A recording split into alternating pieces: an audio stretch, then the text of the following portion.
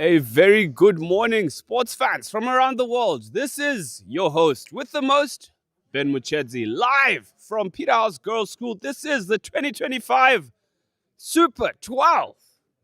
Doesn't it get any better than this, ladies and gentlemen? The culmination of the Schoolboys League, the epitome, greatness, aligned, glory to be sought. This is it, 2025. Super 12. Ladies and gentlemen, good morning. This feed brought to you by Rising Stars. A special thank you to all the coaches, teams that are out here in full force. Everybody had a good night's rest and early breakfast. And as you can see, the two sides to do the curtain raiser, none other than the green machine of the Rams of St. John's College, taking on Hillcrest early on to kick off just at 7 o'clock. And promises to be a blinder of sorts, yeah. Very calm-looking Hillcrest bunch and smiles all around in the Rams here.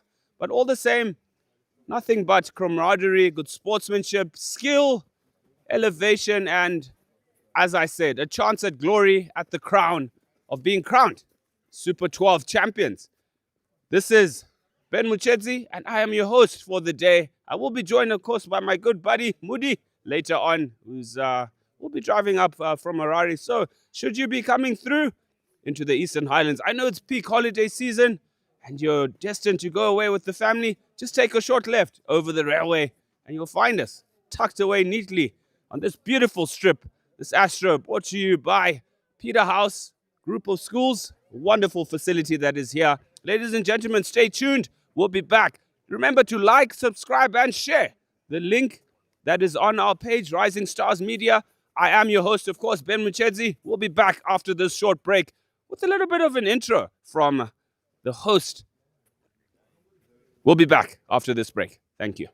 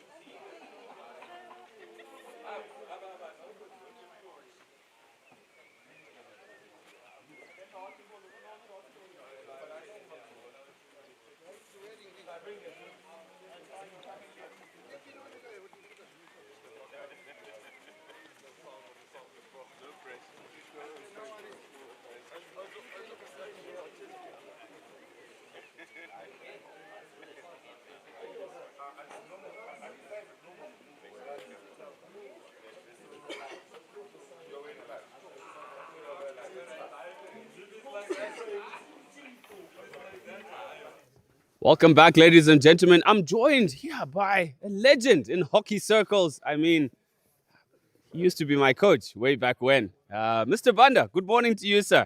Good morning. Yes, a brilliant spectacle awaits for us. The culmination of the boys' season in Super 12. Tell us a little bit of the history, given the many years you've devoted a lot of service and obviously knowledge and skills. Quite the number of years. Super 12 was established a couple of years ago based on what the girls were doing at the end of the season. The girls normally have golden girls and silver girls. And then the boys decided, let's just do the Super 12, the top 12 schools in the country. There you have it, the top 12 schools in the country. Gender equality. That's the name of the game around the world now. I mean, boys love to have fun, don't they?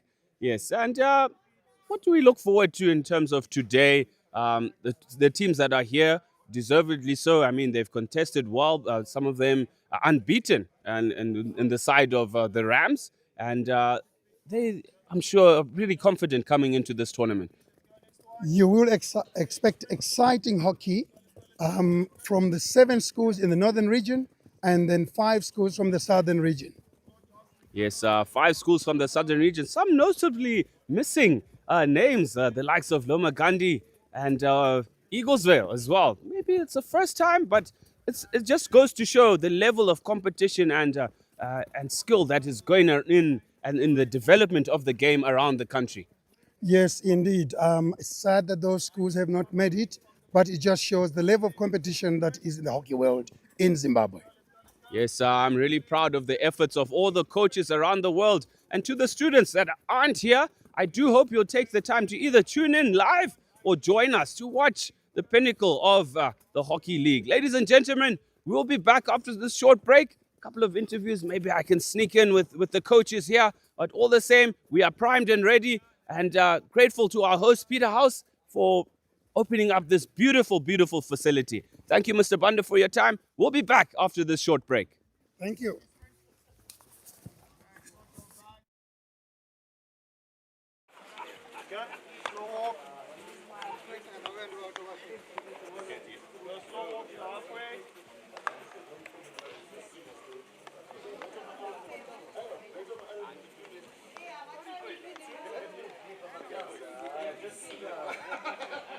That's the only time in my life I can go to the beach.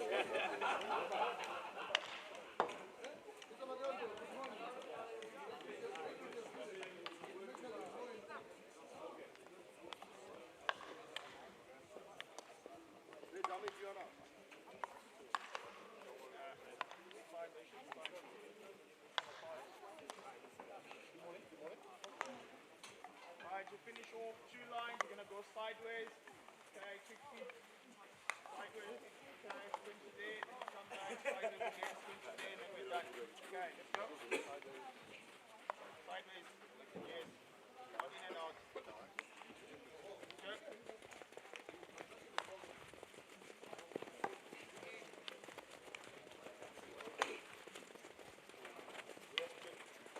go. Out in and out.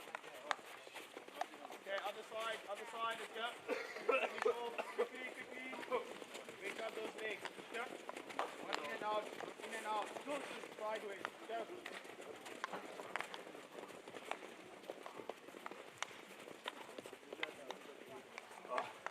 Alright, straight to everyone is straight, get on the board. Straight man.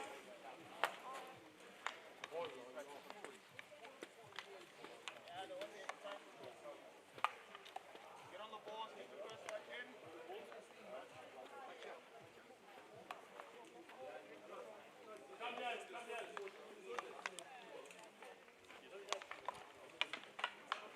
Where are we going now?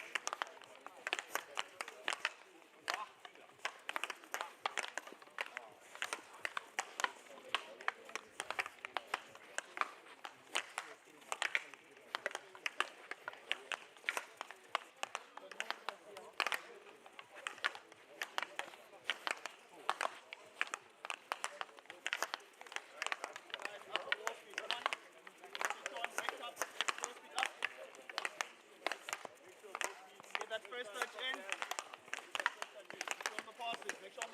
Nice and flat. Make sure on the pass.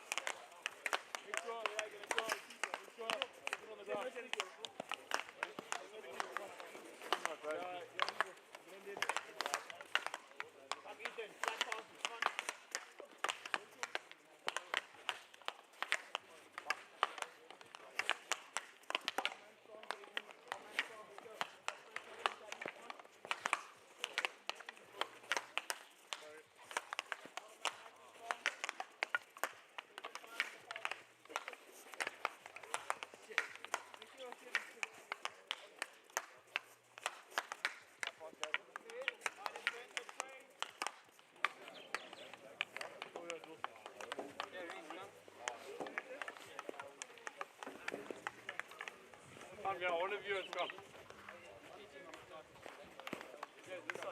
Right. This side. This side.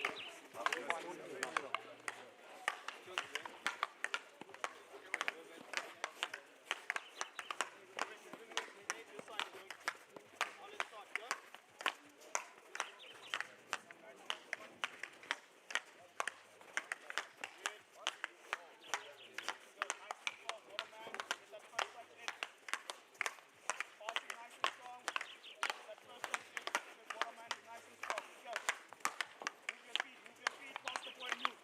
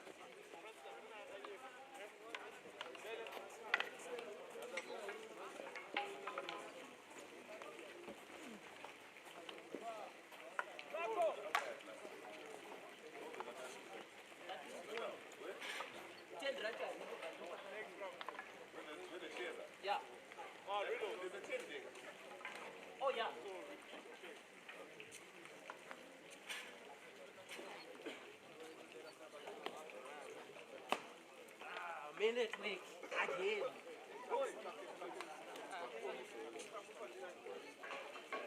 Quickly, let's get it together. Get your hands together. Come on.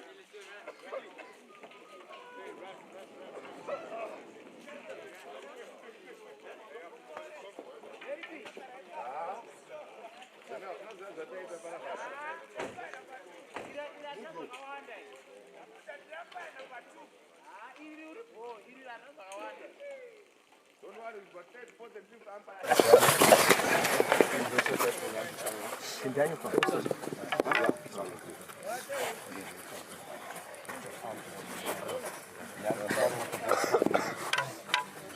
So let's go over here to start. Yeah, gents, I know it's hopeless to be in the pool, but let's go out there. Let's give it our all. Let's try and make a statement. And yeah, let's go.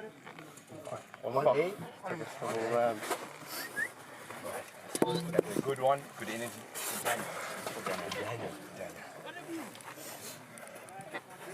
Rosati! 1, 2, 3, ups! I'm dying, man. I'm on life.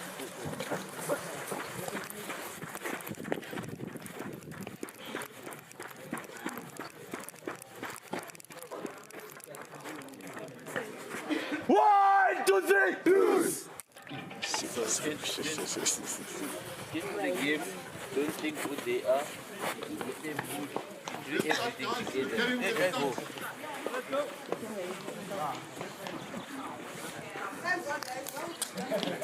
Right, guys.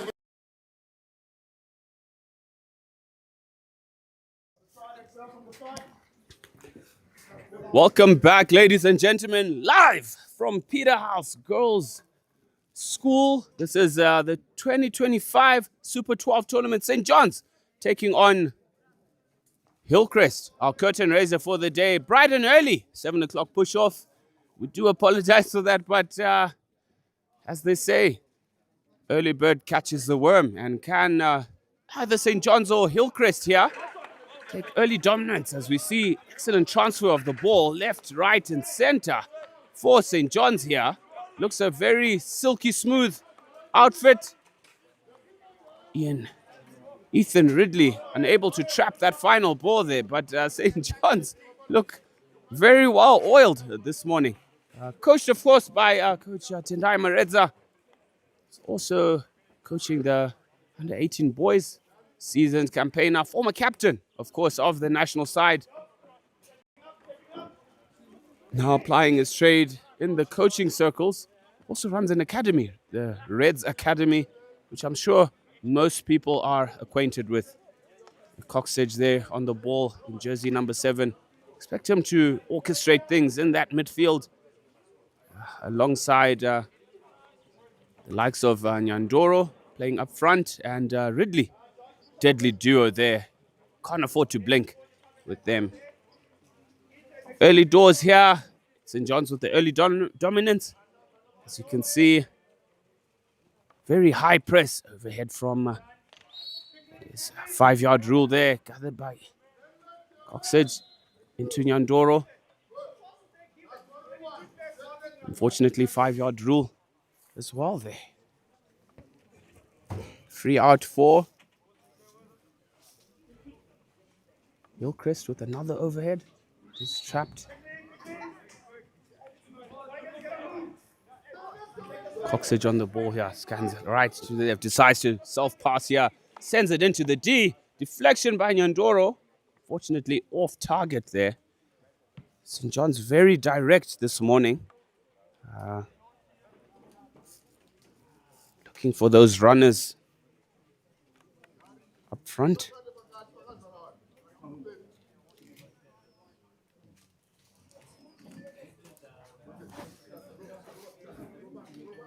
Hillcrest looking for the options here. Another overhead attempt. Over the top there.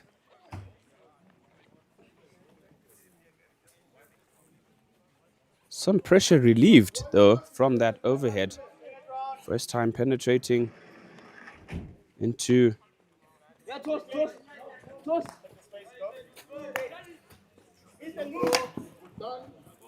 Tadiswa Munaiwa on the ball for St. John's. Sean Riley sending it into midfield. Riley back with the ball there. That's Josh Erasmus in jersey 9. St. John's, of course, missing their stalwart player and talisman in Dan Erasmus, who unfortunately got injured.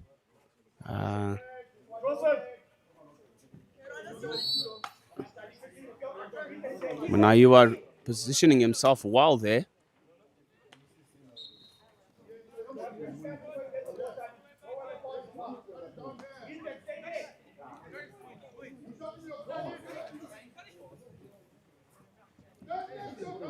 Trying the options there is Manaiwa. Back to Coxedge. Coxedge presses forward. Tries to find number 14, Sean Riley there. But not quite linking up in that play. St. John's with the early possession territory as well. You got to expect that they're trying, knocking on that door excessively. Ball given away by Hillcrest. Chance on goal here. Fortunately sent wide by Nyandoro.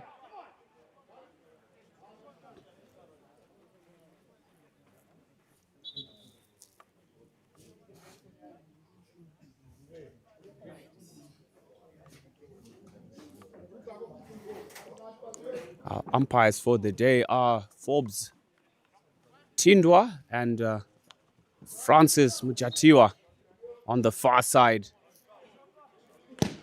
Forbes Tindwa sporting a very outgrown beard and, of course, his traditional locks as well. Shouldn't be hard to miss him.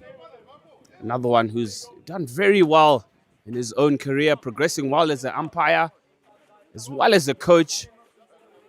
Also, a player still. But, he's given so much to the game in the development of stars of the future. As you see an overhead for Hillcrest here, employing the aerial tactics in order to gain territory and possession. Coxedge on the ball. Switched out here to Sam Dawson in jersey 6. Into midfield.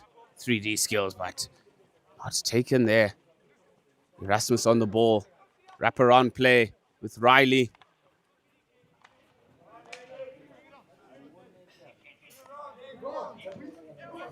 Excellent transfer of the ball by St. John's here. Crash ball into the D. Deflected wide.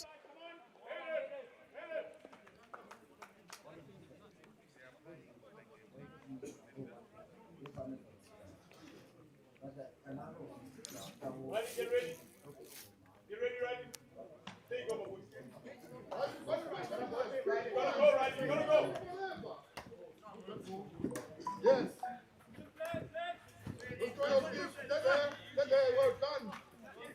Good control and patience from Coxedge there. Playing himself out of trouble. Hayden Croxford on the ball. Sam Dawson caught in possession there. It's Hillcrest pressurizing the defense. Pairing of Croxford and Sam Dawson there. Jersey 4 and 6 respectively.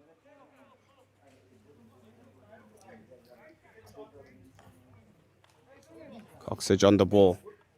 Attempts an overhead. Drew ball cleverly passed the Hillcrest forward there. Ridley on the ball. Nice through ball here. Trying to find strikers here. Sent out onto the wide here. Through ball. Excellent ball there. Into the D. Chance for St. John's. Reverse take shot there from Reese Wall.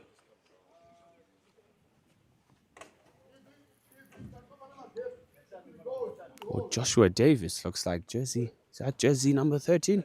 Apologies, my eyes aren't doing me any good this morning, as this beautiful sun is in my eyes at the minute. I will do my best to be able to give you the right name to jersey. Oh, excellent skill by Manaiwa. The ball sent into Ridley. Swivels and turns. Cleared by Hillcrest. Sustained pressure here from St. John's. As we see jersey number 8, Sia Chiguida, substituting on for Ridley. So expect a rotation of 5 to 7 minutes per player. Sent it to the D there. It does come off the body of Erasmus, unfortunately.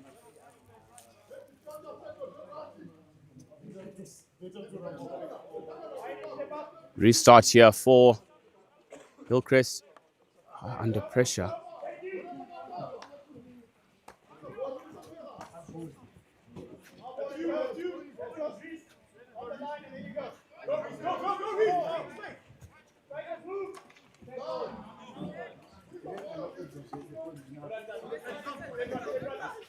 Munayua pressurizing the ball here.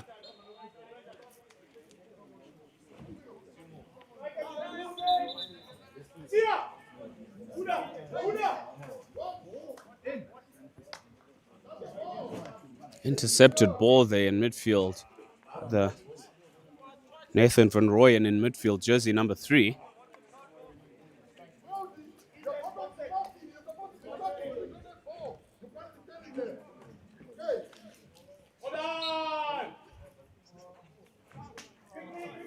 Yes, that one came off the foot of the Hillcrest player before hitting the St. John's player. Sent crash ball into the D there. Chance again.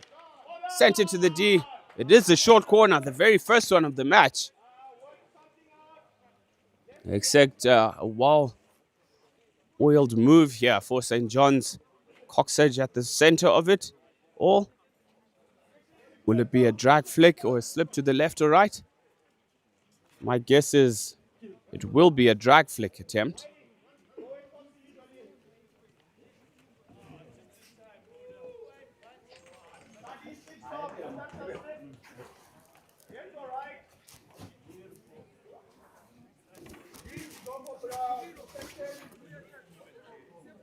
Can St. John's break the deadlock here early on? It is injection to top D. Stopped by Coxedge. Manaiwa slips it to the right. Croxford failing to control that ball there.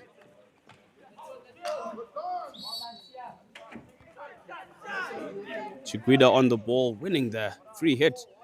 Thrown into the corner for St. John's there.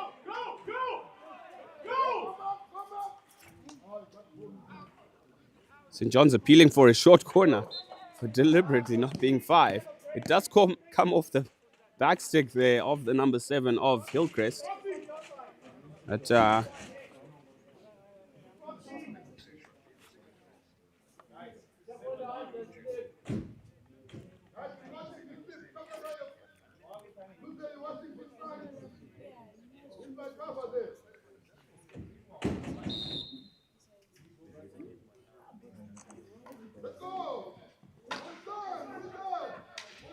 swing and a miss for St. John's. Advantage was being played for that foot there.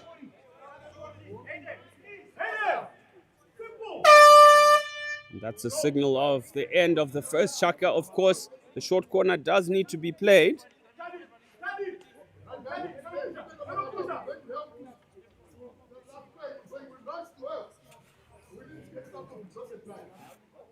St. John's really applying the pressure.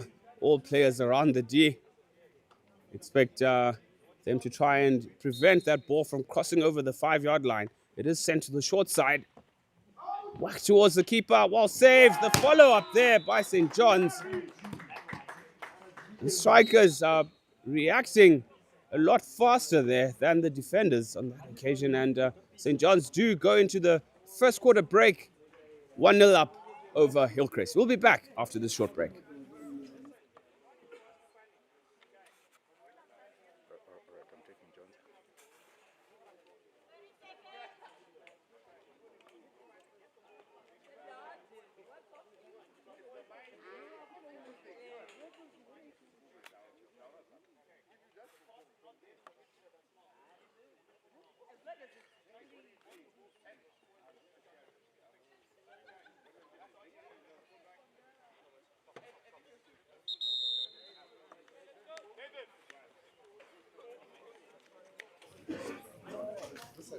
Welcome back, ladies and gentlemen. The curtain raiser of the 2025 Super 12 tournament. It's the boys up in action. The under 18 boys, of course, the pinnacle of schoolboy hockey. This is what they build up towards after a very grueling term. Many fixtures, home and away. But it all boils down to this. A chance at glory of the Super 12. It is Nyandoro on the ball, throwing it into space to try and effect a shutdown for St. John's in the hope of taking territory. Reminder, ladies and gentlemen, it is 1-0 to St. John's, courtesy of that goal after the final whistle of the first quarter. As they turn over the ball high here. Coxford on the ball into midfield. Coxedge looking to turn strong.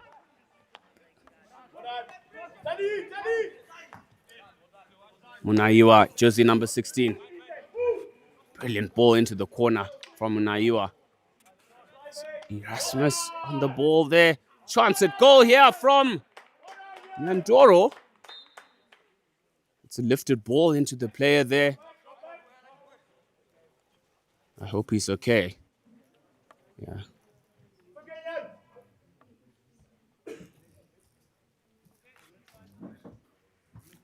So that is the voice of assistant coach Terence for St. John's, and also managed the team manager, of course, Gavin Costas, the experienced campaigner in management circles there. St. John's look to penetrate the circle. Very high press, cleaned up by Coxedge onto Munaiwa. Sends the ball in. It is blocked. Looked like it was backstick there, not picked up by the umpires. As Hillcrest breakout early on. Leave it, Dawson. Got your position. Taddy's here. Taddy's here. Who's there? Recycle ball for Coxedge onto Dawson. Dawson into midfield. Picks up that Croxford. Into number 14. Brilliant ball into the D. Well defended by Hillcrest there. Lifted ball. It is a short corner. But some brilliant transfer back and then immediately forward by St. John's. Like what I'm seeing here in their midfield. The likes of Sean Riley, jersey 14, interchanging, of course, with Dawson from the back from Croxford into Munaiwa. Nice ball through to the forwards there. I like what I'm seeing early on. Drag flick attempt from Ethan Ridley. That was a blinder, ladies and gentlemen. Rattling it into the top right-hand corner. 2-0. Phew.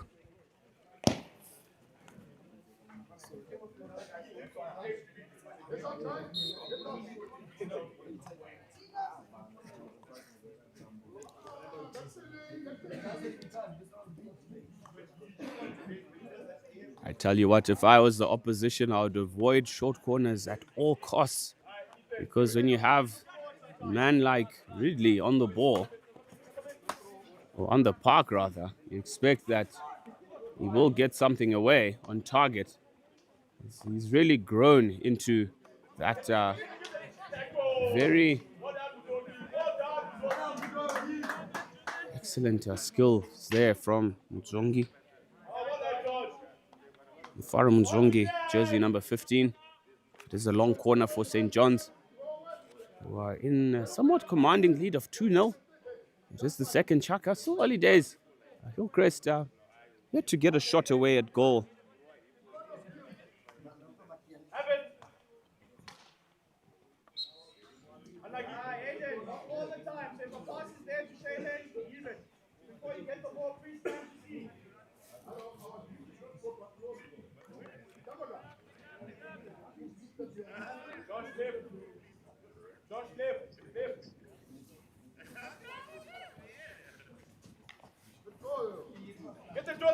Nice overhead there from Hillcrest. Intercepted by Dawson, of course. Watching it closely over the line. The screen. Gotta make sure all those overheads are getting them. Good check.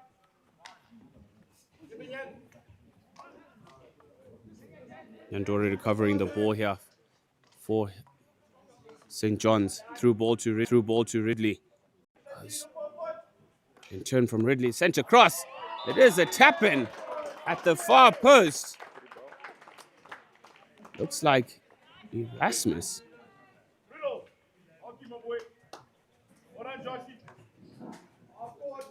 Yes, it is Joshua Erasmus, jersey number 9, sending St. John's into a 3-0 lead after Ridley just wriggled himself out of trouble, finding the space and pinpointing Erasmus, who was standing by on far posts with a simple tap in.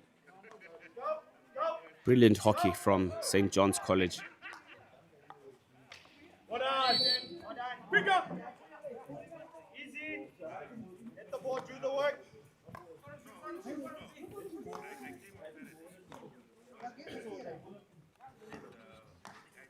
Excellent transfer. Munaiwa in midfield here, scans, looks forward, finds Ridley. Holds it up, looks left, looks right, turns strong, sends it into the D, under the shoulder there.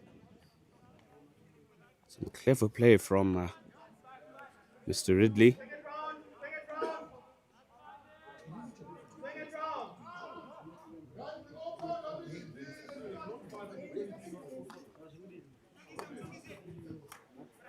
Transfer from Dawson onto Muzongi.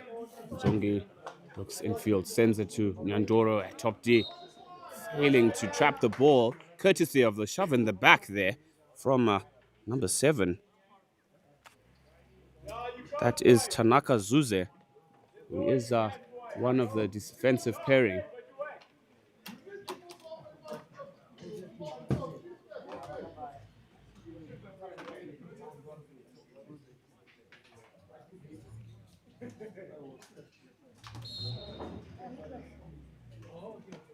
Ridley on the ball with the drag flick, finds the keeper. Handsomely saved there by the goalkeeper. Ridley opting to go left on that occasion. I think he's a little bit more lethal with his slider. It goes into the right hand area of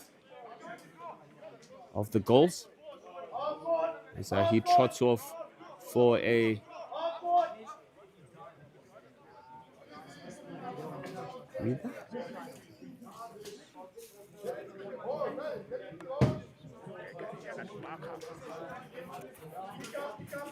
half-court press here, signaled by St. John's.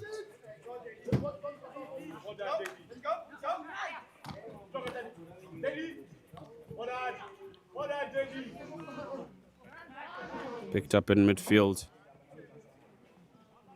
for St. John's there.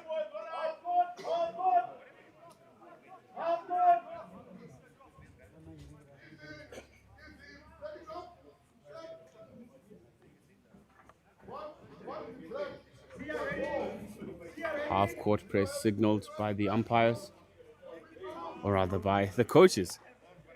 My apologies. As St. John's just look to invite Hillcrest into their half. Turnover here for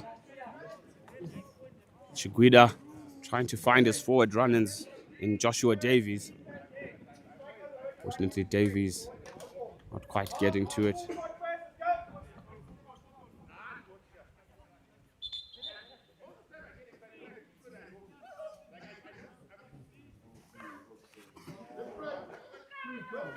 Three minutes to go here in the second chaka. It is 3-0 to St. John's.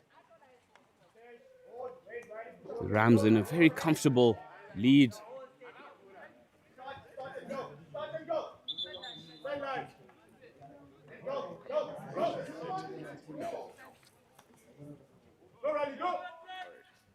Riley with a brilliant turn there. Back to Mzongi. Zongi back to Riley, the intended target.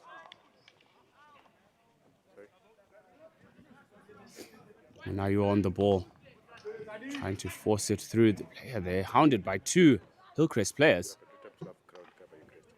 Some good covering defense there from Joshua Kuswatuka in jersey 16 for Hillcrest.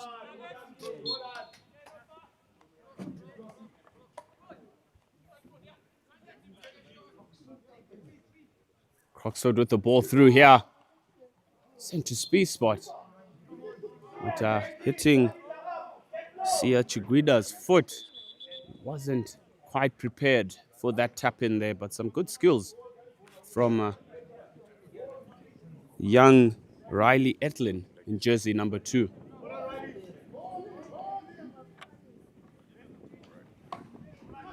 Intercept here by Josh Davies. One-on-one with the keeper. The keeper comes off best there. Clearance off that attempt on goal from Davies. Munayua with the ball into the D. Does come off the foot of the Hillcrest player. The pressure telling as Hillcrest are forced to do a lot of defending in this opening half. But courtesy of some excellent transfer of the ball left, right, back and forth from St. John's. Retained possession, retained pressure. And it's telling. Another short corner. Expect Munayua with his attempted goal. Slipped over to Croxford. Croxford lifting the ball. Unfortunately,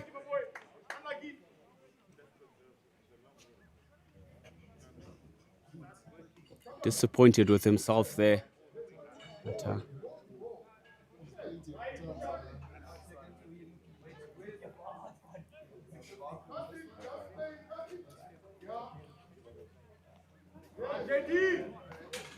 nice skill from jersey 11 for Hillcrest as they build it up. This is more like it. I like this kind of play.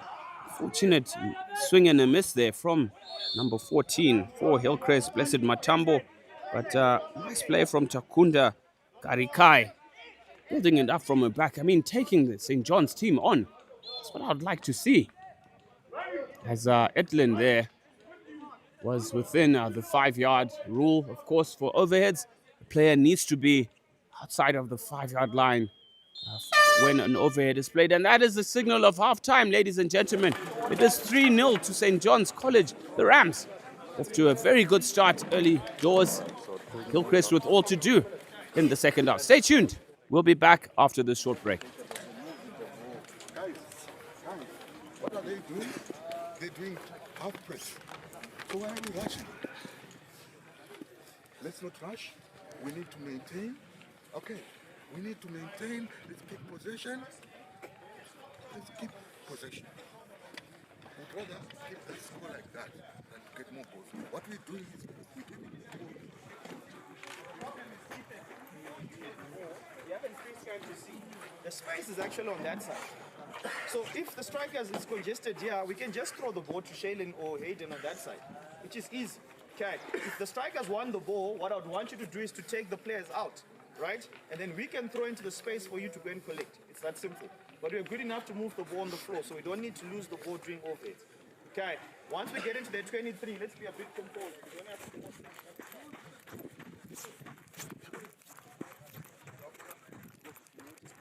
what's happening is they start the ball, and then when they start the ball, they tend to hold on to it a little bit longer.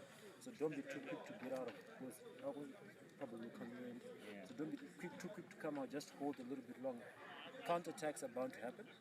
They're mostly going to be high. Because don't be too quick to come out. Rather just hold. The moment you see that the ball is left to 25, now start giving chase, leaving the job. I'm sure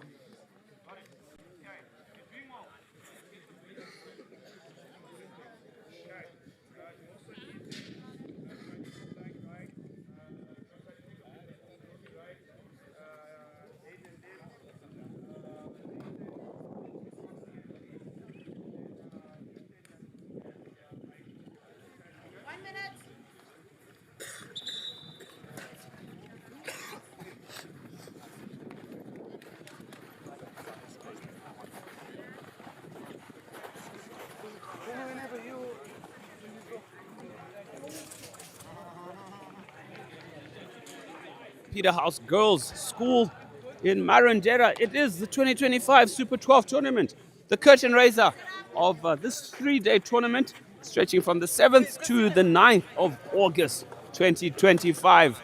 It is the unbeaten Rams taking on Hillcrest. The second half about to get underway, and goals from of Erasmus and Ridley in a commanding 3-0 lead for the Rams. Hillcrest with all to do.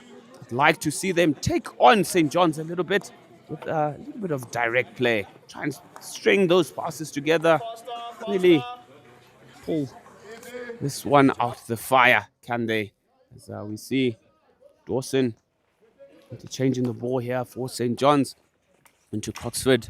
Coxford hounded in midfield. Unfortunately, stick tap there from the Hillcrest player there. First touch, boy, come on.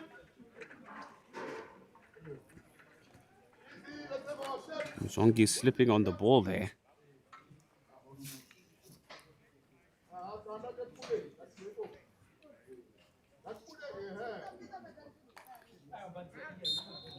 Coxage screening particularly well for St. John's. The monster over here trying to find Ridley. That was better. Set up, set up, set up.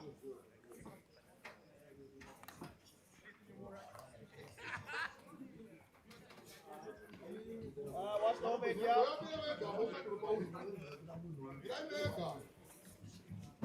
Nice overhead there. Not gathered. Pressure on Dawson here. He does particularly well under pressure. But, good tactics from Hillcrest.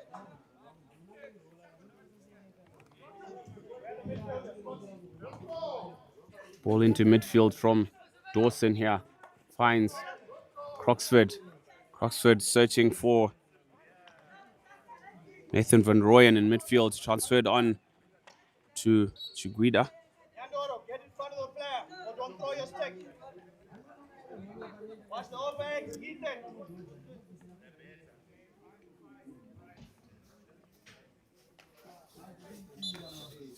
Coxage listening to the call of his coach. Just has him in a screening role. Coxage gives away that ball there. 1-2s here from Hillcrest. This is more like it, Hillcrest. Stringing those passes together. Excellent ball threaded into midfield there. Looks like it will be much better play. Promising play from Hillcrest. Stringing those passes together. Overhead from Coxage into his forward runners, Ridley and co. Failing to gather was Riley Etlin and Ethan Ridley there. Looks like a card for Hillcrest. So throwing the stick was Takunda Garikai, jersey 11, or 17 rather. That's Stefadzwa Mangwiro. Ball sent across. Croxford trying. Look for a foot. You've got a powerful push. Straight into the foot. Get a short corner.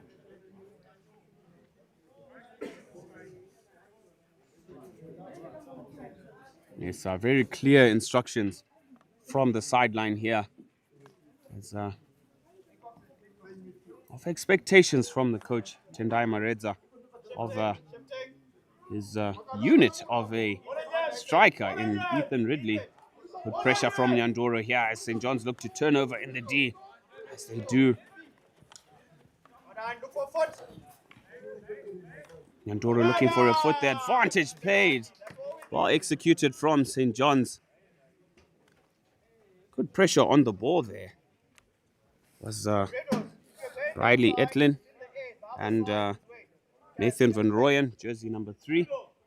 Turning over that one after that very high press. Nyandoro causing problems in the D. And do you expect Master Ethan Ridley to have a crack from a flick at top D? It is Ridley with the shot, and it is well defended. by Hillcrest. Well run, young man Tawana Chakonda there. Brave line, got the stick to it and deflecting it wide. Reverse ball.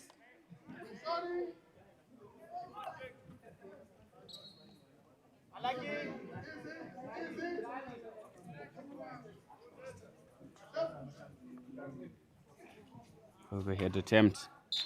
Gathered by Chiguida of St. John's. Forward ball there. Picked up by Ridley. Fortunately unable to control that one. Through ball here for Hillcrest.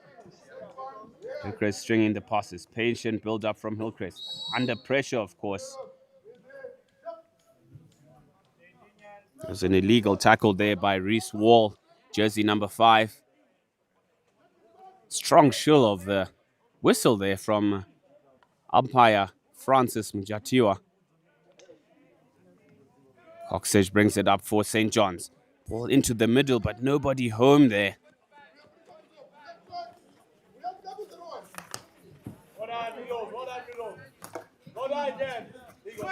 Ndoro on the ball here. Looking to turn strong. Nice ball into midfield there. Good 1-2s there. Ridley on the ball and tucks it between the legs of the goalkeeper. Excellent pressure in turnover and transition into attack with the flash. St. John's 4-0 up against Hellenic.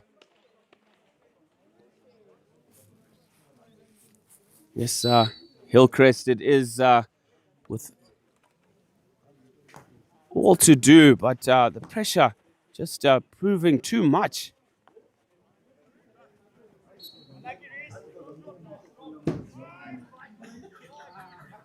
As they look to continue going forward. Strong run here in midfield from Takunda Garikai in jersey 11 for Hillcrest. It is a long corner. This is what you like to see, more direct play. Yes, they are down by 4 goals, but are pushing to try and get a goal back here. Oxford with the restart here for St. John's. Through ball to Erasmus. Turns well here. Trying to link up with Davies and co. On to Chiguida. The transitional play from St. John's is pretty impressive. Always looking to get that quick play. Board. Crash ball into the D. Deflected.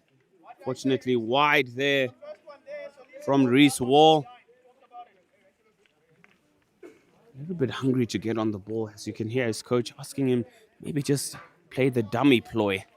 Allow that ball to go through to a deeper striker. Might be able to get it on target.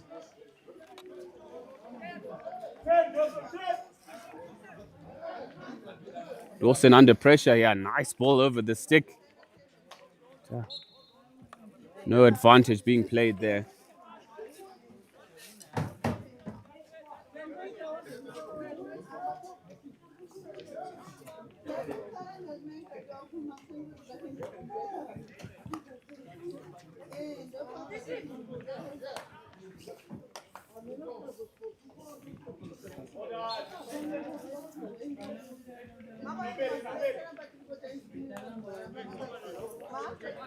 Now you are on the ball. Through ball here to Davies. Davies. Back to Croxford. Croxford with the ball into top D. Trying to find Reese Wall there. Fortunately unable to control the ball. As Davies comes off for number 14. That is Sean Riley.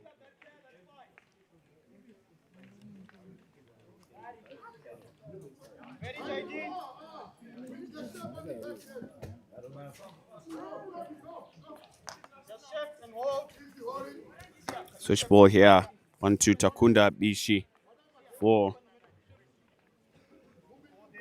Hillcrest.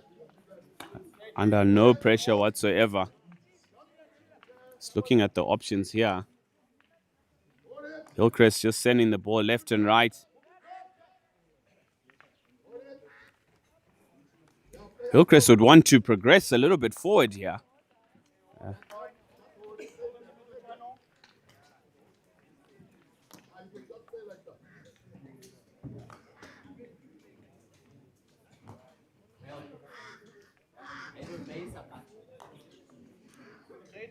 St. John's really marking.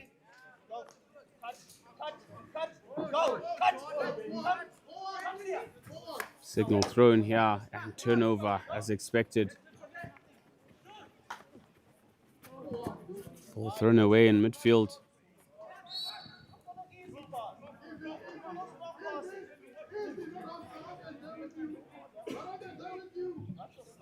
Wait, Jenny, wait! Wait, Jenny, wait!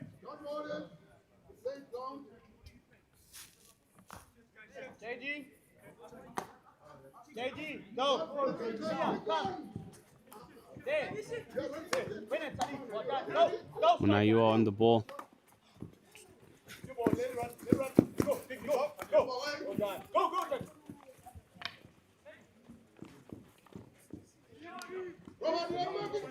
Recycle ball for Coxage. Excellent control under pressure that sends it into the D. Munayua with the shot. Lifted into the player. There's no danger there! It was a shot at goal. Surely it should be allowed. There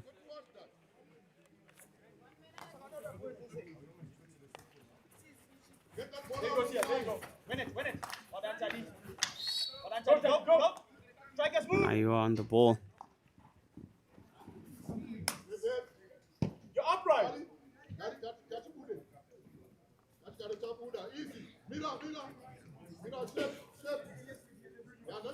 Garikai with the restart for Chris with the overhead. Trapped by Roxford, who plays it into his feet there in a bit of a tangle. Munashe Marange decides to leave it to Garikai. Garikai with the overhead. A little bit of a dart there. Diagonal ball. Unfortunately failing to find jersey 14. That was Sean Riley, who had made an excellent lead run on the off this right-hand wing.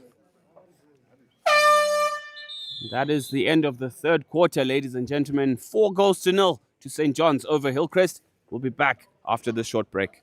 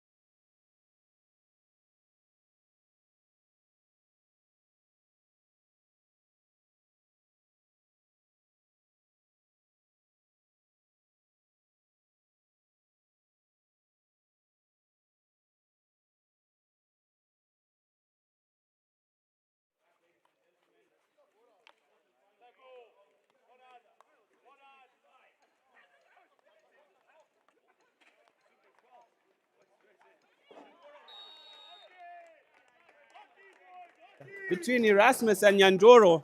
Nyandoro tucking it away, getting himself on the score sheet. It is 5-0 over Hillcrest. A very fast start in the fourth. Over the top here is Croxford encroaching into the 5-yard area. Garikai, jersey 11, on the ball again, looking to the left, but nobody home. Nice overhead again. Under the ball was Oxford. Dawson on the ball here, under pressure from Hillcrest. Playing it out well there. Nice interchange. Dawson and Croxford and Coxage in the back there. Ethan Coxage, very seasoned campaigner. Number of years in this first team outfit here for St. John's. A cool head when you need one.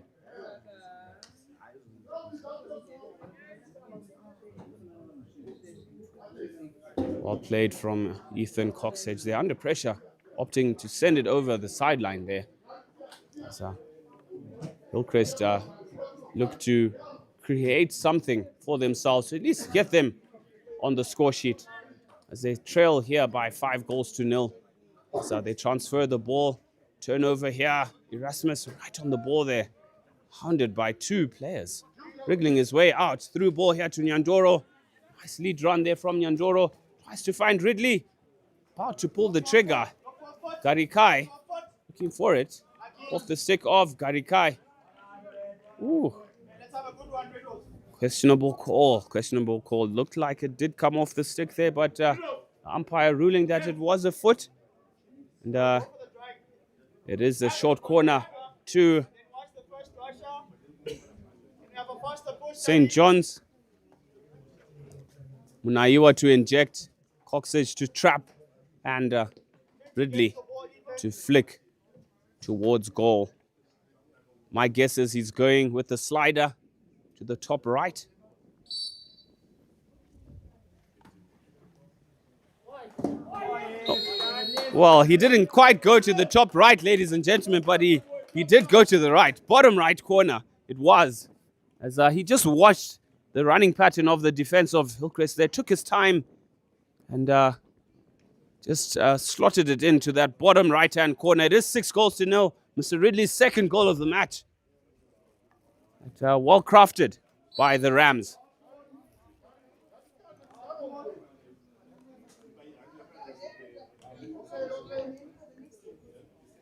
It's beginning to turn into a bit of a riot there. 6-0. I mean, a statement being put on show here by the Rams.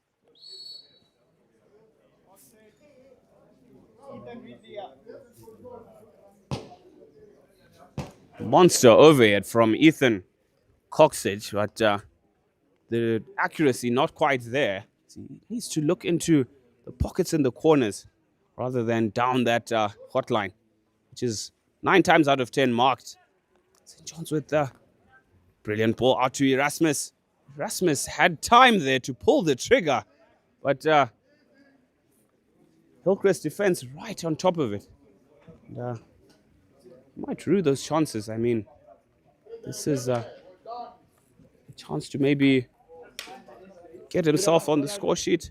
Ball out onto Ridley. Erasmus on the ball here, creating some space for himself, turning left into the right. Some brilliant skill from Mr. Josh Erasmus. Ladies and gentlemen, he must have been listening to me having a go at him here.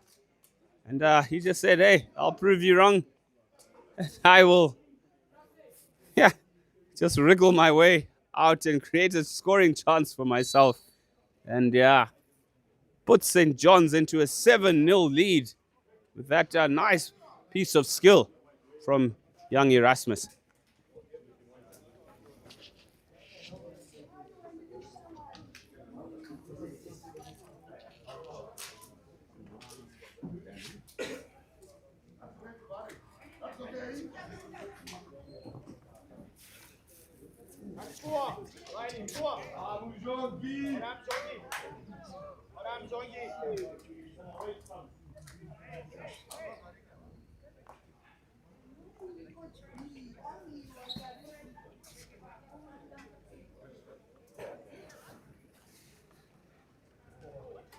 Nice skill from Ethan Coxedge. Munaiwa with the crack at goal. A little bit of rush of blood to the head, but that's what you like to see from anybody who enters the D. No mercy. As that's how you become top goal scorer. As we see a lot of the St. John's boys are on the score sheet here. And the likes of Munaiwa looking to get on the sheet. Of course, Ridley on 3 goals, a hat-trick today, rather than 2, as I mentioned earlier. So be sure he will be in the mix for that top goal scorer spot. Brilliant ball onto Croxford. No advantage played for the stick tap there.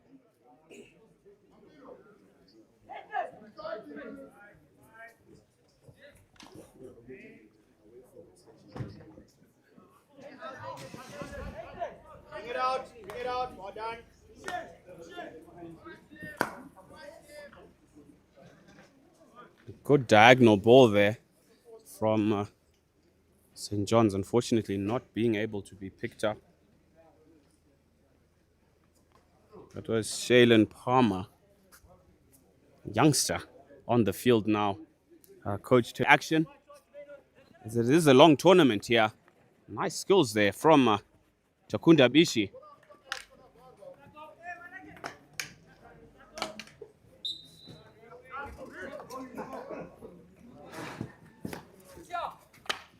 Chiguida, not expecting that one there.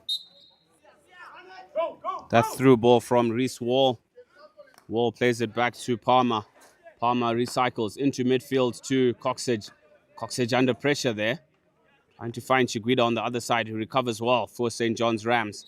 Dispossessed, but no advantage played. Chiguida onto the ball. Who's on post? No one. As to come after this one, ladies and gentlemen, in about 5 minutes' time, we'll see the Titans of Falcon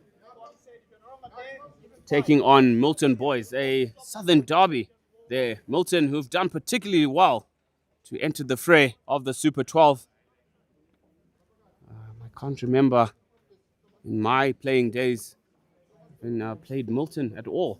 But that's just to show that the development of the game around the country, and it's those schools that, or most schools, are getting involved in the sport now. As we look to expand with the many AstroTurfs around the country, opportunity is a begging for hockey to be a sport of choice for boys and girls. As, some of us are sort of in the twilight of our careers. It's brilliant to see opportunities galore for youngsters to play many tournaments around. As I heard from Coach Hamaredza of the under-18s, they have 2 tours. I think the girls, or 2 parties, one going to Zambia in the next couple of days, and the other party or contingent going to South Africa. So lots of exciting hockey to look forward to. If I were you as a parent listening in, hockey is a sport of choice, not the traditional rugbies and soccer. Very rowdy sports, if you ask me. Exciting, yes, but hockey is that ever more so skillful. Lots of panache that you can show off on the side. I mean, it's a brilliant skill set that all these young girls and boys have. As we just remind you, ladies and gentlemen, we are live at Peterhouse for the 2012 Super 12, the top 12 in boys hockey. It's a brilliant ball through there to Riley Etlin, playing it on the foot there. Well played in the fast break by St. John's. Practicing swinging at the goals there was Reese Wall, but it is a short corner for St. John's. Ladies and gentlemen, the score is 7-0.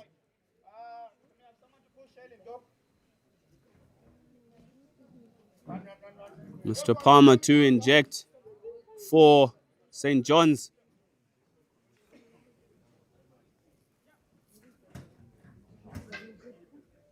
At top D lined up is Ethan Coxage to trap and Nathan Van Rooyen. Likely go for a drag flick attempt. Slips to the right here. Wasted chance for Reese Wall there.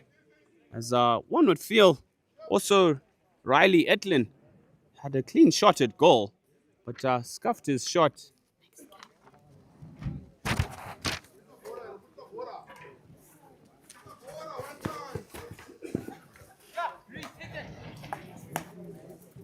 Through ball here, and it is game over, ladies and gentlemen. It has finished here, 7-0 to the Rams of St. John's over Hillcrest. Commiserations to Hillcrest, but they shouldn't feel disheartened at all, as they were in the game in small passages, of course, but St. John's proving too good, well-oiled machine And they mean business. A statement victory, 7-0. We'll be back after this short break. Falcon take on Milton. A Southern derby, ladies and gentlemen. We'll be back after this short break.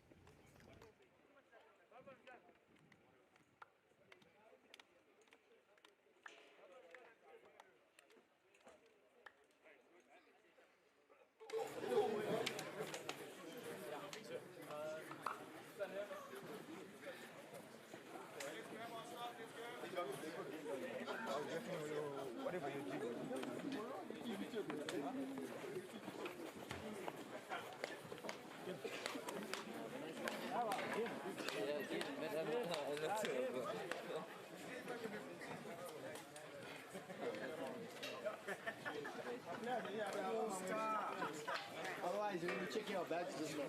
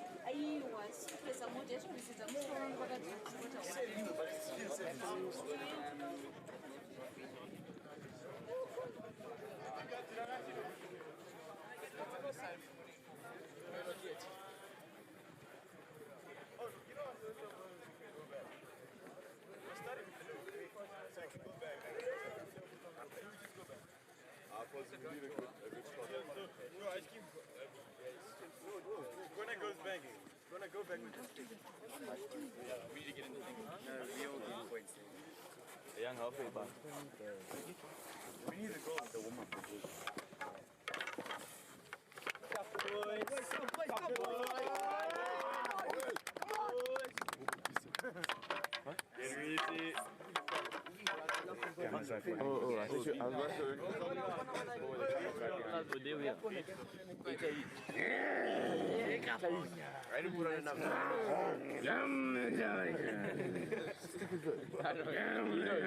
He knows it's so moist. What are you wearing? Like, is it like if you start the shack or if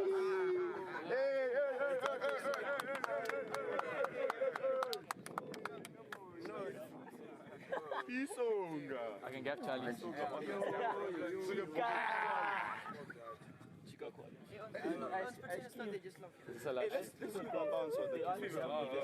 gonna be no plan for you.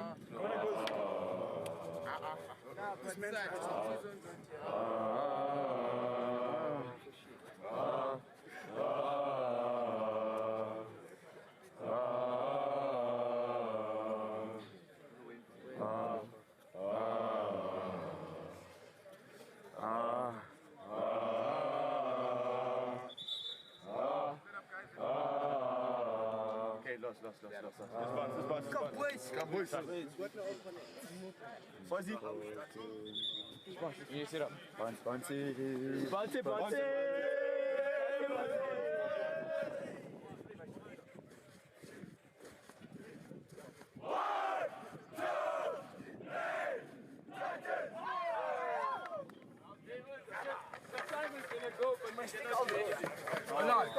Okay, we just back.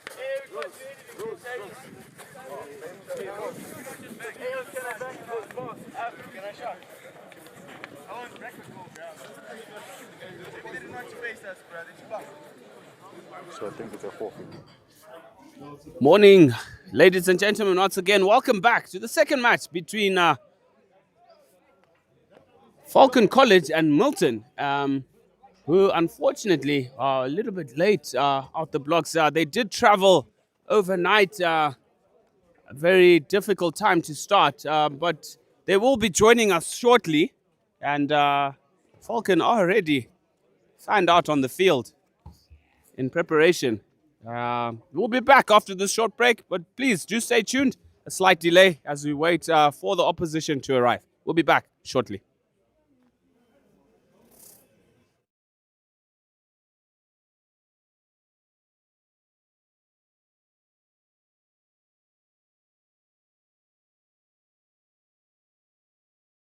So you know, TTT is for them to do that, TT, not you. If it's told you what to do, then come 7 minutes for interview. 7 minutes of the game. Gents, once he blows the whistle, go and score, please. Don't let it hit your foot, eh? Just carry the ball.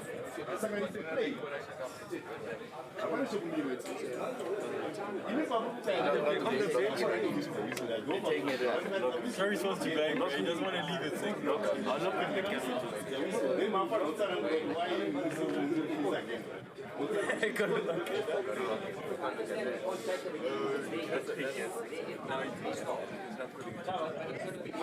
I wouldn't know that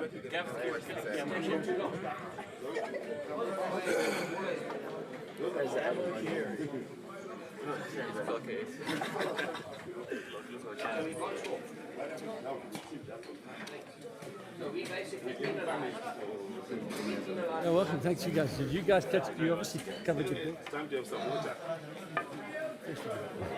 Did we take the water? Welcome back, ladies and gentlemen. I'm joined in studio by the headmaster of Peterhouse Boys, Mr. Trafford. Good morning, sir. Morning. It's really good to be here, and welcome to Peterhouse. Thank you very much. Some kind weather for us this weekend as opposed to last weekend. I mean, yeah, those that were here had it in for it. But all the same, lots of sunshine, nice breeze going about on this magnificent facility you have for us. Just a little bit of your account from a school perspective. Well, it's really good to have everybody out here and to be able to host two big hockey festivals back to back as we've done. The girls' festival went really well, and we were delighted that they had a really good festival. And equally, we hope as we start the boys' festival today that we'll enjoy a good hockey as well, and competitive hockey, that's what it's all about. It's about having really good competitive hockey. Excellent, sir. Camaraderie, competitiveness, and of course, a chance at glory. Who do you have your money on, sir? Listen, I'm going to keep my cards close to my chest. I'm not going to open those up yet until Saturday.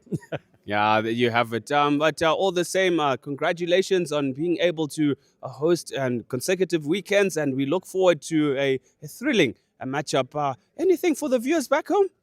I just hope that those who are watching the hockey over the course of the next 3 days will really enjoy the hockey. I think it exhibits the best of Zimbabwean schools hockey, and all these sides have obviously enjoyed their season up to date, and this comes as the culmination of the season, and I think it really is a reflection of where boys hockey is in Zimbabwe right now. It's in a good place. Yes, so hockey is well and truly alive, as you've heard it from the head. Mr. Trafford, sir, thank you for your time. Ladies and gentlemen, if you are happening to drive up, I do know it's holiday season. Eastern Highlands is possibly a brimming destination for you. Do take a short left over the railway and under the boom, find yourself in this beautiful, beautiful setting in the middle of the bush, as some people like to call it, but it is nothing short of spectacular. There you have it. Thank you for joining in, sir. Thank you very much for your time, and do have a wonderful day throughout. Thanks very much. Really good to have you guys here. Bye now. Thank you. We'll be back, ladies and gentlemen, after this short break. I am your host, Ben Muchedzi, and please stay tuned as we do wait for our opposition in Milton. They will show up, maybe a little bit of a reduced time, one should expect, so that we maintain the program. But just to remind you, reasons why they are late is they did travel all the way from Bulawayo. A little bit of trouble along the way, but all the same, they did arrive. It is the grandest stage. You don't want to miss it. Brought to you by Rising Stars. I am your host. Stay tuned, ladies and gentlemen. We'll be back after this short break.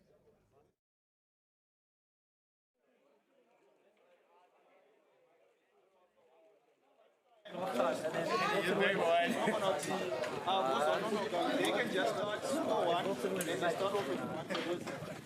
And you keep them a distant advantage that they will get out of their leads. You're saying for next time. You're saying maybe for next time something. Let's go, boys, eh? Let's go, boys, eh? Work hard.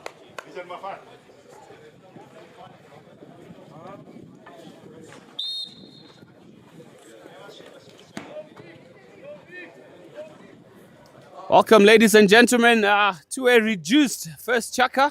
We'll just be playing 5 minutes. And Milton have finally arrived, expected to be nothing short of entertaining, as they will try to bring it to the Titans of Falcon, coached by Mike McKillop. And Mr. Pambura is the team manager and assistant.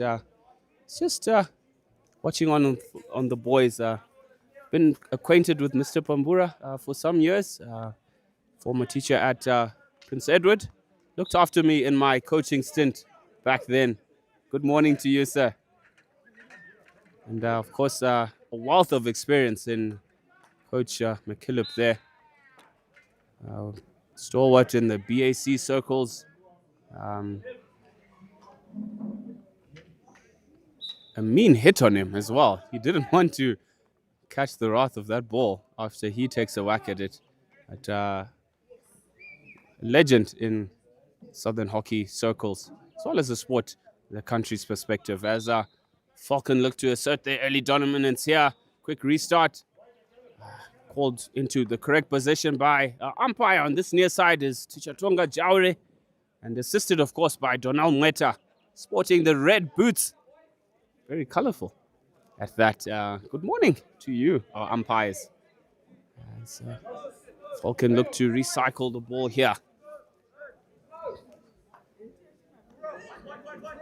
This patient build-up ball, diagonal ball sent into the D for Falcon there. Sent to the side.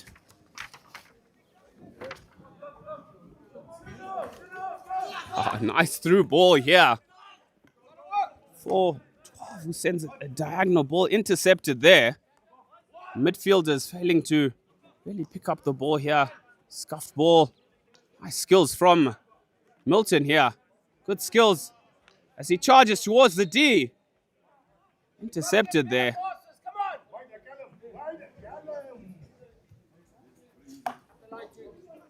Out by Callum Mulder with the ball here. Holds it up for Falcon College. The Titans. Number 9, Tavonga Mvura with the switch ball intercepted by 10. Emmanuel Mhlanga.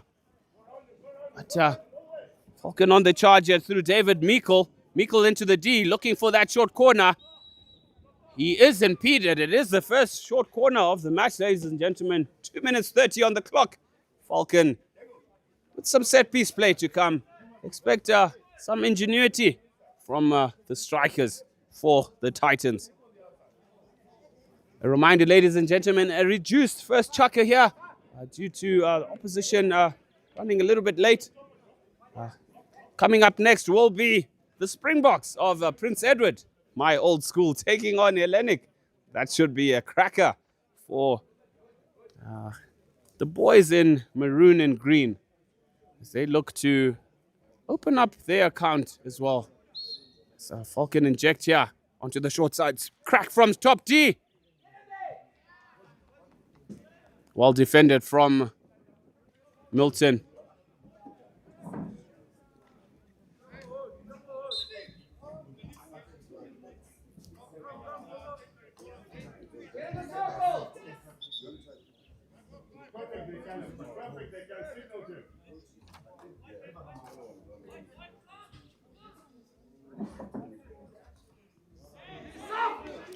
Turnover for Milton. Nice through ball there. Deliberate breakdown of play there. Should have warranted a card, in my opinion. I mean, that was an easy break. And stick just thrown in. Falcons should count themselves lucky to be a full complement. As nice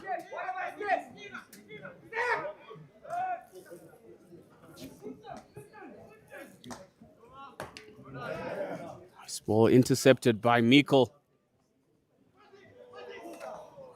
My apologies, that was Callum Mulder in jersey 14.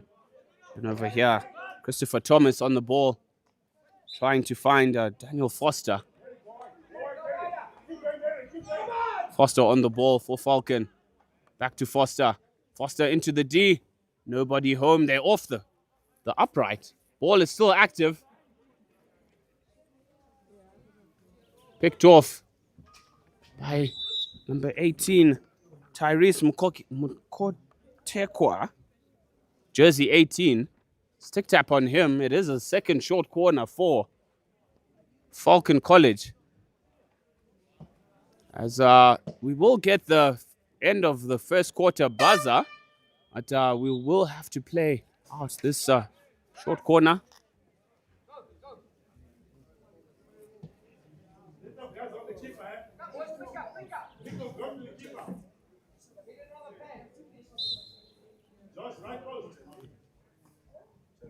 Trapped at top D. Drag flick from Daniel Foster there. Looked to gather it well, but brave line from the runner from Milton. Scores are locked in at nil apiece, ladies and gentlemen.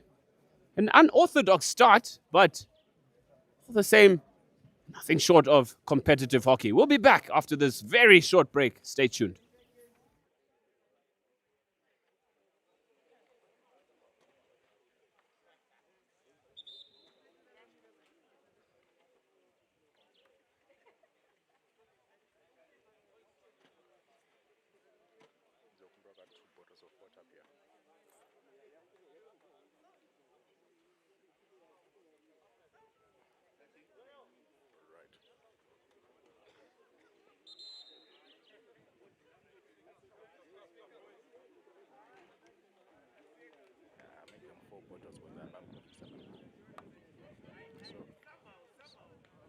Yeah, I do. So 2 for Bruce and 2 for me.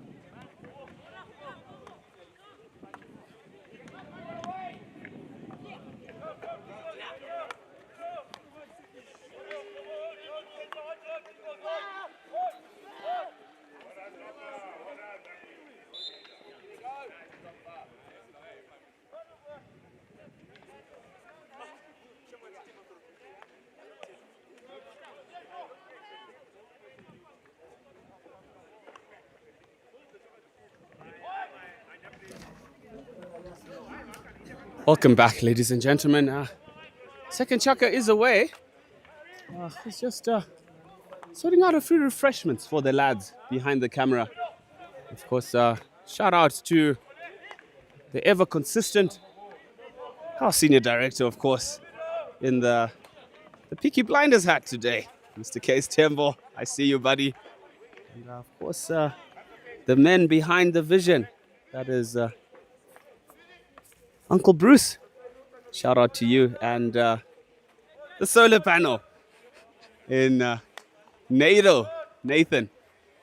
You guys do an excellent job, guys. And to bring the best in action up close for our viewers around the world. And of course, yours truly, the host with the most, behind the microphone here.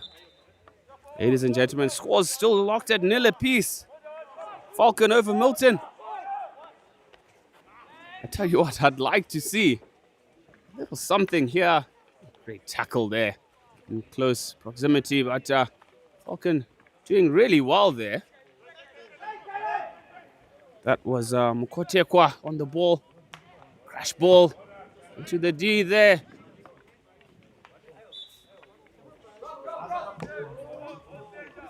Callum Mulder on the ball for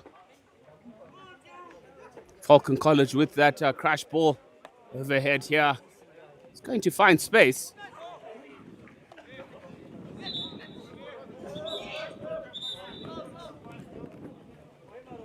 Ooh.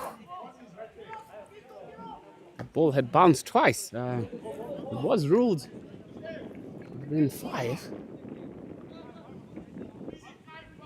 Well, not 5. Unlucky there for Milton.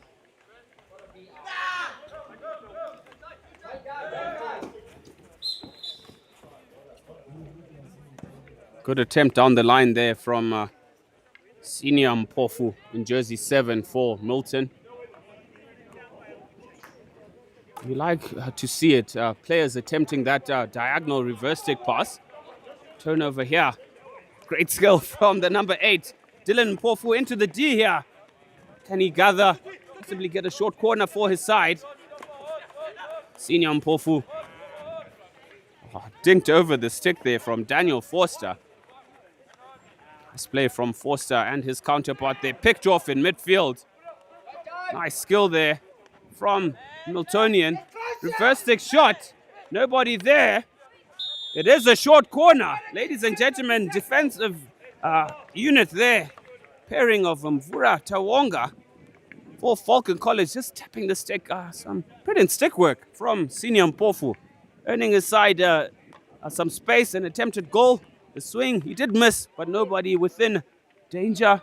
It is a short corner. The first one for Milton. Can they take advantage of this rare opportunity for a crack at goal of the Falconians?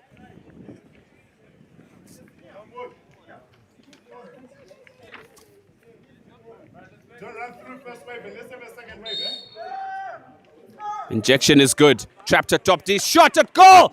It is a goal, ladies and gentlemen. Senior Mpofu picked his pocket.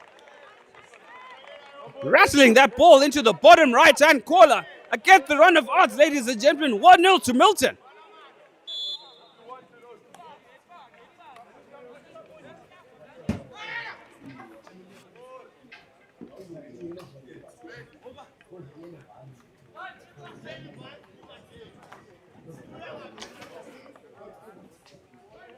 Yes, Milton with the advantage here in this match. As Falcon look to get back into the game here with Callum Mulder on the ball.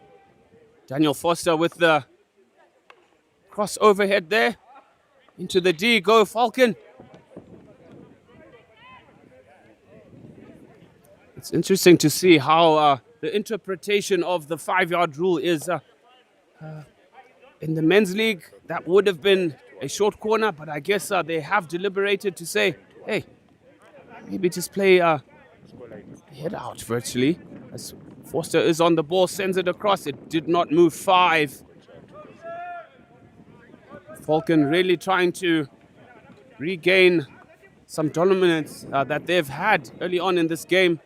But Milton have had only a handful of chances within the half.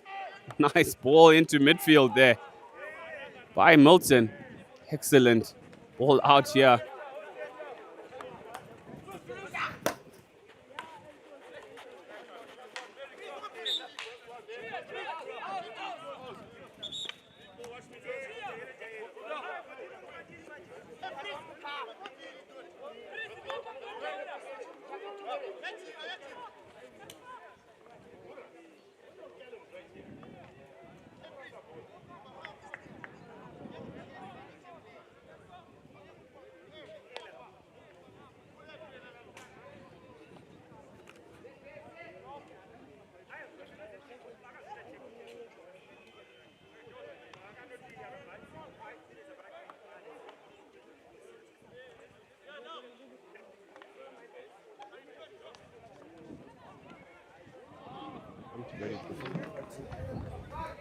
Yes, was just getting some confirmation there from the technical team as a penalty for being late. The scores, well, Falcon were awarded 2 goals because their opposition was late. And Milton have pulled 1 goal back so far. It is 2 goals to 1. Yes, we do understand rules are rules, but when I grew up, that definitely wouldn't have been the case. So, yeah. It is interesting. Falcon with the advantage still, but Milton working really hard off the ball to try and gain level in terms of the scores and possibly the lead. They are showing promising signs as they are stringing those passes together. Some good play in midfield from the likes of Senior Mpofu. Nice ball sent up here. It is a foot.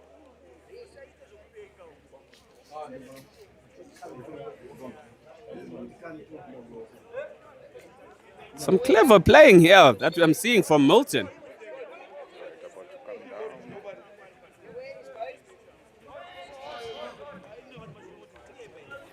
Milton swinging the ball into top D here. Deflected.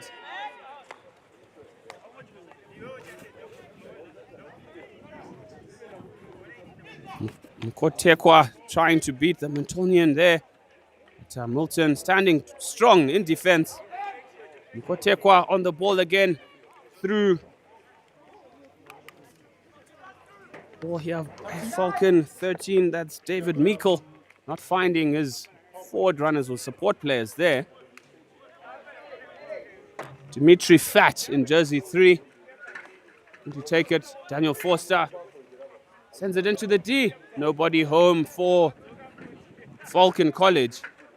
I mean, he is pointing, but he wants to maybe hold onto that ball a little bit and be able to get some players or allow your strikers to make that run and then try to thread the needle, for lack of a better word.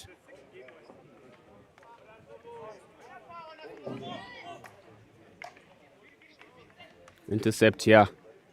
Great turn in midfield.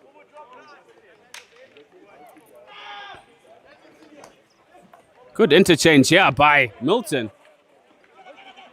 Charge into the D. Under the shoulders there. Reverse stick shot. And good brave defending from Tavonga Mvura there. Just putting his stick in the way. Milton with some promising build-up in midfield. Ladies and gentlemen, tell you what. Do not underestimate this Milton side. Who, of course, have a lot of players in that men's side. Some excellent skill that we're seeing from Milton. Crash ball across, and it is deflected wide.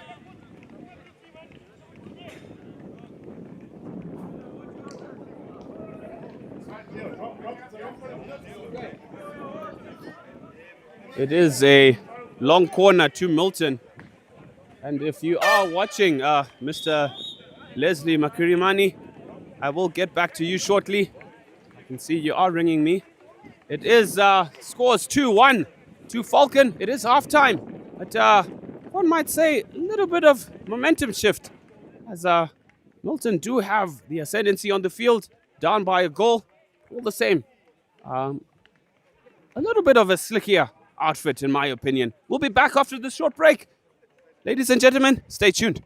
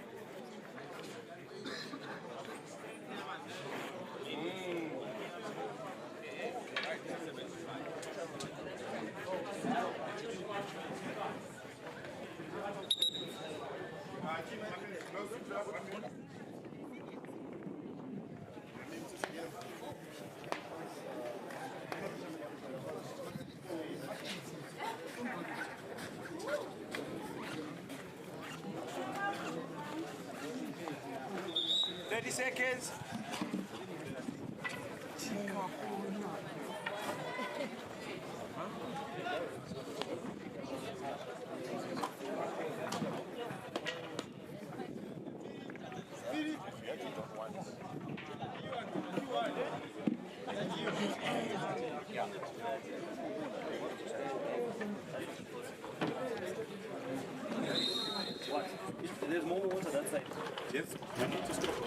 Welcome back, ladies and gentlemen. The second half of Falcon taking on Milton here. No advantage being played. Falcon in the lead, 2-1. Milton were late, but number 10 on the ball here. Nice stick work from number 10 here. Dancing, creating a chance for himself here.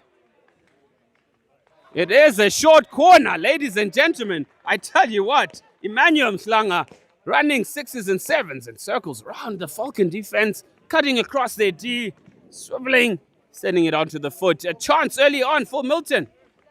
Do expect Mr. Senior Mpofu would look to get a second goal, as we saw that brilliant first attempt at goal. Getting it on target, bottom right corner. Falcon will have their hearts in their hands at the moment, as somewhat deadly short corner routine. Push is correct. High skill from... stick tap is called by umpire Jowry there. I mean, But...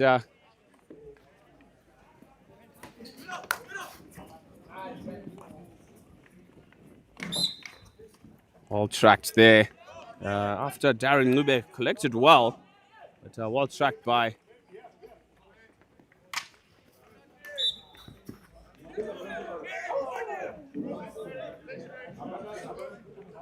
Yes, player encroaching in the 2-yard space here. Manuel Mhlanga dispossessed in midfield.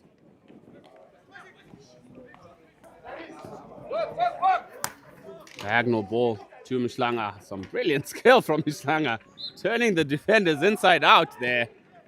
I mean, Christian Thomas did stand his ground, but Milton with that early overhead from Alphys Mazula. A little bit of a slider there, slanting the ball over the baseline.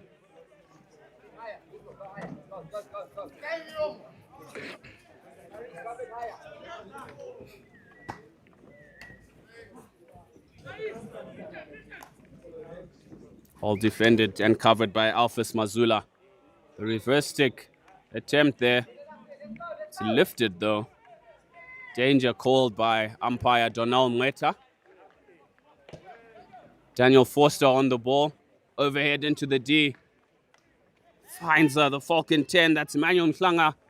Jinks it over 1, over 2. Well defended in the end by Milton. Swing and a miss. Nice skills there. Nice skills in defense from Milton. Not panicking under pressure. Really dribbling their way out. I mean, nothing short of confidence as this Milton unit.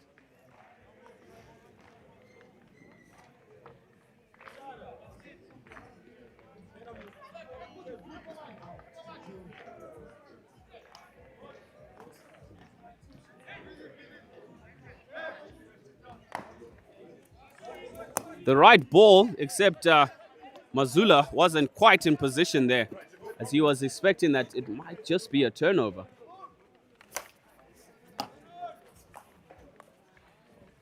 Forster on the ball, picked off here in midfield. Nice through ball there.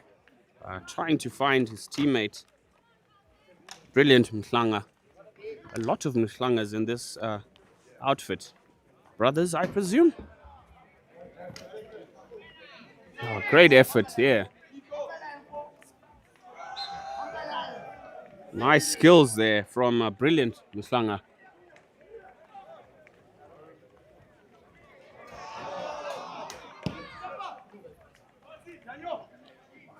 Little argy-bargies off the ball there. But, Drop, please.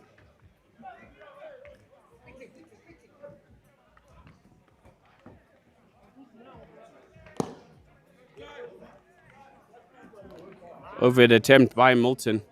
looking to catch the Falcon shape unawares, just throwing that ball in behind the pockets.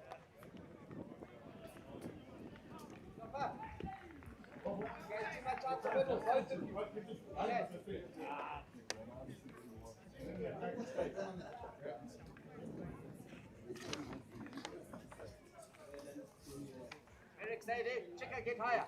Chica, go higher. Ball into midfield here to Christopher Thomas. Thomas with the through ball to top D. Gathered by the striker, shot at goal here.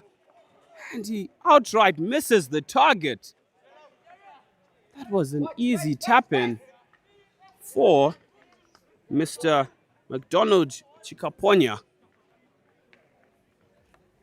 Who gives me a right look, but I mean, that was an absolute sitter right under the crossbar there.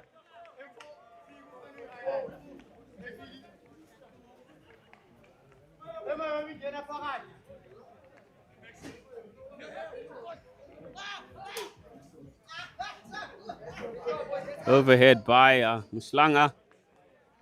Picked up by Mkotekwa. Onto Darren Ngube. Plays it back onto Forster. Fails to control. Forster into the D here for Falcon. Forster with the shot. Scuffs the shot there. Saved. Falcon just need to be a little bit composed in the D, as they're trying to rush things. It looks like they do have time. Boys, the first touch. Don't dive, don't dive. No look pass there from Mslanga. Oh, brilliant hockey from Milton as they work it down the line through some sublime skill. Fortunately, not quite linking there was Senior Mpofu with Philip Zindi down the line. And Dylan Mpofu as well. Brother combination there. Mpofu brothers, I think. Through ball here to Darren Ngube. Picks up at the baseline. It is a long corner here. As, he is washed very closely by Mr. Clear Moyo in jersey 4. Crash ball into the D to virtually no one. Running that baseline for Falcon College.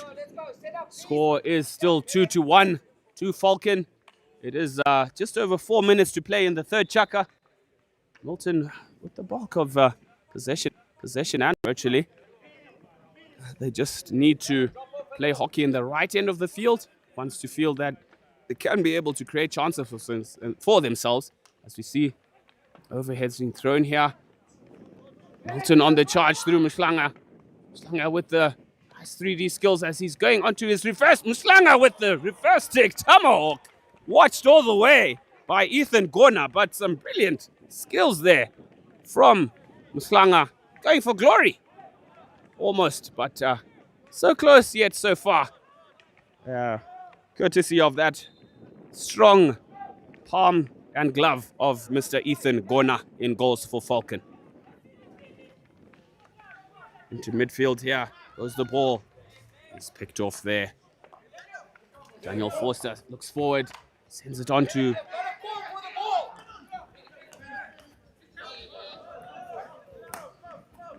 nice ball.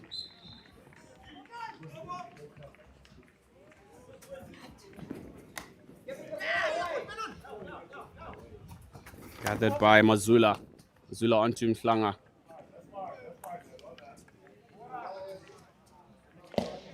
A little bit heavy on that touch and pass was Emmanuel Mhlanga, but he is warming into this game. You see he's a very skillful player. Also deceptively fast as well. With a bit of a labored kind of run, but all the same doesn't lack pace as Junior Mpofu. Watched closely there by Aidan Osborne. That strong challenge as Dylan Mpofu in jersey 8 seemed to have almost gotten the best of him. Not trapped in midfield there. It is a Falcon ball there for a push off the ball.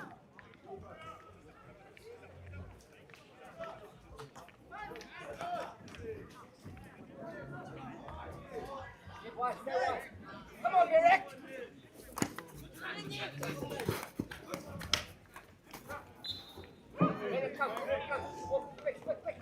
Nice skills that you've just seen there. I mean, he almost caught me off with. And good close control from Clear Moyo in jersey 4 there. Mr. Chikaponya, no clue where the ball was. It's lovely to see the level of skill these boys are playing at. All into the D here for Milton, failing to control. Just trying a little bit too hard. Just keep it simple. Just string those passes together and you might actually be in with the sniff.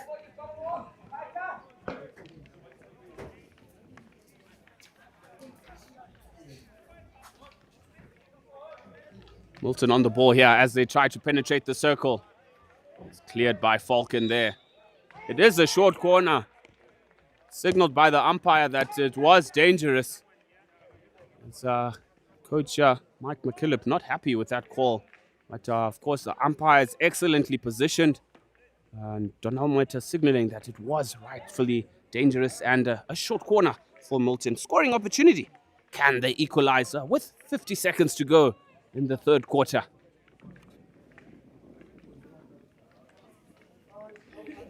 Anxious times here for Falcon College. Ejection is good. Shot at top D. And it is just wide. Sprayed across the goal there. The keeper was rooted.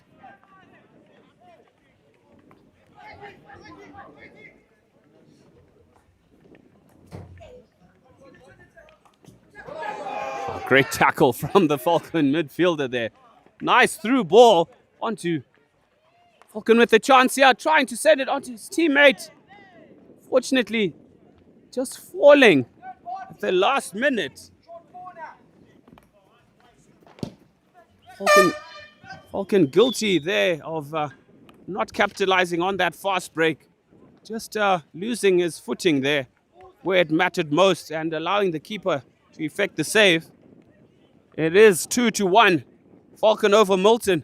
Milton with all to do, but do have a bit of momentum and on the front foot at least. We'll be back, ladies and gentlemen. Don't leave your screens.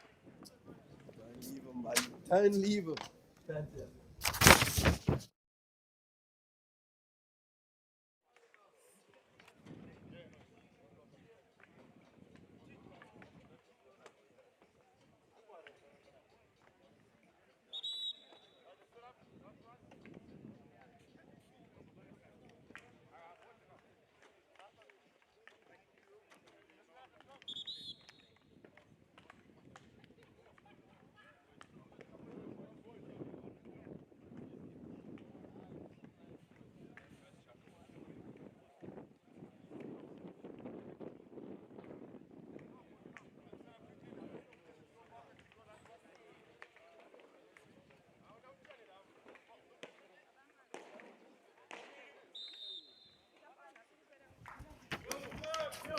Welcome back, ladies and gentlemen. The second match of the 2025 Super 12.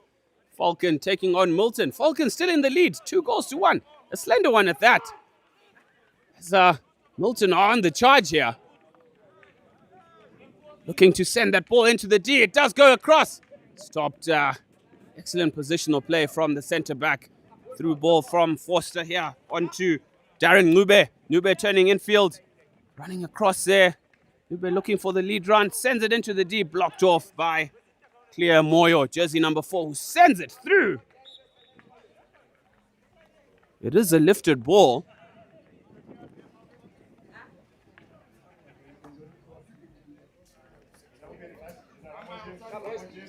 Stay. Daniel Forster on the ball here. Onto Christopher Thomas. Picked off at top D. Good defense and strong running from Daniel Forster. Tries to send it into the D there. Oh, nice.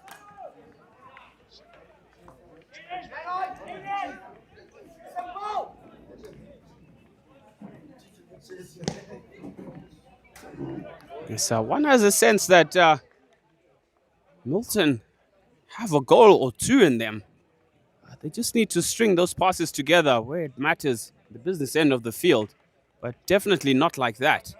I mean, they just are connecting well in midfield. It's just in that final third as Mukotekwa, jersey 18, fails to trap that overhead. He was in space alone as well.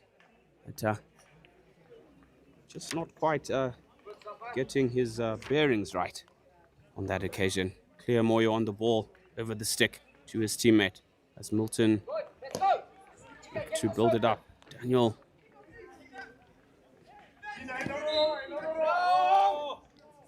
Was a foul there by Chikaponya, fouling the defender.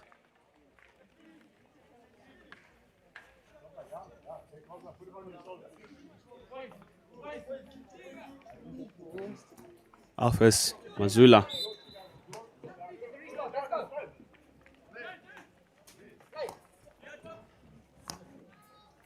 Falcon linking well here.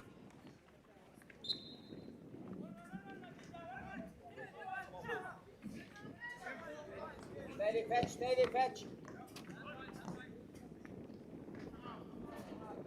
Yes, Falcon just rushing things a bit there. They are in territory at the moment. You got, carry.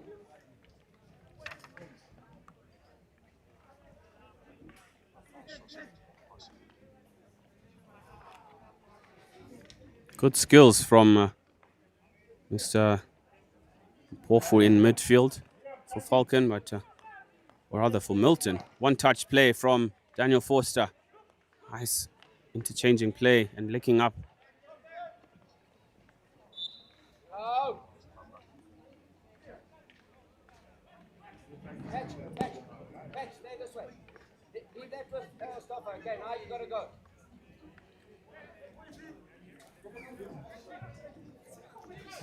Mazula with the overhead. Well executed this time. Loose ball.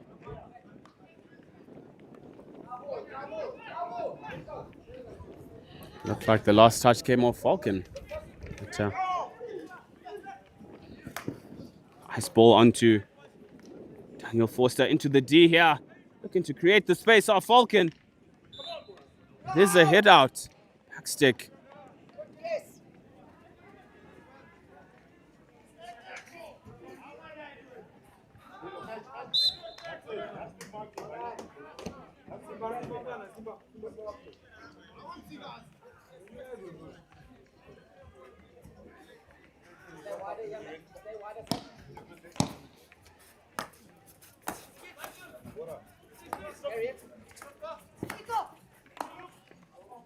Oh, nice 1-2 play. Daniel Forster with the ball. It does come off Mr. Darren Nube's foot there.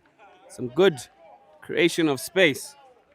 That's what you want your center half to have acres of space in and around that attacking 25. You can really pick out that killer ball.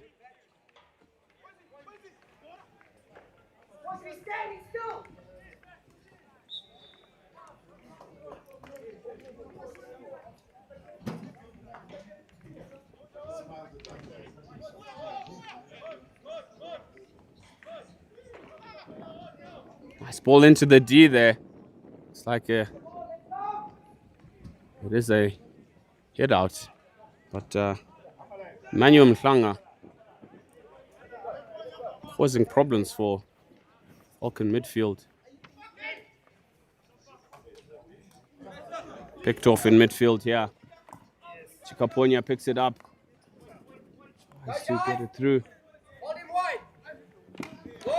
Oh, well tackled, Mr. Chikaponya there. Unfortunately.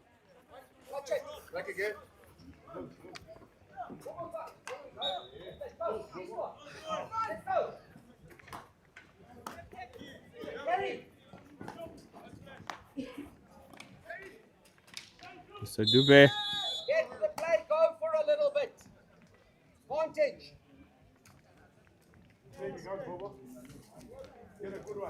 Yeah, it is a short corner for Falcon here. as we welcome Uncle Tony in the mix. Tony Guns, good morning to you, big man. Falcon, 5 minutes to play, are 2-1 ahead. A chance for Daniel Forster to add, as well as Mkotekwa as well. It does go to Forster, who flicks it, trying to catch Chikaponya. But it was just behind him, who had overextended his run.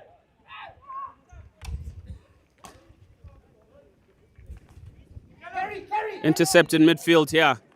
Falcon College send the ball through. That was an absolute sitter for Darren Nube. Just needed to get a touch on it, and Falcon would have been 3 goals up. Coach killer, that one.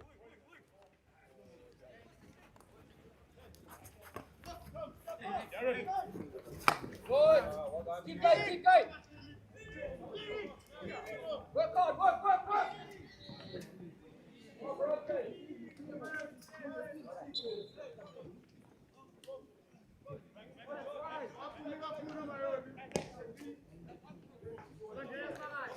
Mpofu on the ball, onto Mslanga, back to Mpofu. Can they string the 1-2s here?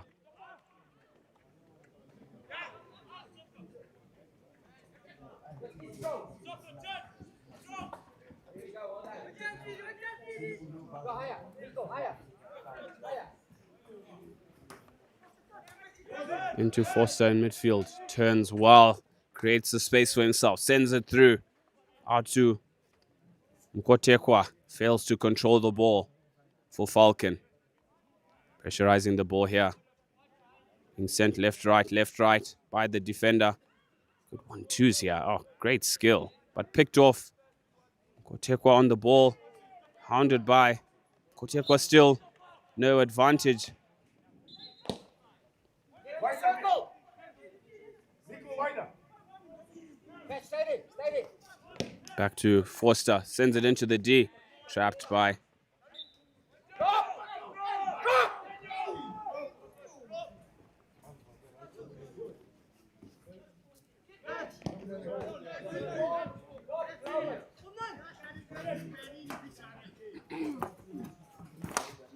great tackle from Mpofu. So unfortunately, coming off his foot.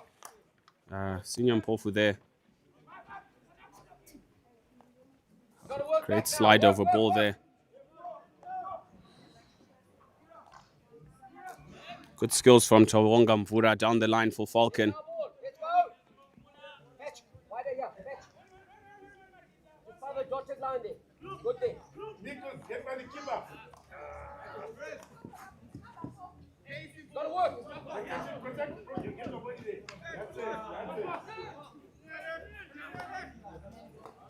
Forster on the ball.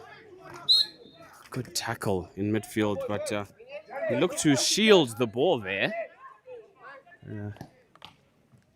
Some skills that one would see from legends Donald Mpofu and Mtupo, rather, as well as Ali Kisulu. We're clever with their stick work in shielding the ball. Great chuck over here for Senior Mpofu on the ball.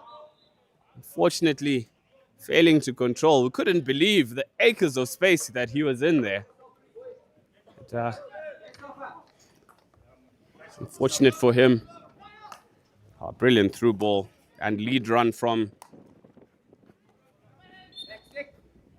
Chikaponya. Picked up by Christopher Thomas. Just to send it into the D there. Just over a minute to go.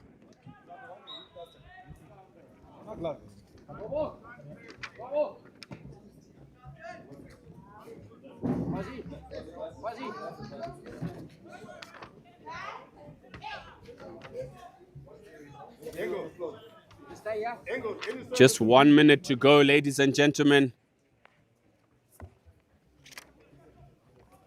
Hey, corner.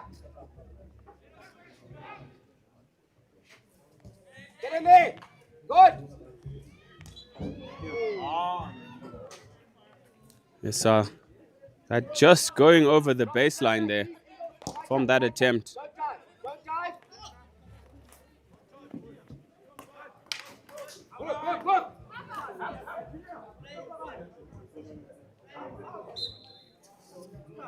straight back.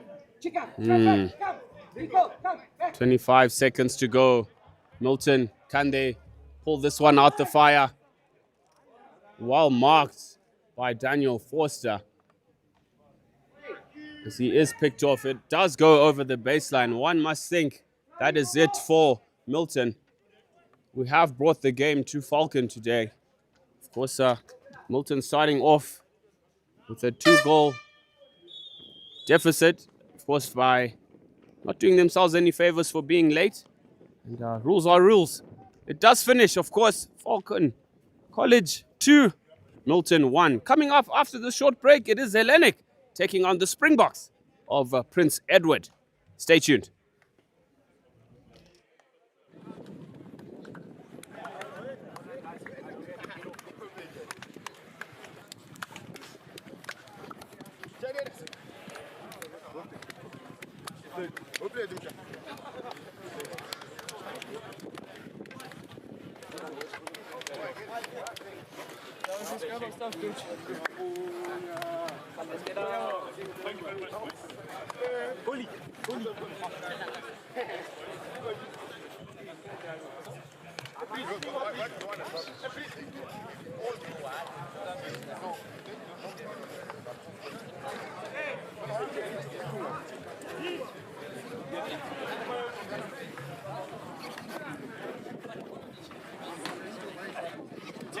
Thank you so much.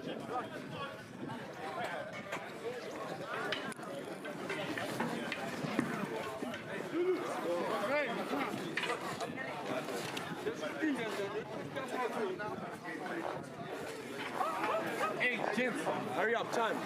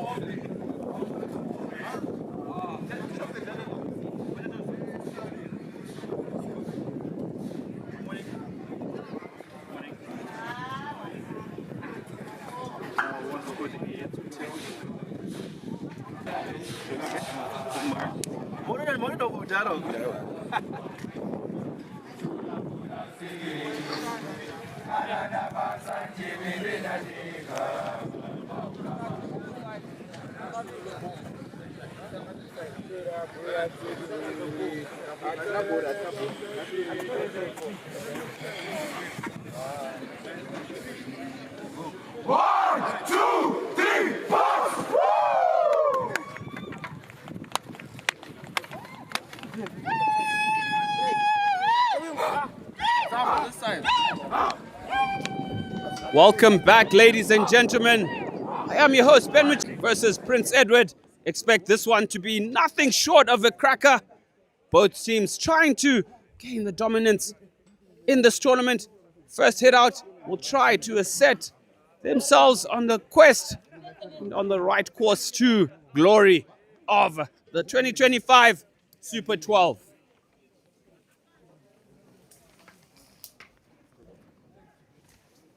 It is Hellenic to push off.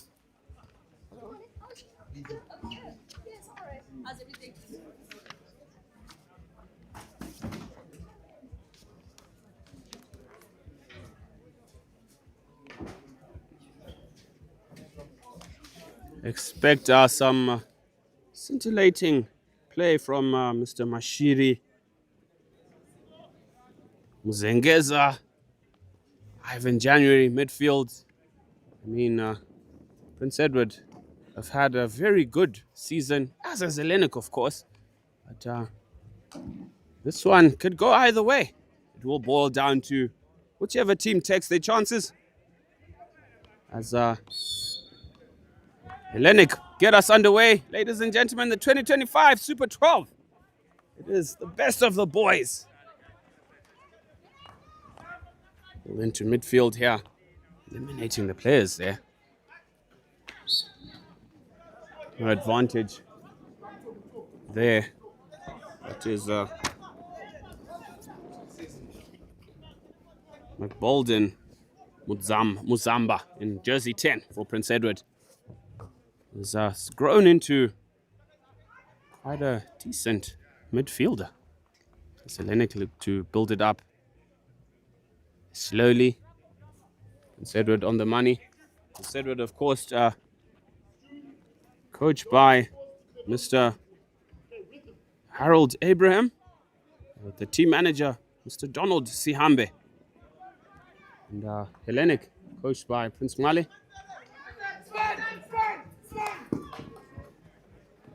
Dean Mzengeza on the ball here.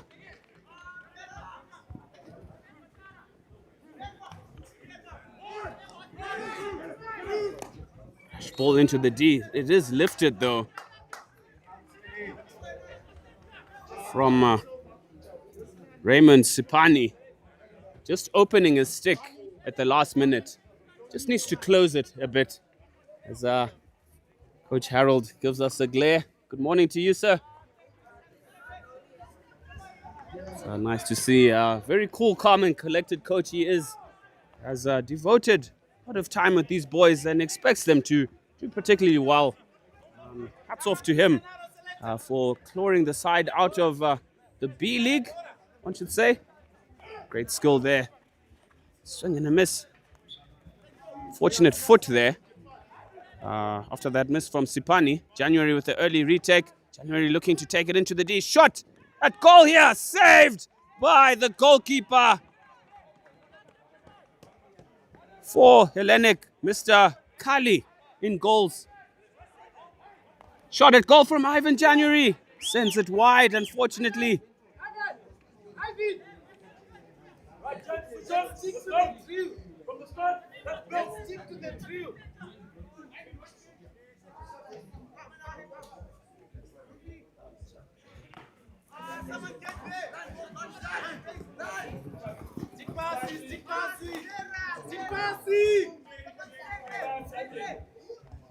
It's a Hellenic flirting with danger here. It's a very high press, almost intercepted by Katsande in jersey 9. Hellenic building it up nicely. Blocked in midfield. Turnover for Prince Edward. January on the ball here as he scans, sends it into the corner. Good 1-2s here. Team Zengeza failing to pick up the ball.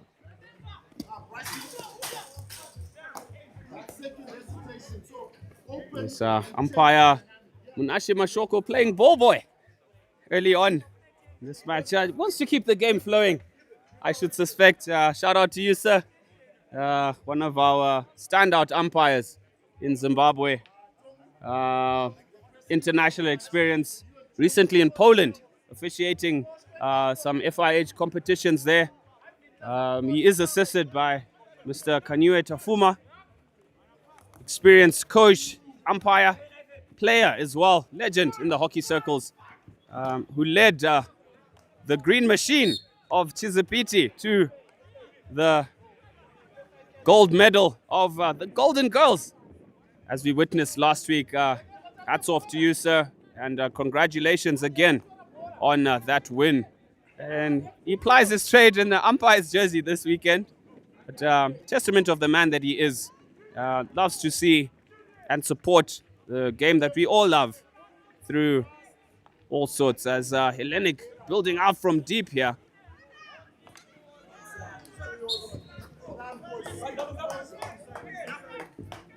Flirting with danger, if you ask me. I mean, you don't want to be sending the ball. Confidence play, of course.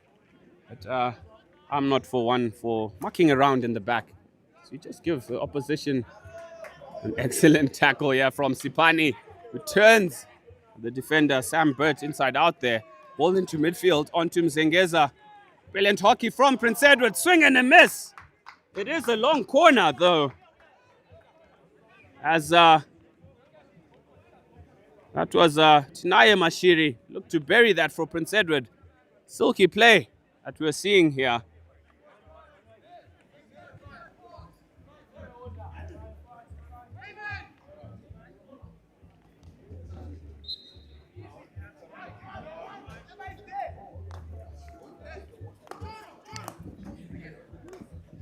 Oh, brilliant skill from Team Mzengeza. Chance for Prince Edward, yeah!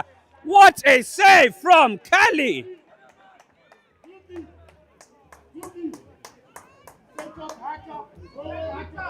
One would have thought that was definitely a goal from Baldwin Muzamba, but he just took too much time, allowing Kali to just set himself on his feet. Chance here, top D for Prince Edward. Nyabanda with the shot at goal, deflected off the stick. Good tracking from jersey 20 for Hellenic.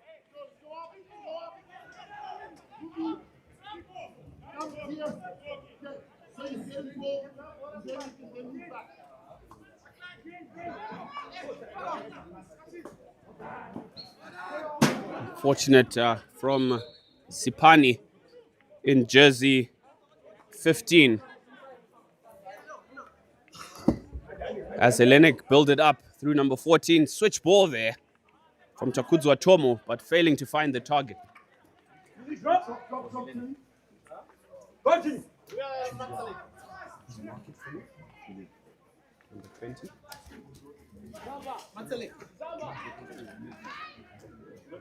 Nice skills by Prince Edward here, looking to interchange. January with a one-time through ball. He did have time on it, but he just needed to be patient on the ball there.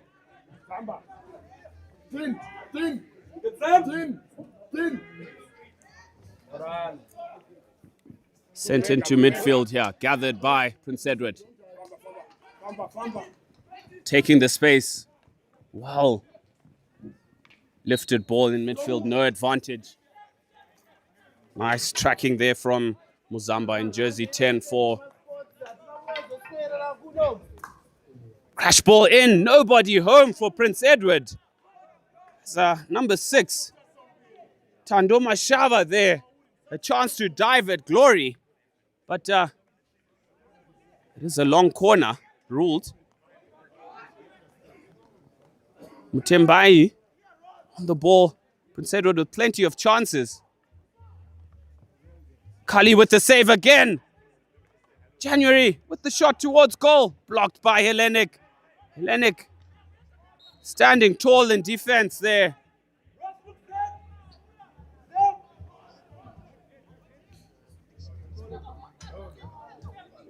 Julian Heathcote in jersey 20 for Hellenic as a cross ball across.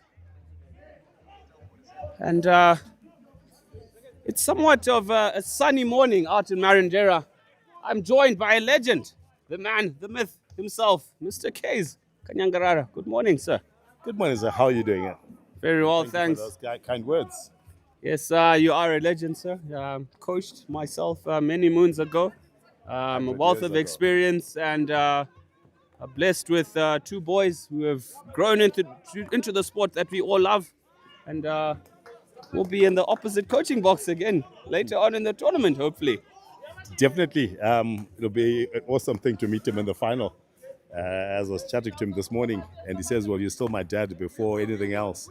And I jokingly said to him, well, you're the opposition. And he says, no, it's only when we play against each other. So I'm looking forward. I always enjoy those duels. Yes, he has to be kind, of course, to play the dad card, but mind games, if you ask me. But all the same, how's the prospects of this tournament rolling up? We've gotten to see a couple of teams play. Falcon as well. Your side winning 2-1 there through a spirited effort from Milton, of course. Your prospects for the rest of the tournament? I think well, we've got off to a good start so far. The 2 matches that have been played, I think, have been exciting to watch, and I think as the tournament rolls on, we're going to see a lot of good hockey being played. I think the teams are stepping up. I mean, it is a big tournament, and so rightfully so. It's some good and skillful players that we are seeing here. Yes, a well-oiled machine of St. John's, equally well-oiled machine of Prince Edward. But knocking on the door, just not finding the target at present. But it's still early doors. First chukka. One would expect all the teams will begin to roll in. As this tournament hockey, 3 or 4 games lined up either side, and one should expect the level of hockey should progress forward. Definitely. The next 3 days are going to be quite telling. And I think it's a lot. It's going to come down to a few things. One of them being the coaches' strategies, as the game, managing the tournament. Because I think like all the teams that are here, I've had a chance to watch, I think most of them. And they're very good teams. So any one of these teams actually has the capacity to actually win this tournament. So there is no weak team, no team to be underestimated. If you do so, it will be at your own peril.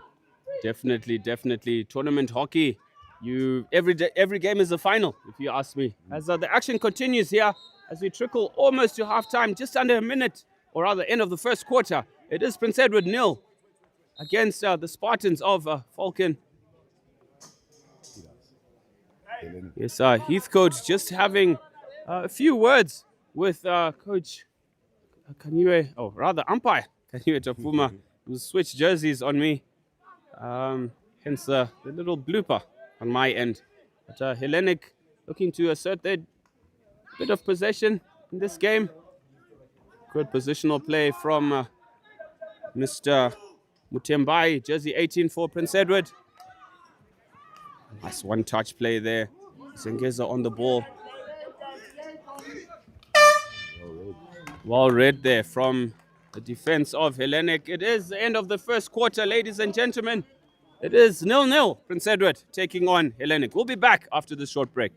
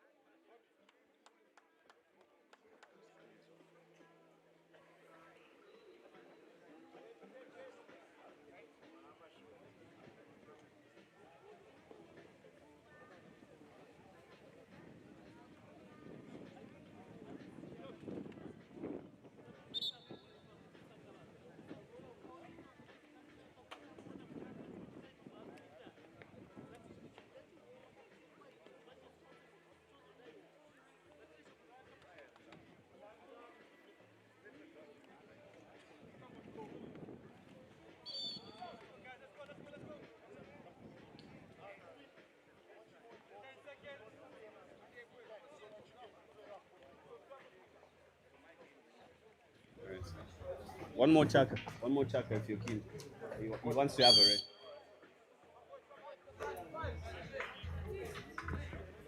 Welcome back, ladies and gentlemen. Prince Edward with the bulk of the chances in the first chaka, but multiple saves from Kali in goals for Hellenic, keeping his side honest and scores level.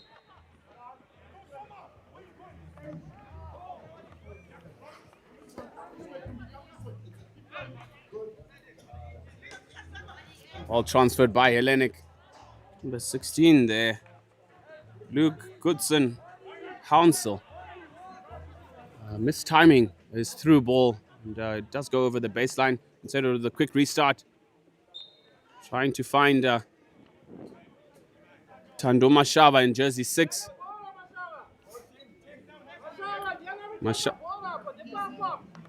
Great ball into Ivan January, not controlling the ball there, taking his eye off the ball.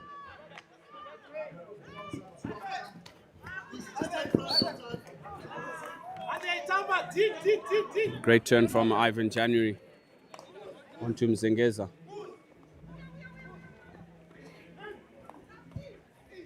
Ball across, saved by Kali. Watched it all the way. Was a push in the back on Nyabanda there from Sam Burt.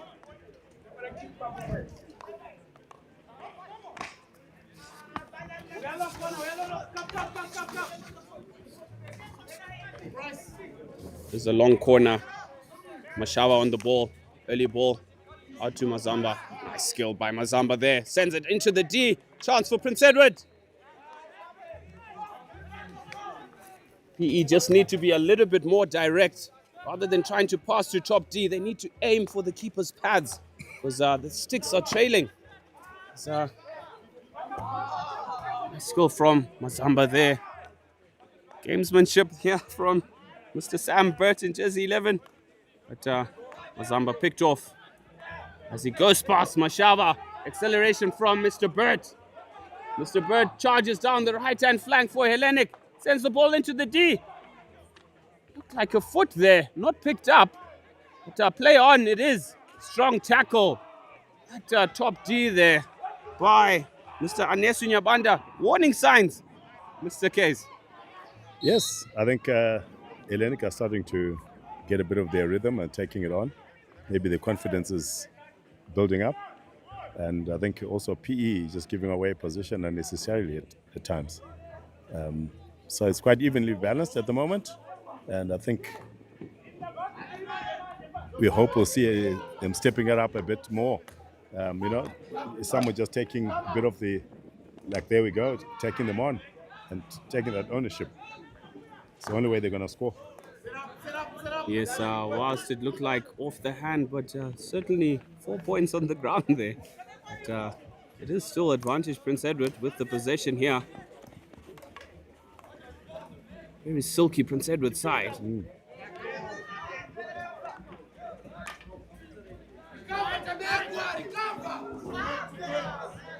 It's maximum effort that we're seeing from Sam Burt there. He's disappointed with himself for missing that ball. Mutembai sends the ball, but marked by Hellenic.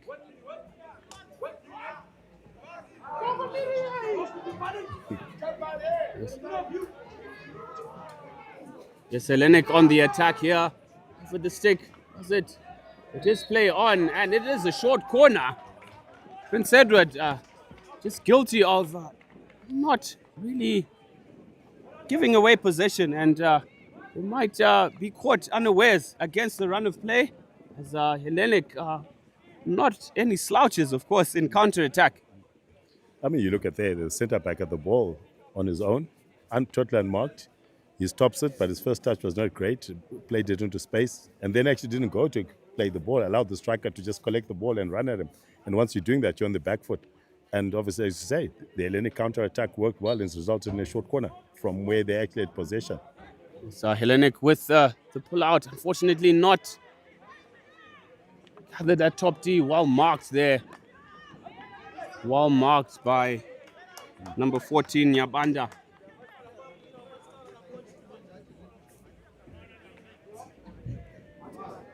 So warning signs for Prince Edward not to switch off. First touch is key. Anyway on the field.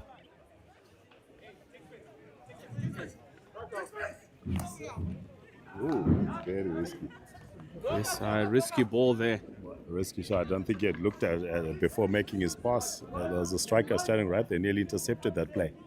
And I think this is the one thing that lets a lot of our players down, especially when we get to the bigger stage. You know, the basics. We need to work, and I really encourage coaches to work more on our basics, trapping, just looking up, and being comfortable on the ball without to be able to make a pass under pressure. I think we rush it and we give possession away. If you look at that's what's just happening, a lot of the ball switching possession. It's not so much the team winning the possession, the ball, but it's actually us giving the ball away. Yeah. Well analyzed there from the wise head of Mr. Kanyangarara, who joins me today. Well, briefly, of course, as he is coaching the Falcon side. But it's good to get an account from an old wise horse. Been there, done that. Many goals scored. Picked my pocket numerous times as well. It's always a pleasure to have our elders with us. As we cherish this game that we love. You're always a tricky player to play against. Your movement of the ball and which is threatens any defender. When you get a striker that is not scared to run at defenders and hang high and take them on, that confidence. I mean, it's a striker I'd love to have in my team any day. So, yeah. I think I'll be moving to Bulawayo soon. I've got a club waiting for you. Yeah, as you've heard, ladies and gents, Rising Stars, transfer window is open. You better look out. Eh? He's on the market for players. Yeah, top goal scorer at that. I'm recruiting the whole of Rising Stars. I think great players there. And so it's always great. That's why also seeing hockey people that have been there, done that, played national team, like still involved in this kind of work. So it's kudos to you guys, and we really appreciate that. It just takes the sport a little further. Yeah, we obviously get the confidence and zeal from the likes of you, who are ahead of us, who we look to for what to expect virtually. I mean, we're blessed to have people like you, the Louis Mnyamas, the Edichi Ringas, devoting a huge chunk of their lives towards the cause. I mean, I remember the days of, let's revive hockey in Zimbabwe when we began the whole hockey-focused legends, Tapiwa Mafi, the likes Priest Dekune, all part of the hockey club setup, the Masters, as you'll call it. Yes. But this tournament or this level of hockey, these facilities that we see across the country are a testament of the hard work and vision by those gentlemen and many more behind the scenes. Old boys supporting Prince Edward, Neil Evans, Fothergill, many companies in and around the different schools that are taking the time to devote much needed resources in reviving the game. And it's a testament to see, even I was privileged to watch the Golden Girls firsthand last week, the level of hockey that is there.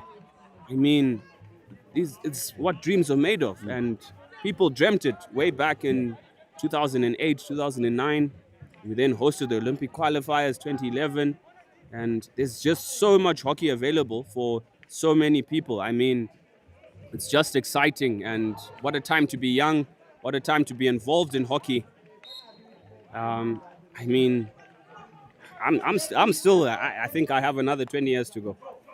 Well, that's what I want to hear. I'm still playing, and I'm a little bit older than you. So there's always room. That's the beauty about hockey. You can play until you're 70. That's why we have Grandmasters, even Grandmasters World Cup. And you see rivals from 50 years ago, you know. But you spoke of facilities. I think it's good that we're seeing more artificial surfaces being put in schools, you know, because hockey has just developed, and we need more facilities. We need more turfs for our hockey to remain up there and to remain competitive. So let's make use of that and just get more people to access them. Yes, very true. As you mentioned, in terms of World Cups, there is the Masters World Cup, which I've actually got in my very first call-up, or second.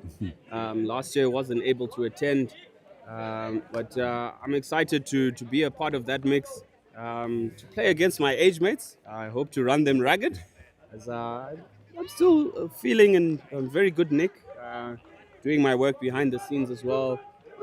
It is something to look forward to outside of the daily hustle and bustle of life, and in this beloved country of ours. It isn't easy, but all the same, we're finding the time to play the sport that we love and exercise the mind, body, and soul whilst we're at it. Yeah. Well, definitely. I mean, I still play Masters and I really enjoy it. I look forward to it. I mean, it's a pity Masters tour is on now, so I was unavailable to travel. But it is very refreshing. You know, when you play with your age mates, you can keep up with them. And but also just the fun, the enjoyment. And, you know, it's not even about winning and all that. Yes, we still play competitively, but it's more about, the fun, the joy we get from just playing that sport. It's a great game, this, and I really encourage all those that maybe have stopped to come back and play. There are teams that are suitable for for everyone. Yes, and no matter where you are, there's no excuse to say, no, Harare is too far, or Bulawayo is too far. There are turfs in every major city now, That's it. including Marondera. You have a number of turfs in Harare Absolutely. and also the Astro down in Bulawayo. Yes. And a number of schools putting them up as well. I mean, Falcon College recently put one up. We look forward to having a tournament there as a curtain raiser of sorts. Maybe pop a few beers down there. You're always welcome. We're actually looking to host many tournaments. Originally, this was supposed to come to Bulawayo, so we could have been hosting this one. But then Peter House did request to host it because they were celebrating their 70th anniversary. And so we just thought it's an important occasion, and we allowed them. So hopefully next year we'll see you at Falcon. Oh, definitely. Certainly for Super 12. Definitely, I'm looking forward to nice travel and game meat that is served a lot of the times down in Falcon College. And yeah, just as you've mentioned, Peter House, the host, celebrating their 70th year anniversary. Beautiful facility. What a mark of an occasion. The Super 12, the culmination of the Boys League. Ladies and gentlemen, that was the end of the first half. Scores are locked at 0 apiece. Prince Edward versus Hellenic. Springboks take on the Spartans. Kali has kept his side in contention here. Multiple saves from him. Prince Edward, the better of the side, but ruining missed chances. Stay tuned, ladies and gentlemen. Second half coming to your screens live shortly. Stay tuned.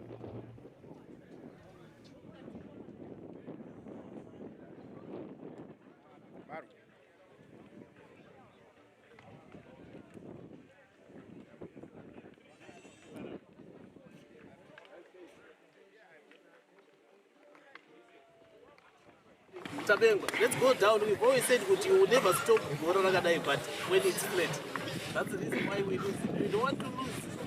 Give possession in dangerous places. That's it. And you use scoring.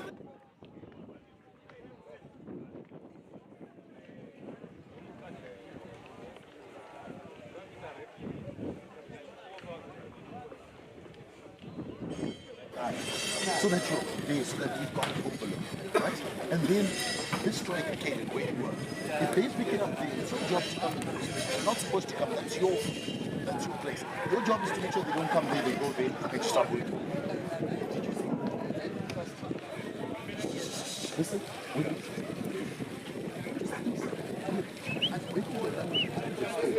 this is where I want my runners to get. This is where I want Sam to pick up. Overload to run. It's simple things. The process fine.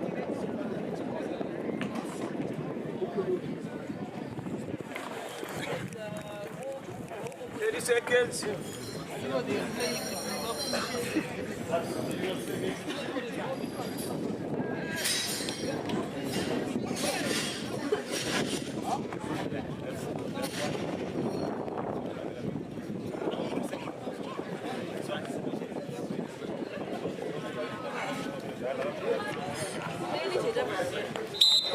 10 seconds. Let's go, boys. Let's go.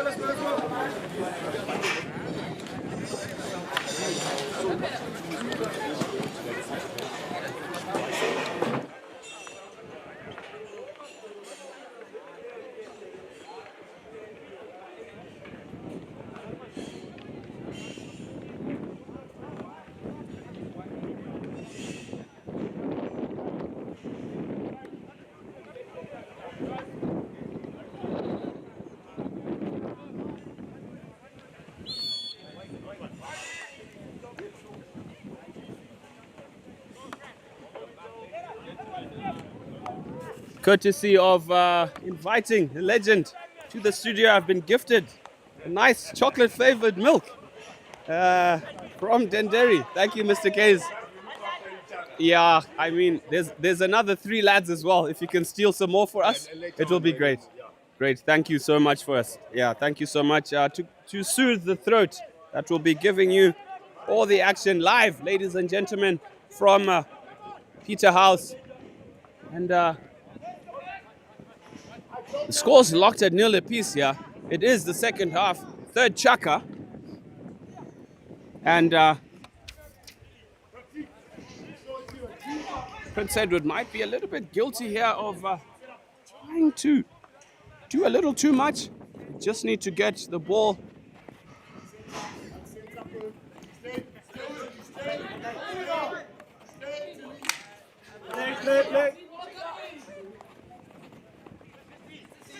Turnover here.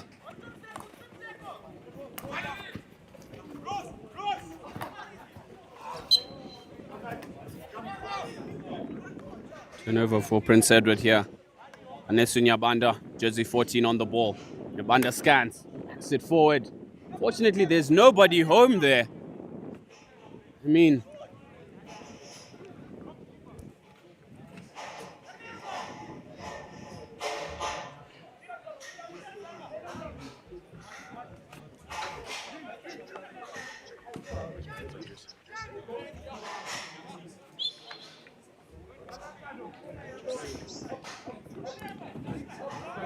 Mashawa in a duel with young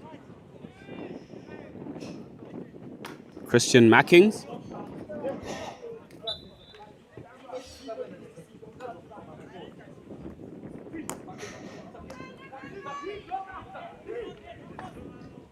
Diagonal ball by Mzengeza there. Mashawa on the ball.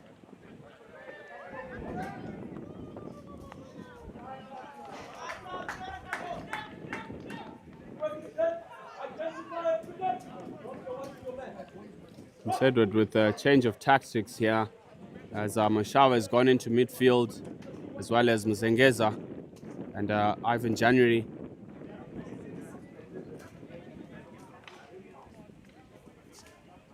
Gone up front. As we see Mutembai trying to build the ball up for Hellenic.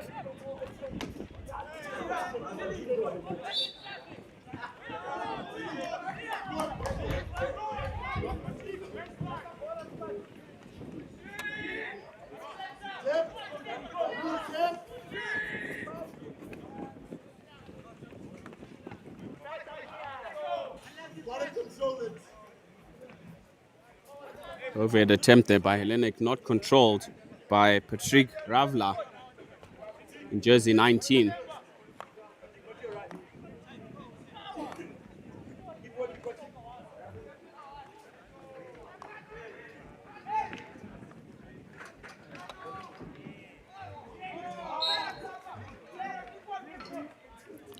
Good running there down the flank by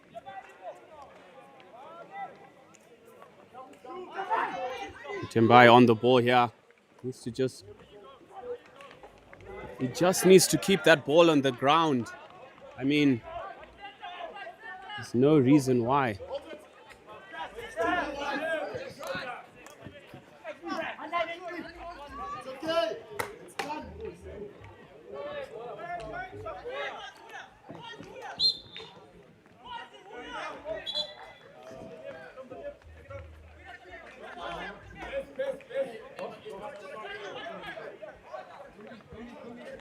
Daniel Mackings on the ball, jersey 9.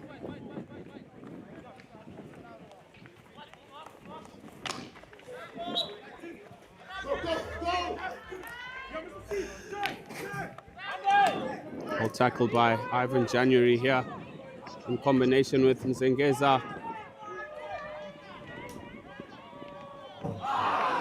Mzengeza misses the ball slightly. Prince Edward was surely in there.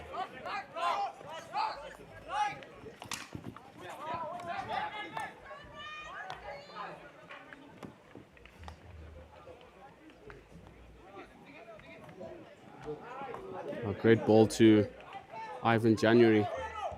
Strong ball down the line there, picked off by Hellenic. Prince Edward starting to warm up into this one here. So you'd like to see them push up a bit just to compress and consolidate their attack here.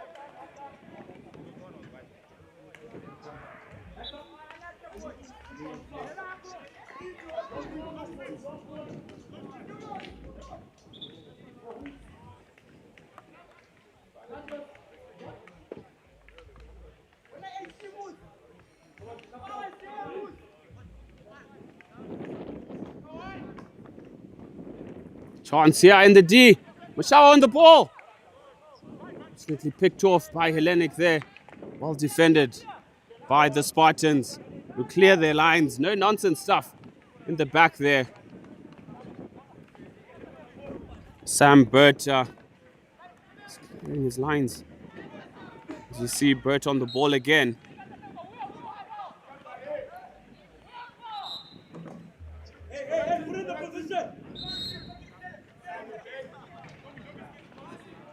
That is a green card for dissent there on Sam Burt. He's just having a little bit of afters. The umpire Tafuma there. Not having it. We don't condone.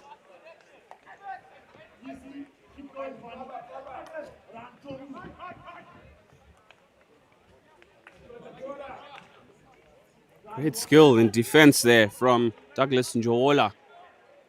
Well done, young sir.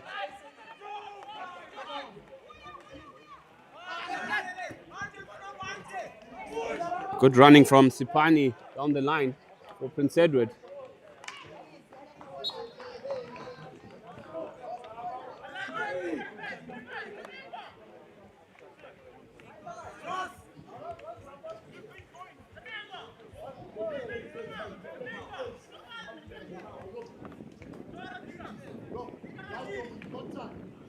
Do not leave your screens, ladies and gentlemen. Something is about to happen on the park. Hellenic 0, Prince Edward 0. Finely poised. Both teams going at it.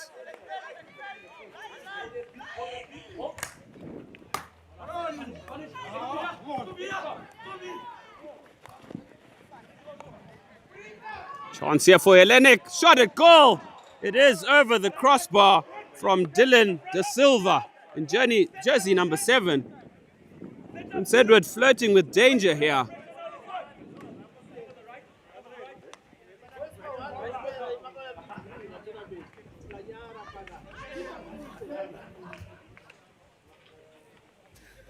Yes, Coach Harold not happy with his charges.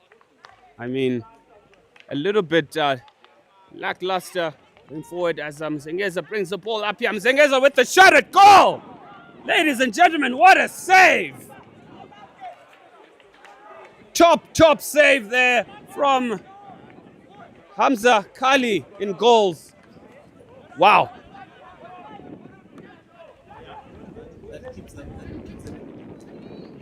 Definitely keeping them in the game as the keeper should do. And Mzengeza with a clear shot on goal there. He's looking to absolutely bury it. The keeper logged, cleverly so.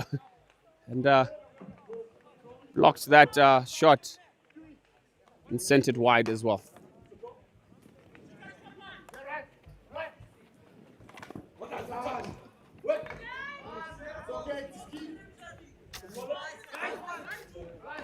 Hellenic on the attack here. Mashawa picks it up. On to Sipani. Sipani scans.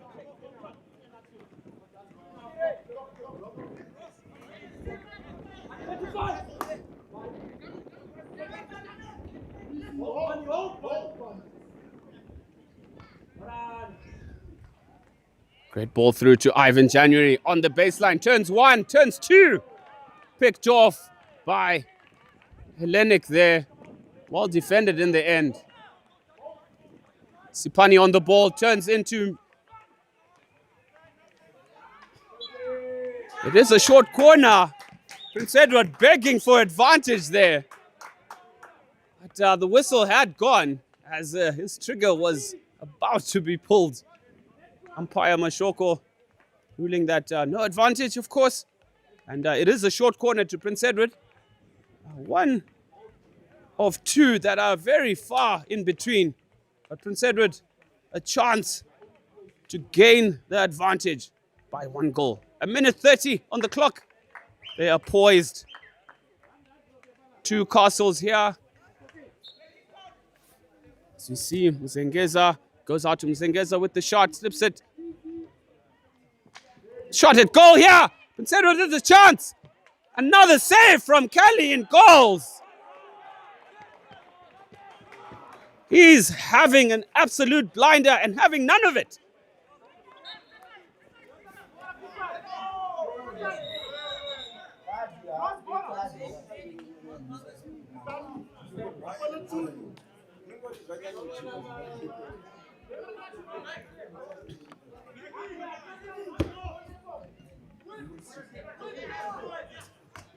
Prince Edward with the restart here as they look to turn the screw on Hellenic. Ball sent into the D.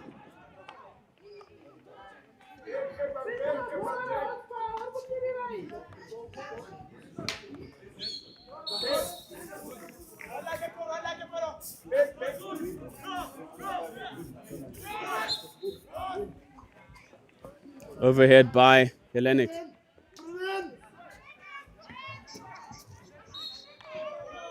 Unfortunate backstick there.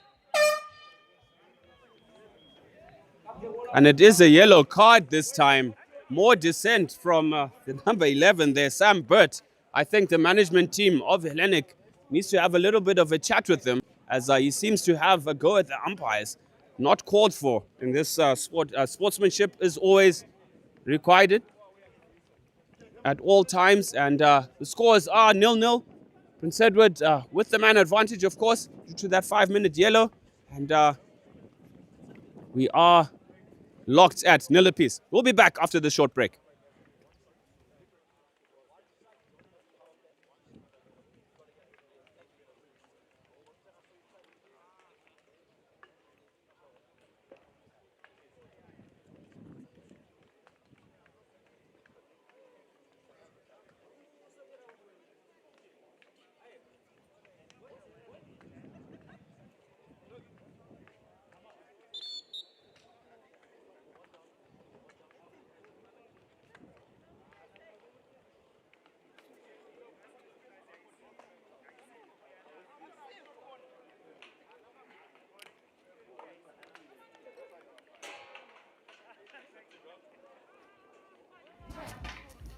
Welcome back, ladies and gentlemen, to the fourth and final Chaka.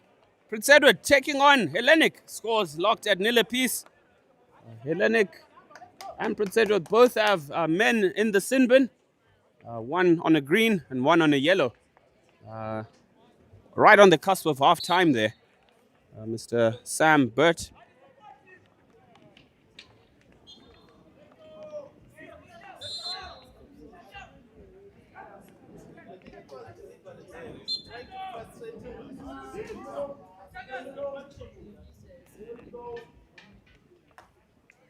Picked off by Hellenic from that overhead from Zengeza.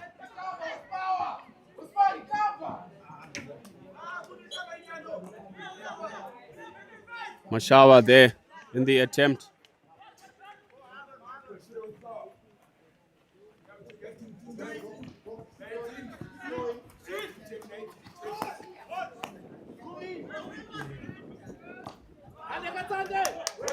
Katsande on jersey 9 for Prince Edward. Looking to bring it up. Katsande on to January. January looking to find Mzengeza, who he does find, who's picked off in midfield. Little lethargic on the ball was Dean Mzengeza on that occasion as Hellenic recycle.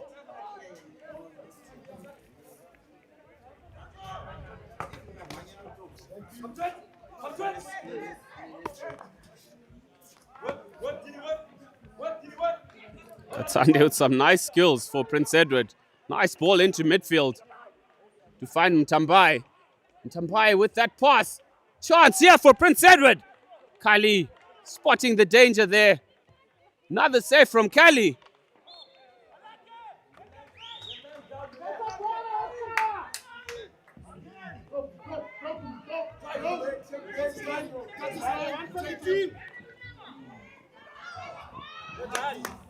Brave line run there from Daniel Mackings, who's appealing for a long corner, but just overextended.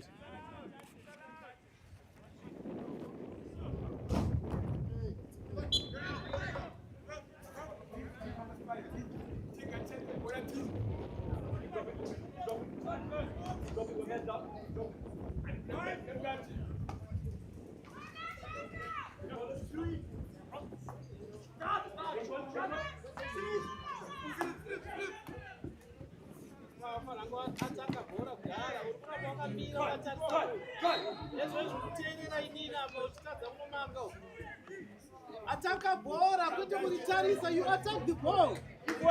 Defense is not about the sticker behind you. Attack the ball. Under pressure now. They're going to make mistakes.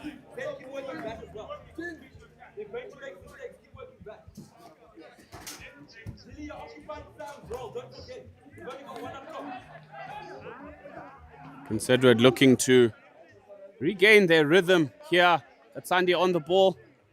Through here to top D. Nobody home for Prince Edward.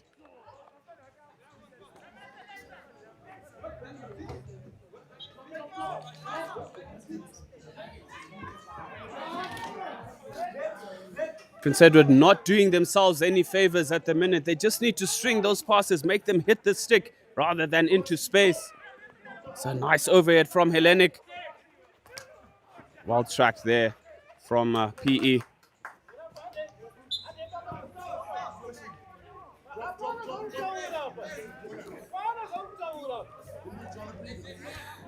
Player appealing to come off. Coach Harold has other ideas, saying he needs to grind it out. A great skill there from Prince Edward, turning into Johola, who's an absolute wall for Hellenic at the minute. It's Mashawa, jersey 6 is on the ball.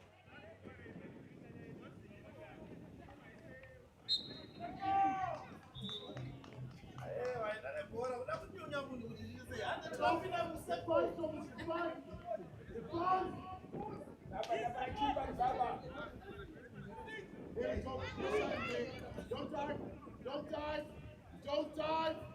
There we go. It's okay. Keep working. There we go. There we go. Okay. Keep working. Hold.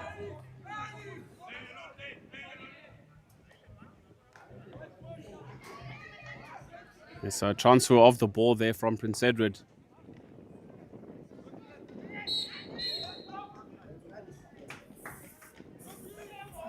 Green card for a push there.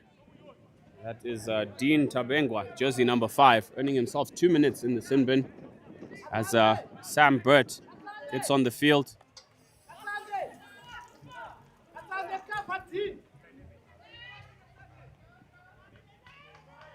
Ball into the baseline for Hellenic, trying to find the foot there. Does come off the stick. It is a long corner.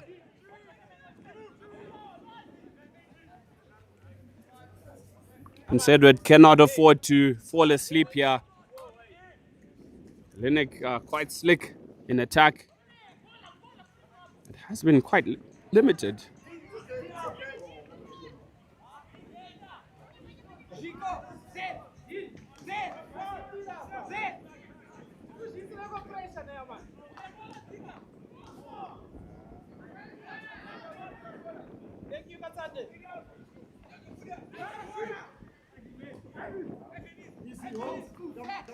Great turn from Ivan January to create the space. Through ball attempt here. Not finding the mark.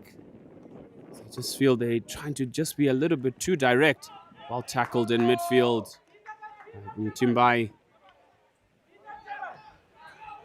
who's left the ball behind.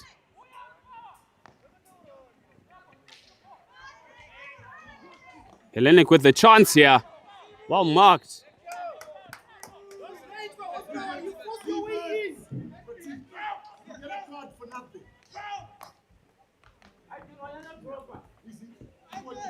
January with some brilliant skills to find Sipani.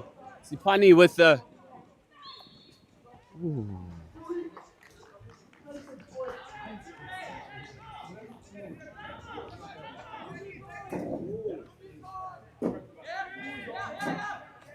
Overhead for Hellenic with the restart. Well defended by number 14. Sends it through. So here's Sipani onto January. January with the transfer of the ball.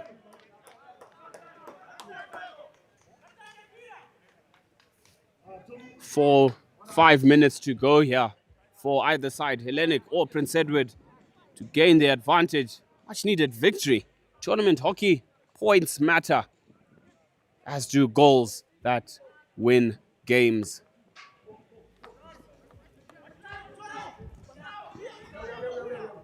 Hellenic charging forward here with authority.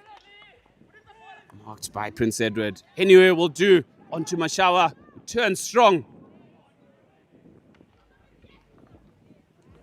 Picked off at just the last minute there. Zamba, who's back on the park.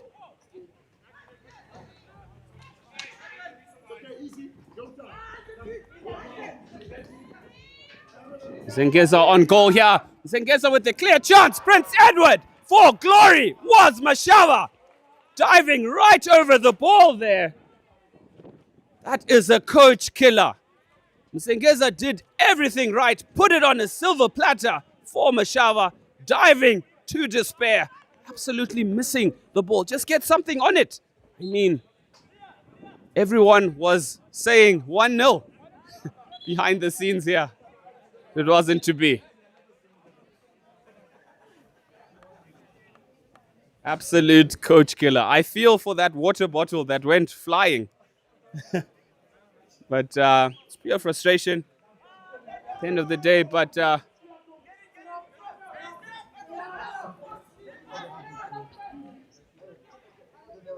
Zengeza with that strong surge. Prince Edward on the mark.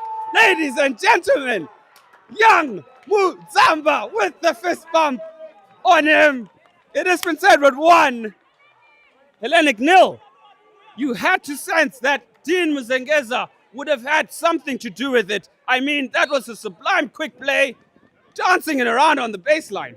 Shades of me there in my younger days. And putting it on a silver platter again, this time, number 10, McBaldwin Muzamba on the money, tucking it away. Kali, not quite good enough this time, as Hellenic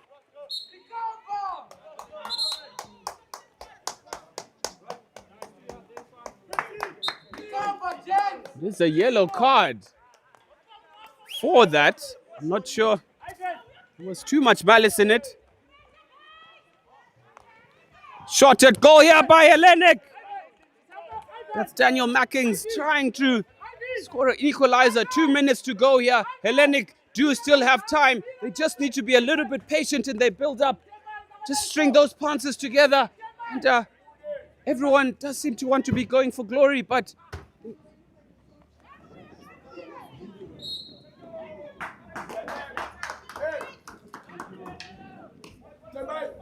yes, there is still time on the clock, 1:30.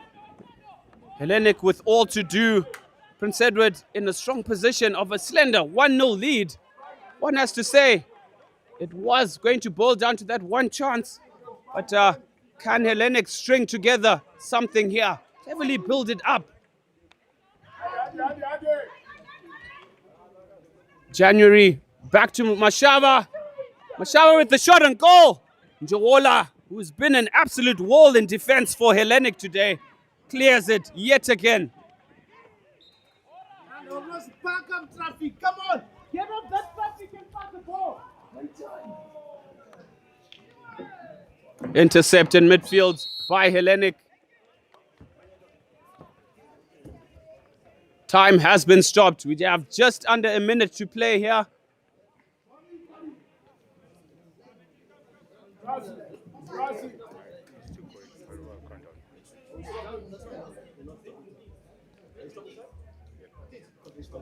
Yes, looks like there's an injury.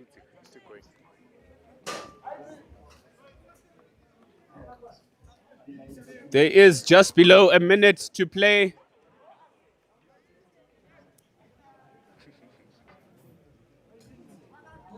Dean Tabengwa there going down to his haunches as is being taken off.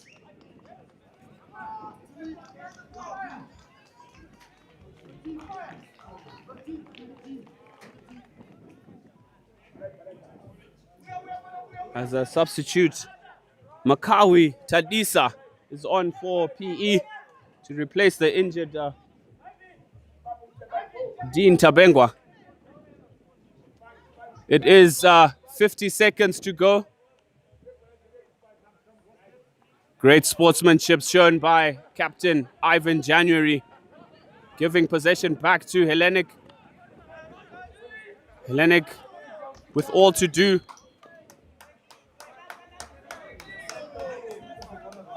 It is another yellow card. Sipani.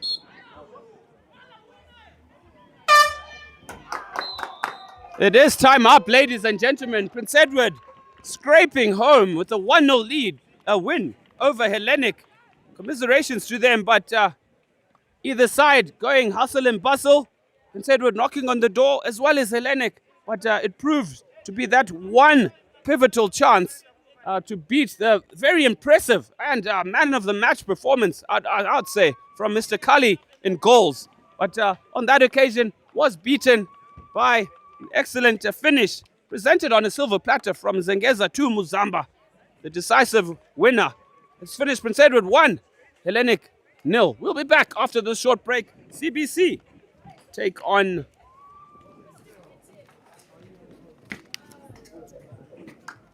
Gateway. Stay tuned, ladies and gentlemen. Thank you.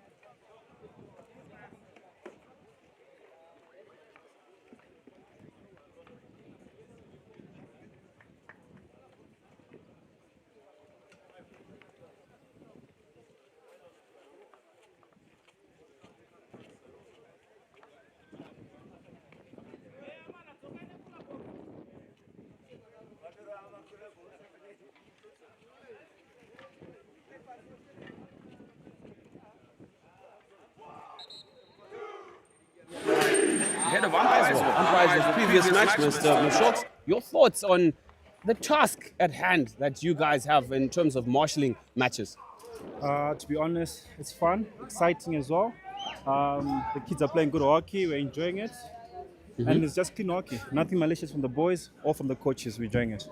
Yeah, pressure. It is a knockout hockey. I mean, each coach and each player tries to get that little bit of advantage. I know I'm guilty of that plenty of times, but all the same, excellent job you guys are doing and keeping things under wraps and producing those cards that you like to brand. I mean, you just want to set precedence for the rest of the tournament. Yes, definitely setting the standards so that the players know what we're trying to do as umpires, and then it's a clean hockey game as well. Definitely clean hockey, all in the spirit of camaraderie and for the betterment of the game. Ladies and gentlemen, we'll be back after this short break. Kickoff, CBC, take on Gateway. Thanks, Mashoks. Thank you.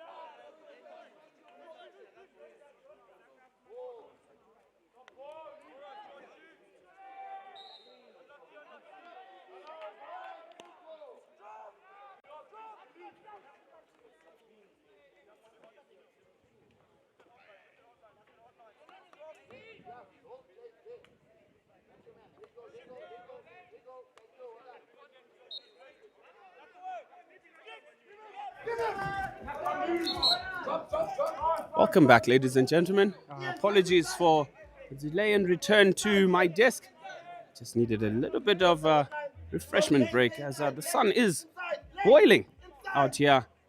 It is CBC taking on Gateway. Coach Tatenda Kanyangarhara versus Coach Gibson Goma. There you go. Six, you guys up to speed. Next ball.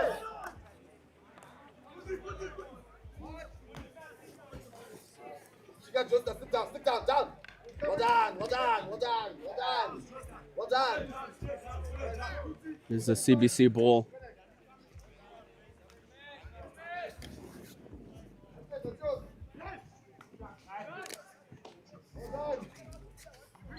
Come on, fight, come on. Blaze, if the guy's in the corner there, where's the danger? Inside or outside? So why are you going there? Come on, come on. Come on, come on. Get out, get out, get out. Just back pass, bring on. Just the inside. Inside and drop. Inside and drop. It's our Gateway with possession at the minute. Six left, Winter right. There we go, there we go. Excellent overhead by Gateway. Find space on this near side. Both players, Fanetti and his left back counterpart, I think is Tole in jersey 3.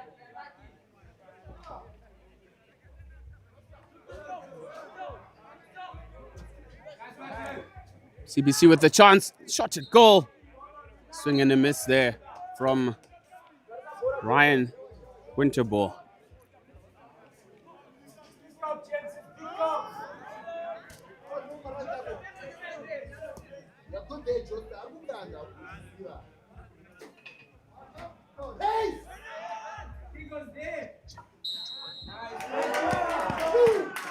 It is a short corner there for a barge in the back of Ryan Winterball. I hope he's okay. It's like just stretching it out. Winterball looks like he is sporting the armband for CBC. CBC with the chance here.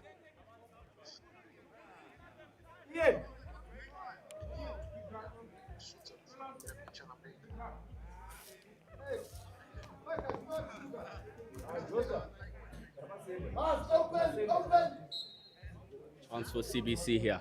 It is a short. Yeah, shot on goal. Blocked by Gateway and cleared. It's Gateway, fortunately, stepping on the ball there.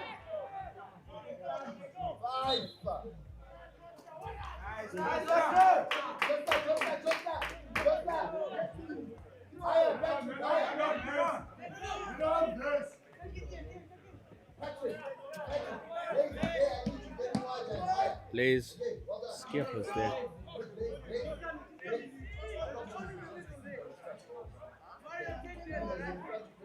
Sending the ball wide.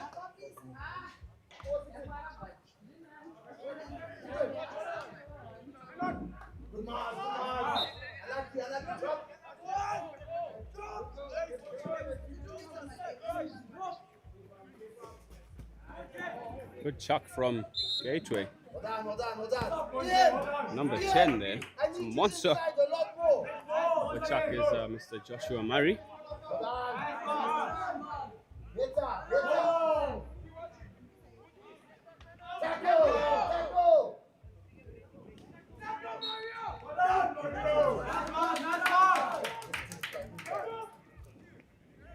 Drop. Inside. Stay inside and drop play. He's coming back in. He's going to retrieve his come back in. Stay inside. Good inside. Ready. Thank you. Go Pringles. Go Pringles.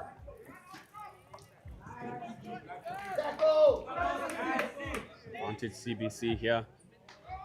CBC playing the 1-2s. Chance at top D here.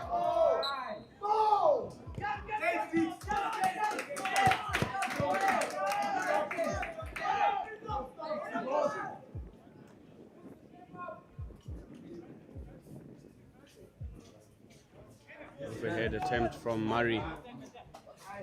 Pipped off the ball. Takuzwa Maposa on the ball. No advantage signal.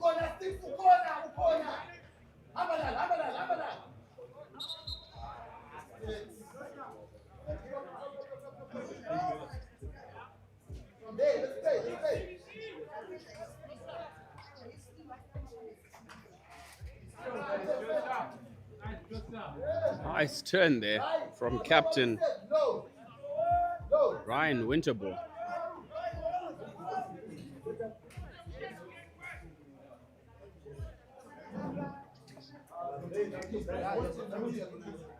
Josh Murray with the attempt. Intercept by captain Winterbourne. Winterbourne in and out. Winterbourne enters the D. Shot at goal and saved from the goalkeeper. Caleb Chizanga for Gateway. Standing tall. Stretching out his left foot. Keeping the game.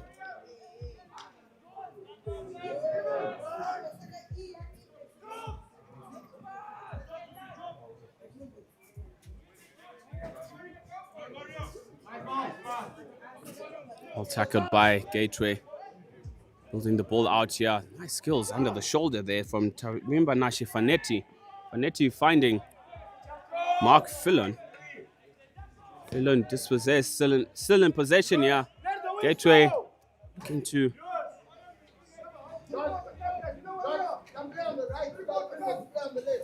find the dominance there. But,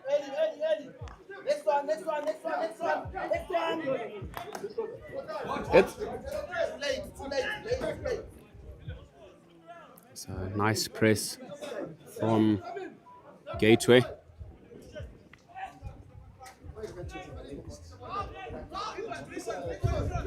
Skippers with the restart. Back to Mondem Songelwa.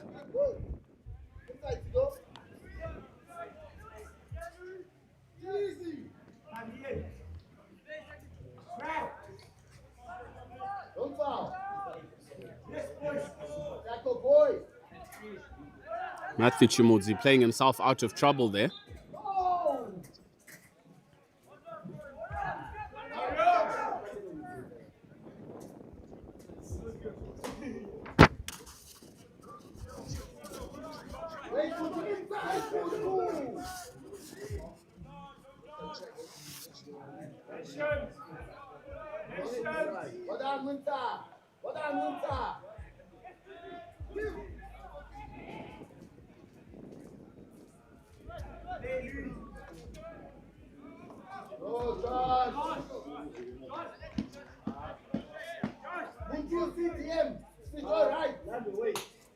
It's Joshua Armstrong trying that wall pass, which wasn't quite on for CBC.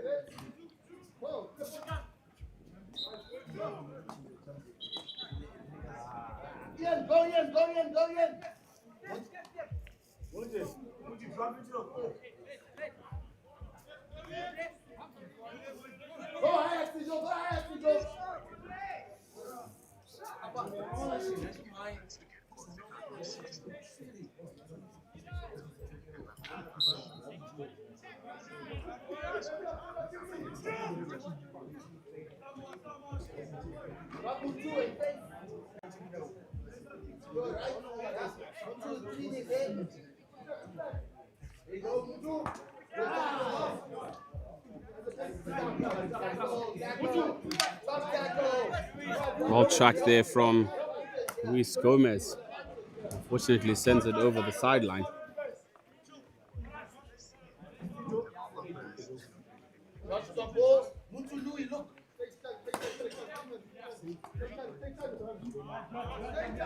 Well turned by Josh Murray.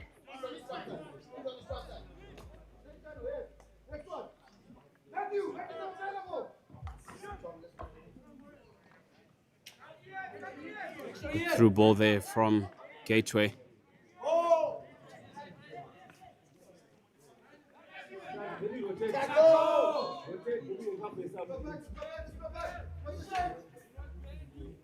Good overhead, yeah. By Gateway onto Winterbore, the captain. Winterbore progressing, impeded slightly there.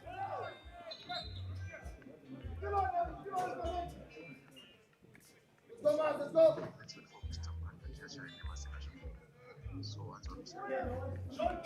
Shotgun!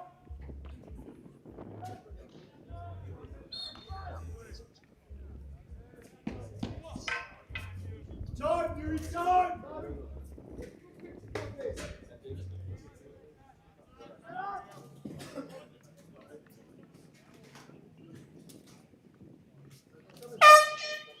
Ladies and gentlemen, that is the end of the first chaka. Somewhat subdued matchup from both sides. And we will be back after this short break. Stay tuned.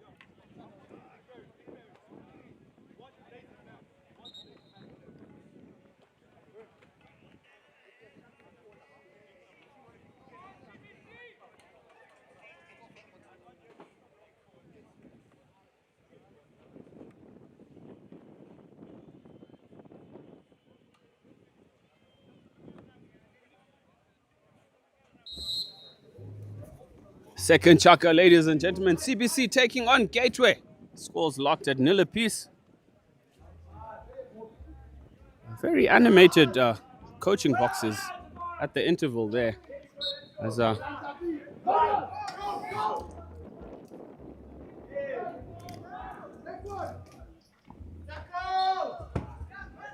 Josh Murray bringing it out for Gateway there. Will look for the overhead.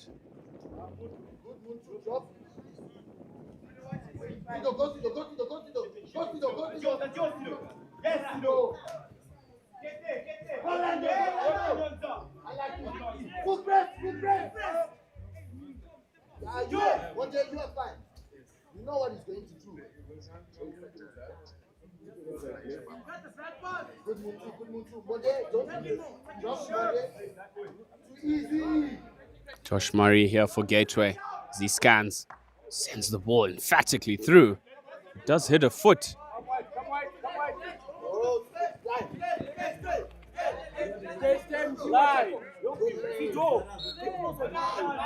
Well played from Blaze Skippers here.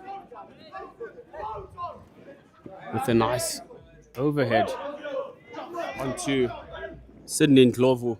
Drives the ball, protects, but doesn't lose the attention of Mark Fillon in jersey 13.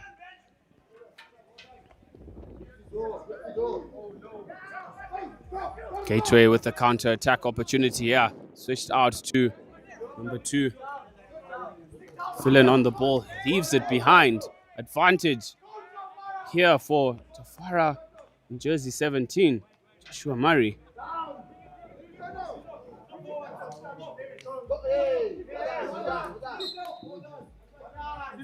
Unfortunately, leaving the ball behind there was number 10, Joshua Murray, for Gateway.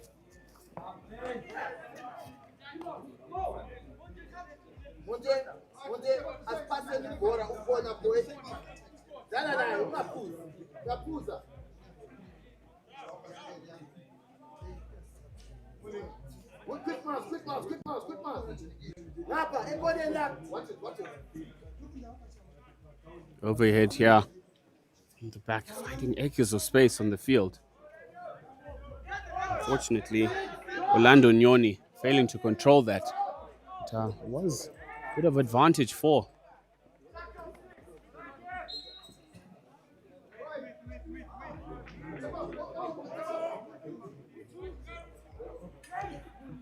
Murray with the attempted overhead.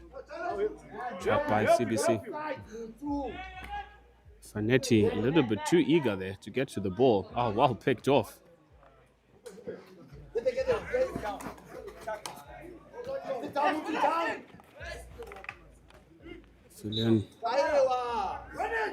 Fill in with the ball there.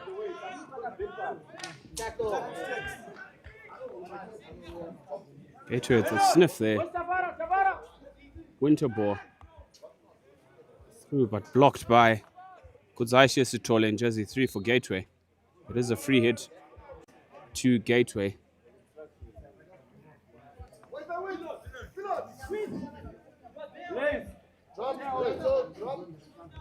Monster of an overhead by Josh Murray.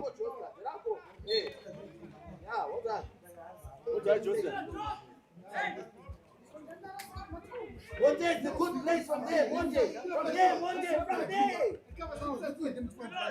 There is one day. Earlier than that, guys. Earlier. Closer, Louis. Better.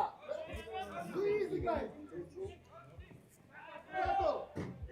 Who's the ball?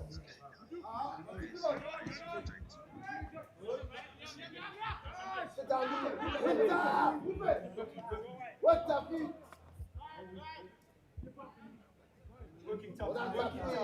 Working tough.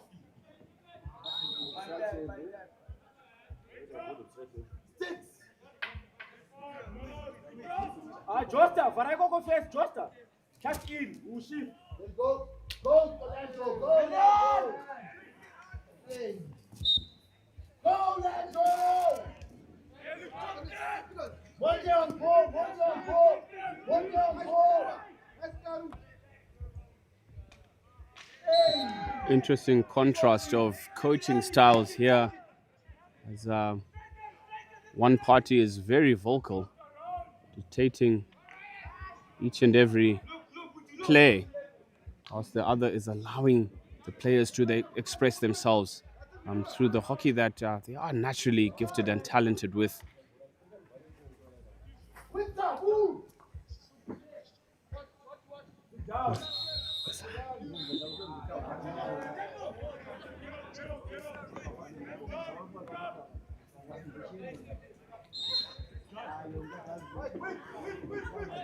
Overhead from Josh Murray.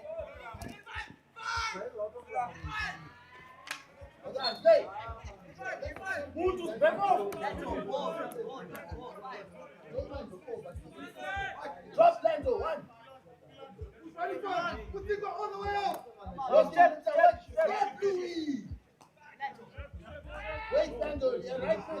Turnover. Gomez on the ball here in midfield.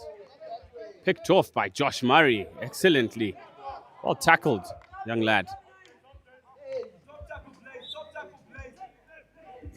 Skipper's there, standing strong in defense, all the way from his right back, snipping the danger in the hotline there. Fongelwa, the overhead. Look for ball.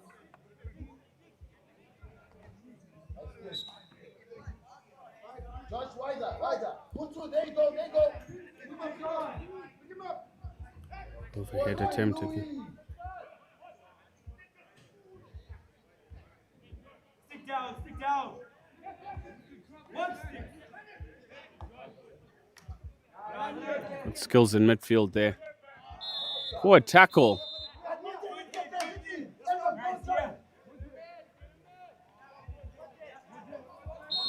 2 minutes on the sin bin there. Well, didn't quite get a number.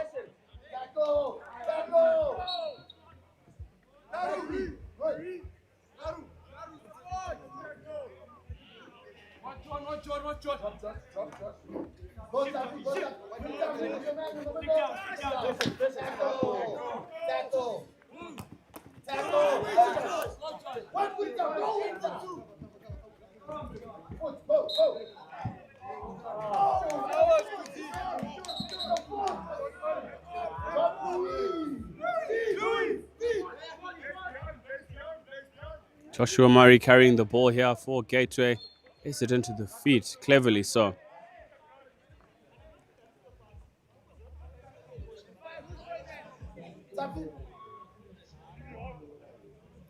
He's down to his haunches, taking in a few big ones there. He's worked really hard from the first whistle. Goes back, you have to step. Joshua, back up front. No fight. Go, Josh, go. Up front, George.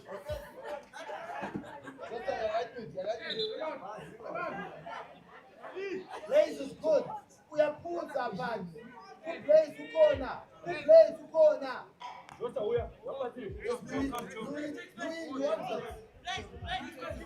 Blaze Skipper's on the ball.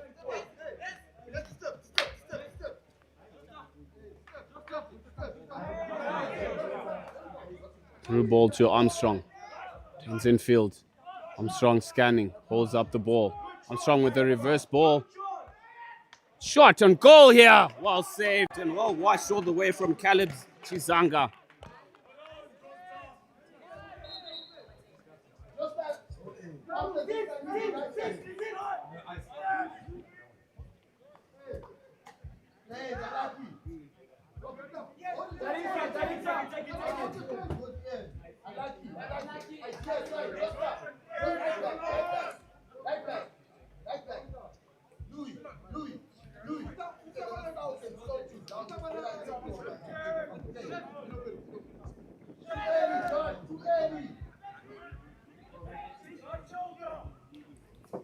Gateway look to build it up here.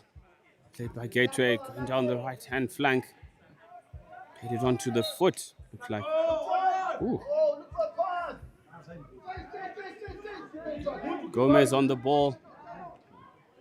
Finds captain Winterbourne onto Armstrong with the shot across. He just needed to lay it. And CBC would have been in it for all money. Joshua Murray playing the ball out. Mudzingwa on the ball.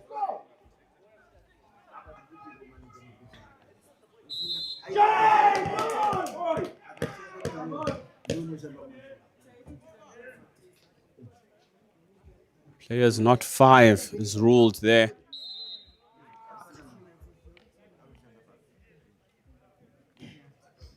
As captain Joshua Murray.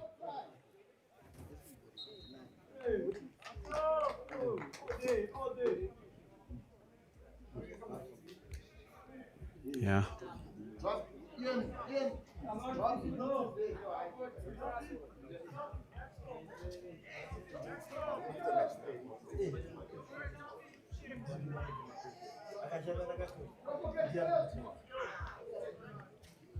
Short corner for CBC. Captain with the flick and saved. Combination of keeper and defenders. Joshua Murray at the center of it. Well marshaled in defense. CBC with the chance. Another short corner. It was backstick. As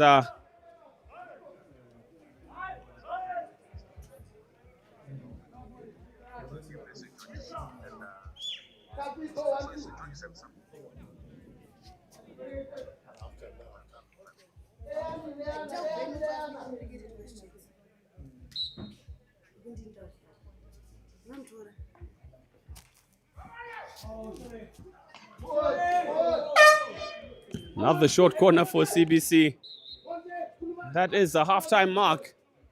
Can they make the most of multiple chances coming their way? It's Captain Winterbourne.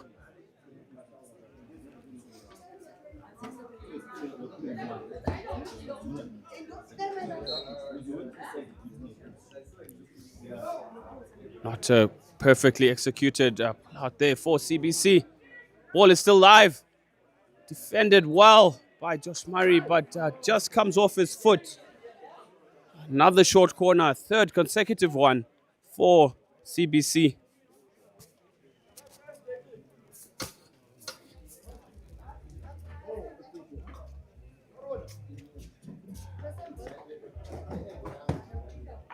CBC lined up all 10 players around the D. Perfectly flick towards the goal. It is into the body of the player. Brave line that was run by Matthew Chimudzi to keep the scores at 0 apiece. It is half time, ladies and gentlemen. CBC 0, Gateway 0. We'll be back after this short break.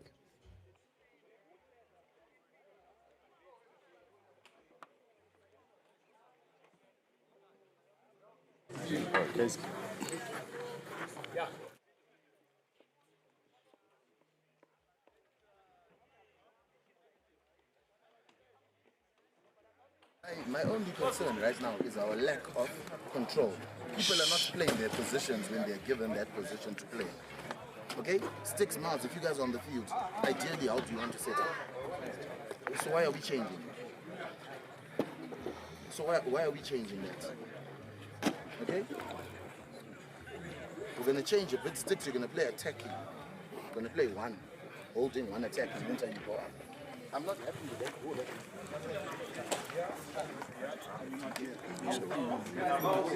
That man, you have to drop over here to cover that gap. Is it clear?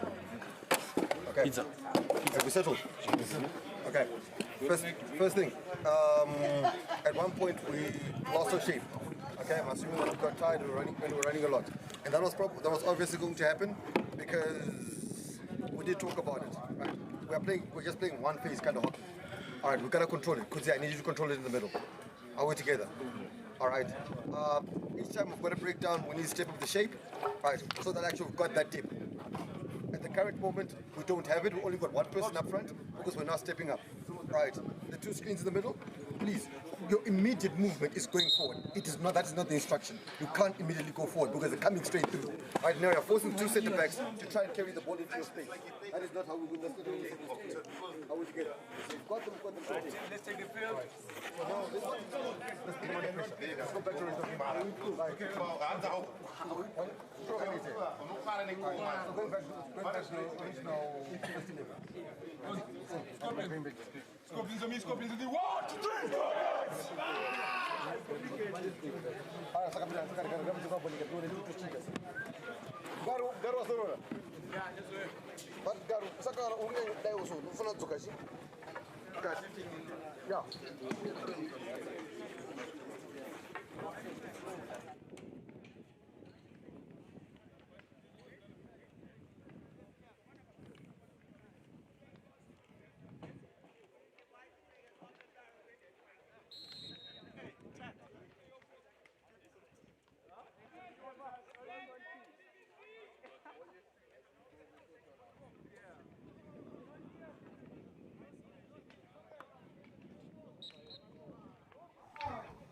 Welcome back to the second half, ladies and gentlemen. It is 0-0. CBC taking on Gateway.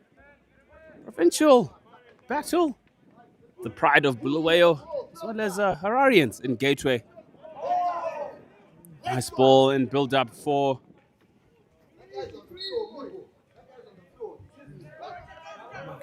CBC. Look to build it up through Captain Winterborn. Whacks it through. It is a foot. There.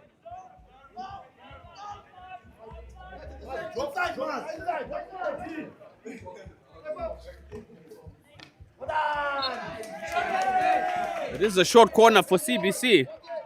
Looking to gain dominance in this game.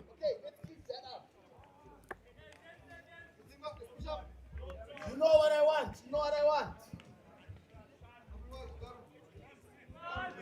Get down. Just the drop, sticks drop. Mouth open.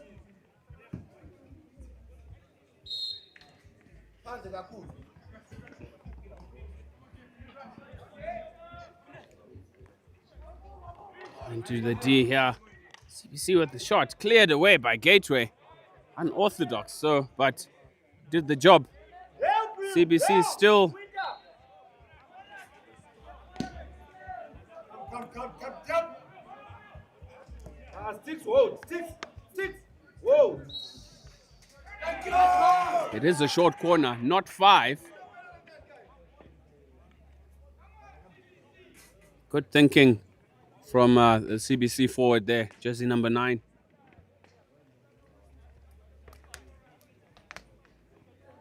Remember how we spoke about the angle there?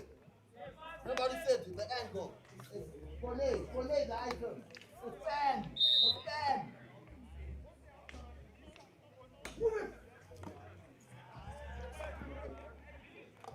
Shot at goal here. Played into the feet again. Here's another short corner.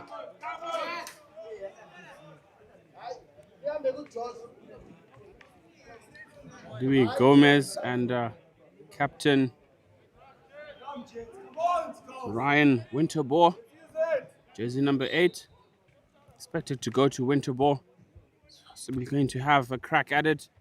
It is out to Winterbore. That one was a little bit too much fire on it from Gomez, jersey 10. Unable to be controlled by Blaze Skeppers.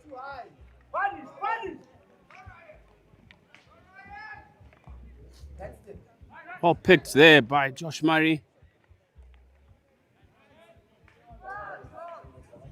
Murray in possession of the ball. Josh, I need to allow the call. Tell him to give you the ball. Through ball here for Gateway as they send it up the field. Nice build up by Gateway. Picked off in midfield.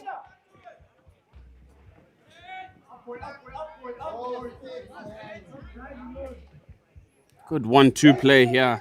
Fanetti on the ball, sends it into the D. Deflects off the keeper. Swing and a miss there. A chance goes a begging from Matthew Chimudzi for Gateway. Monster chuck.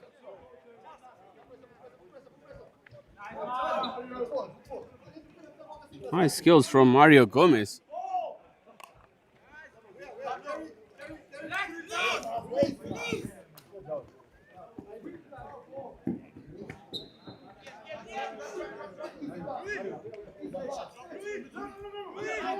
Necessary juggling of the ball there from Chimudzi. I mean, just gifted possession away.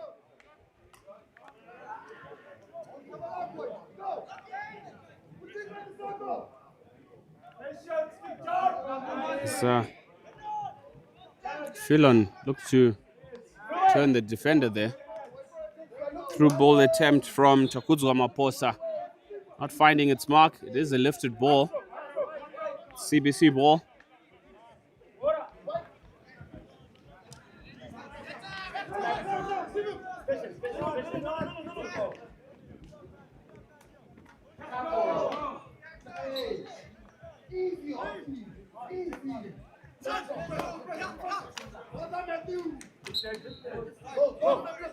Fortunate picking there from Chimudzi.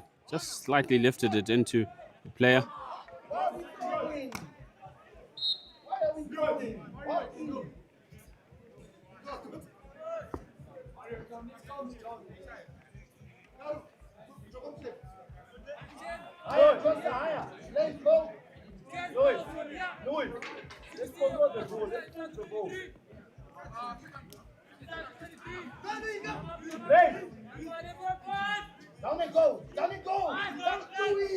Gomez on the ball. There's a short corner there. Good stick work from Captain Winterbore, earning the attentions of Chimudzi. Unfortunately, rattling Winterbore's stick. It is another short corner for CBC. Scoring opportunity. 5 minutes to go. Third chaka.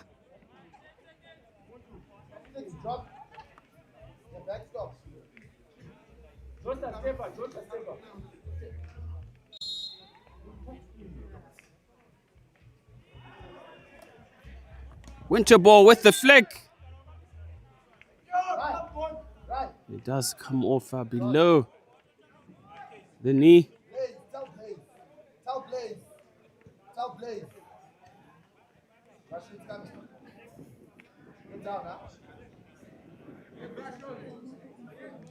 And CBC execute well again.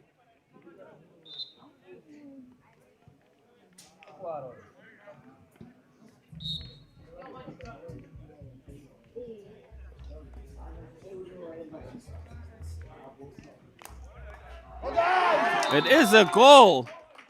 Deflected by Praneet Daya, jersey 9 for CBC. Well executed in the end. Slipped to the left, center cross, and an easy deflection. 1-0 to CBC.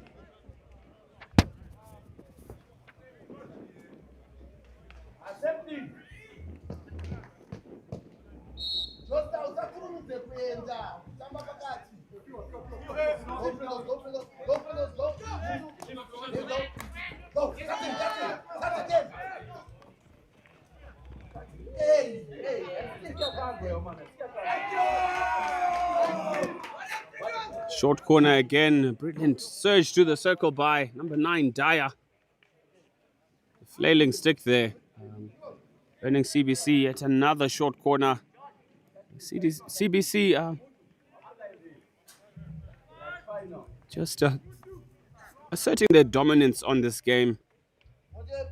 Has multiple short corners. Ball stopped here, slipped to the left. And it is a goal, ladies and gentlemen. Joshua Armstrong with a clear shot on goal. Deflected, of course, on the way. It is 2-0. CBC pulling away at the minute. 3 minutes to go in the third chaka.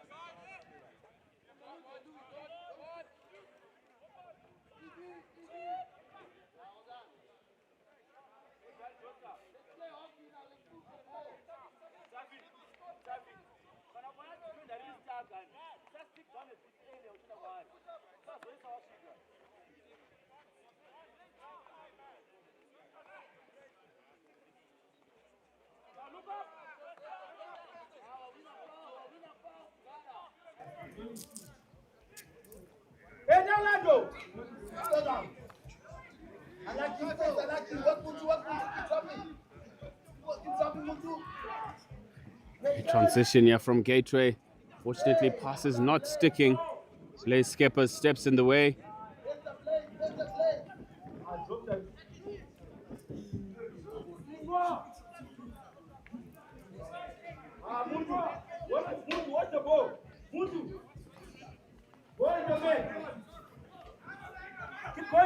Keep going, Tamara. In the distance away. CBC down the flank there. Captain Winterbourne.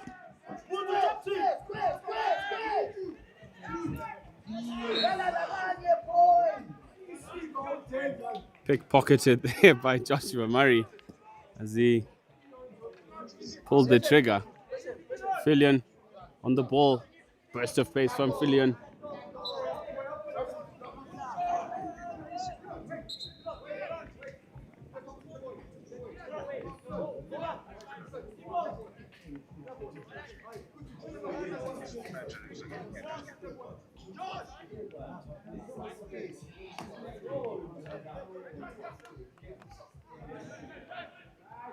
A nice turn infield there from John Manume. Let's go. You gotta take. Daniel, go.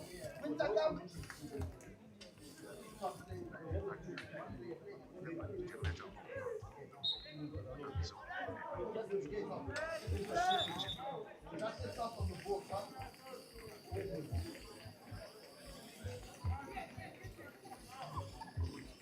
Go closer. Come with me. Yes. Closer. What's on? That's it.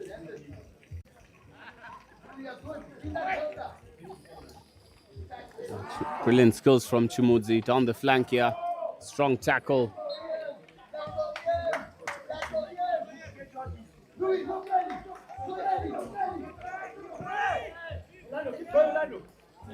Gomez with the restart.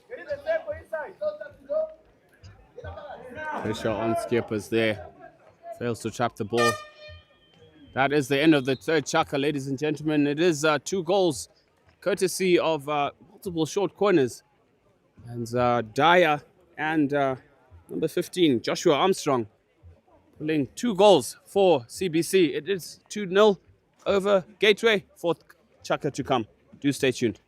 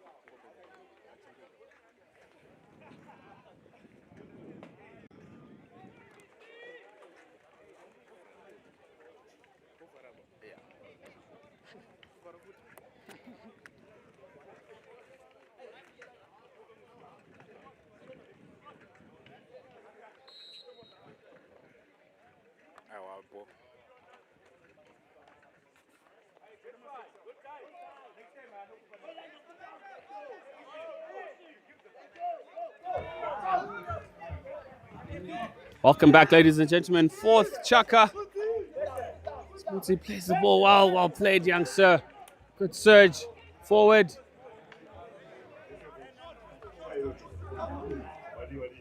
As they continue to build the ball up here. Well tackled in defense. It is 2-0.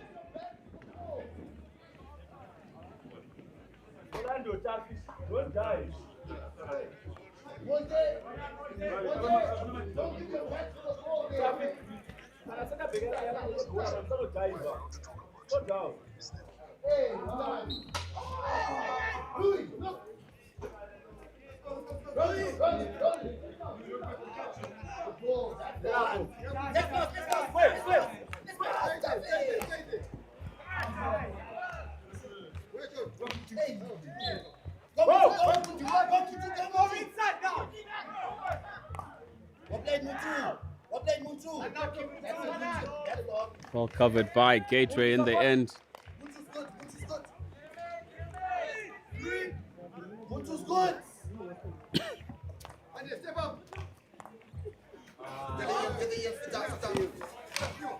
The ball for Gateway here.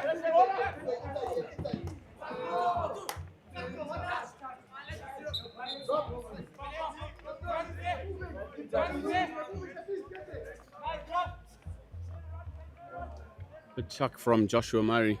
Fortunately, his forward runners were a little bit shallow on that occasion.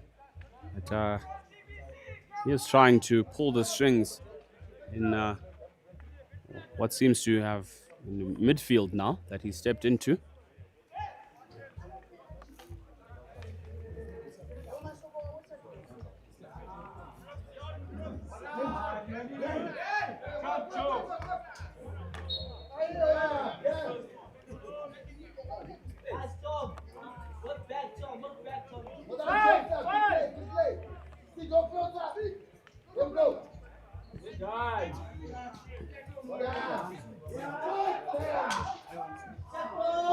It is a long corner here. After that strong surge in midfield.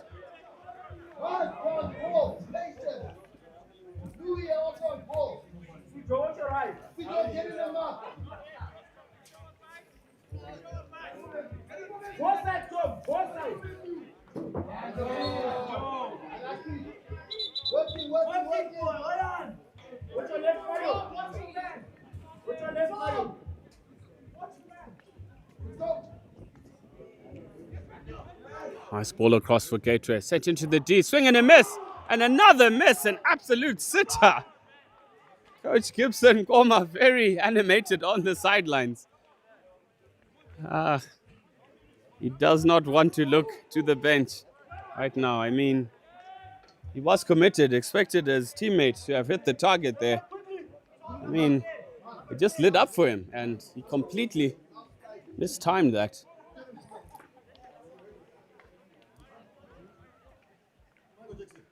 Louis, drop. Louis, drop.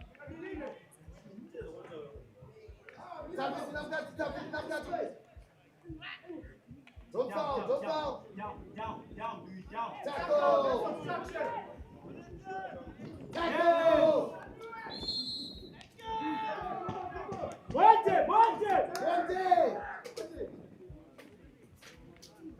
One day yours. Blaze up. Take it. KJ with the chance. Yeah, he's absolutely gifted it to him. He bottle tops it. KJ really knocking on the door, but just not quite getting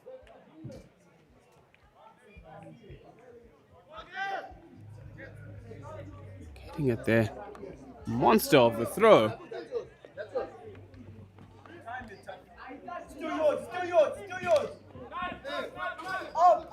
So that was a monster of a overhead there.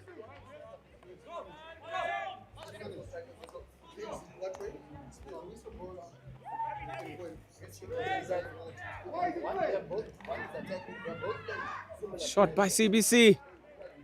Ooh. Momentum shift here. As we see Joshua Murray.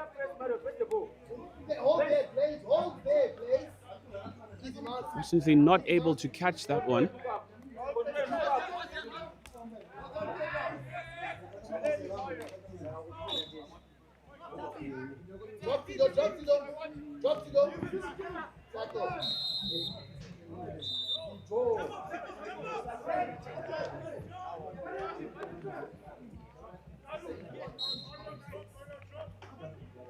Murray with the overhead into the D.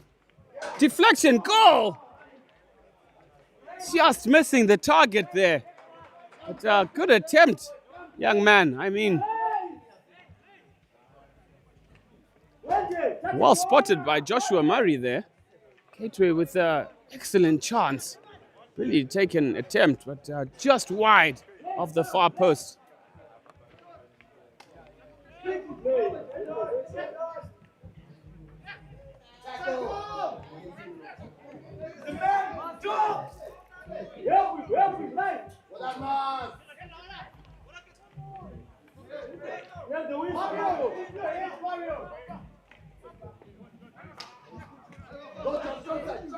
Armstrong on the ball here.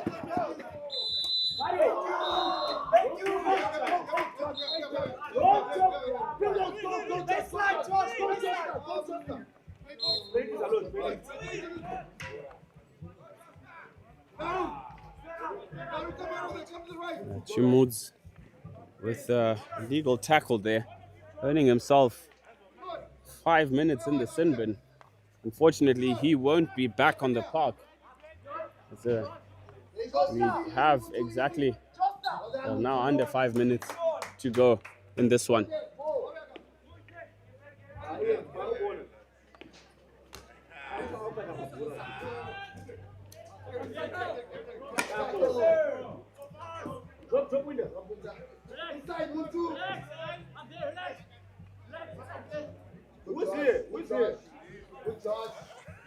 Gateway looking to play it up.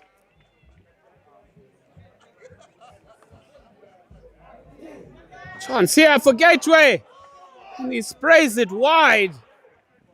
My goodness, ladies and gentlemen. Gateway could have easily been in the lead by now.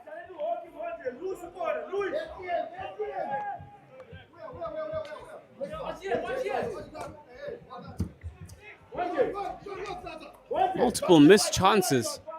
I mean,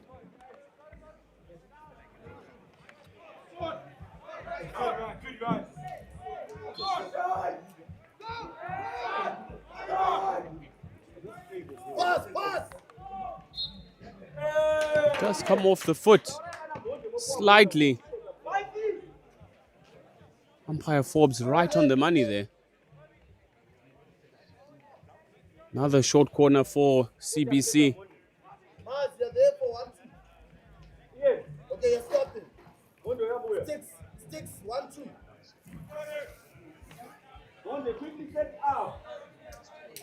Watch Pringles, watch everyone, right?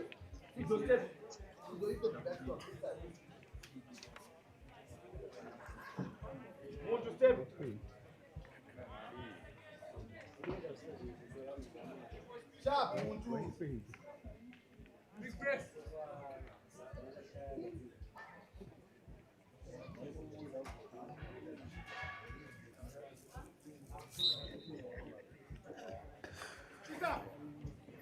Shot at top D. Slightly wide there. 2.5 minutes to play. Monster overhead. And Josh Murray.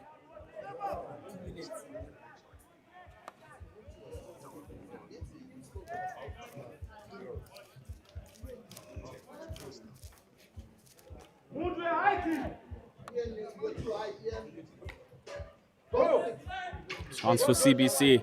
Jersey 14. Tucks his shoulder in. Joshua Armstrong. Nice turn by Armstrong into the D here. But covered in defense.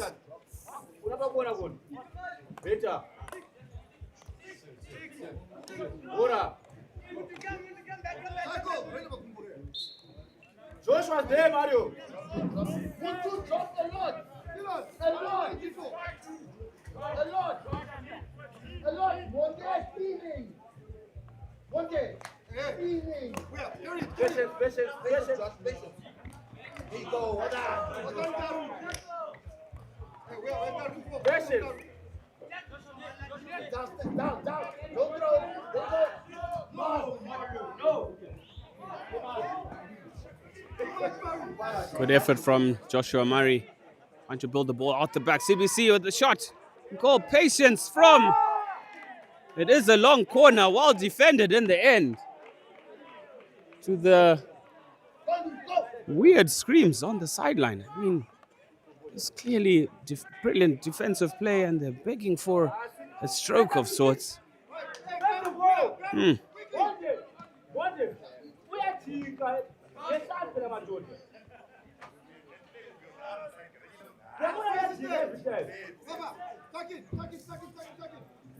So just under a minute to play.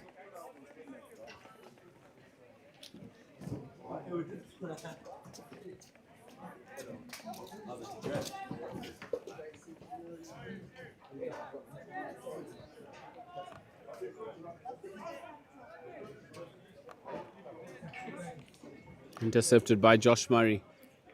17 seconds for Gateway to get themselves on the scoreboard.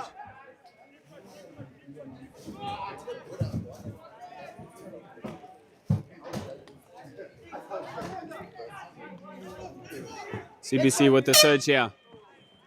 It is marked. And that is it, ladies and gentlemen. The end of this third match. It is has finished. CBC 2, Gateway 0. Commiserations and congratulations to CBC for that victory. And, we will be back after this short break. Stay tuned, ladies and gentlemen. Thank you.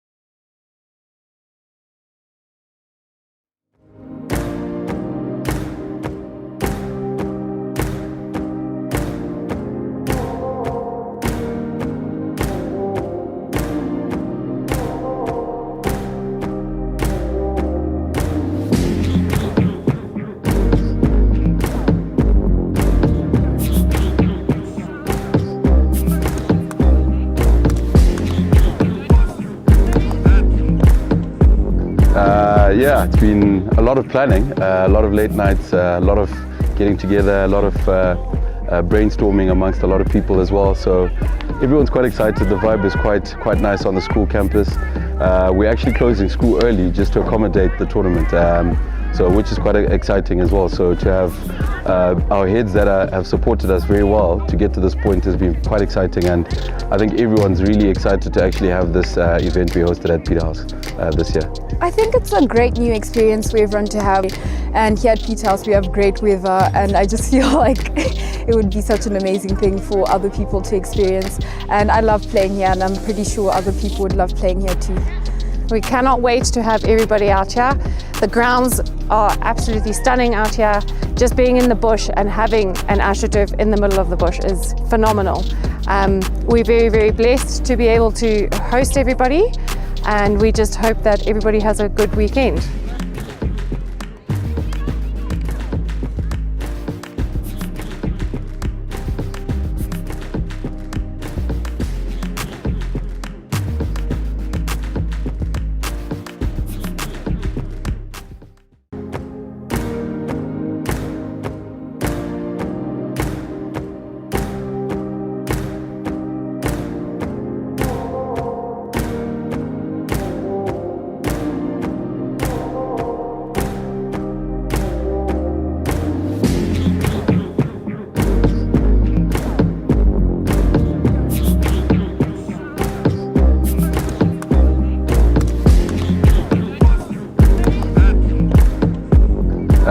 Yeah, it's been a lot of planning, a lot of late nights, a lot of getting together, a lot of brainstorming amongst a lot of people as well. So everyone's quite excited. The vibe is quite nice on the school campus.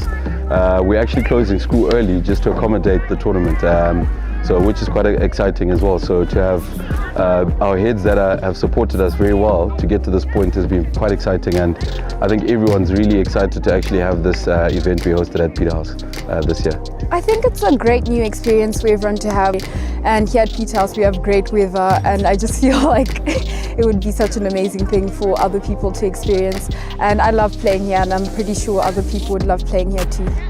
We cannot wait to have everybody out here. The grounds are absolutely stunning out here.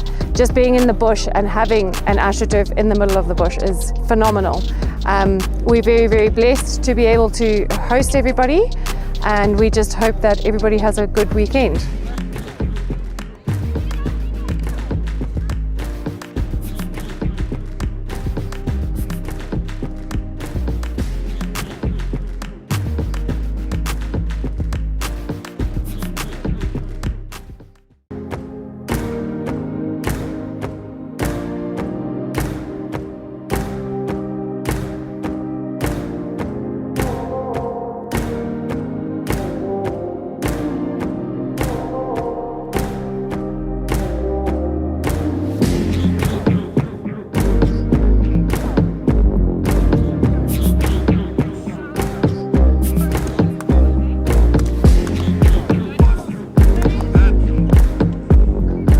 Yeah, it's been a lot of planning, a lot of late nights, a lot of getting together, a lot of brainstorming amongst a lot of people as well. So everyone's quite excited. The vibe is quite nice on the school campus. We're actually closing school early just to accommodate the tournament, so which is quite exciting as well. So to have our heads that have supported us very well to get to this point has been quite exciting, and I think everyone's really excited to actually have this event we hosted at Peterhouse this year. I think it's a great new experience for everyone to have, and here at Peterhouse we have great weather, and I just feel like it would be such an amazing thing for other people to experience, and I love playing here, and I'm pretty sure other people would love playing here too. We cannot wait to have everybody out here. The grounds are absolutely stunning out here.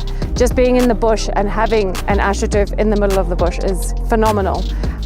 We're very blessed to be able to host everybody, and we just hope that everybody has a good weekend.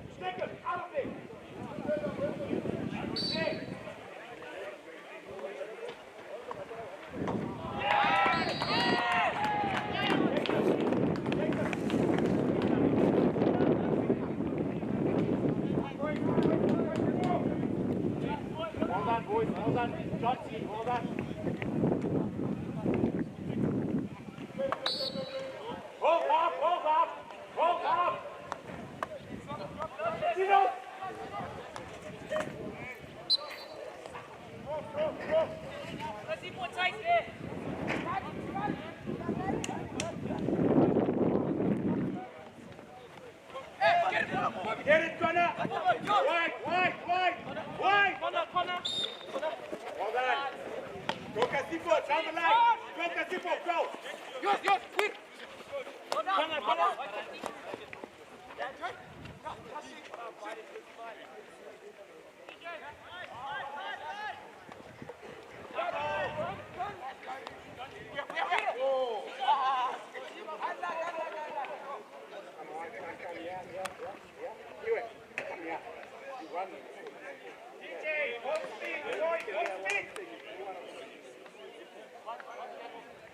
Big switch! Big switch!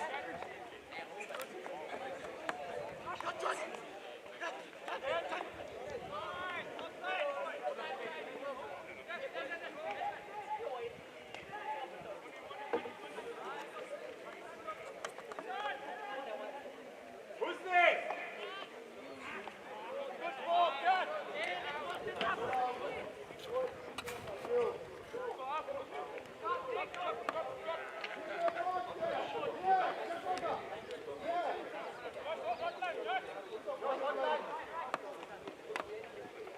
Back off! Back off, Casipo! Quickly! Face the ball!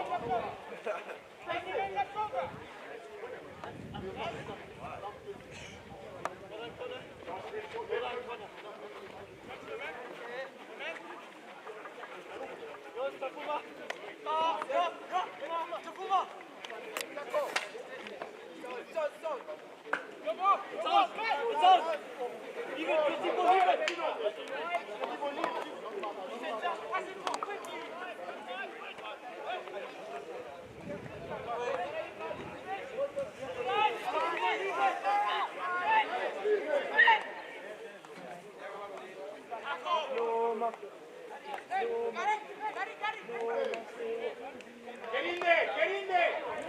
Well done! Well done, boys! Well done! That's it! There we go!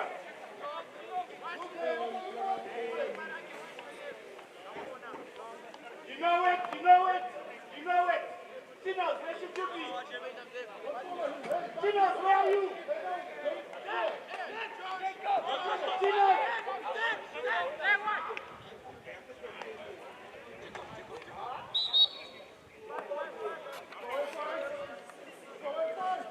Dad, last down, you know what to do from there. Do it!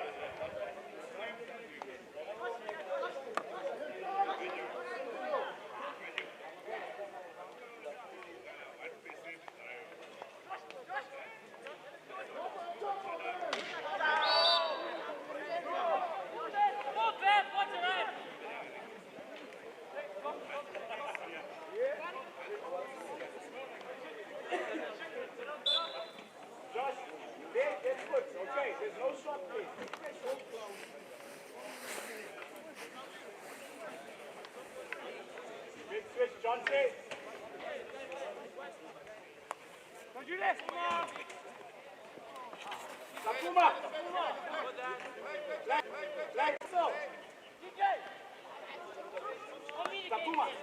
You don't look very forward. You get the ball. You pass it to corner. Okay, corner, mark your man.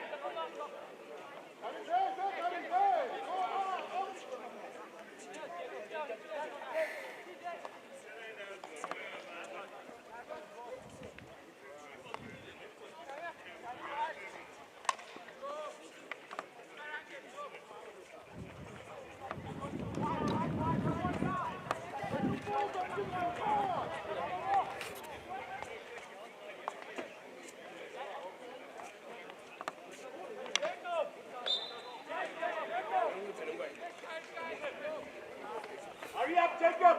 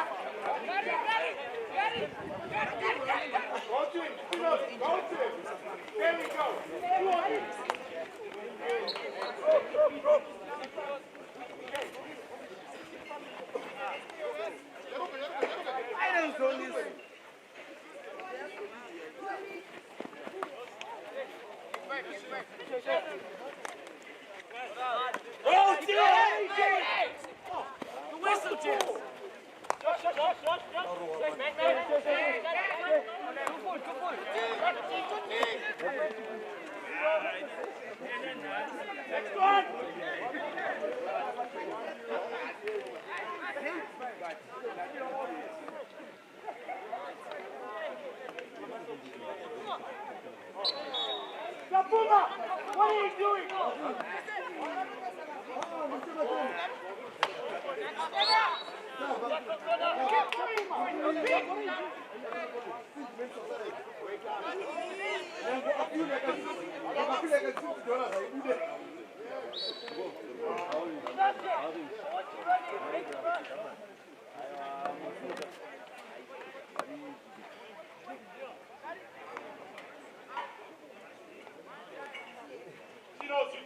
Drift across.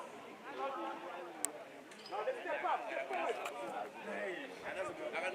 Nico, baseline.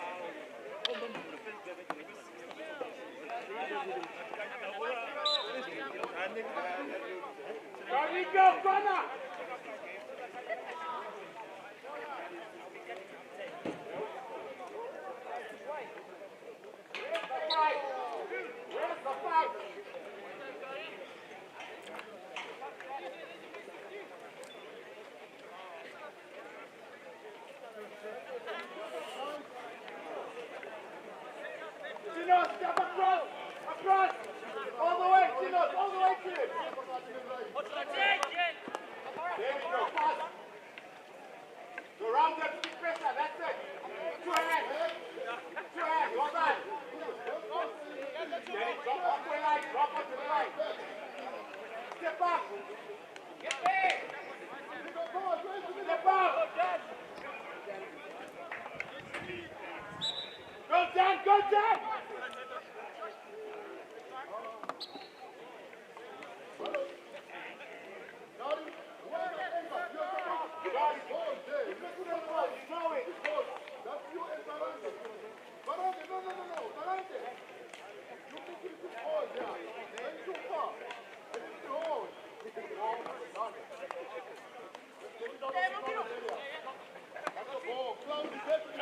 Give him options, wide.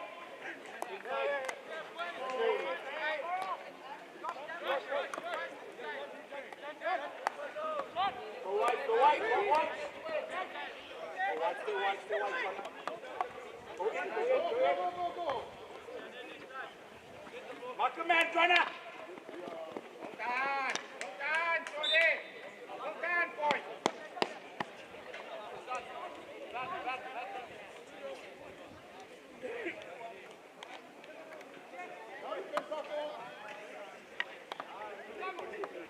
Go, Dan, go, Dan.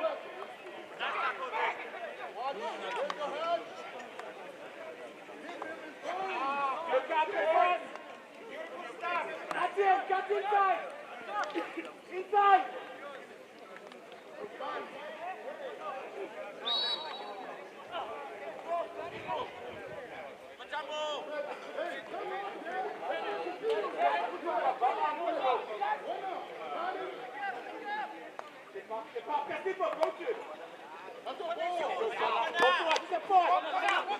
Step forward, corner. Go, corner. Well done, corner. Good work, boy. On him, there we go. There we go, boy. There we go. Go.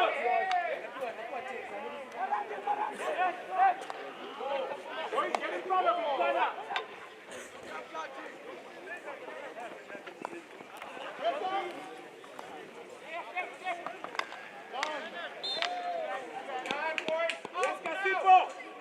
Wake up!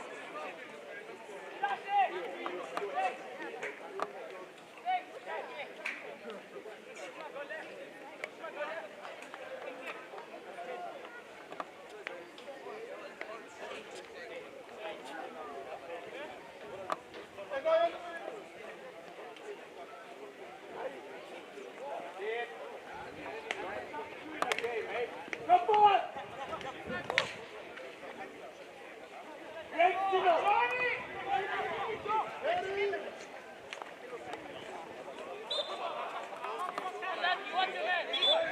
Katina, man! Daniel, man, yeah! That's your man!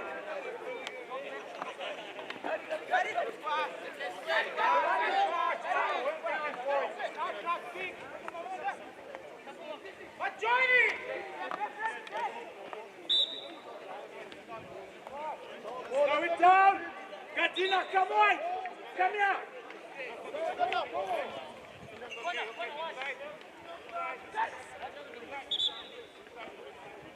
Get five!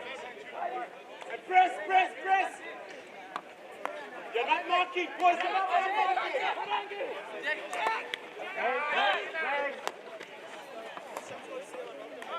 Pass it!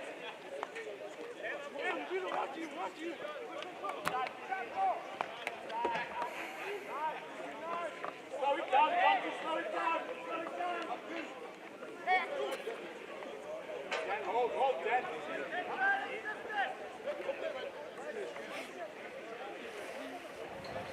Dan, hold! Dan! Go forward, Katina, go forward! Wait. Come to it,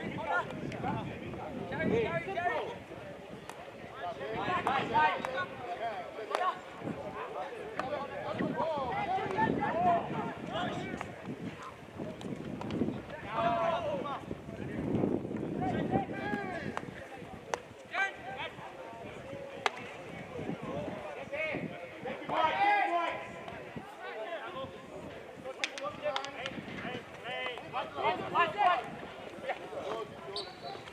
it, leave it. Get back, get back. On number 10, Josh, Danny, 10. What's 10?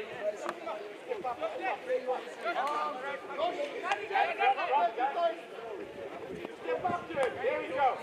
TJ, move. Come on.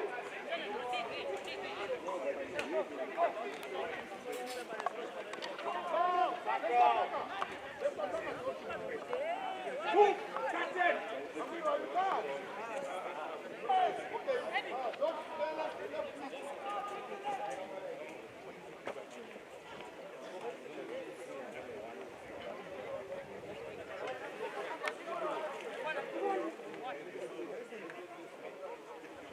Katina, left back. Hey, you. Hey, come right now. Go left back.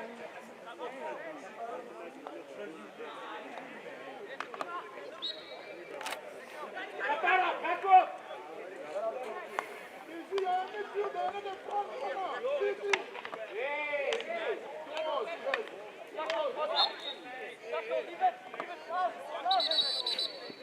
Nicholas.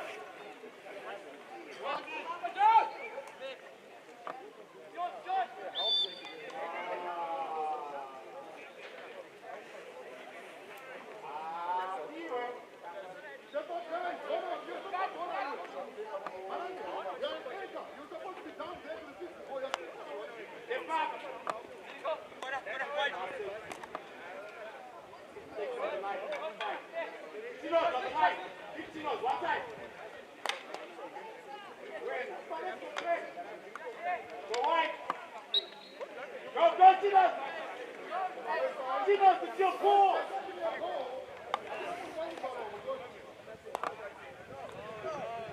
Go wide, go wide, go wide.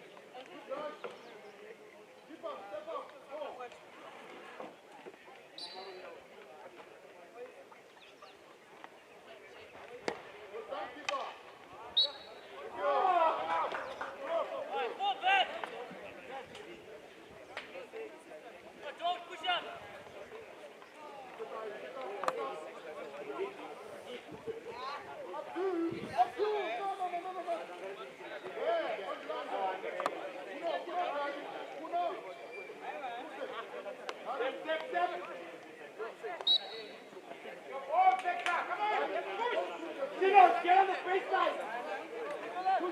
Get on the field. Josh, take it. Get inside, inside.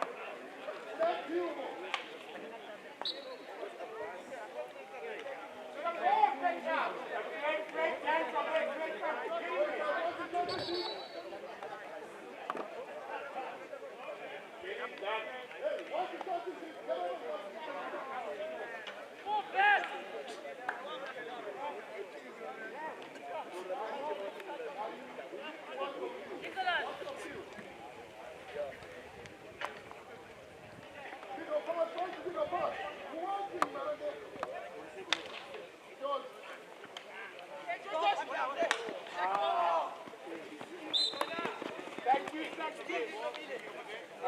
Josh, DM,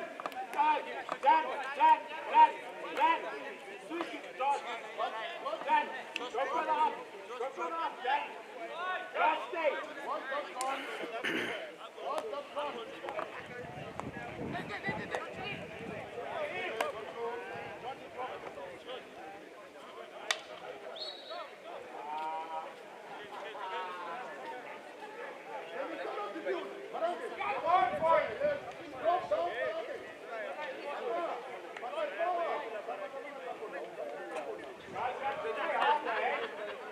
Come on,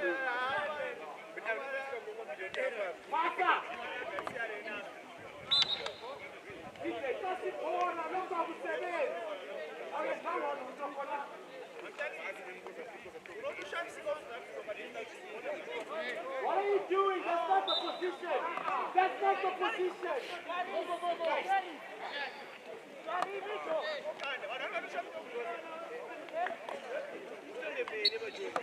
back! Don't look! Just get back! Just get back! Just get back!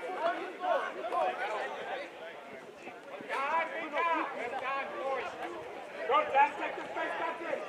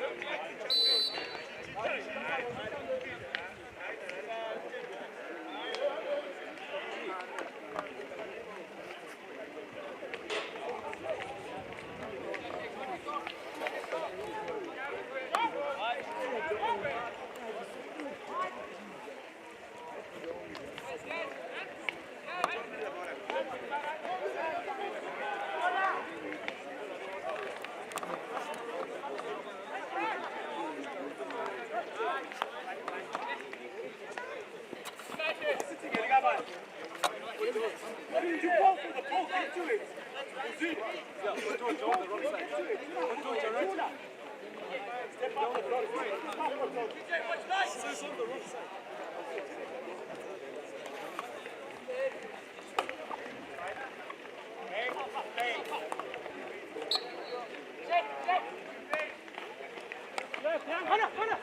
Cut the line! Cut the line! Unlucky, Dad!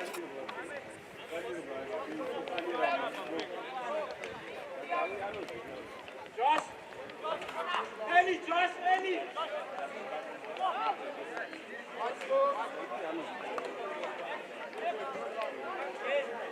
Watch inside! Go inside! TJ, on 10! Shannon, watch the side! Step up! Push on, yes! Step up!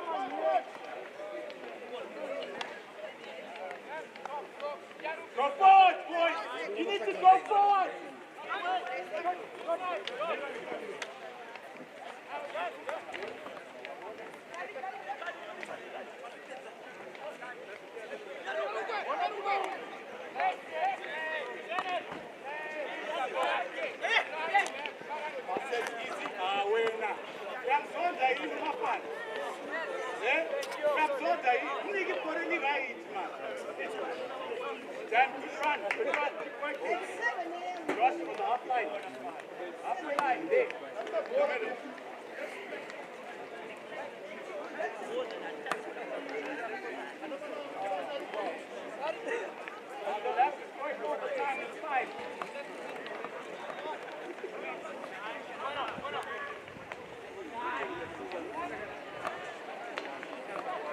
Far post! Nicholas, far post!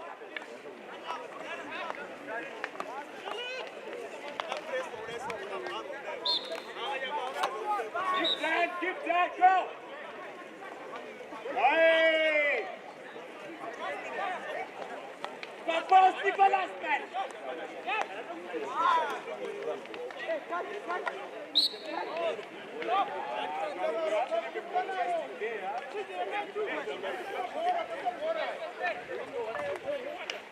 Go, Josh! 1 2! Go, keep going! Finish!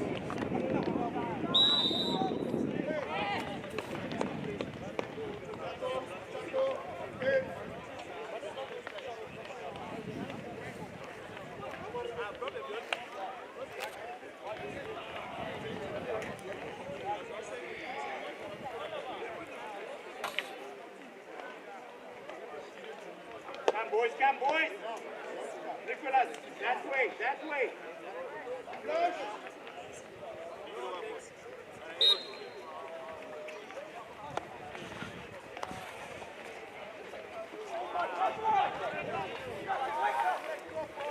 Here! Sinners! Put your hands down! Got it!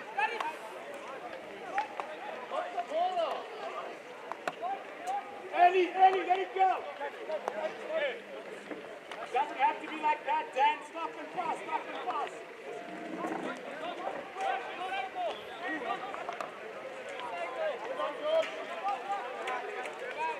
Get on the tee!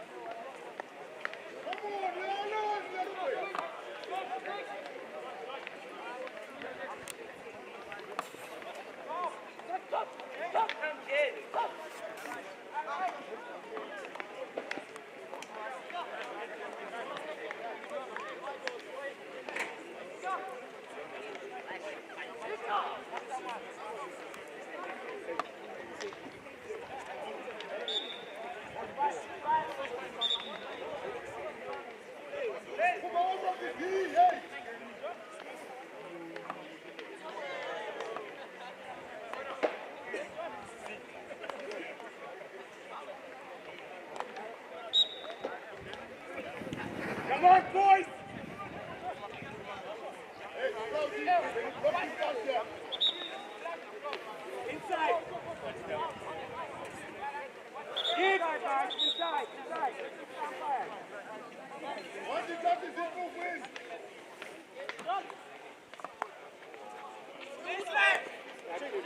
Step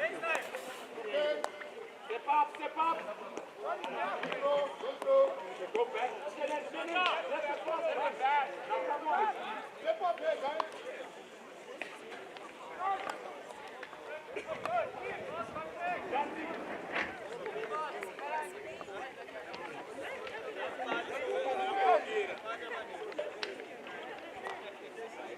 Hey, go. Come on, boys.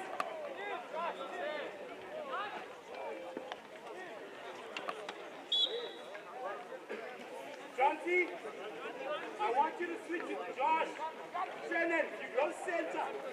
Go, center back. Go now.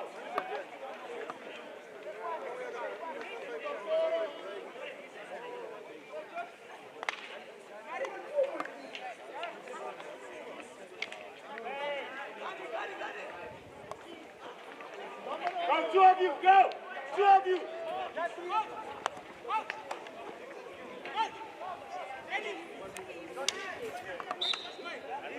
He's not where you were. Left back, yeah. Johnny.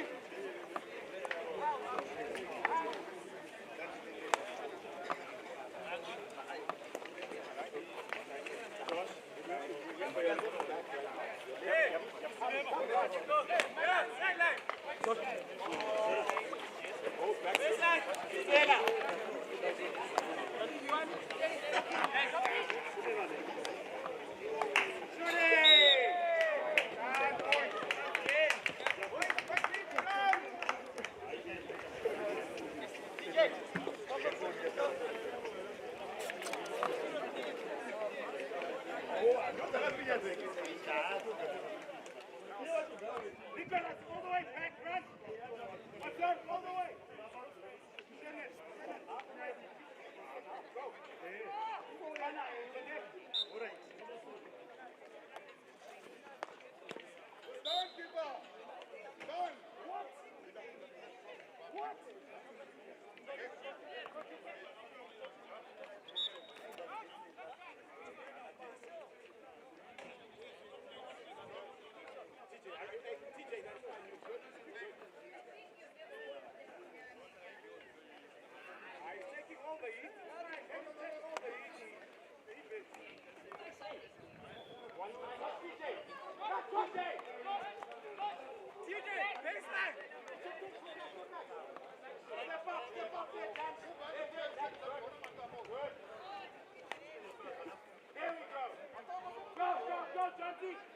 Carry all the way.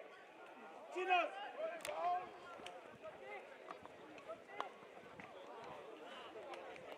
Chinos. Who's going there and there? Chinos, come. Nicholas, come. Hurry.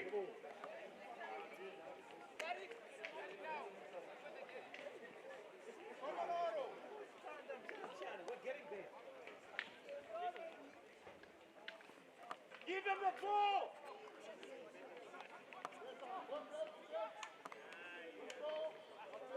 Get back, TJ! Inside! Dan! This way! Watch this through here! That's good. Santi, step up to 10. Shannon, right shoulder!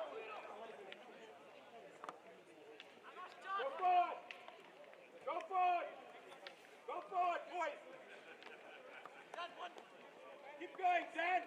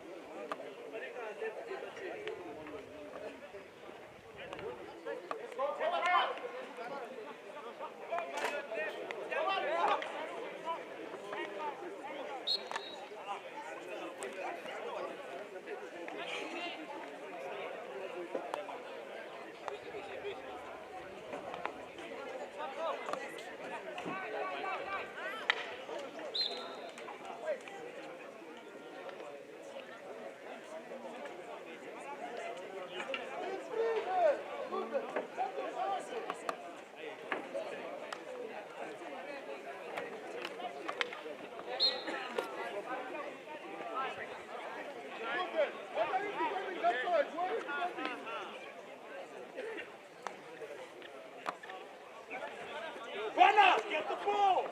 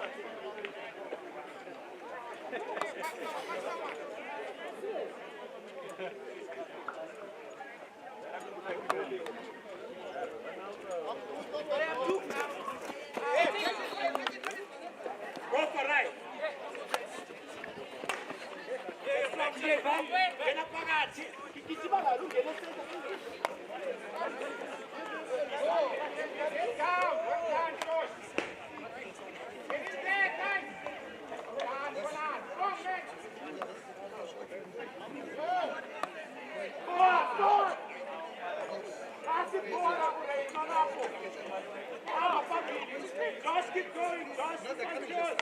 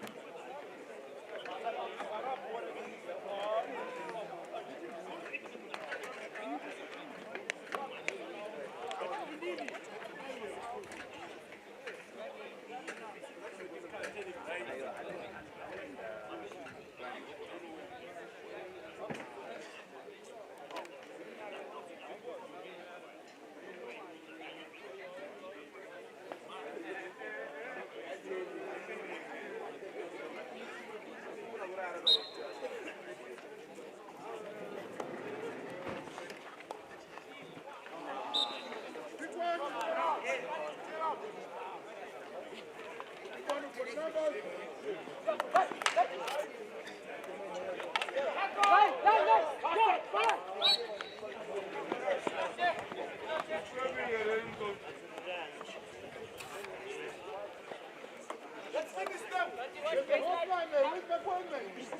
Leave it.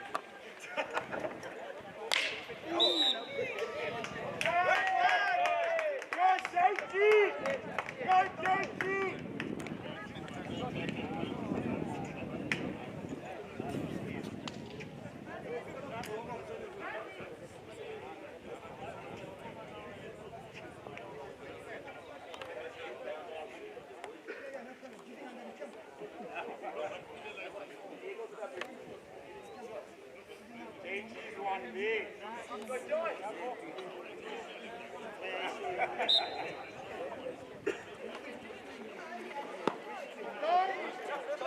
Keep Johnny and go back again. John,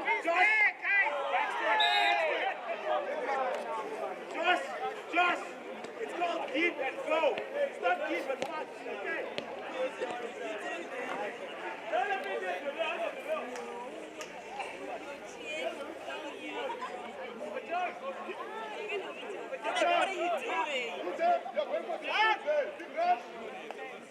Walk up, boys, chin up. Run, chin up. Sorry!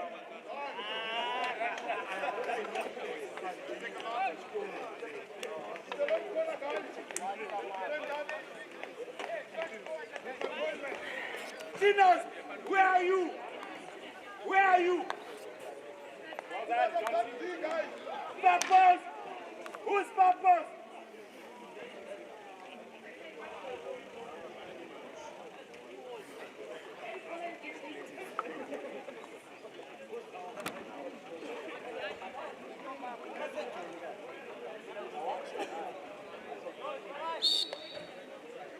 Well done, all right.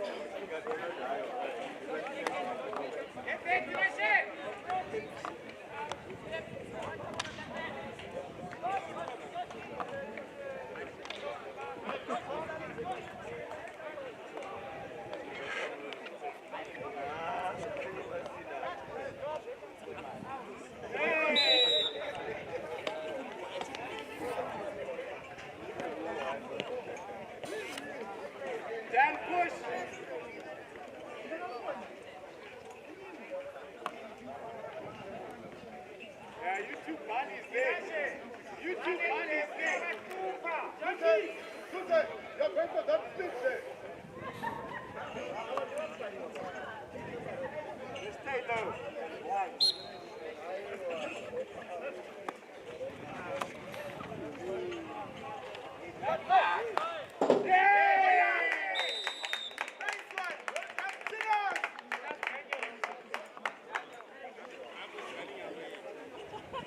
Good run away from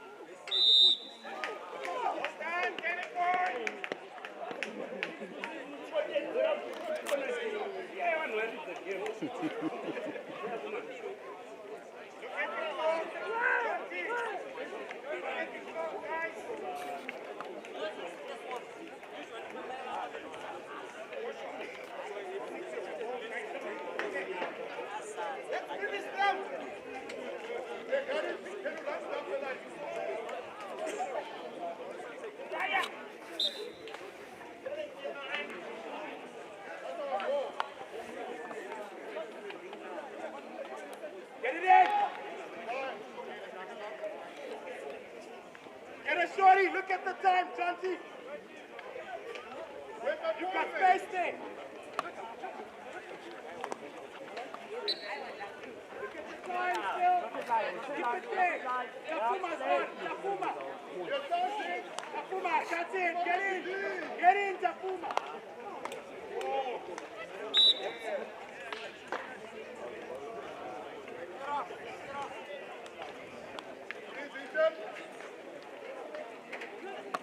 Let's give it.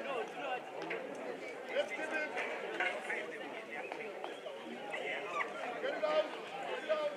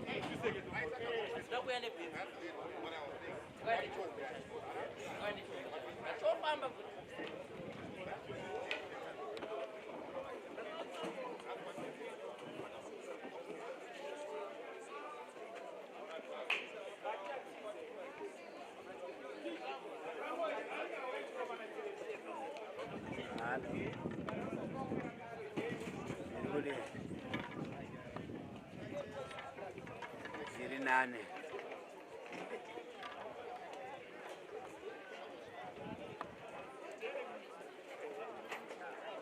Yeah.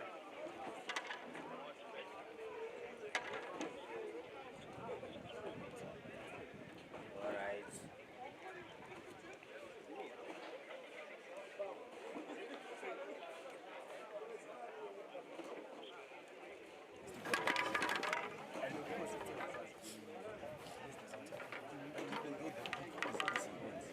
You can actually beat these guys. We can actually do it. Hey, gents, good luck. Go out there, have fun, enjoy. Discipline is everything. Remember what I always say? Discipline is everything. We don't want any cards. We just want go out there to play. Oh, good. So, let's pray. Name of the Father, the Son, and the Holy Spirit. Amen. The Lord is our helper. Therefore we fear nothing. What can man do to us? Amen. On some more thing, we've not stepped onto a turf, we're at war. Come on, please.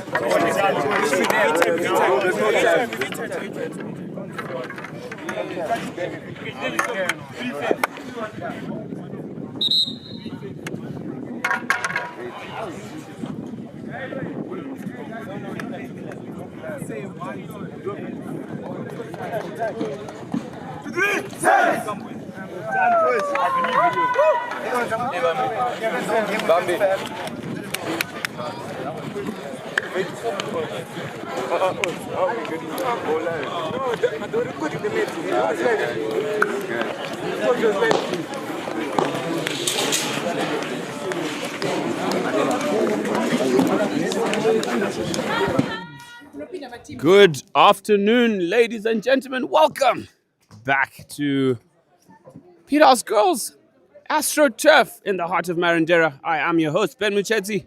This stream brought to you by Rising Stars Media. Be sure to like, share, and subscribe, of course.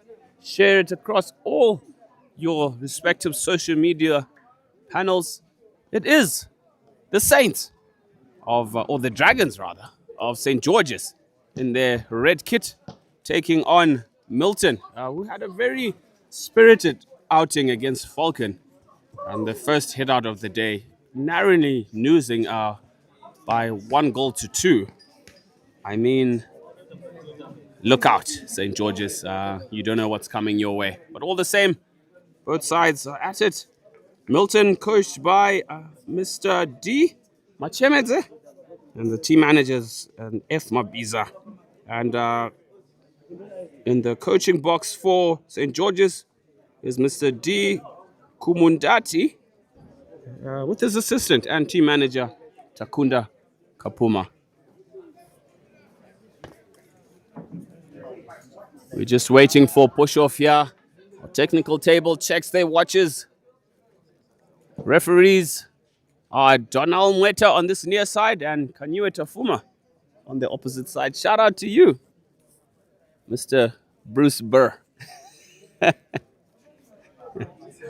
Behind the camera, taking a breather as it is quite warm out here.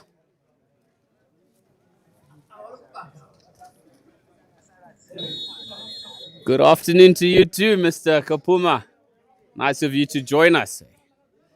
As Milton start off with an overhead, looking to gain some territorial pressure earlier on. It is a turnover and a sideline ball for Milton. Take it on early into the D. They are Milton, and it's lifted into the player. Good skills from Mr. Mpofu, but illegally so. Rather, that should be Philip Zindi, jersey number 9. Overhead from Saints, TP Elijah in the heart of their defense. Fast break there.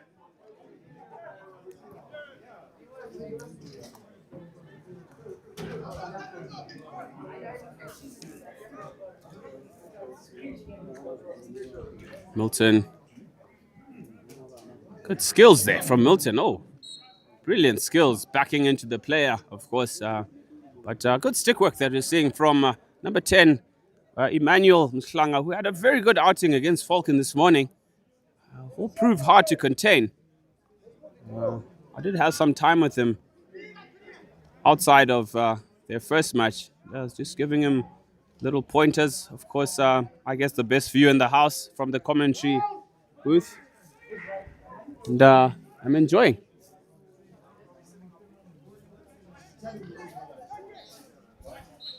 St. George's with the ball here. That says Gerald Tafuma. Father blowing in his son's match. What a spectacle for him.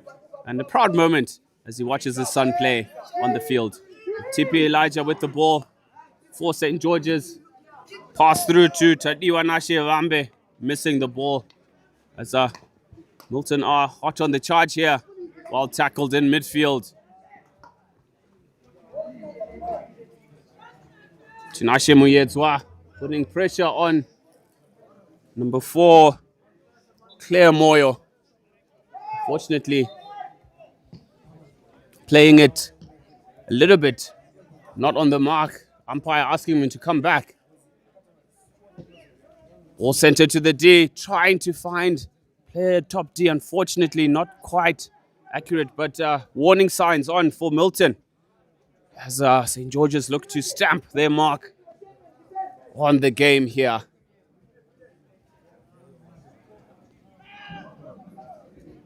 Good shifting, Heimslanger.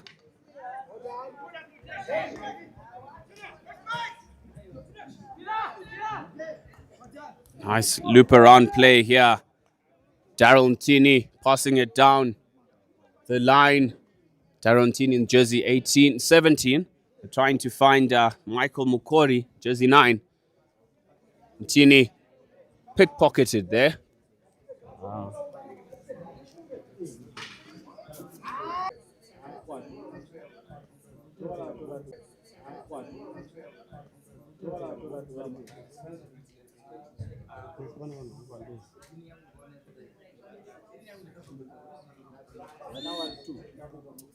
Short corner here, trapped at top D. Slipped to Elijah, who misses the ball completely.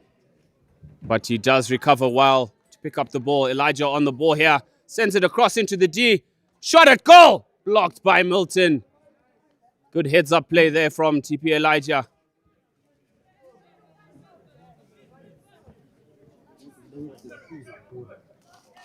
This is a long corner for the Saints. Lifted.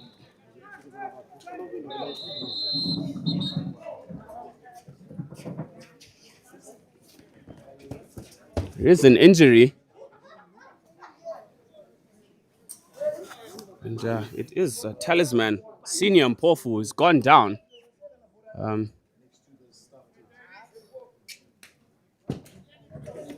Looks like he's taken a bit of a knock.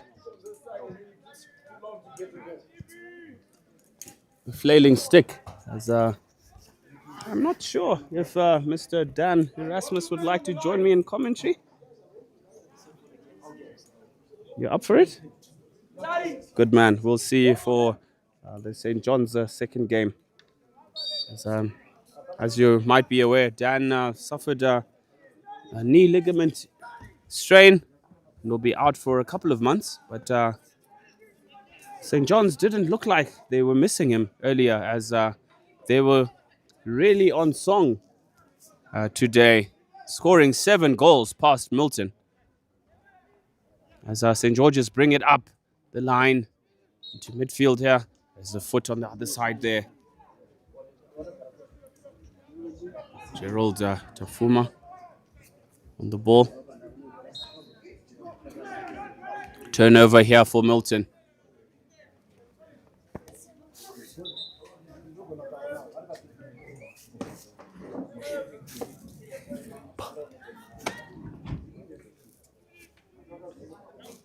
It is getting rather warm in Marindera. Winter is truly over. But don't be fooled by this weather, ladies and gentlemen. If you are coming up to Marindera, be sure to carry a jacket and some longs. Yes, the sun is out, but expect a chilly evening, as Marindera is accustomed to.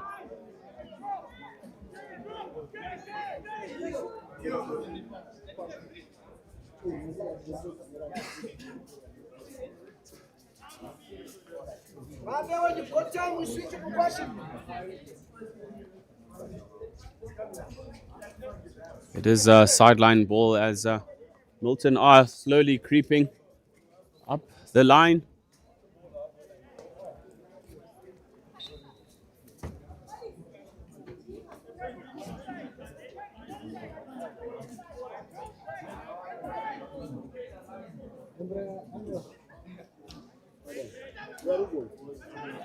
Advantage. Oh, nice skill from Schlanger there. Fortunately, just not quite clicking for him.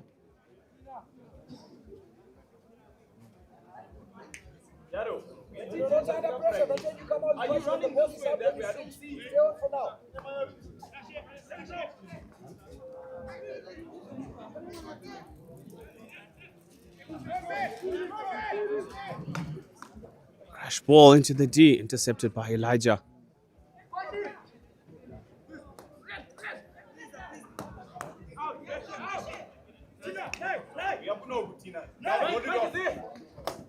Great ball from number 11 there for St. George's. Tinashe Muyedzwa. Had to find his forward runners in Intini. The Macquarie there.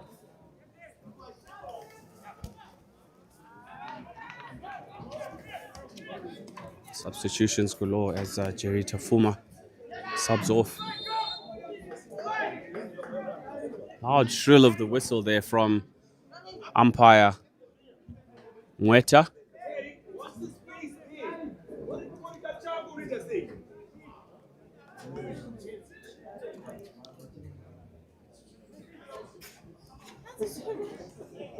Nice skills down the line by Milton. Taken out after the ball there.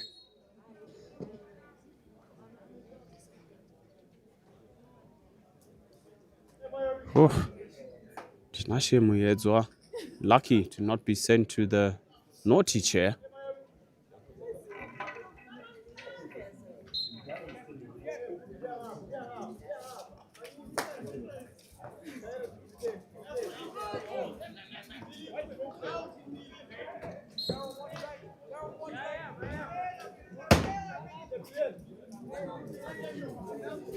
Milton looking to gain some advantage here.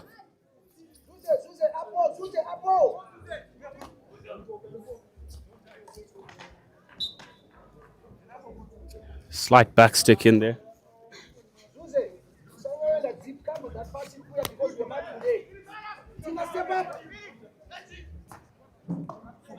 Ball screened by St. George's.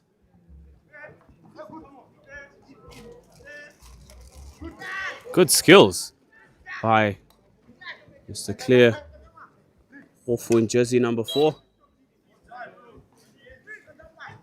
Clear Moyo, rather.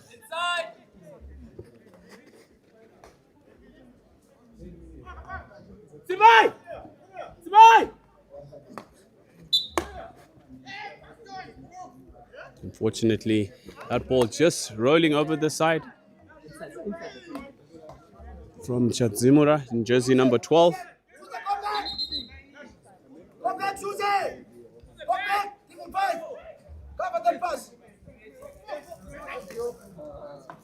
Brilliantly threaded ball there. It's no advantage. Well positioned from Elijah in the D there to block that thread off.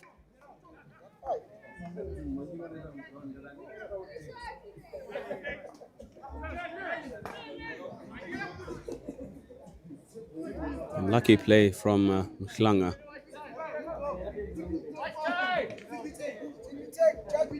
Simbai leaving it to Elijah. He's going to throw an overhead.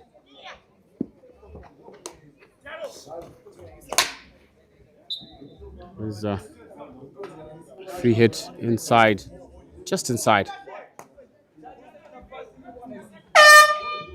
That is the end of the first chukka. Ladies and gentlemen, scores locked at 0 apiece. Both seeds teams with a few attempts on goal. We will be back after this short break, ladies and gentlemen.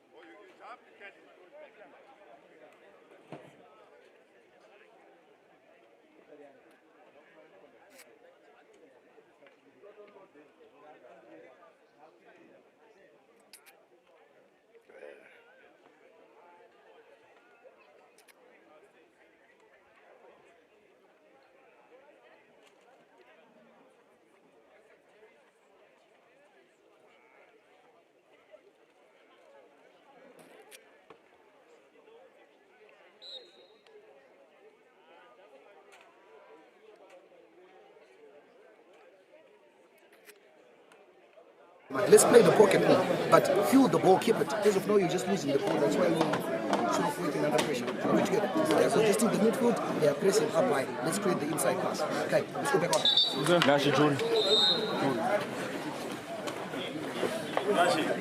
Let's get there, let's get there. Go, go, go, go, Ben, run. Come on. Hey, go to start. They're waiting for your signal. You want what?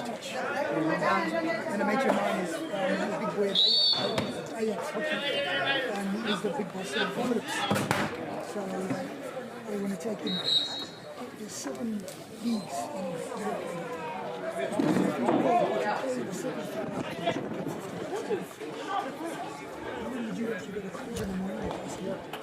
Welcome back, ladies and gentlemen. Nice defending there from Milton. Overhead thrown to the near side here. Fails to gather the ball.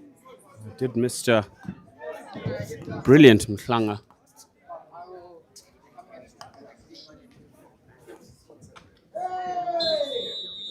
This is a short corner for St. George's. A rush of blood defending there, trying to reach at missing the ball, taking out the stick. So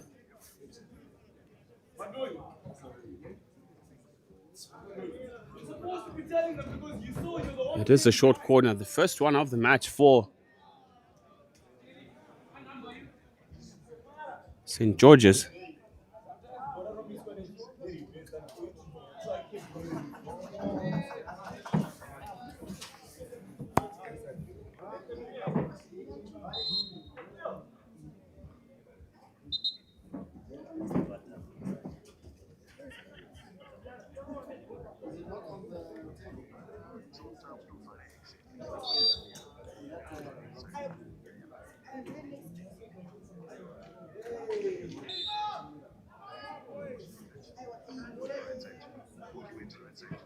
They're trying to get it on target. There was Elijah.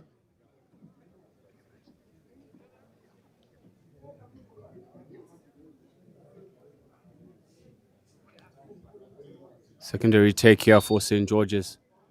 Target is Elijah at top D. Missed traps. George's with a chance in the D here. Ball is taken and cleared.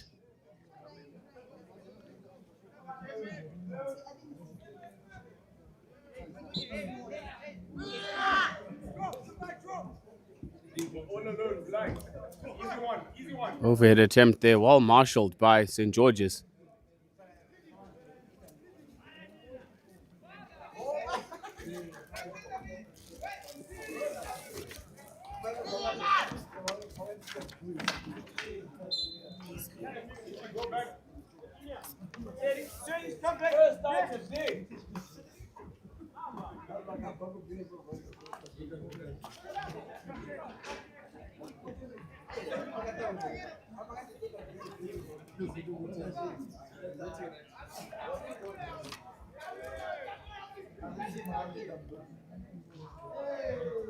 Diving tackle there from Milton.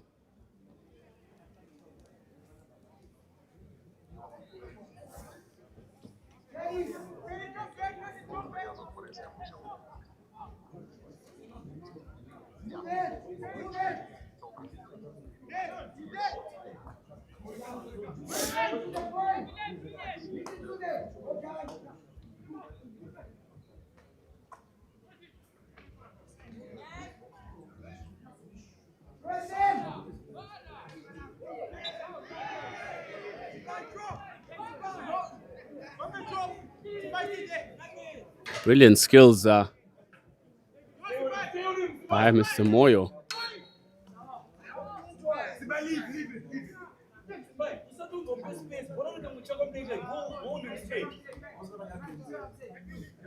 And what two hanging back if you don't walk, step up on the man forward. Overhead attempt again.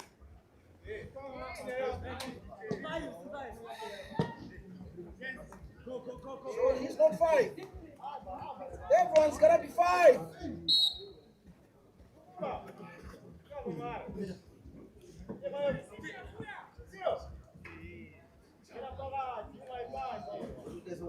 Jerry, what position do you guys play?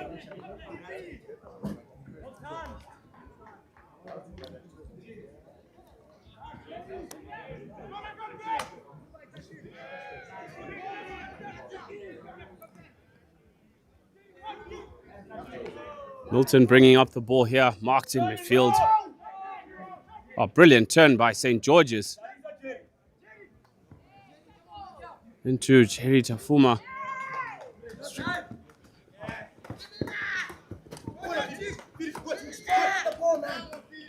Good skills here by Philip Zindi, creating space for himself.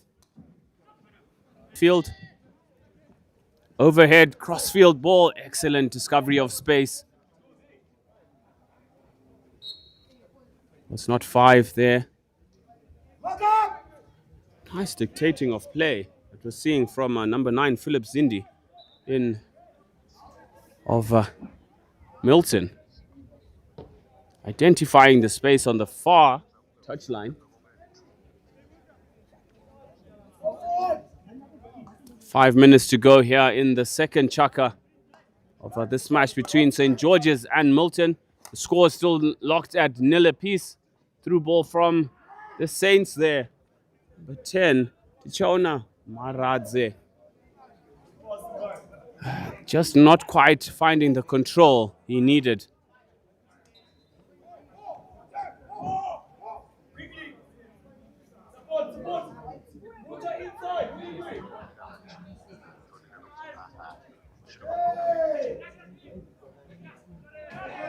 It is a short corner, nicely tucked underneath the shoulder there.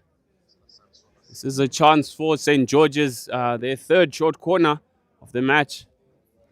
As Elijah trots to the top of the circle.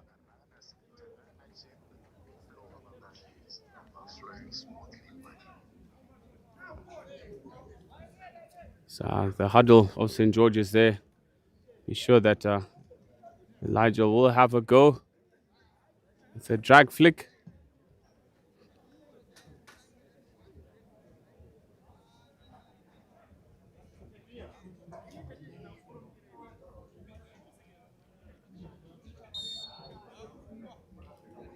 Drag out is fine. Slips it out to the right. Wasn't expecting that. Was number 99, Terence Mugabe. And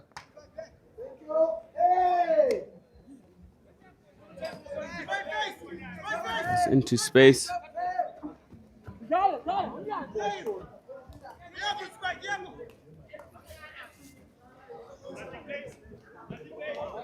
Chance here for Milton, and they have scored, ladies and gentlemen, against the run of play.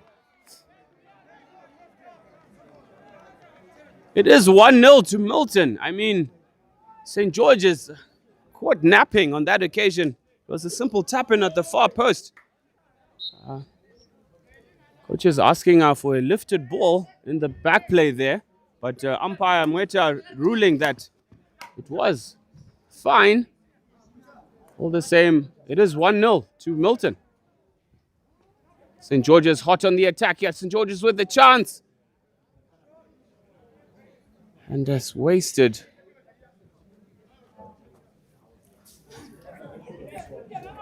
Thanks to our director, always looking out for his mates under the sun here as he sees me creeping underneath the scaffolding in the hopes of finding some shade.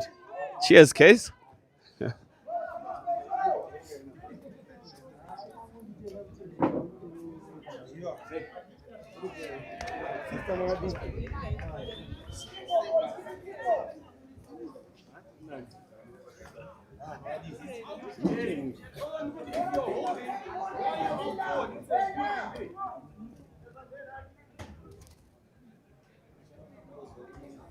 Chance here for St. George's in the circle. Looks left, looks right. Tries to send it onto the foot.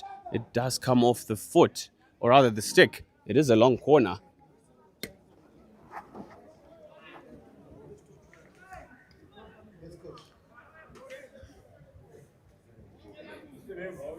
Whoa.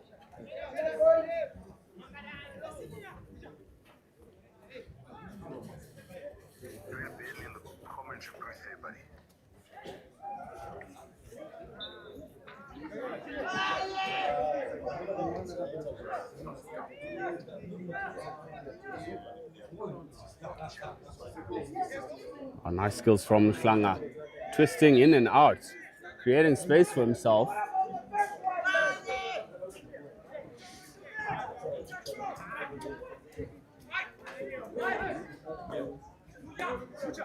St. George's look to work.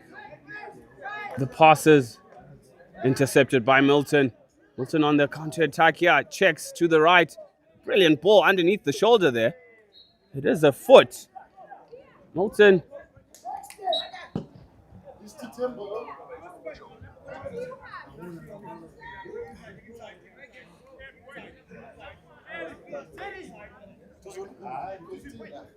Mugabe on the ball. Jersey 9. Another stop and go here. Silky moves being put on as Elijah is tracking the ball pretty well. But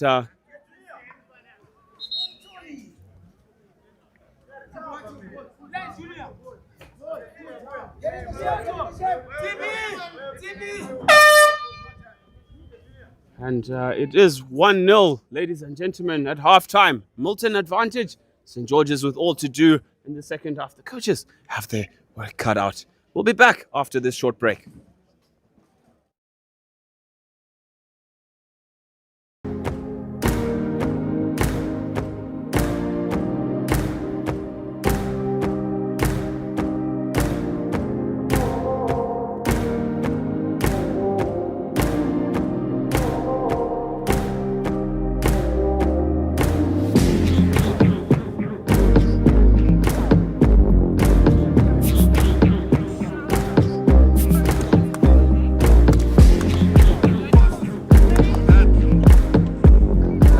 Yeah, it's been a lot of planning, a lot of late nights, a lot of getting together, a lot of brainstorming amongst a lot of people as well. So everyone's quite excited. The vibe is quite nice on the school campus. We're actually closing school early just to accommodate the tournament, so which is quite exciting as well. So to have our heads that have supported us very well to get to this point has been quite exciting, and I think everyone's really excited to actually have this event we hosted at Peterhouse this year.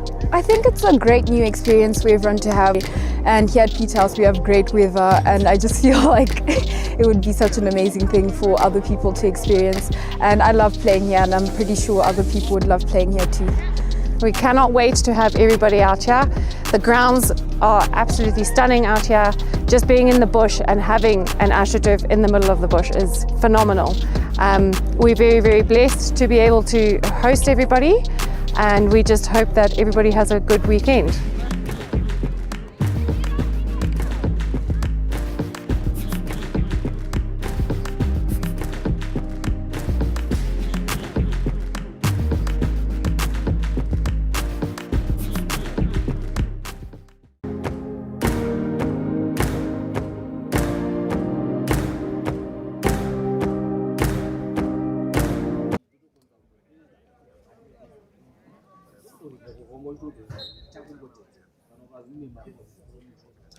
Injection by St. George's. Not a good one. That ball did not leave the circle, not picked up, but all the same, it is a long corner for St. George's.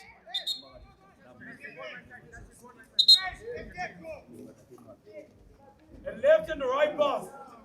In the close. Now look up. Take it like go. Go. Stop trying. Hey. Come on. Not sure what that appeal was for. Maybe they're baying for a short corner. He looked to interfere with play.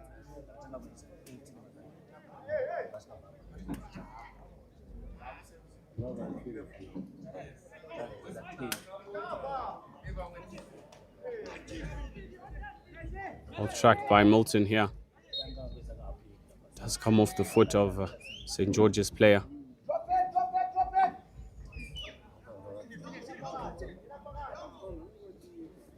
Good chuck there.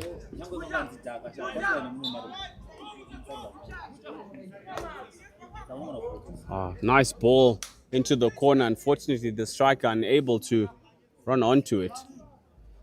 St. George's looking a little bit labored. They do have time. 6 minutes in this third chaka.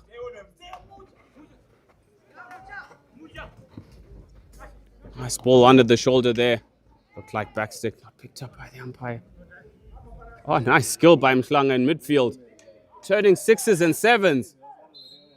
Oh, the defenders. That is a deliberate breakdown in play there.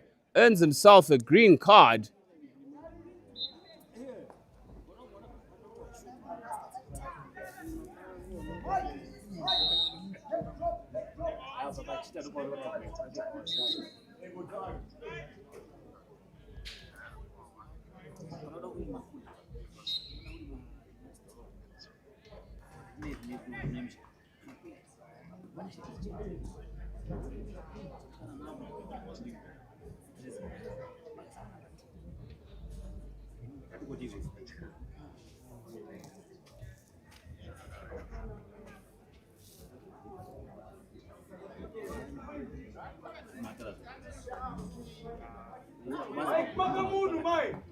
It's a transfer of the ball from Milton here. Moyo to midfield.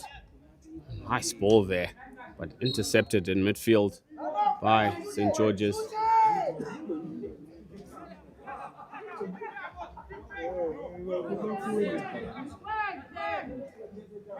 Nice slide over ball. St. George's with the chance here. Through ball here. Striker is alone. He tucks it underneath the goalkeeper. It is a short corner in the end.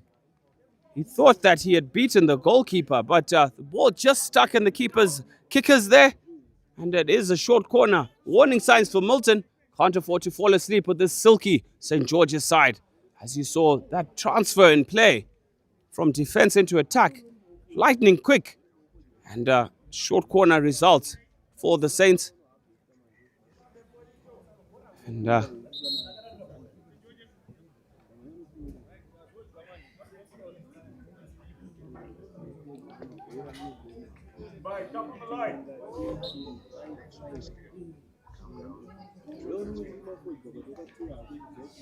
slip ball here for St. George's with the chance. It is a long corner. Completely missed the ball. And one would have thought he would have one-timed it into the back of the net, but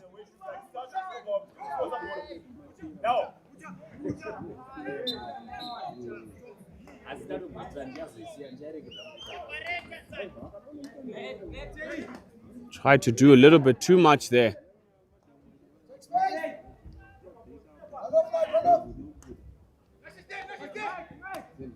Good 1-2s from St. George's, unfortunately losing his footing. Moyo on the ball here.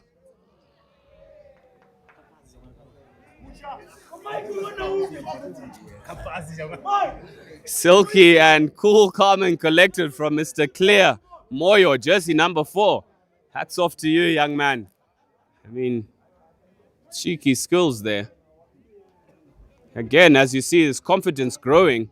He's trying all sorts of tricks and passes. Mhlanga as well. Pickpocketed a little bit too much. Are the Metonians trying to do?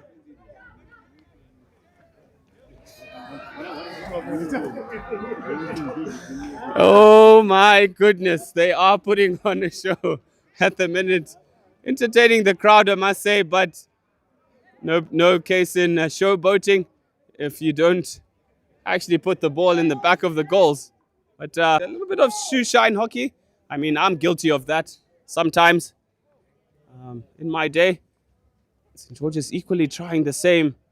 And you'd expect Mr. Clear Moyo to have something to say about that.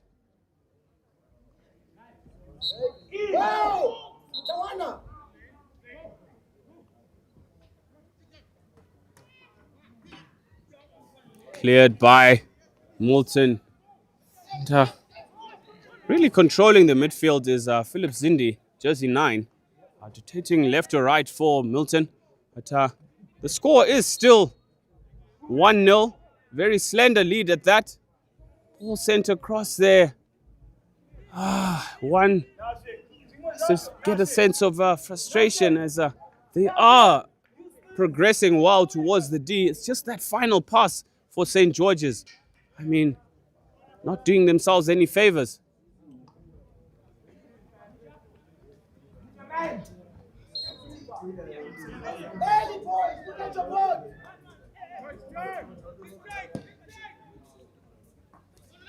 Through ball for St. George's here. Deflected ball. A chance here. And he is picked off just before he could.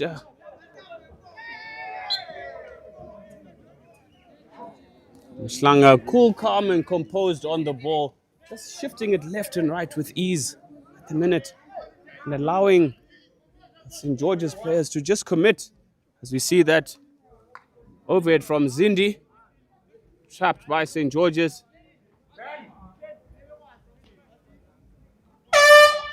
That is the end of the third quarter, ladies and gentlemen. It is 1-0. So Milton in the driver's seat. We'll be back after this short break.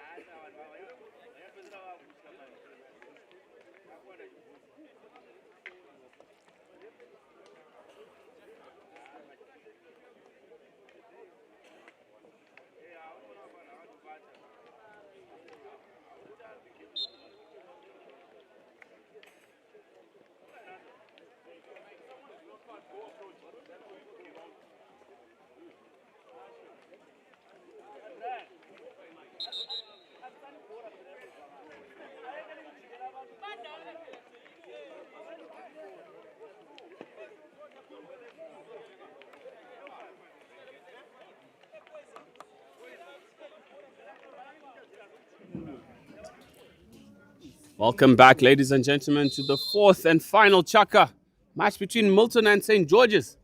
The Miltonians up by 1-0. Slender one. It's a lead that they have. St. George's will come knocking, I'm sure. And as they look to chase this game. And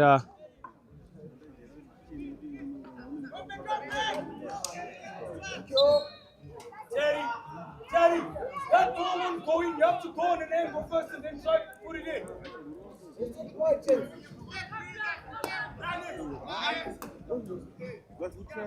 line ball to the baseline for St. George's. Well tracked there. Skills, as we're seeing from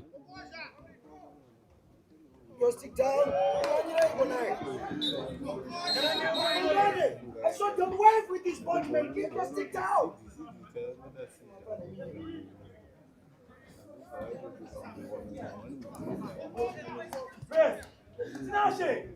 Miltonians really putting on a show with their skills.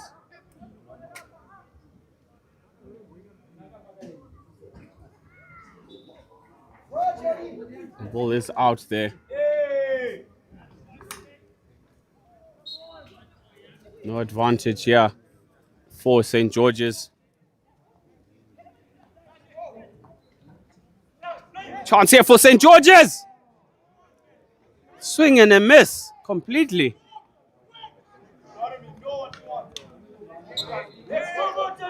Angle first, Terry.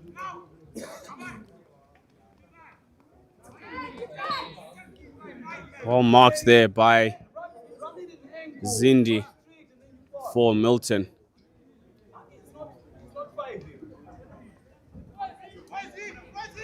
Terry, back, over. Terry. Go. Step up, Spike, go. Just sit down.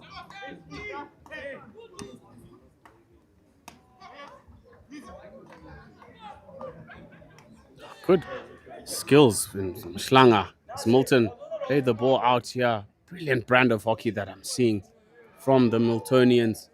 It's impressive to see. As St. George's recover, look to build it up here with an overlap. Picked off by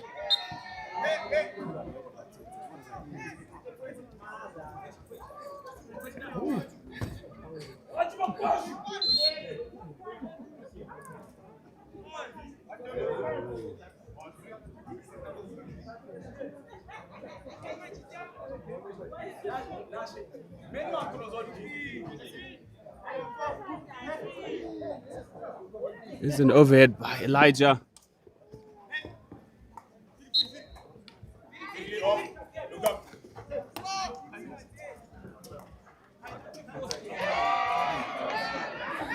Mslanga putting on a show here. Picked off though by Elijah, who is unlucky to just nip it onto his foot there, but well watched by TP Elijah. Again, Elijah in the way for St. George's.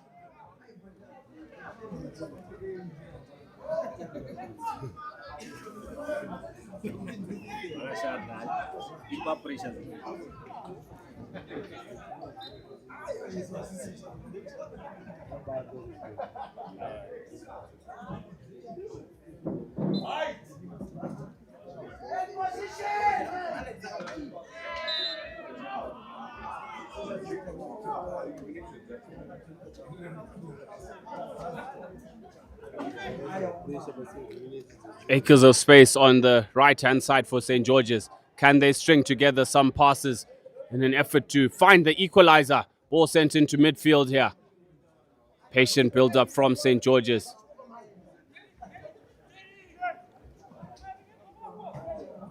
Acres of space for St. George's. My goodness, one would have thought he would have had a crack at goal.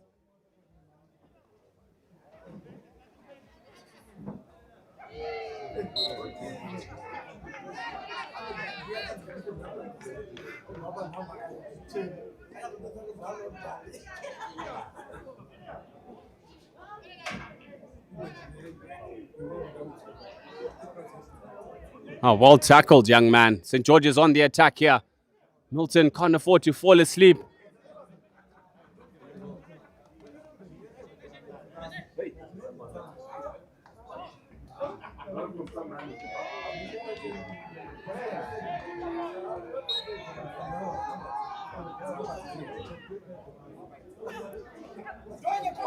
St. George's with just under 7 minutes to come up with something here. There is a chance for them. Picked off by Zindi. Brilliant through ball from Mhlanga. It is a 2-on-1. He decides to check back here after the pressure. Beats defender there. Clever skills there. And a brilliant ball through by monster of an overhead by TP Elijah. St. George's just need to string those passes together. They do have time as the substitutions are rolled. It is a very hot Thursday afternoon in Marondera, Zimbabwe, at Peterhouse Group of Schools AstroTurf, situated at the girls section, of course. Now this the 2025 Super 12.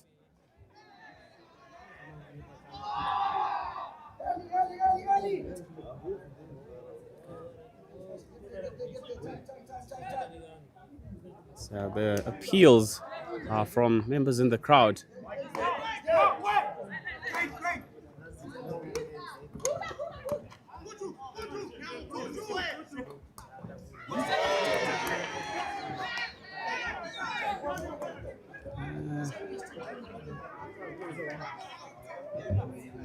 Milton just guilty of a little bit of showboating, but it's skill on display at the end of the day. It's entertaining the crowd, as you can hear in the background. A lot of oohs and ahs.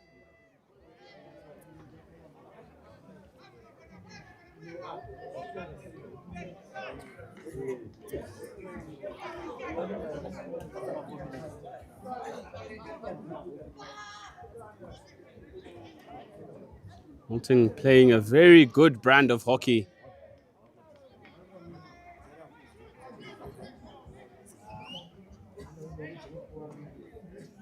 Turnover for St. George's here.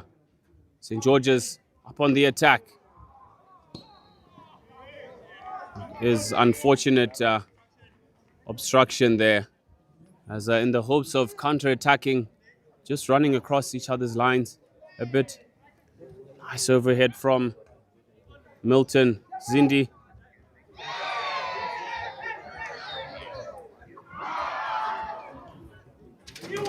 Entertainment galore, ladies and gentlemen. Shot on goal here.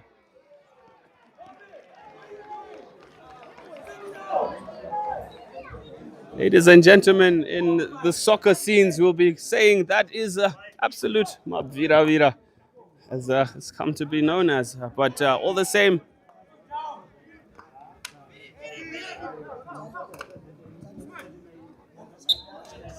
it is a foot there from Mr. Zindi. 3 minutes to go for St. George's to pull one back here. They do have possession up high in the field. Unfortunately, not trapped. But, they just need to string those passes together. And they should be in it. It's just 1-0. I mean, a draw at best. But they just need to string those passes together. Just trust themselves and trust the process and the task at hand. Good transfer of the ball from the right to the left for Milton. Squeeze ball there. Onto Moyo. Moyo with some sublime skills. But that ball just going over the baseline. Does that spell trouble for Milton? So they've unnecessarily turned over the ball. St. George is on the attack here.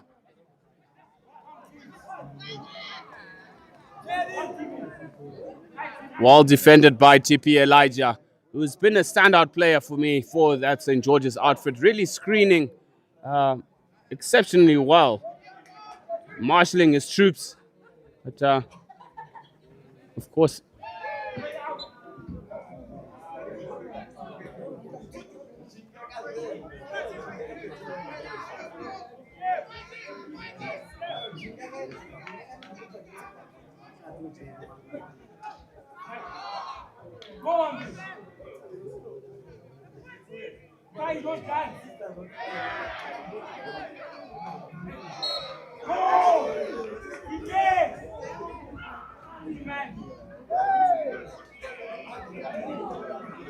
yes, he looked to have played that one.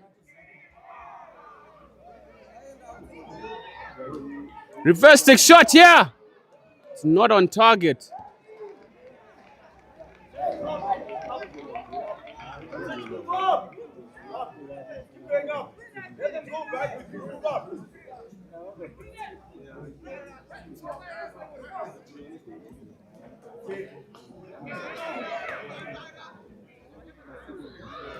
Milton with the shot.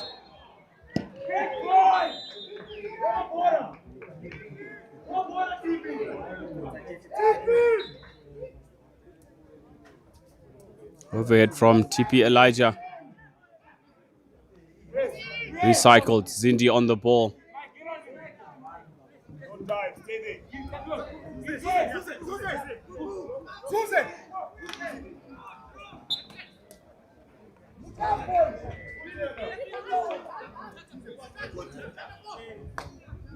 Nice ball into midfield here.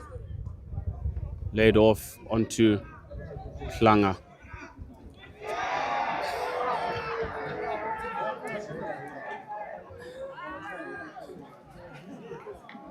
It is exciting to see, ladies and gentlemen, as you hear the jeers in the background. I mean, it is a sight to see. And that is it, ladies and gentlemen. Full time. Milton deserved winners in the end, proving a little bit too far ahead of St. George's. Their first hit out of the match. More games to come for them and later on in the tournament. But congratulations to Milton coming off 1-0 victors. Coming up next, we'll see Hippo Valley take on Peterhouse. Stay tuned.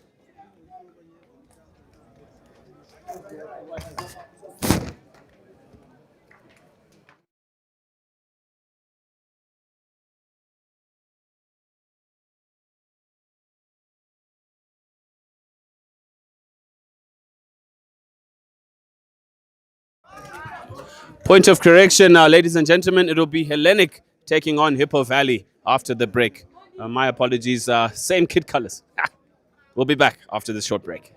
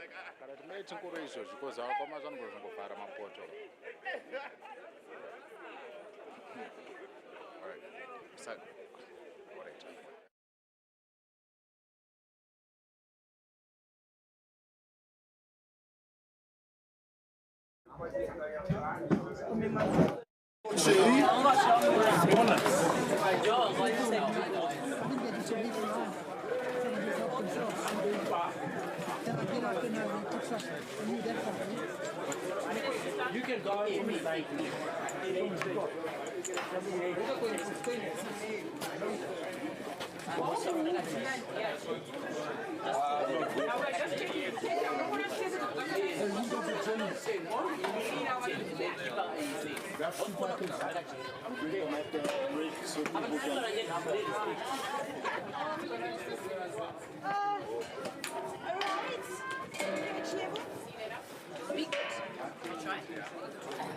So where do these videos go? Sorry? Where do these videos go? Rising Stars makes a video at the end where you're going to see all these videos.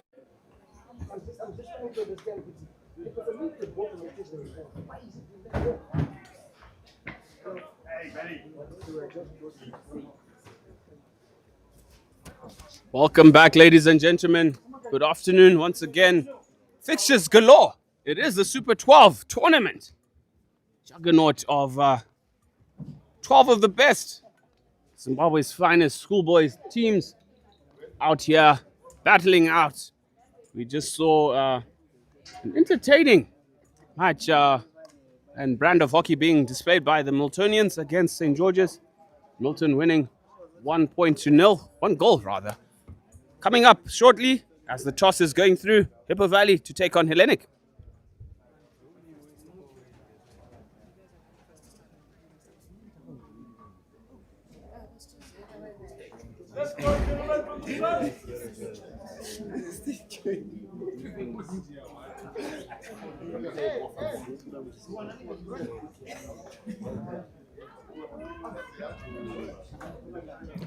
Yeah, pleasantries exchanged. Umpires on the field to man players or captains tossing. Looks like Hellenic will push us off. Ladies and gentlemen, more hockey, exciting hockey. The men from Chiredzi are here. And be sure that they'll be well drilled, of course, by the man, the legend, the doctor at that. Sometimes when he's not on the hockey field, Mr. Tongai Mukwewa. We give him his flowers for the many years of service that he's given to Zimbabwe hockey. I mean, now he's breeding the next batch of hockey enthusiasts out of Chiredzi.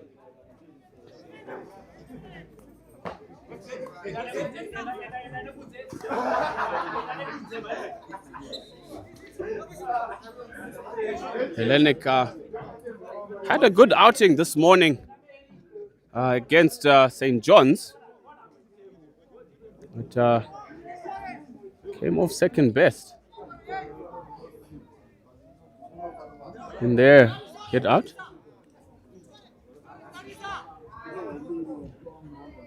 Nice skills from Hippo Valley here. Chance in the D. Cleared by Milton. Or Hellenic, my apologies. Hippo Valley on it again.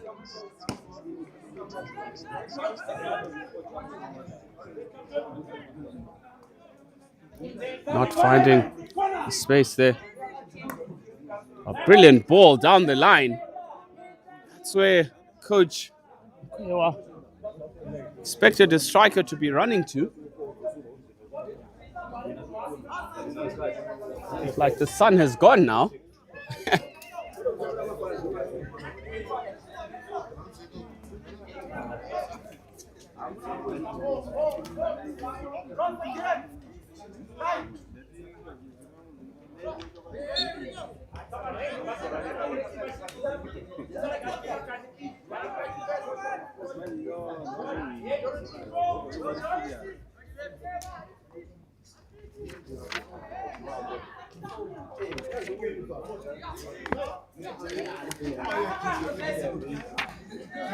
Intercept by Hippo here as they charge into the circle. Shot at goal! And it just flashes wide. But all the same, all the hard work done. It was an easy pass at the far post.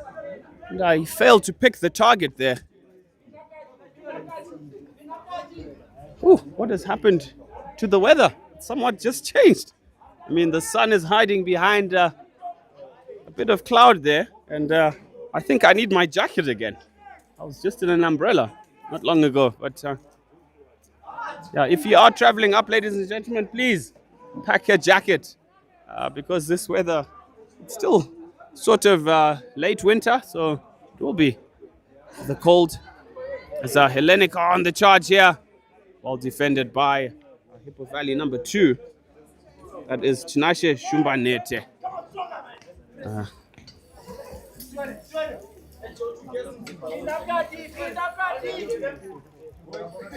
Chance here for Hippo in midfield. Good skills there.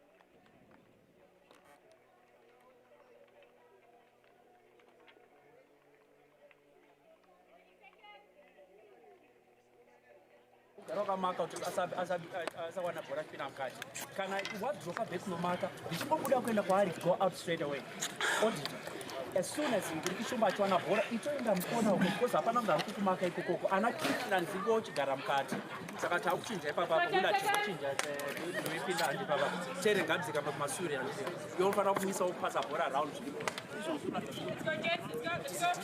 Sit back there, sit now, we can start playing. Okay. Try to play right back more. Marcus, hey, Dilly, can you go right post for the next short corner? Yeah. Right post. Either way, we good.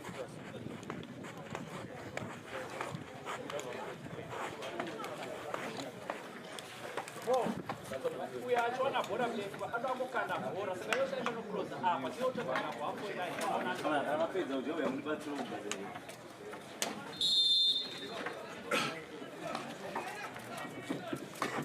Datichipo.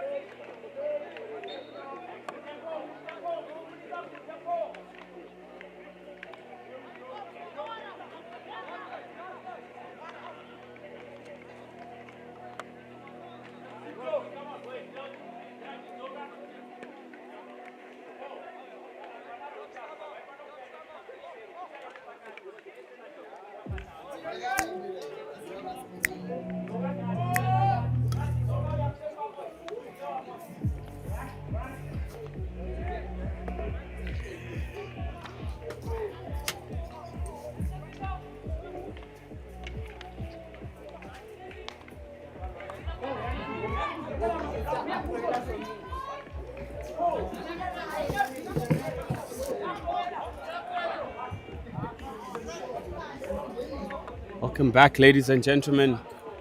Second quarter, Hippo Valley taking on Hellenic.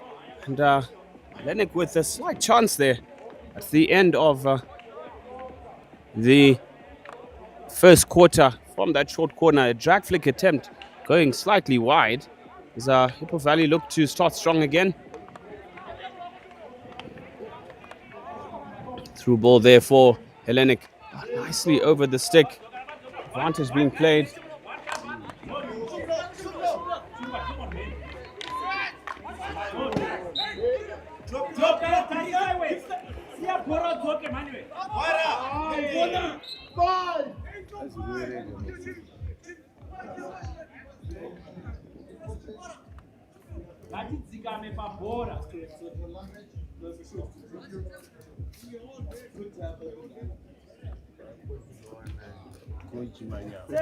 He's appealing for a 5-yard rule there, but he was guilty of playing the ball into his own feet. Was the number 19 of Gateway.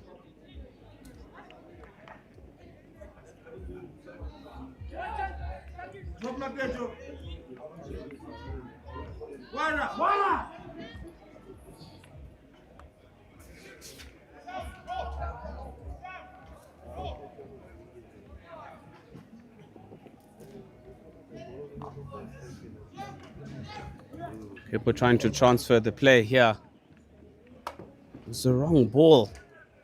He should have played this one to the near right back.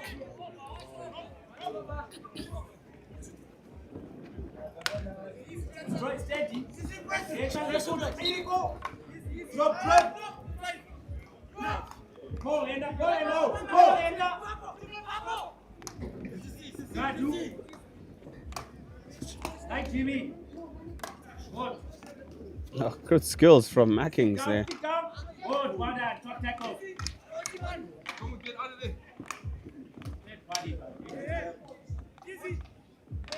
Mackings on the ball. It is a short corner from a firm tackle from Jimson Dembutembu. Here's another chance for Hellenic. to gain.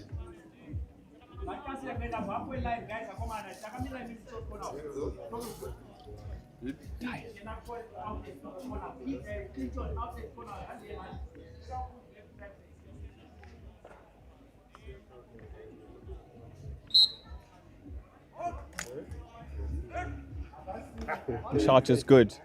Slip ball. And it is deflected into the goal. Off the foot of Hippo Valley. It is 1-0 to Hellenic. Against the run of play there, Hellenic taking their chance at the second short corner. Well executed. I mean, a brilliant dummy ball from Ross Stewart. He then slipped it out to the left-hand side of the castle.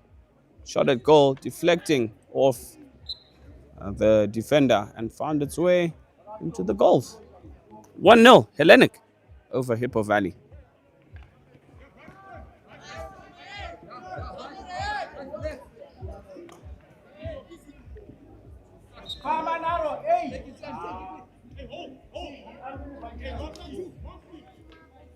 Njola calling shots at the back for Hellenic. Ball sent into the D. Short corner there. Daniel Mackings just deploying the 3D skills. Was it Mackings or was it Bryce Oldno? Jersey number 2. But all the same, third short corner for Hellenic, a chance to double their lead. Quick fire.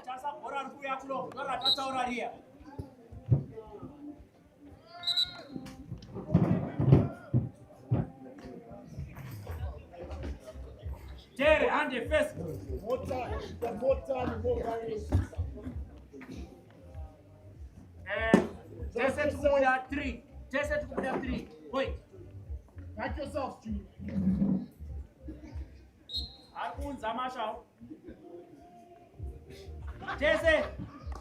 Track flick.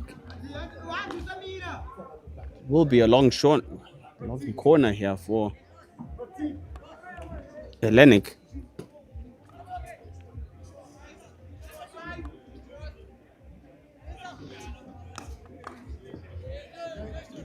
Well tracked there by Hippo Valley.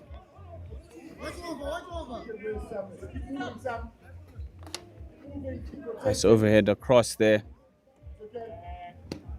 by Ross Stewart. But, not finding a target up front.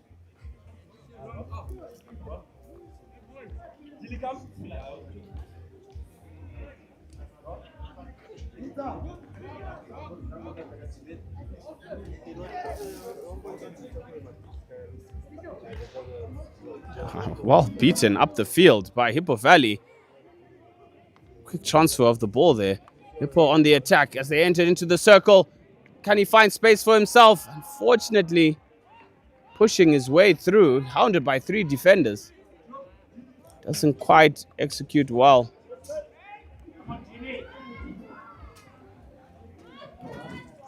Nice skill from Mackings Senior.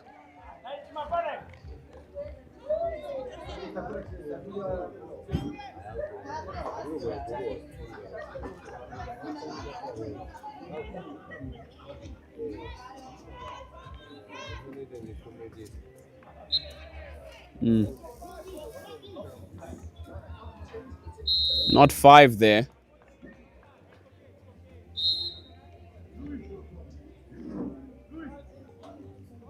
It's a deliberate breakdown of play by Hellenic.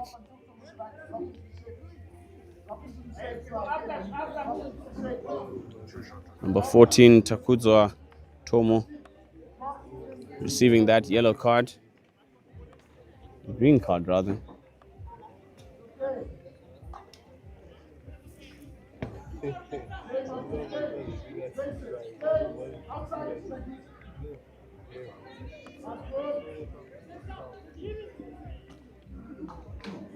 Chance here for Hippo Valley to be deflected on goal.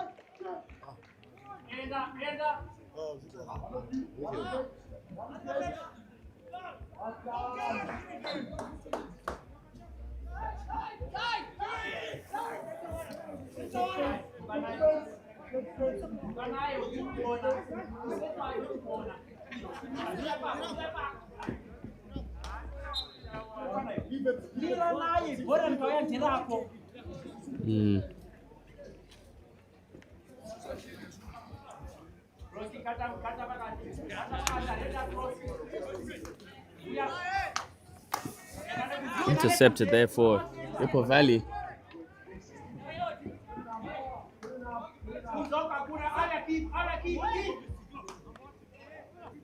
Transfer of the ball to the left for Hippo. Scans. Sends it into the D. Intercepted by Njowola. Number 4 for Hellenic.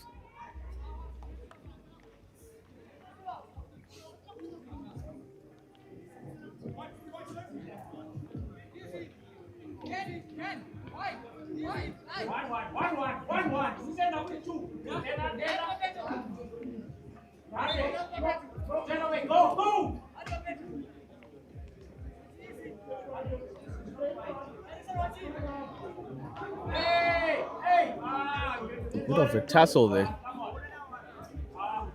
Off the stuff ball there. Don't like to see it. But, Mr. Mackings are lucky to not be cautioned by the umpires.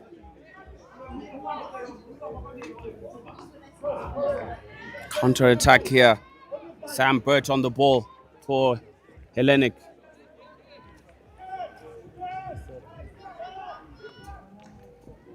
Well tackled and tracked back. Unfortunately, backstick.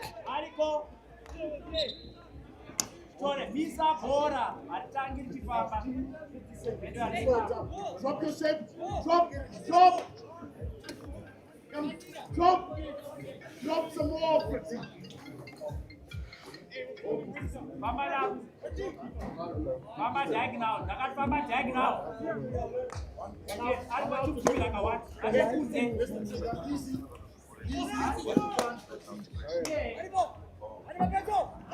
Changing here. It's 20 seconds to go. Reminder, ladies and gentlemen, Hellenic are leading by 1-0 against Hippo Valley.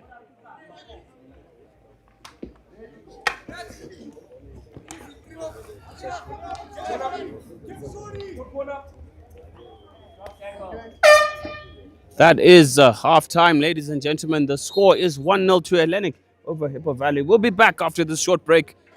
Please do stay tuned.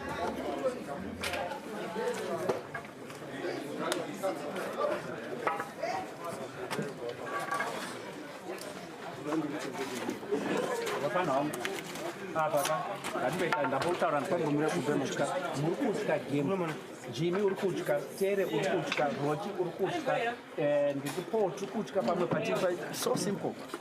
Kana kamfana katoka akapoka kari kuyazokumira bhora rabuda paside line isabhora pasi utotanga kuenda akwanisi kukumaka yata. Afternoon once again, ladies and gentlemen. I'm joined in studio by the tournament director, Miss Tava Makamure. Good afternoon, ma'am. Good afternoon, Mr. Mchetsi. How are you?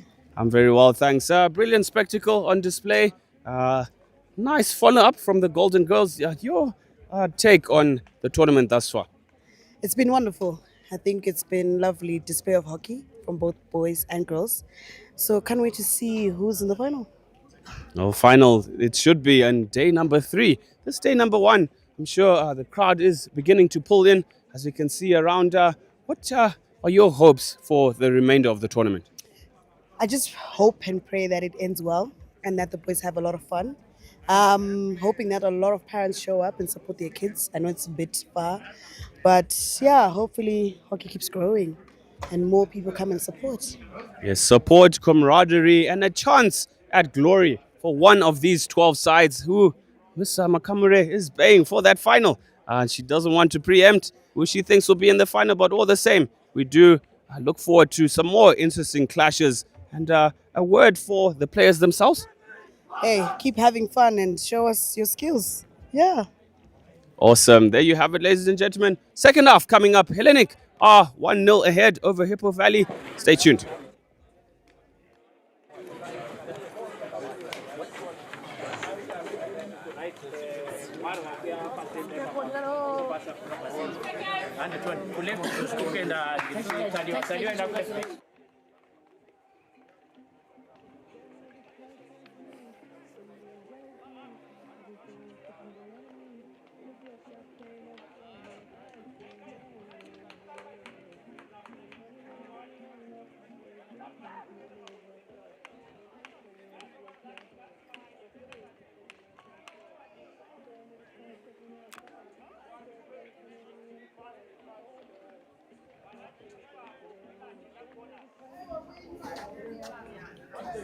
Welcome back, ladies and gentlemen. The second half. It is Hellenic Spartans taking on Hippo Valley. Hippo Valley not starting particularly well there. They are charging up. Arkuno, Arkuno.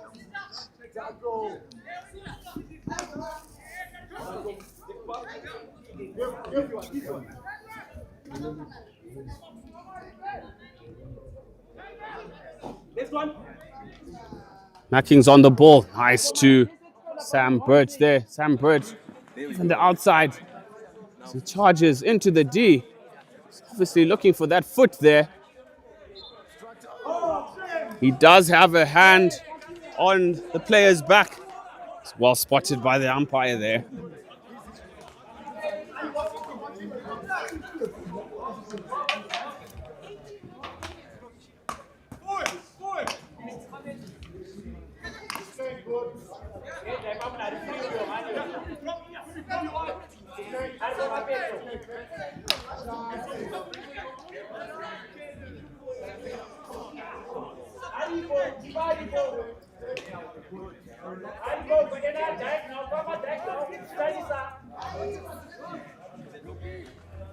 A nice touch on the inside shoulder there by Hippo Valley.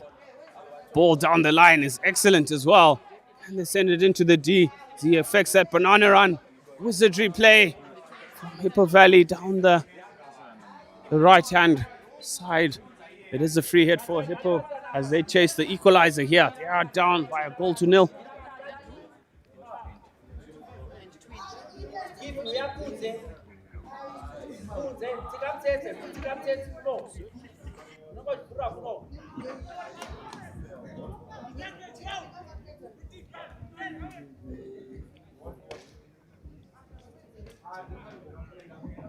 Deflected infield.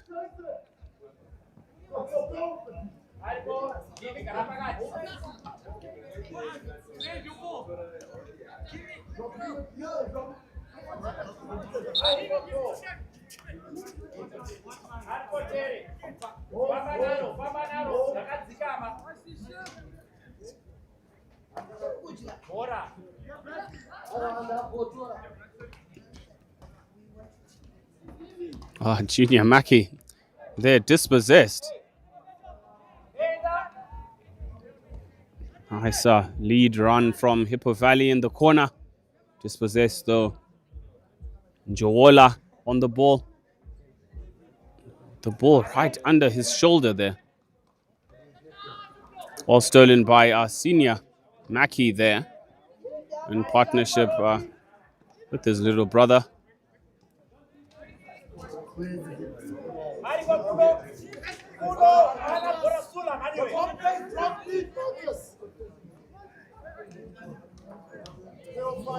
Chance for Hippo here.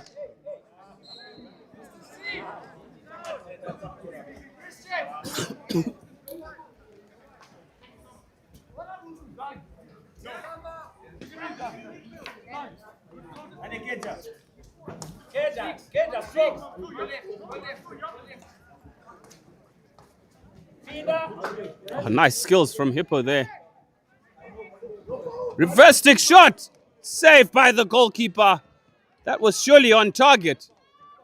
But there was a simple pass at the P spot there. He decided to go for glory. On target though. But all the same, easier option. Well, sometimes it's easier said than done in identifying on the field.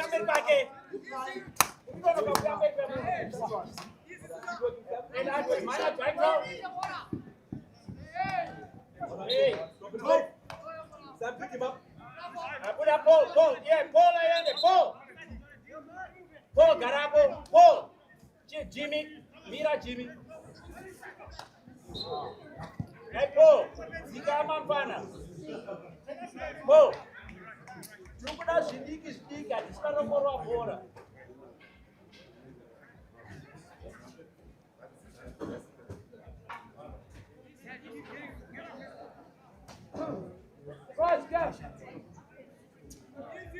We are Kulo.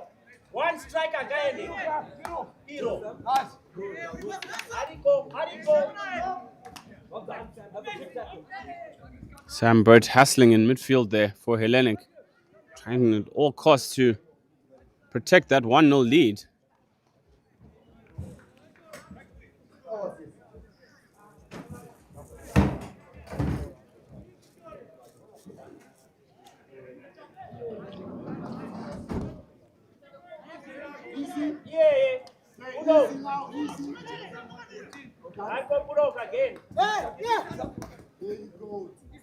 Did find the foot there.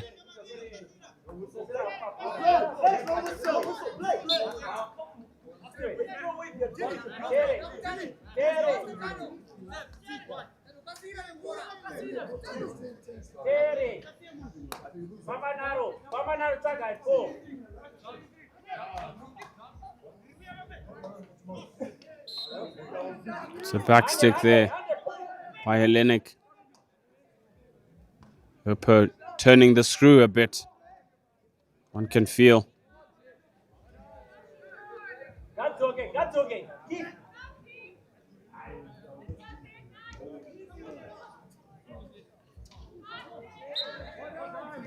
Good skills there from the man they call Chief in his ranks.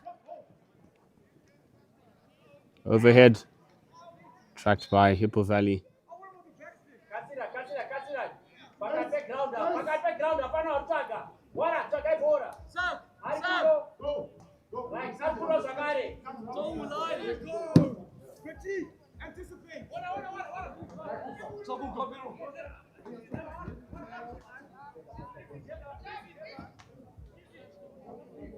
Sam Burt with the clever skills, sends it across, looking for that P-spot run.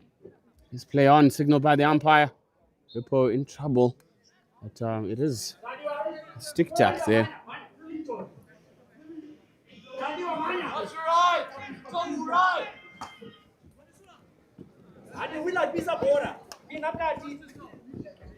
Fortunately, unable to control the ball.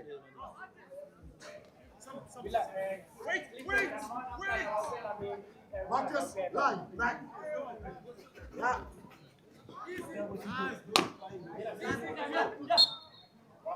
Yes, Sam. Sam, go up.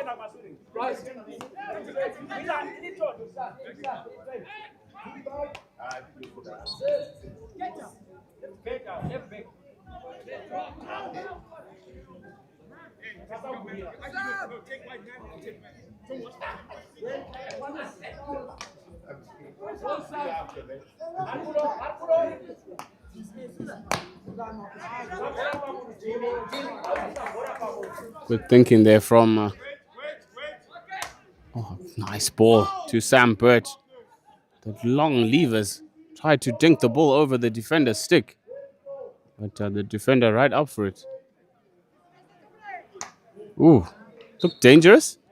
Yes, sir. Lifted ball there.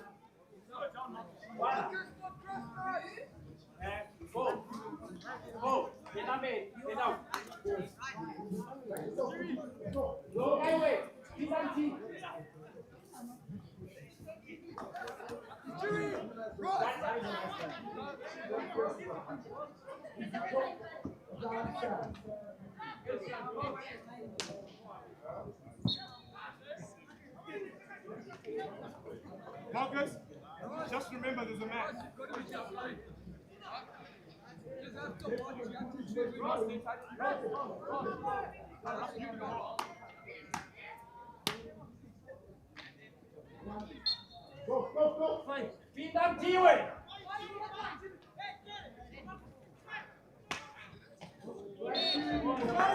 There's a short corner for Hellenic.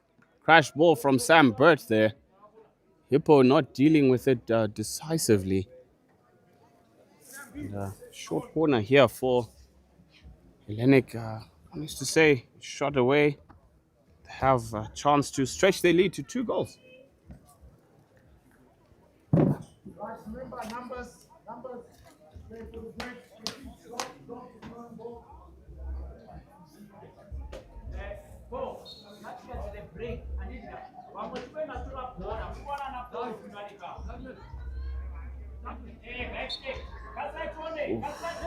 Wasted chance, one might say, for Hellenic.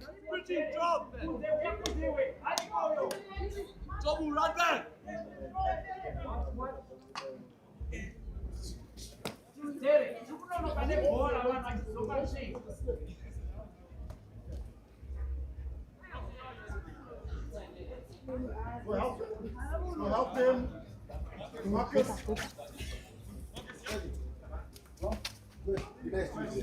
Tech table seems to be picking on me at the minute.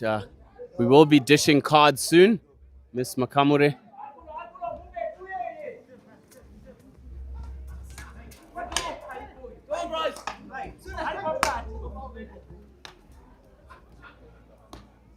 Nice skills by Hippo here as they look to gain ascendancy and dominance. Chance for Hippo, shot and goal! It is deflected wide. Came off the foot after that attempted block there. But captain number 14 for Hellenic, living dangerously, is Takudzwa Tomu. Just turned himself into trouble. And of course,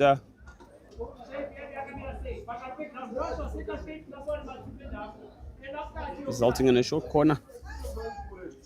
Hippo Valley with the chance to equalize.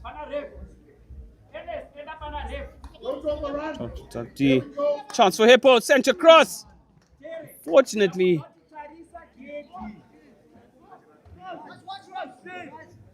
Hold on, 16 seconds. Hold it, hold it. Do the work. Hold, Taki. Hold on. Sit it up. that is the end of the third chaka, ladies and gentlemen. Hellenic still in the lead, but Hippo starting to work themselves back into the game. They're still trailing though. At fourth and final quarter coming up shortly. Stay tuned.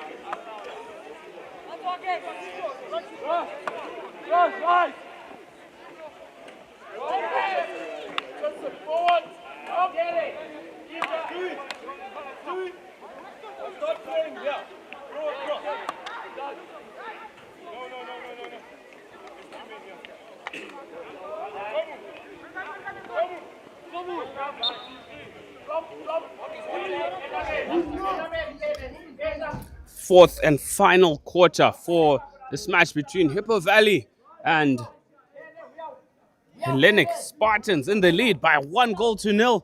It is the Super 12 2025, brought to you by Rising Stars Media.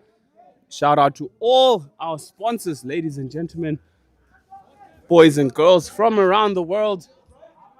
Old Mutual, Royal Properties, Cabs, Expacare, Proton, as well as Peter House Group of Schools, of course, providing us this beautiful venue in the heart of Marondera. Also a special shout out to those that are keeping us hydrated. Pro Brands in their energy drink Activate, as well as Absolute Sports, courtesy of Mr. Stu Carlisle, sponsoring all our players with the Man of the Match awards, as well as, I'm sure, top goal scorer and player of the tournament gifts. As Hippo are on the charge here, picked off by Njowola. Hippo into the D, shot towards goal. It is blocked off. And last but not least, ladies and gentlemen, socks, footwear. Not socks, S-O-C-K-S, socks as in S-O-X. The trusty, nicely colorful Zimbabwe branded, in the Zimbabwe colors, of course. Get yourselves a nice set of socks with an X underneath their tent. Do be on the lookout as we go about this today.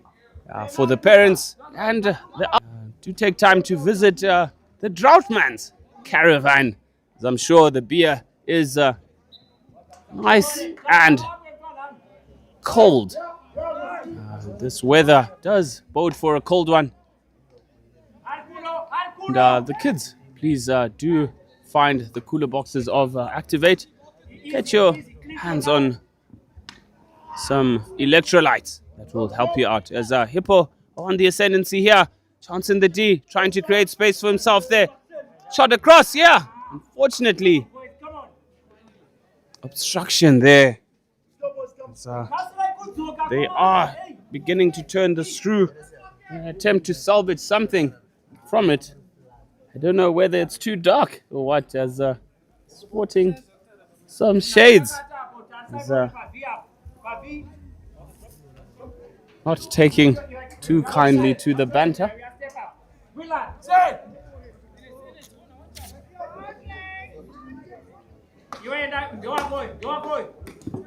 Well tracked there by Hippo Valley, number 24.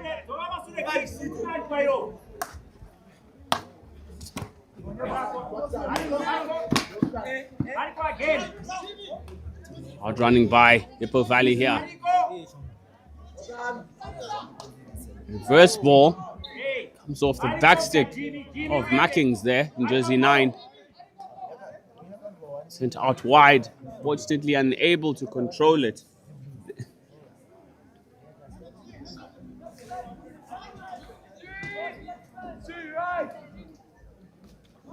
Get up, Sam. It's okay. Come.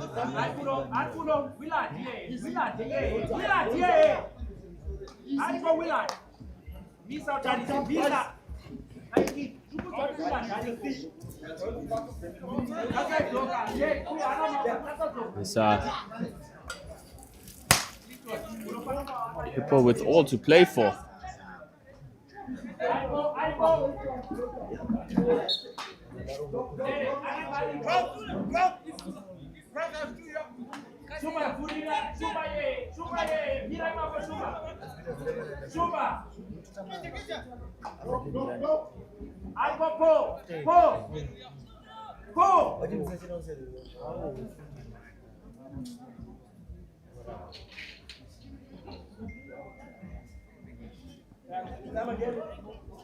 Helenik with the overhead restart here. Helenik into the 25. Can he find the pass there? Final pass just finds the foot. Advantage Helenik here, who are not rushing anything. I mean, there's still almost 6 minutes to go.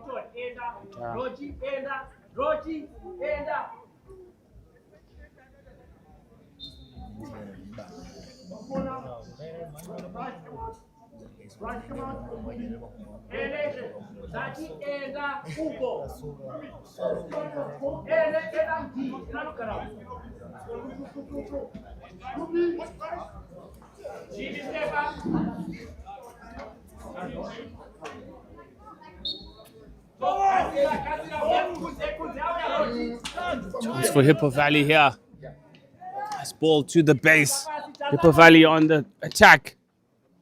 That ball does hit the foot.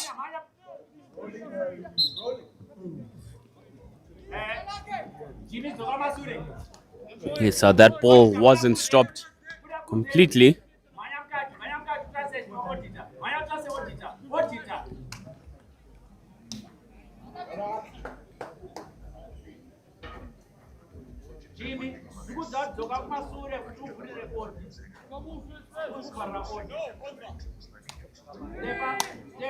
Step forward.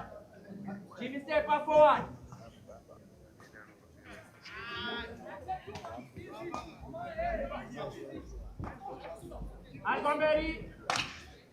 Brilliant through ball for Hippo Valley as they look to string those passes together. Reverse ball finds, threads the eye of the needle. Hippo Valley in with the shot at goal. Unfortunately hits the side netting there. You've got to go across the keeper when you're at that angle.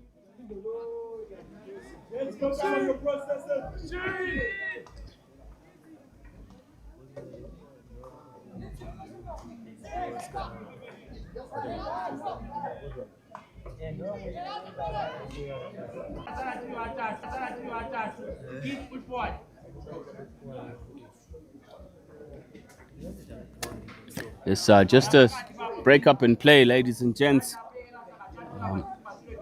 As there is a Hellenic player who's down.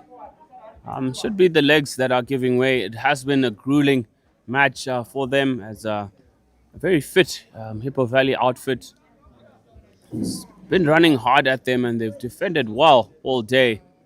And earning as well and now protecting a very slim lead of 1-0. Just under 3 minutes to play.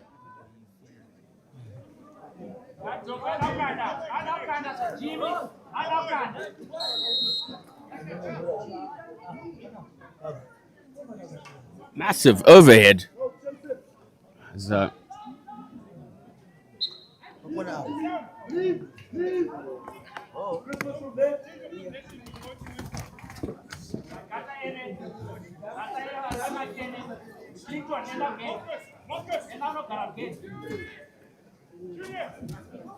attempted crossfield overhead there, not going to plan.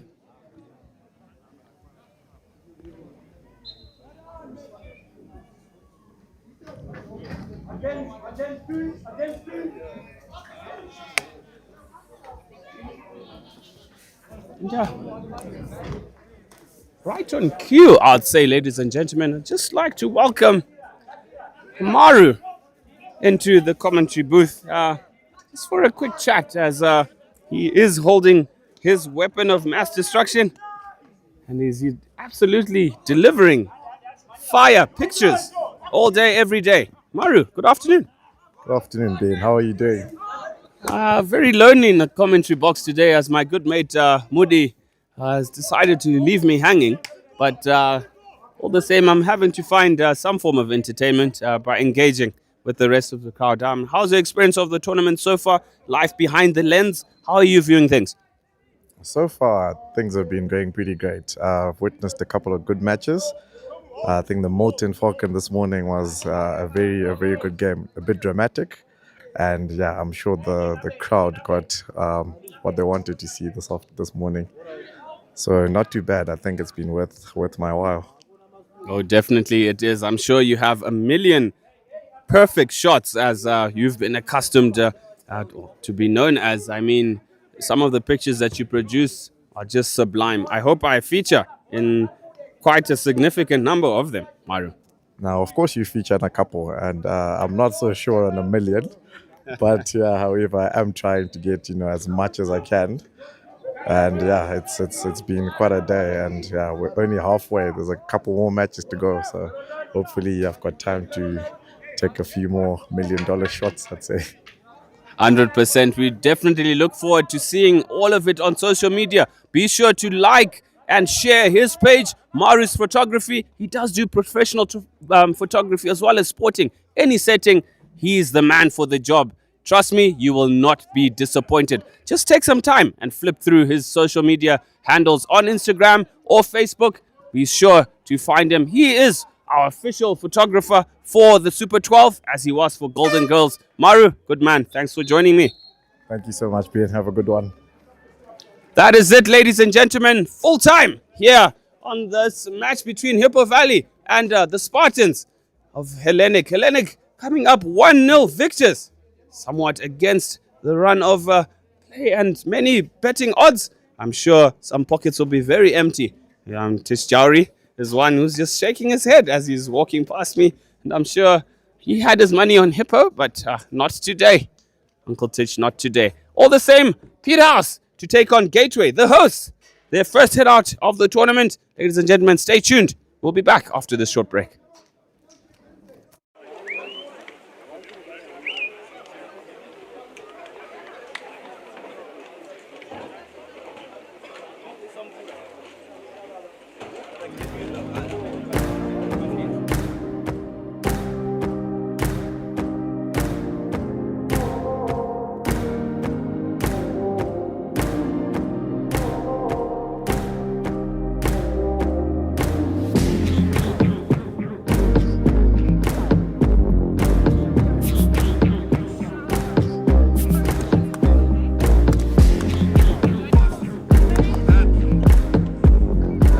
Yeah, it's been a lot of planning, a lot of late nights, a lot of getting together, a lot of brainstorming amongst a lot of people as well. So everyone's quite excited. The vibe is quite nice on the school campus.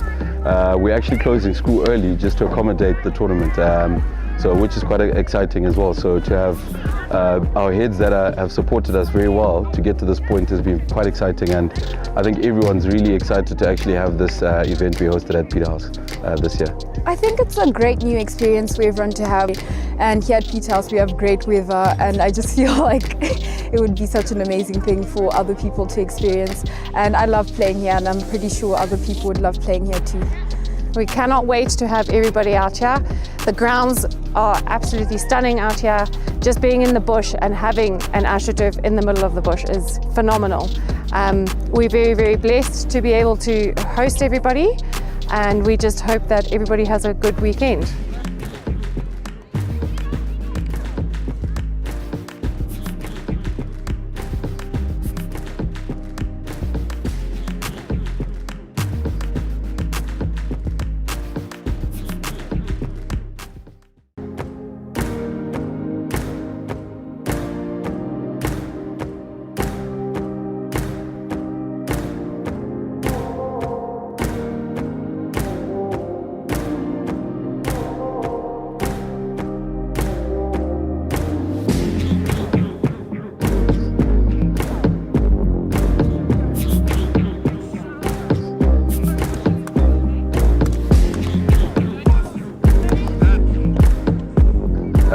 Yeah, it's been a lot of planning, a lot of late nights, a lot of getting together, a lot of brainstorming amongst a lot of people as well. So everyone's quite excited. The vibe is quite nice on the school campus.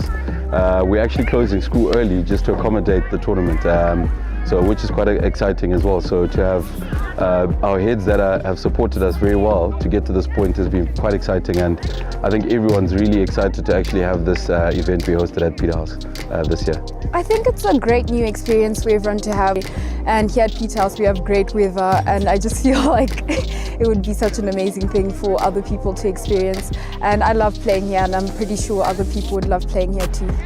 We cannot wait to have everybody out here. The grounds are absolutely stunning out here. Just being in the bush and having an astroturf in the middle of the bush is phenomenal. We're very, very blessed to be able to host everybody, and we just hope that everybody has a good weekend.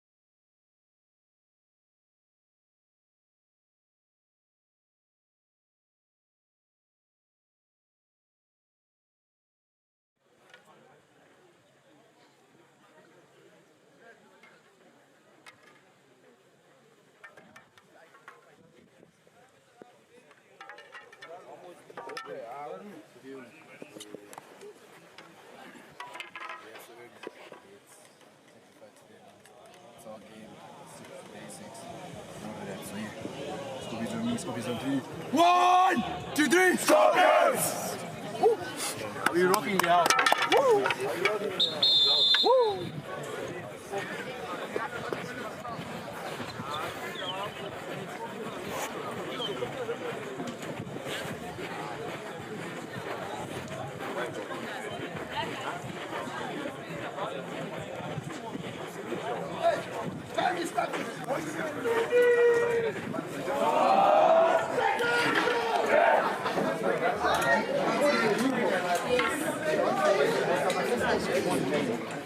Since morning.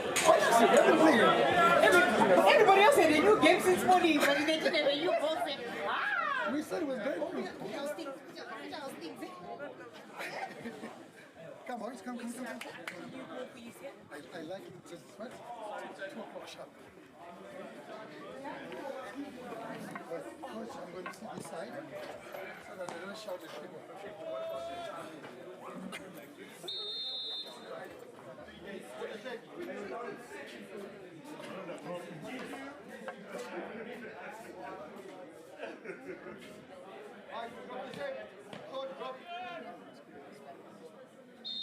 Hey, press up!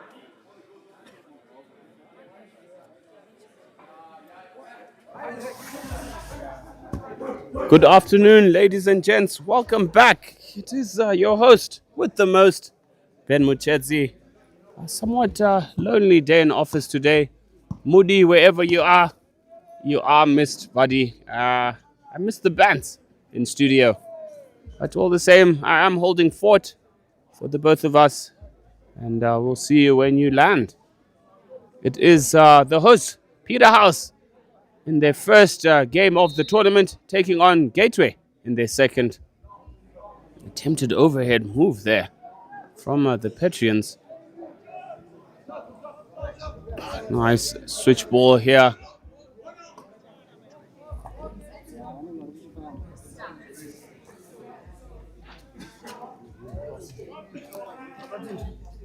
Josh Murray on the ball here.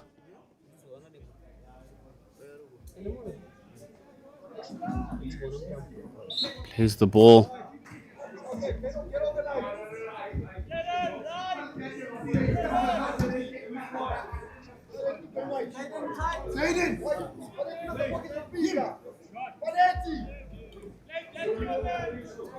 Monster overhead. Yes, not 5. Rightful call. Peterhouse ball into midfield.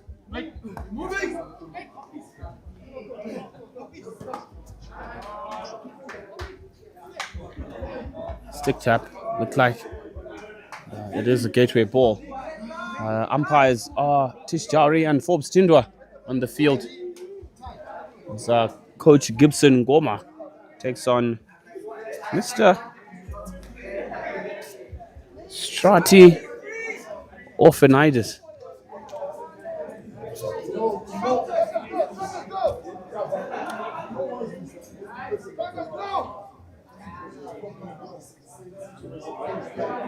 Fulani.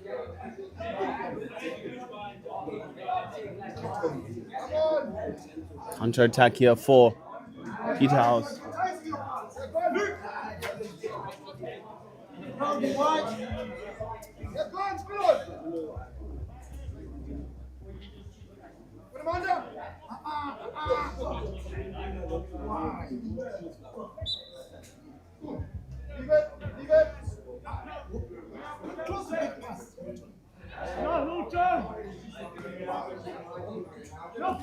Peterhouse on attack here.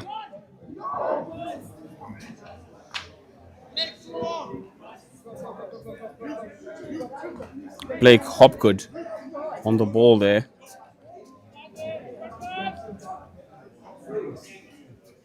Crossfield ball by Peterhouse.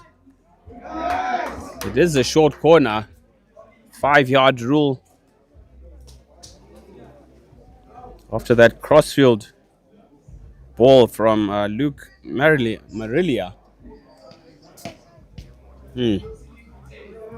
It is first opportunity at goal for Peterhouse.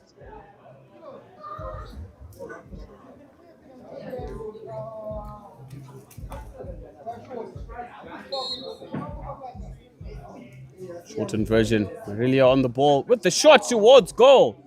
Just missing the far post there. Stretching Blake Hopgood. Could have easily tapped it in, but the speed of the ball too much, as he couldn't quite deflect it into goal.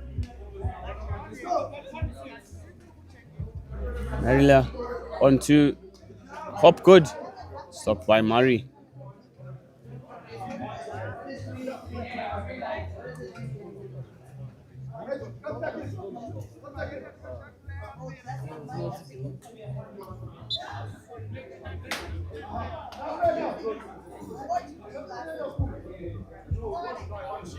Free hit to Gateway.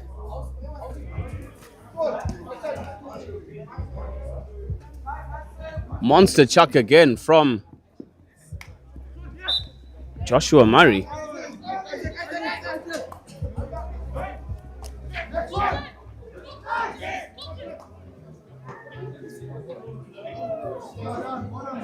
Hildebrand Isaac. Looking the ball there. And trusty of him to throw a nasty comment my way. Mr. Munyao is absolutely late and I am absolutely knackered. Ladies and gentlemen, it is not easy to commentate or to yap from 7 o'clock this morning.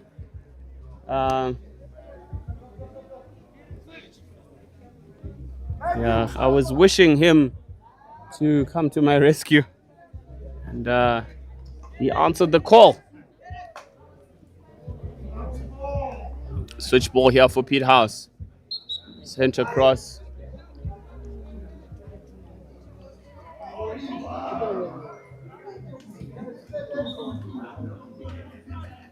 Yes, Gateway play it out here.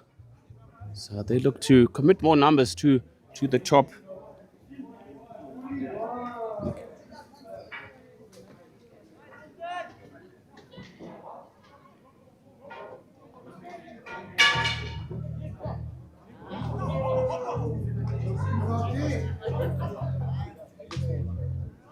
Advantage being played here.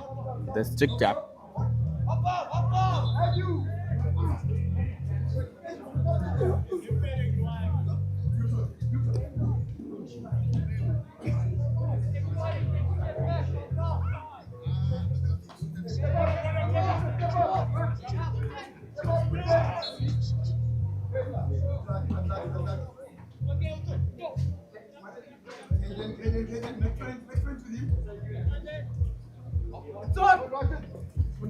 Joshua Murray looking for that overhead bomb. Gets the height, gets the distance. Oof.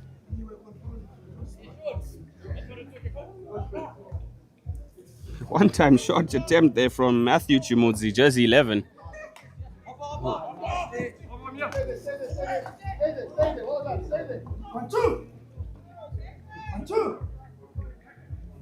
David Harper in jersey number 3.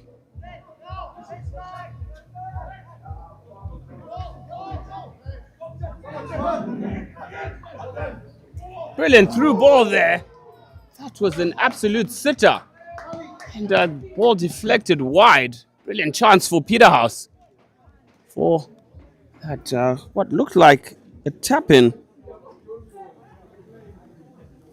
Isaac Hildebrand. And ladies and gentlemen, my bat signal was surely seen from far and wide. My good mate Moody is in the house, and I'm going to have to love and leave you for now. Leaving him. Okay, I'll just wait out the next 3 minutes. Good afternoon to you, Moody. And it's a pleasure to always have you in the booth, my bud. I missed you, man. Did you really? But nonetheless, good afternoon to you and welcome to Peterhouse. Ben, you've put on a massive stint. Probably can tell us about every single game today. Oh, definitely. I mean, St. John's really put on a show. 7-0 victors early on in the morning. I was actually listening to you. Oh, really? Oh, nice During of you. that I think I'll hear some critique later on. Yeah, once you wear the shame of you showing up late. He's never late. Just throwing you under the bus, buddy. But all the same, it has been a very interesting game or a day of hockey thus far. An upset, somewhat. I think it was St. George's College who went down to Milton not long ago. And they look good in that Falcon encounter as well, eh? So I was paying attention. yeah, I mean, just the rub of the green, not quite going their way against Falcon. They did create chances, but they came out into their own and really put on a show for the crowd. I mean, entertainment galore, skill, precision, utilizing the full width of the park and direction from the likes of Zindi in midfield and Mhlanga just pulling the strings and offering those killer balls. But all the same, it is Gateway taking on the host Peterhouse in their first outing today. And the hosts are knocking on the door, but Gateway will have a lot to say in terms of where this result is intended to go. Overhead from Gateway, gathered in midfield, laid off to Caden Banner. Here as Marilia with brilliant 3D skills as he goes into the circle there and earns Peterhouse yet another short corner. Marilia normally plays up front, is playing in midfield this time out, but he is a dangerous man. He's in that final third of final quarter rather. And I do expect Marilia to have a crack at goal with a drag flick. It does go to him. He slips it to the left. And well watched by Josh Murray and co. Unfortunately, unable to gather the ball was number 16, Christian Ngaru for Gateway. Overhead from Peterhouse sends it almost back to the opposition. Brilliant turn in midfield there. As he tries to find a player who's through. Unfortunately, Mr. Caleb Chizanga, jersey number 1, not quite running the ideal line to catch onto that ball. As we trickle to the end of the first quarter, ladies and gentlemen, it is Peterhouse, the host. 0, Gateway 0. I will be taking a little bit of a sabbatical. Moody will be looking after you for the indefinite time. Thank you.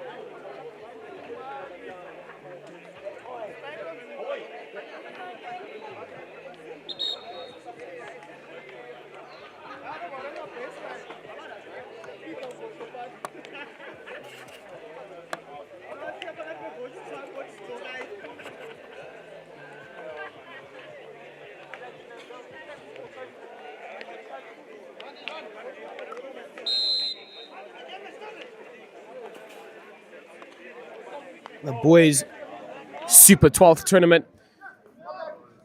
We're up to match number 8 here as the hosts Peterhouse take on Gateway in this Pool D encounter. So currently without a goal having been scored thus far, Gateway restarting proceedings. Peterhouse playing in their traditional predominant white and blue strip. Gateway looking to take possession up the park.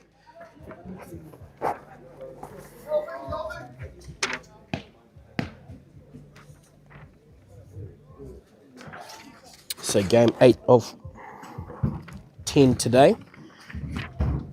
Coming up next, we'll see St. John's taking on Petra, and then closing out the day at 4 o'clock will be Falcon against St. George's, and that promises to be an exciting clash. Both sides almost even Stevens. Hildebrand restarts on the back, and again just getting themselves into their shape here.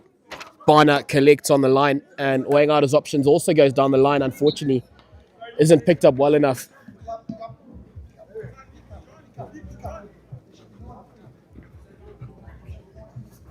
Gateway weighing out their options again, also getting back into their shape to John Wanume. Under a bit of pump on that line, but able to recollect and possibly take that up. Will be the man in the number 10 jumper, Joshua Murray, who looks to go aerial. He works around it quite well. His mate unable to receive it, however, so a bit of a wasted chance there for the Gateway side.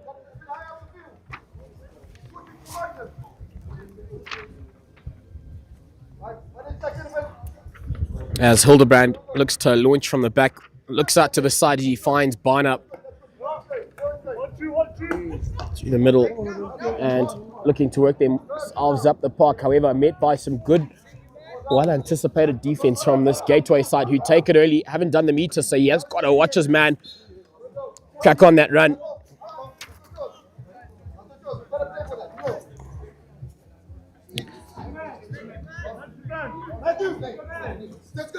As Murray sends that straight into the circle, is he able to make anything off it? Unfortunately, the man up the park, Mudzingwa, isn't able to work with that much, as Peterhouse launch a very quick counter.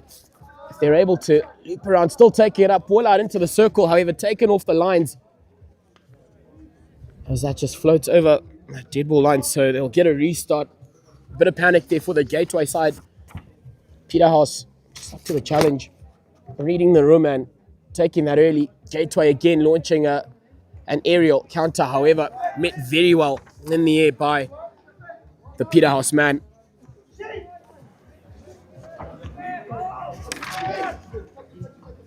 And then restarting again through the middle of the park. They've worked around that so well. Early ball out to the sidelines, putting in a diving effort, just unable to get onto it, however. So some good options being created by this Peterhouse side. Man unable to get to it was Luke Hopgood. Gateway now looking to exit. They've done all right. A very good job, as I say that. Now on that right-hand side, working down that line, intercepted pass, and Peterhouse, while if he's able to leave with it, isn't able to, as Gateway putting them under the pump. However, a very calm Hildebrand at the back. Isaac Hildebrand not fazed by much, it seems. Gateway, however, will have possession again, taking it up, interlinking so well. Good little touch, however, dangerous. As called by the umpires. Hildebrand, again, almost playing all alone, got plenty of options. They've left this, well, his right-hand side option. Barner open again, going aerial.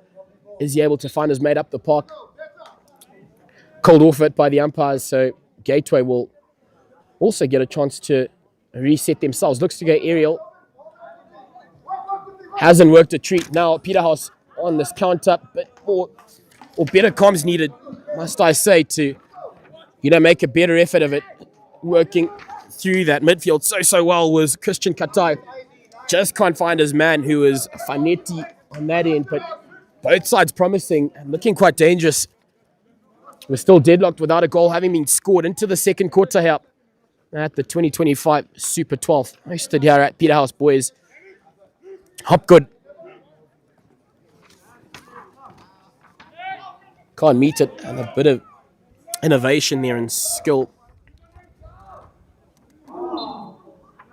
But that chance goes a big, and Gateway will look to quickly reset. They've got a couple of men behind the ball. They'd like to see them a bit more mobile. And then Fanetti working around his defenders well. One little touch. Gateway with a shot on goal. Taken off the lines by the man at goal for Peterhouse. He's pretty much kept aside in this one. Joel Maningaisa, he has put on a spectacle, really. Gateway were possibly in for all money, but Maningaisa saves a day for them. Hildebrand will reset and move to the line. And it's pieces of play like that that just, keep a side going all afternoon.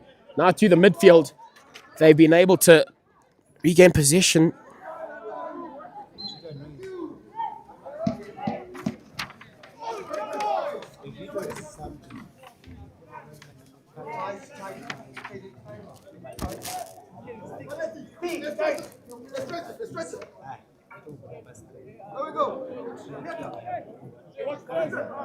So Gateway just making a menace of the defenders. That exit, however, isn't as clinical as they like. They go aerial into the circle. If he's able to put away a shot, will that ball find a white shirt? Unfortunately doesn't, and yet again they'll survive.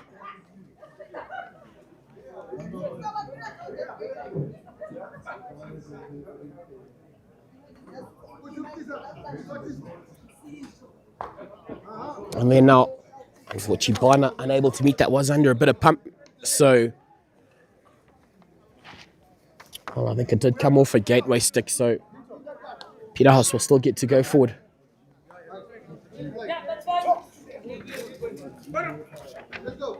Bana weighing out his options to back onto the inside as he finds Harper impeded again.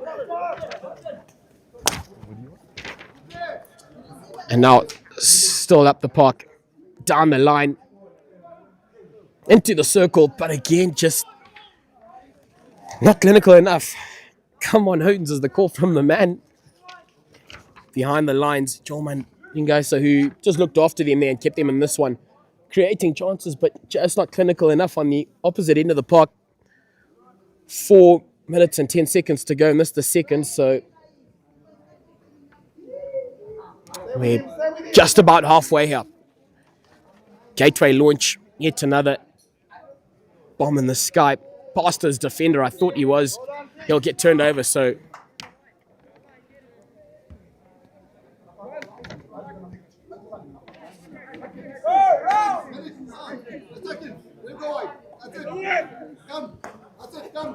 Bonner collects. Back onto the inside. He's found his man in the midfield, spreading that Gateway defense out and using the full width. But yet again, the accuracy just hasn't been quite a feature of this, well, both sides in this game. And they'll want to weed that out if they are to march further on this weekend at this Super 12. Peterhouse have taken it early, slips it on. A beautifully well-worked move, putting a shot away, and they'll take the lead. So pressure telling, and finally they were able to be clinical enough, and then finishing that off well for that Peterhouse side.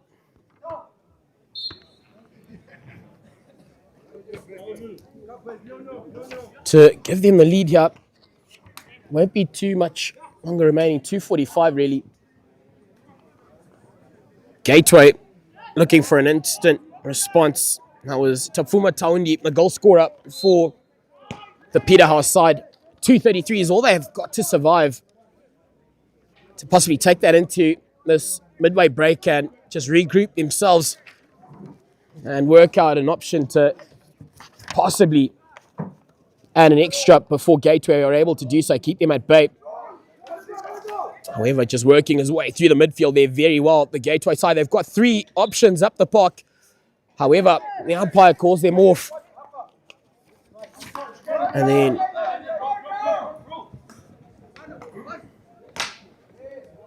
back onto the inside. And working our past his defender is Carlton Chapungu.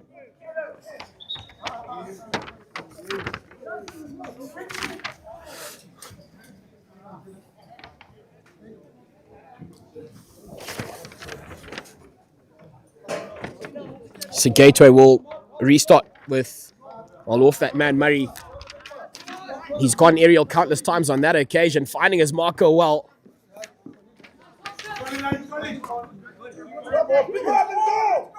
Tawimba Fanetti. As Peterhouse Finney Hudson, he's put Hildebrand under the pump there, but Hildebrand up to the task for Peterhouse. Back to that man, Hildebrand. He's got a man on his case, and has he turned him over? He's done a great job of it, laying it off. Just had a bit more time to possibly control that, as Peterhouse will get a get out of jail card.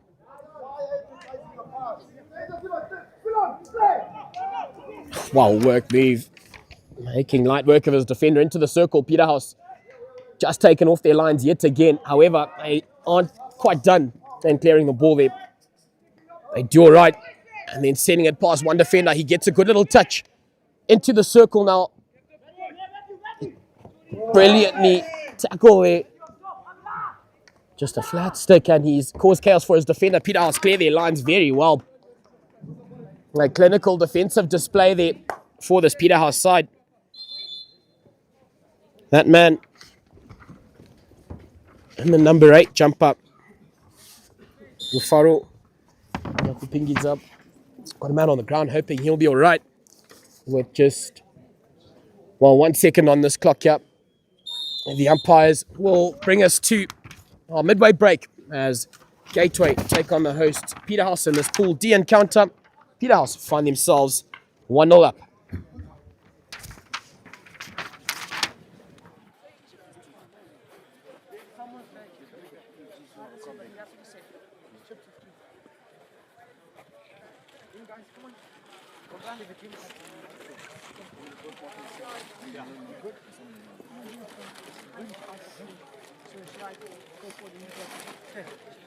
Guys, excellent. Well done. Yes. Yeah. You're linking nicely, but I want goals, guys. Guys, we've got to keep it up. You've seen how the game stretched. Show me a brief. Yeah. Where is it? Guys, please listen. Pay attention. Tip my teeth. Okay? Yeah. Guys, you see how the game is straight. Listen, please. It's straight. They are relying on playing the overhead from their back.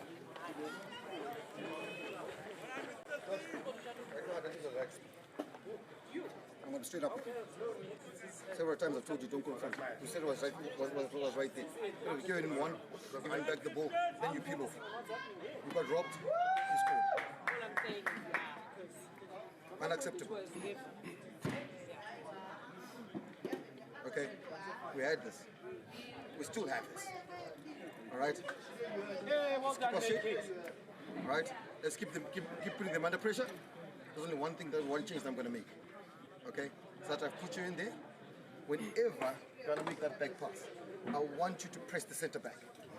You understand?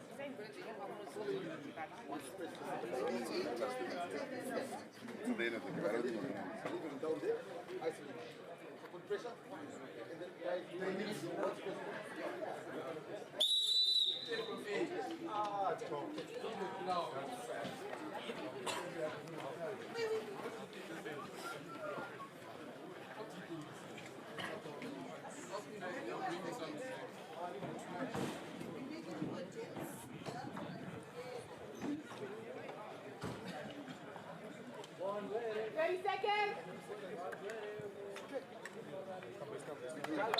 The whistle, let's go. The whistle go. Let's go. Let's go. The whistle go.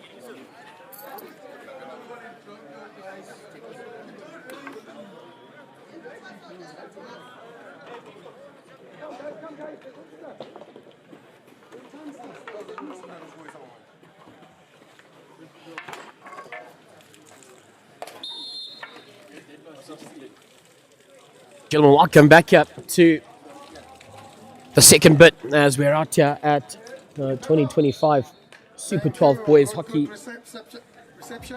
The home side take on Gateway, that's Peterhouse, in this Pool D game.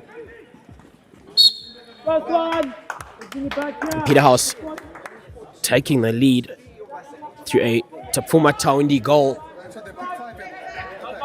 in that second quarter. Now just looking to possibly add to that tally. Brilliant work by Peterhouse, and what a brilliant goal. Absolutely finding his marker on that occasion. Just needed to put his stick out.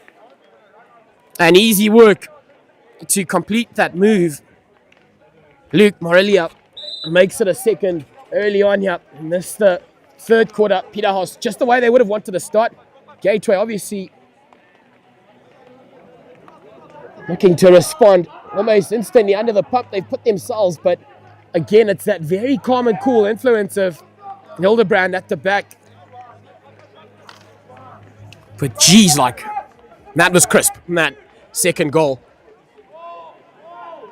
Morelia just realizing where he was on the park and did enough. Which that pass can't find his marker, but clearing up for him at the back was Rufaru. Yakupingi's up. Bringing the flare up.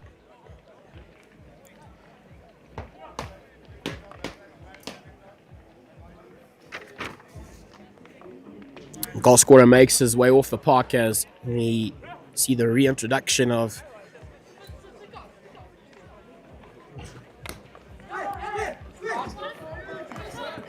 brilliant little run past his defender to the top of the circle. He's got to put away a shot. Couple too many touches. Eventually does try to put away a shot. Doesn't get half as much as he'd have liked. But tell you what, not all gloom and darkness for this Peterhouse side as they'll earn themselves a short corner. The first I've seen, so with the wind in their sails, can they make it a third? Man tasked with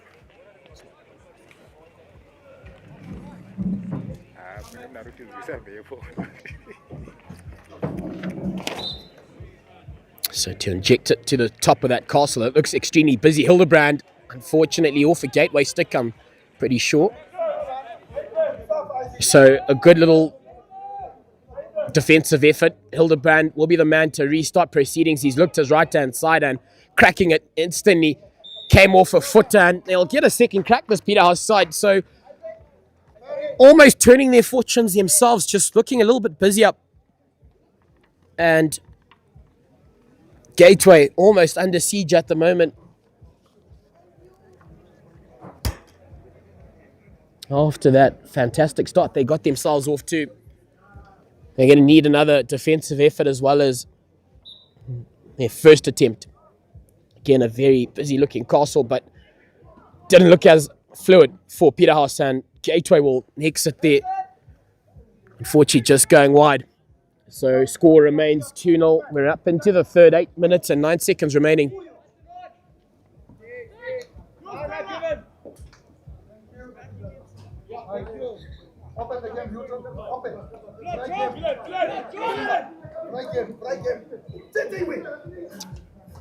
Last night met as well. Peterhouse, however, again, just doing enough in defense to look after themselves.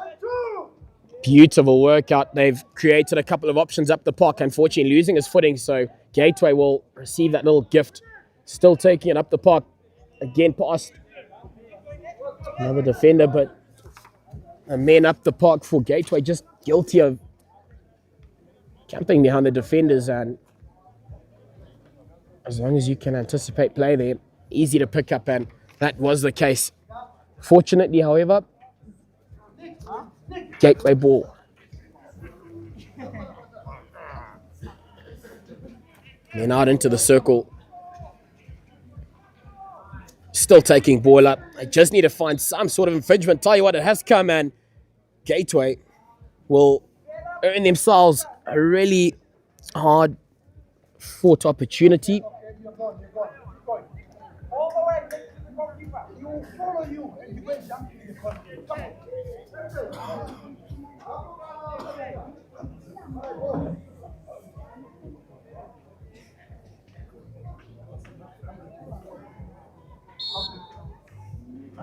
Gateway inject well.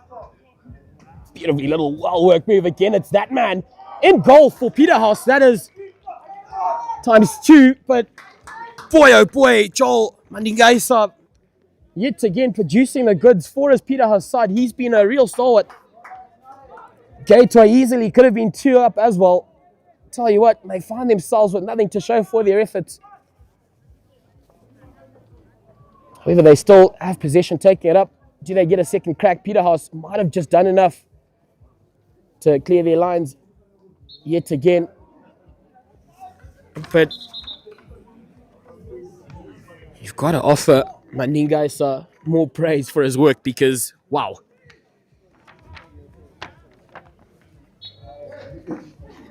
Gateway will get yet another crack, but have just got to find a way around Joel because rock solid at the back at the moment, and high fives from his side. Rightfully so. He'll be full of heaps of confidence after his efforts thus far.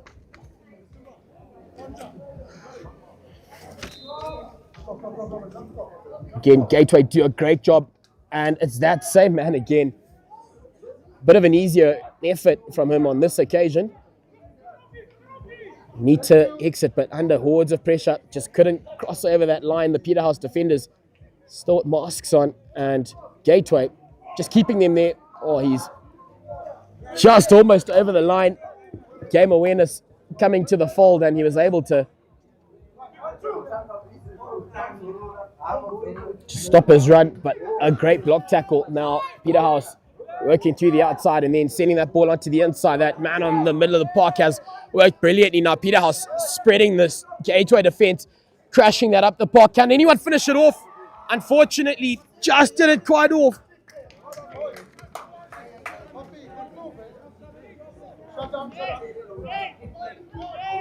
Masimba Chino Garuswa, unfortunately, just didn't quite find the coordinates as well as he'd have liked to meet that pass. Hildebrand again.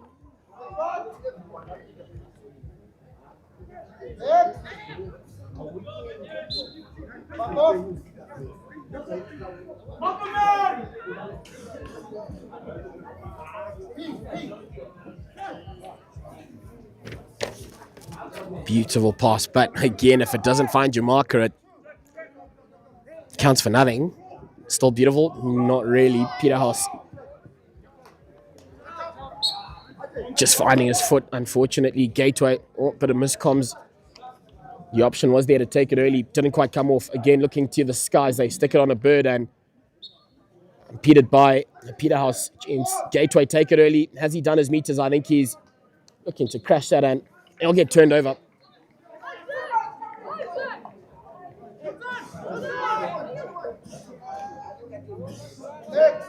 Picked up well. Again, just doing so well to send that through the middle of the park.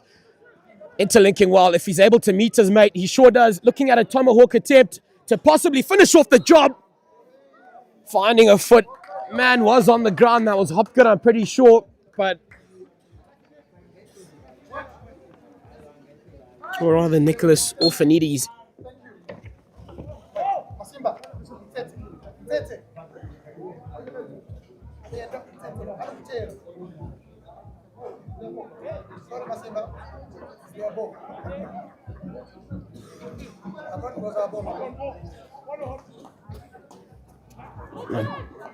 Intercepted by the Peterhouse side. Gateway will, he's done a really good job to regain possession there. He needed to have laid it off, however, jumped. And they'll get the attempt. Looking at a possible pull shot, but playing the wrong code and makes a freshie of it. Hildebrand. He's been such a little general at the back for Peterhouse. Exiting well, Hopgood onto it. They'll still get to go forward.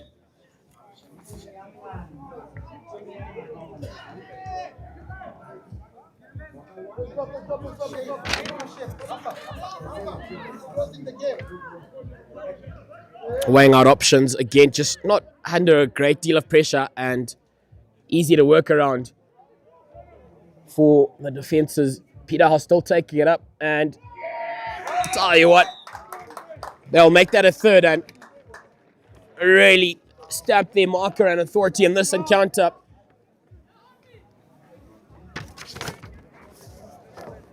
With just a minute and 18 seconds to go, is there a way back for this Gateway outfit who looked right in it for large periods? However, at the moment, long way away from home.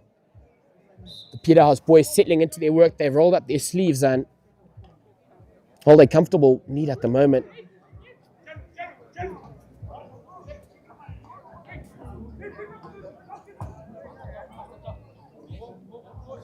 Picking that intercepted pass up very well. Again, working on that line. Just crosses on over. Off the wrong stick as far as they'd be concerned.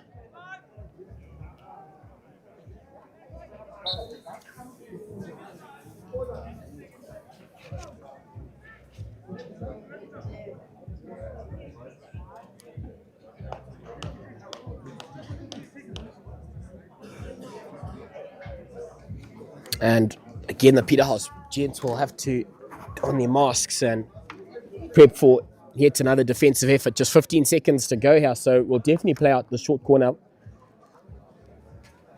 Gateway will certainly love to take one into this final break and then just look to cause or wreak havoc. Ladies and gentlemen, we get to the end of the third. Peterhouse coming into their own, and they've managed through that effort 3 goals, 3 unresponded goals. So Gateway with plenty of work to do in the final 12. We'll catch you then.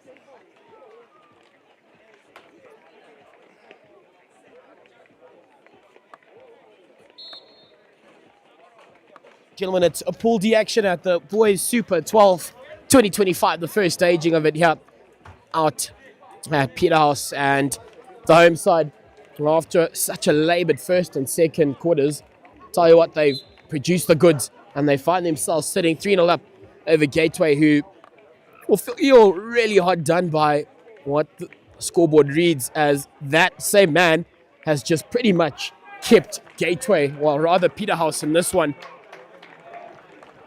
Geez, we're going to have to chat to him at some point in time this weekend. Joel Mandingaisa, after his exploits in this encounter, he's easily thwarted away up to 3 really, well, what I could call goal-scoring opportunities that he's just put away. Mandingaisa for Peterhouse obviously put in a great deal of work, and wow, what a good little run by Marilia, who's still taking possession up. And Peter Dan, the umpire, will certainly have to look to his pockets Gateway will be a man down, but geez, like it. Putting on the afterburners, a bit of skill. Mr. Morelia for his Peterhouse side.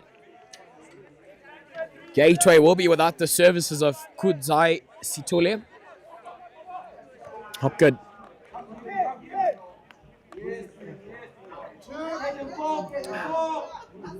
And Barner with a beautiful pass, and just to finish it off, Morelia looking at that tomahawk attempt. Unfortunate bit of possession ran away from him. Hudson to Barner. Barner impeded, and a short corner, most certainly.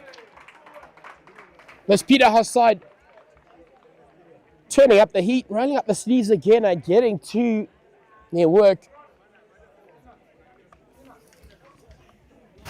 White ball.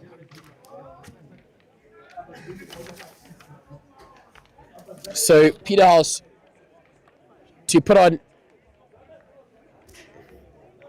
a chance at a possible fourth here. Oh, certainly creeping up off the line. So Gateway will be without the services of one. So just 4 behind the lines for Gateway. Possibly just hadn't worked around their comms as to how they'd look to thwart that Peterhouse attempt at their lines.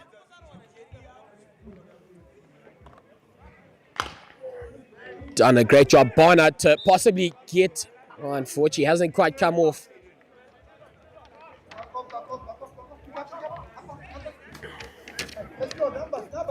Morelia.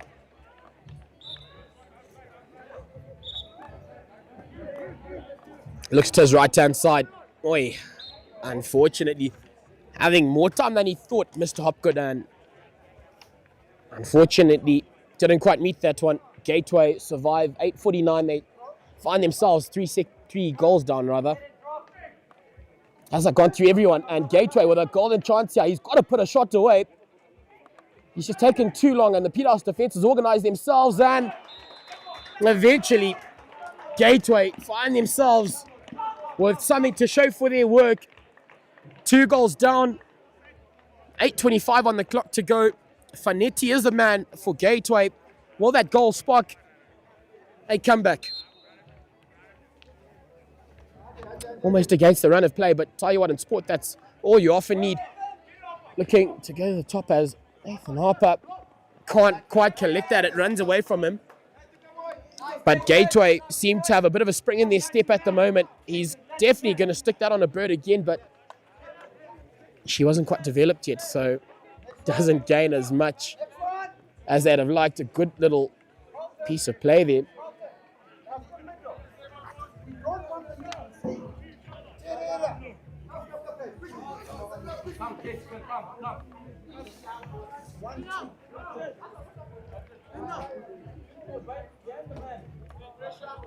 Again, Peterhouse have just been so calm at the back. Earlier was that man Hildebrand. Now it is Ufaro Nyakupingidza who's going to have to marshal his side at the back. However, Gateway managed to regain some possession. They've put hordes of numbers up the park in their efforts to possibly get a second here, which would bring chaos. But unfortunately, that does meet the back of the net to no avail, however, as they hadn't met. A Gateway stick taken early, and he's got to lay it off under a bit of pressure at the moment, holding on to it too long, and Peterhouse will make light work of that little defensive effort as they quickly turn defense into attack. Caden Barner looking to set that up for Morelia in the circle. But again, just a couple more numbers against him. Gateway to go forward 6 minutes or 6.5. He blasts that up the park, and would have been a very good cover drive, but again, just a couple more weeks to wait for that. Spreading ball out wide, and a beautiful pass. Now that danger man, Morelia, you can't give him a circle entry. He's still making his way up the park. Gateway, however, a great defensive effort. Looking to exit. Gateway with a bit of time. He goes aerial. Can he find his marker? That will be the goal scorer if he's able to loop around to it. Tell you what, a great effort. Can they finish it off? Boy, oh boy, what an effort. Gateway producing the goods here. A one-handed effort on both ends of the park, and tell you what, 2-3 up. Peterhouse. That is certainly one for the highlights reels, and I certainly got in the crowd going up. Gateway with 5.5 to go. Momentum behind their backs. Wouldn't have given them much of a chance, and geez, we'll be seeing that all over social media tonight, I'm sure. Morelia, however, for Peterhouse, looking to possibly end things here. Just inside the 23, just inside. There. Kaz, give me a thumbs up if you've seen a goal that good.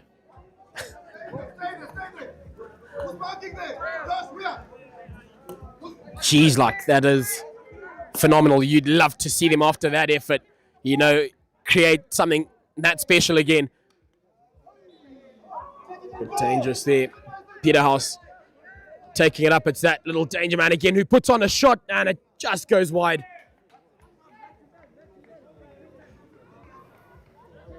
But with a bit of a spring in their step, all of a sudden, Gateway, it's that same man.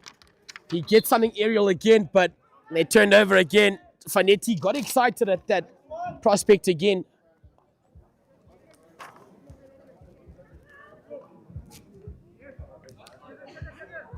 Peterhouse just need to slow things down, really calm down, just get back to how they've operated for the lion's share of this encounter. 4 minutes and 4 seconds to go. Can they cause an upset? I think they'll definitely. Well, there's a Peterhouse ball. Sure is. Gateway would have thought chance, but Peterhouse just to get back into their shape and no real rush really. 3:47 on the clock. Hildebrand.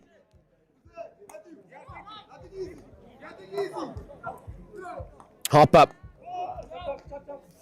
to that first goal scorer for Peterhouse. Tapfuma into the circle. Gateway clear their lines. They do so well enough. Gateway will have a couple of men up the park if they're able to just clear their lines there. It's that goal scorer Fanetti who took his eyes off the ball, and Hildebrand will get turned over. It's Fanetti again for Gateway. He's been a real stalwart. Can he get a pass out wide? No, he decides to go alone. He's past Hildebrand. A circle entry, looking to loop around, but Hildebrand does enough for his Peterhouse side. He clears the lines. They've got 3 minutes to work around. Tell you what, Gateway, where does this effort come from? He's skinned his man on the line, into the circle, taken off. Just needing to clear it again. And Peterhouse, 2 minutes and 50 seconds to go. Boy, oh boy. Gateway refusing to die.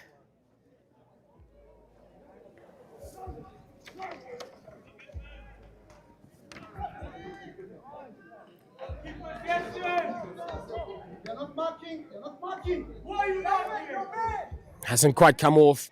Which foot did that come off? Gateway will be celebrating after that call.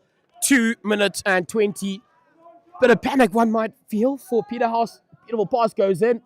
However, that danger man, Fanetti, not able to meet it. Playing on the right end of the park if they're to create something here. 2 minutes remain.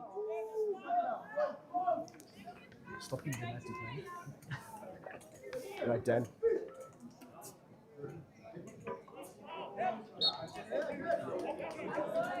So, minute 48. Gateway with 2 very late goals. Possibly best goal we've seen. Bit of a chance gone a bigging, but they'll still have possession, full of belief. Imagine what that would do to this place if they converted yet another.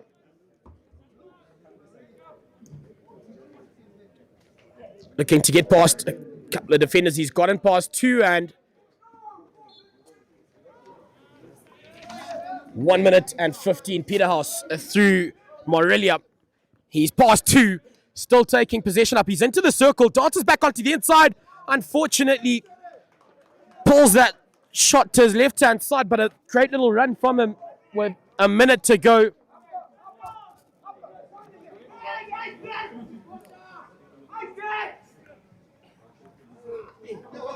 doesn't come off. Peterhouse back on the attack here.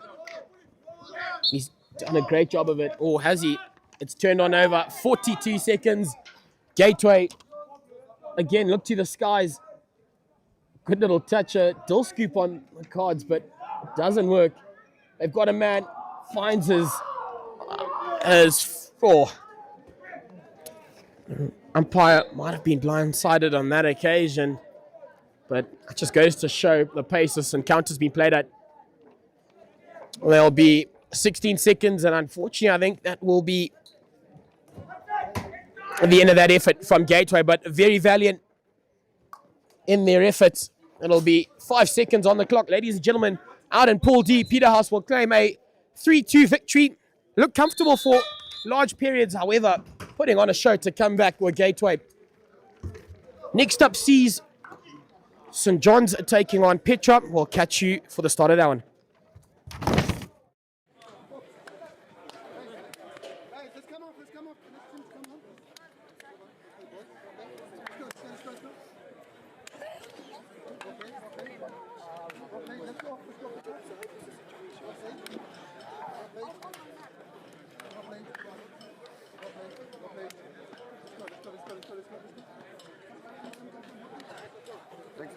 Thank you. Let's go. Off the top, guys.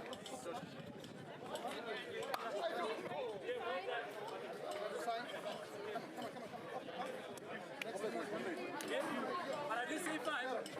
Okay, both of you went 5, so I just shout 5, yeah? Okay, well done. Cheers.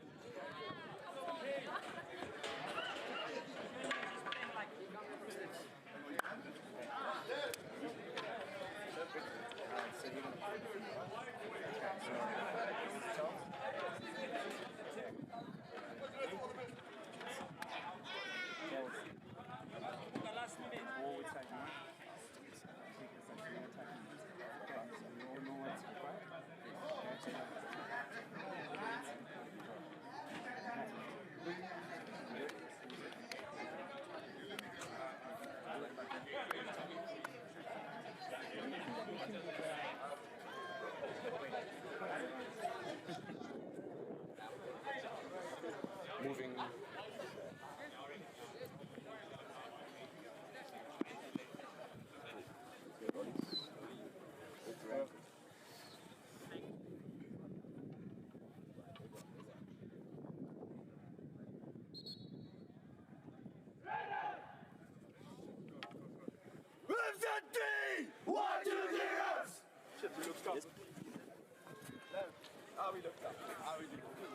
Thanks, Jay.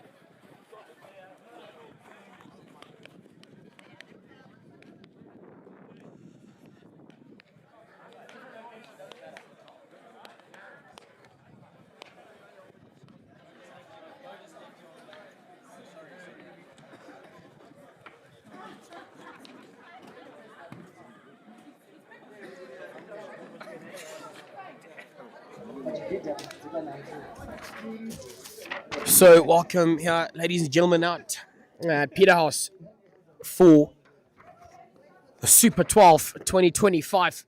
We're up to Pool A action, match number 9 here as Petra take on St. John's College.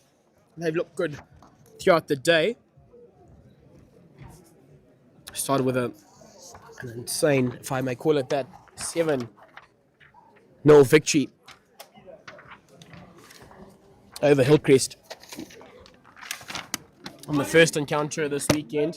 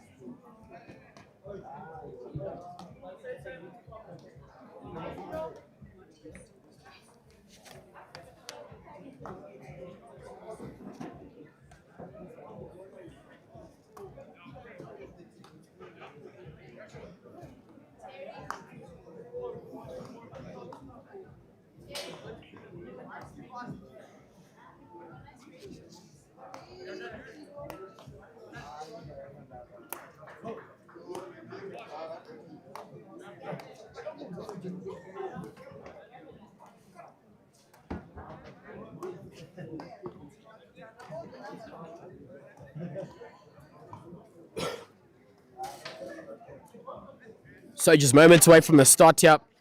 St. John's will wear their pink day strip, and then Petra in a predominant blue with just a splash of red.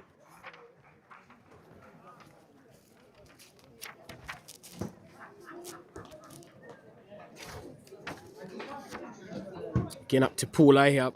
Day 1 of 3, so we've got action coming your way right here on Rising Stars all of Saturday from as early as 7 a.m. Last encounters will push off at 4, and then on to the business end on Saturday. Nonetheless, Coxage receiving possession there.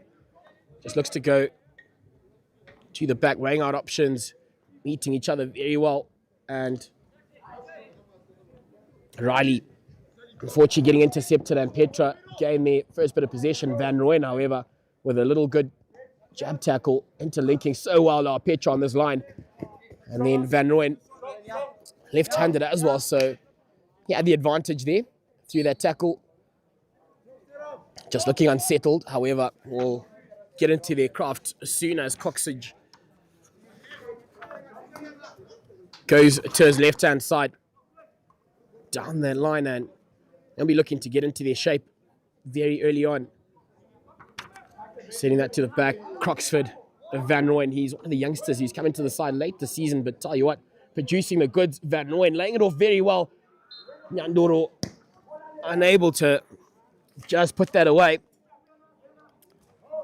but showing some real dangerous signs early on here. The Rams, Petra, go aerial. And then Sean Riley doing a great job to pluck that out of the air and then putting on a bit of pressure. Petra now will look to go forward. It will be Tina Swallow July. He gets to the midfield.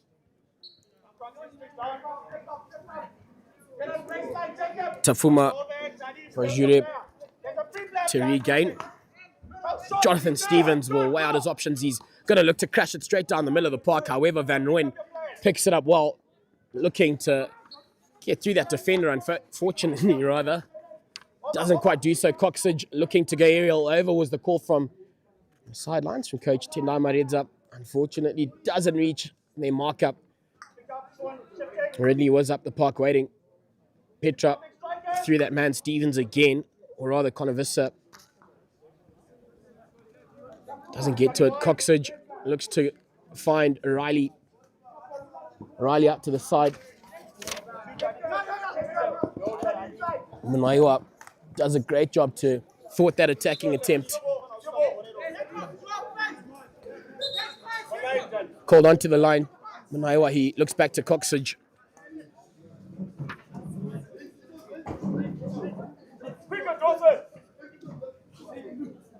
Dawson out to left-hand side.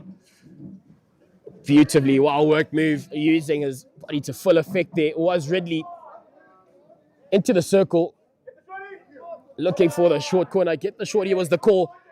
Can Erasmus pick that up? St. John's would have wanted the advantage, but it hasn't quite come off that pass. Not easiest to gather. Nonetheless, Riley sends that to the middle of the park. Finding each other well, but just on the run, as Petra's side have done enough to intercept that third pass. They'll still get to go forward, Petra. So still very early on here, 8:34 remaining in this, the first quarter.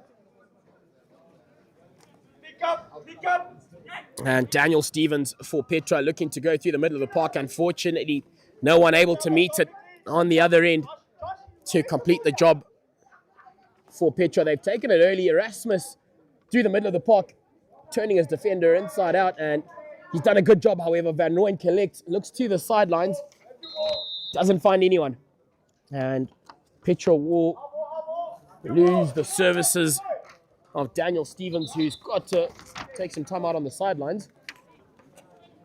St. John's Erasmus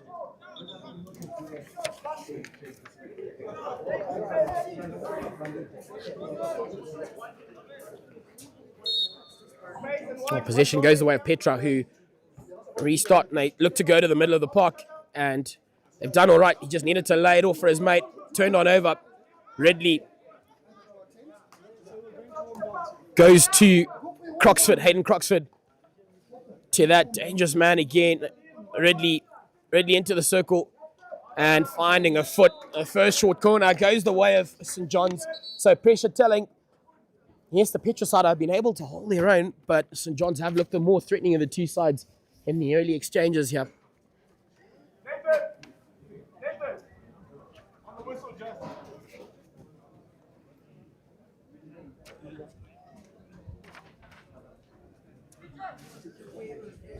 It's interesting to see what variation St. John's work around. That looks like Croxford to feed that castle. He's got two men to work with there. Ridley drags it and tell you what, a brilliantly done job.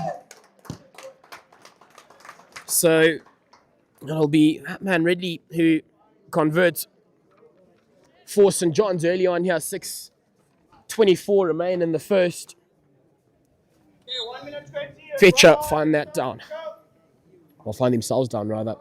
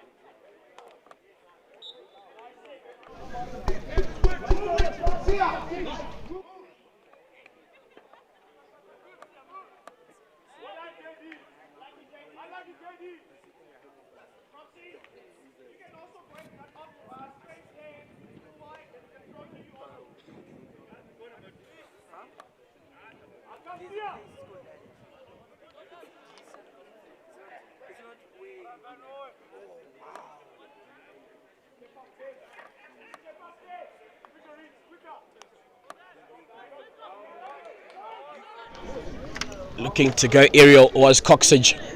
Unfortunately, doesn't find it, then up the park.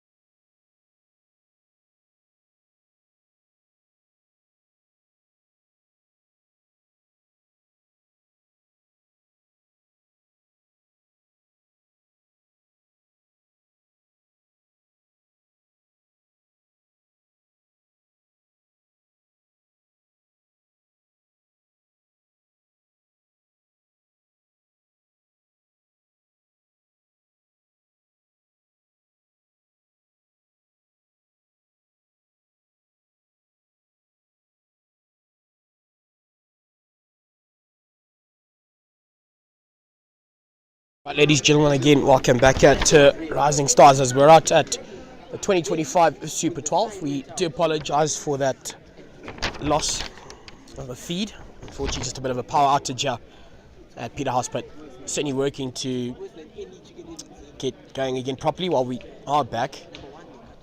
Current game on is a Pool A encounter, and that sees Petra taking on St. John's. St. John's 1-0 up, courtesy of an Ethan Ridley goal. So we'll catch you just after this break. Ridley goal. So we'll catch you just after this break.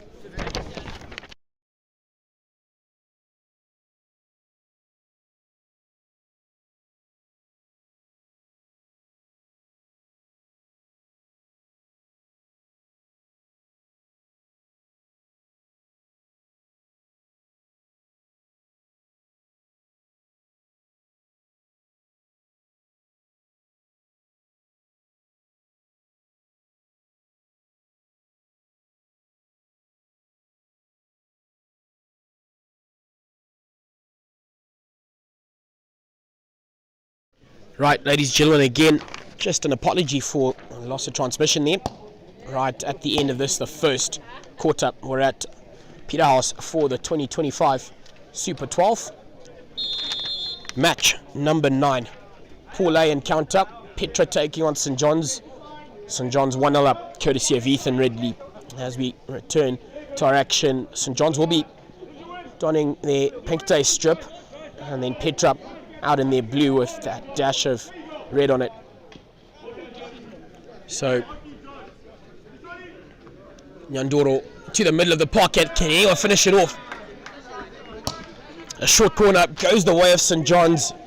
Nyandoro, extremely dangerous for any defensive outfit this weekend, and I think he's just produced that kind of effort to manage a short corner. Man, Erasmus was up the park to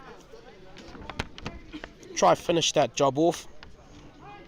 Josh Erasmus, that is. So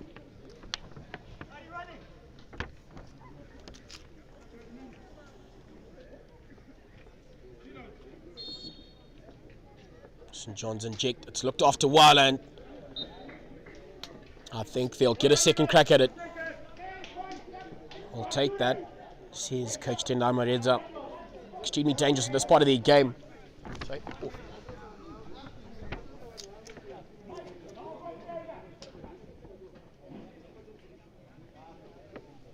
So to have a third crack at it, a second on this point in time. Looking to slip it away cleverly, but up to the task with Petra, and unfortunately getting another attempt, not taking that mask off before continuing their work. Peterhouse, I beg your pardon, Petra rather. Bit of frustration from the sidelines showing that is a very soft opportunity gifted to St. John's. You give them a third, and they're a side you can't really afford to give even one little opportunity to. They currently find themselves one goal up with a second attempt. It goes to Nyandoro. Petra exit their lines well. Van Rooyen finds that man again, Nyandoro, who looks to slip that through those defenders. Can't do so. Turned on over, so Petra will survive that little scare.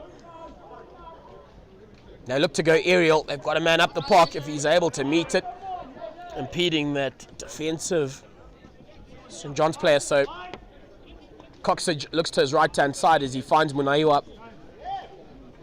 Fortunately, a bit flat-footed there and doesn't quite get to meet it. Fortunately for him, nothing negative comes off of that attempt, as Joshua Erasmus looking to go forward, impeded, but again Petra will count themselves fortunate. They've just got to now settle into their craft, as it's been quite a difficult effort for them thus far up. St. John's holding on to possession for the larger periods and encounter.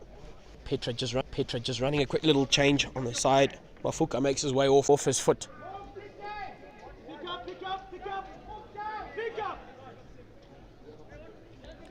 Petra looking to go across the park rather.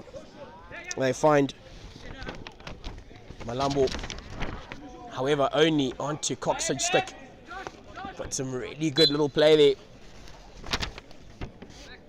from Joshua Ghani for the Petra side. Coxage again sticks out on a bird. Erasmus onto it. He's making his way infield, looking to slip that through the back of that defender. Picked up very well, but Shaylin Palmer with a good little tackle. Unfortunately, that pass doesn't find Erasmus, who was just about to begin that run. He makes way for Riley Etlin. And now through the middle of the park, again, it's that man, Shaylin Palmer. He gets called off it. However, he just pretty much stopped that attacking piece of play from Petra. Ghani sending that again to the back. They're just trying to draw out a couple of those St. John's men at the back. Sayers, however, Etlin putting on a great fight, and now Joshua Davies doesn't get the call going his way.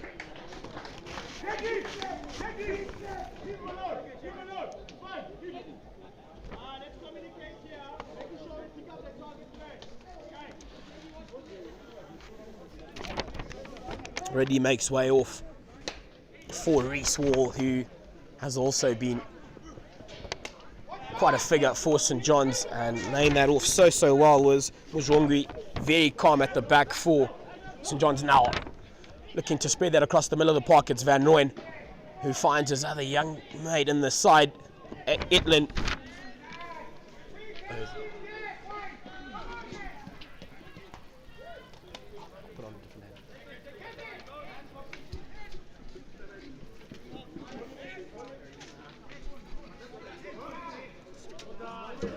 Weighing out his options there, Coxage.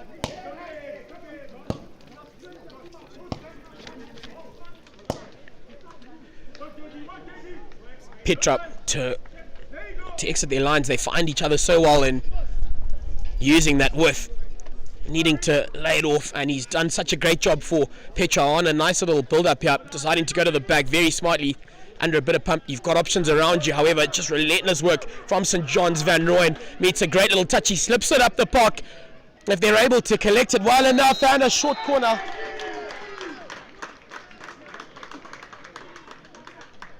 Or is it a stroke? A yellow card is shown by the umpires, and unable to handle the heat means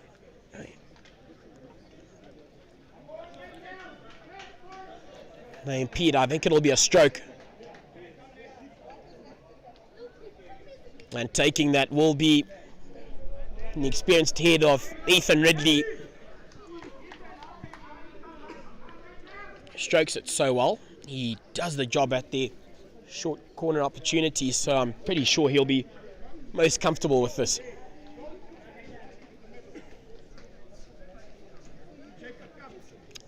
Ridley to possibly make it a second.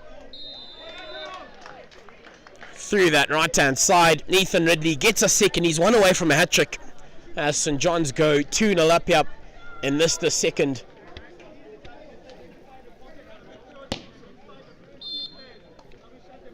As Petra look to restart, I think, well, they've rushed a couple of men up the park. They've got to ensure they've got enough to exit there as they find themselves under lots and lots of pressure. Sean Riley putting on a good little fight for his side there to just slow down that attack and allows defensive mates to get back on. Pitch up around his defender. They're still going, and brilliant tackle made by St. John's.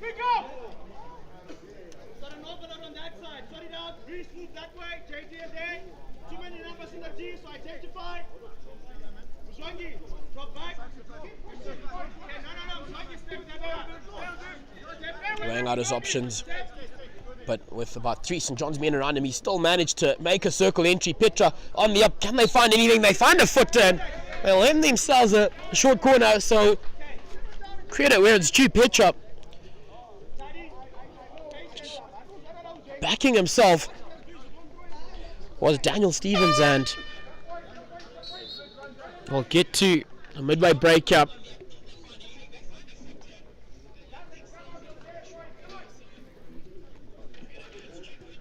St. John's still 2-0 up.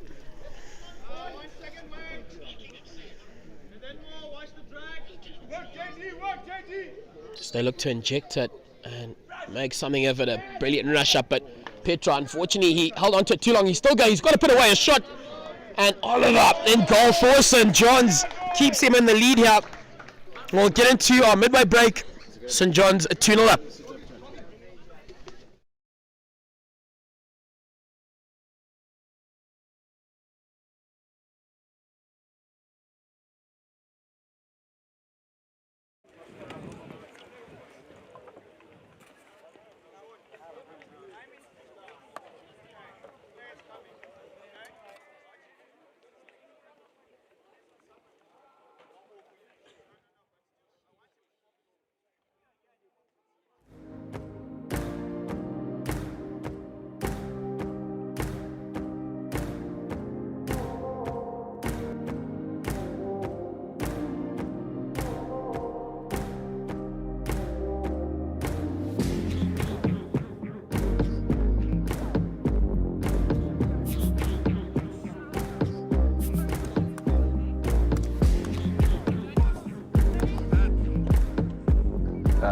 Yeah, it's been a lot of planning, a lot of late nights, a lot of getting together, a lot of brainstorming amongst a lot of people as well. So everyone's quite excited. The vibe is quite nice on the school campus.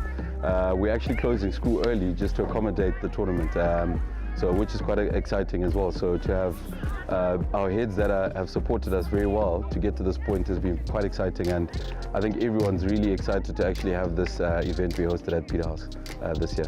I think it's a great new experience for everyone to have, and here at Peterhouse we have great weather, and I just feel like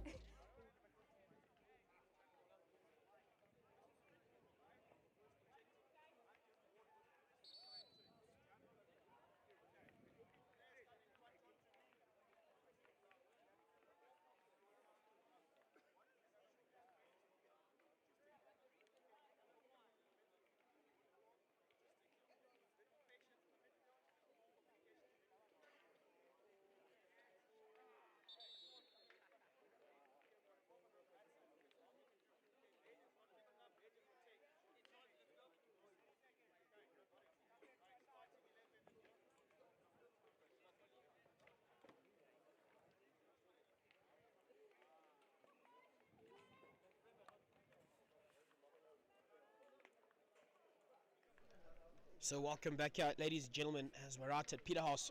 It is match number 9 in our 2025 staging of the boys Super 12. St. John's taking on Petra. Petra, for all their hard work, unfortunately find themselves 2 down to St. John's, who being I will call as I did last weekend with the girls against my favourites, to again retain their title. Nonetheless, St. John's going aerial at the start. However, that'll be collected comfortably by Conovis for Petra. They've got to look to exit their lines, however, as Nyandoro looks to take that up. He's into the circle. He will get some go forward ball. He's taken it early. I don't think the Petra lads were up to the challenge there or alert to it. A short corner will go the way of St. John's very early on. Ben, in the background there, you told me exactly what you said last weekend, Ark. I'll tell you tomorrow. Tomorrow, you said tomorrow morning on this occasion, not midday. After the first game. Just be brave. Prince Edward. Prince Edward, again, another side that have enjoyed a phenomenal season. Nonetheless, back to our action here into the third quarter. St. John's with a short corner. Goes up to the top, and tell you what, Ridley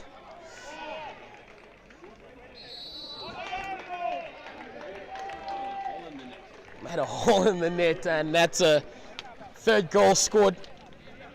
Jeez, I think I might need a stronger prescription on my glasses, because I was about to call that having gone wide because I didn't see it in the back of the net.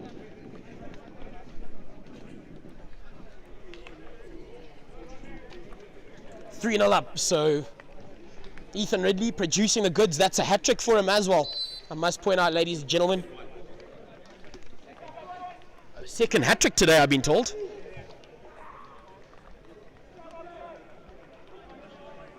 So really enjoying the start of his weekend here at the Super 12 2025. One of the leaders in the sides. It'll be his last outing for the Rams hockey outfit. Doing so well, Nyandoro onto it. A tomahawk attempt. Unfortunately, his radar just a bit more flight put onto that. Didn't need it, but unfortunately won't go his way. Almost opening up their game at the moment. St. John's now, that confidence slowly coming through.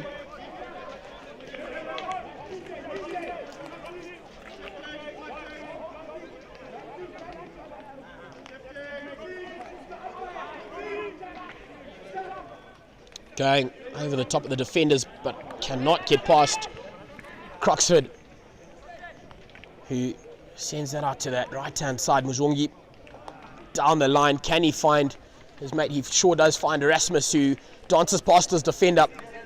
Stick it up, Nyandoro, to finish off the job if he's able to. He sure does! Just some brilliant play from St. John's. Tawana Nyandoro makes it 4. Stitching together a great deal of passes, working well in tandem, man. They've made them pay. So a long way away from home, Petra. They've got to lift their game because the St. John's side seem to be settling well into their work, and once they get going, a horrible machine to face. Sending that to the back man that looks after that and weighs out his options for Petra as Michayagu Gadina. Looking to crack that up the park.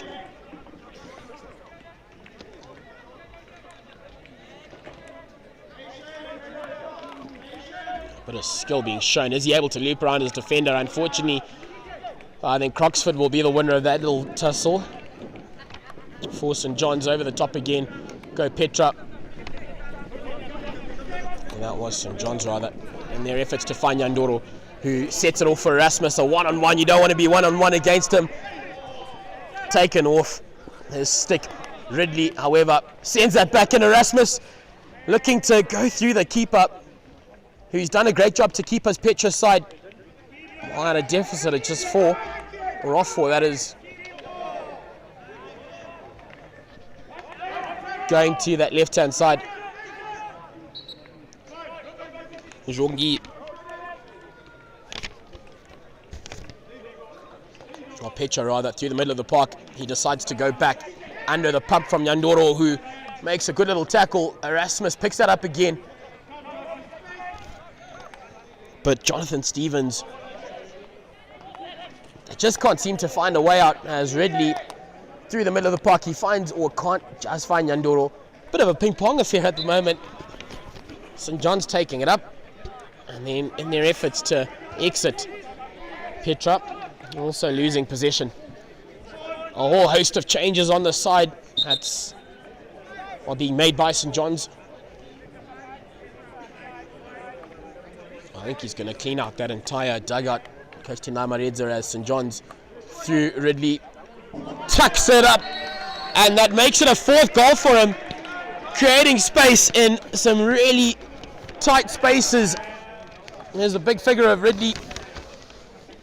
Instantly off the park. 5 goals to the good. St. John's put on Davies, Etlin, as well as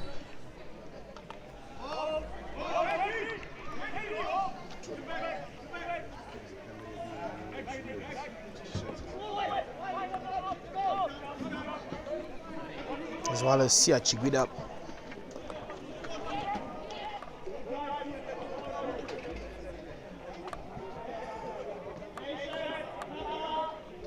Petra now out in that little corner. They gain possession, called off of it, so they've just got to crack it, find something in there, get it into that circle. That's all they've got to do first up. However, called off a backstick, so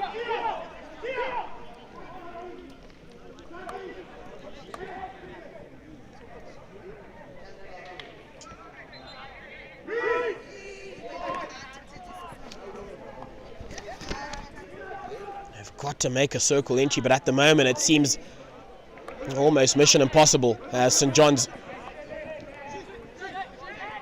putting them under pressure and now looking to work themselves up the park. Still taking it up and doing such a great job for his Petra side. Again, they get turned on over.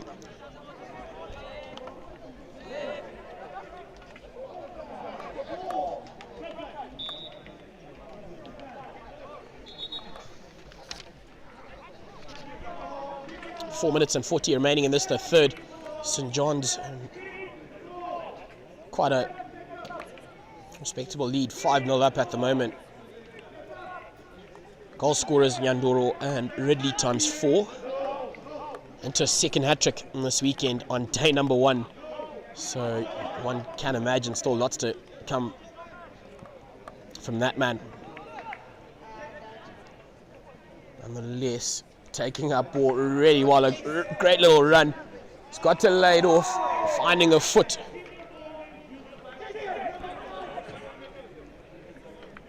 Going aerial. St. John's, but no one will meet that. Just a bit static at the end of that, and they're unable to make much of that effort. But again, 5-0 up and just building themselves up into this weekend very well. As next up, we'll see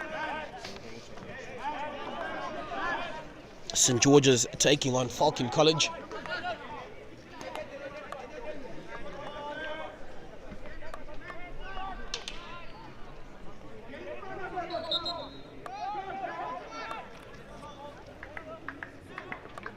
Palmer just laying down that piece of attacking play. Keep the ball rather is the call from the sidelines for St. John's. They have produced their goals from that. I guess that is how you play hockey. It's not really rocket science.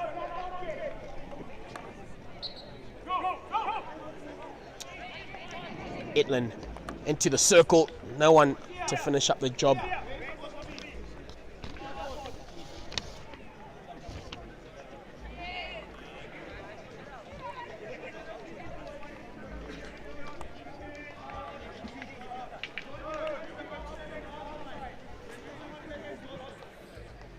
Looking to go aerial if they're able to find anyone. Petra or just give back possession. I think they've just got to slow things down, keep it simple, get those men up the park to create options around you as an attacking player.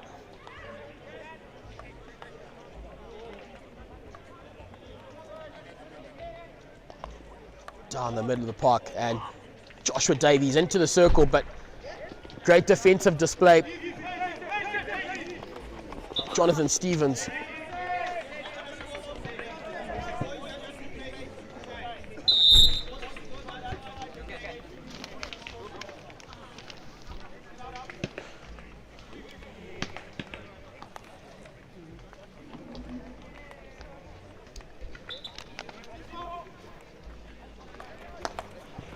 Looking to go down the line, but his marker wasn't quite alert to it. So with just a minute 34, we'll get into the final break. Won't call the score because we don't know what will happen within that time frame. Nonetheless, Coxage.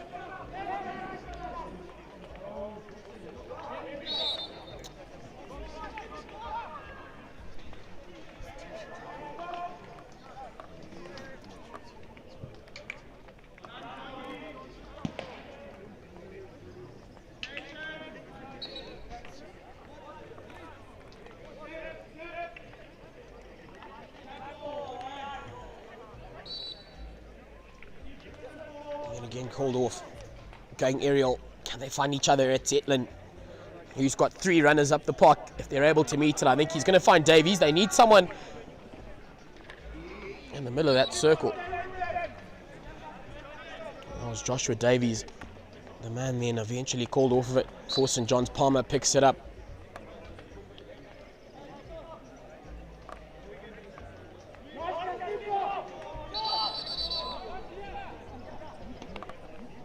Petra asked to bring it all the way back.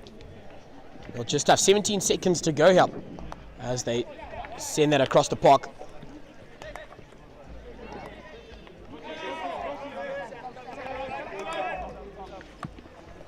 A good little jab tackle made and still taking possession up. He was under advantage. And ladies and gentlemen, that sees us reach our final break in this Pool A encounter. St. John's 5, Petra still goalless.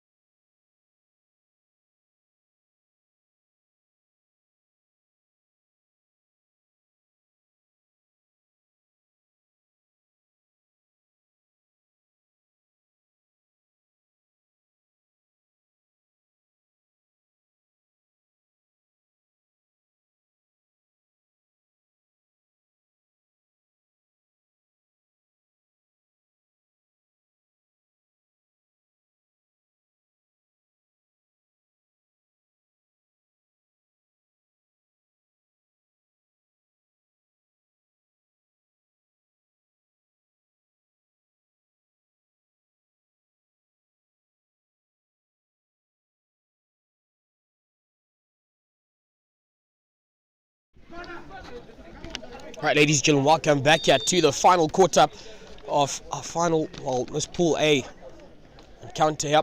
Just the one game to go after this one at the 2025 staging of the Super 12.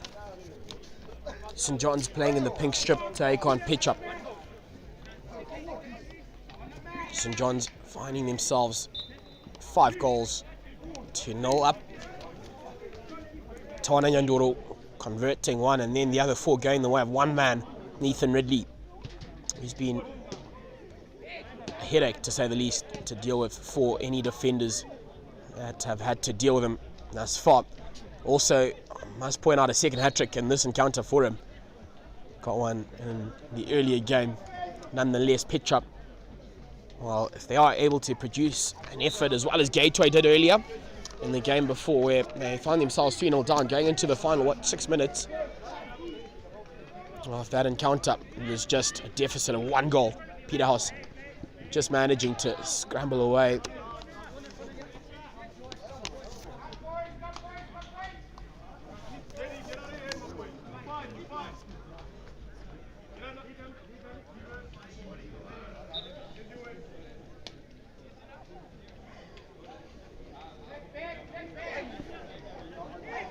Coxage looking down the line, finding Chigwandu.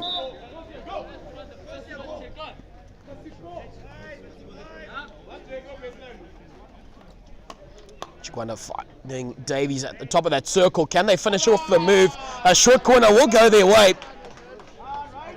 And tell you what, it was Riley Etland, the man who was impeded, and Petra again will have to line up behind their lines.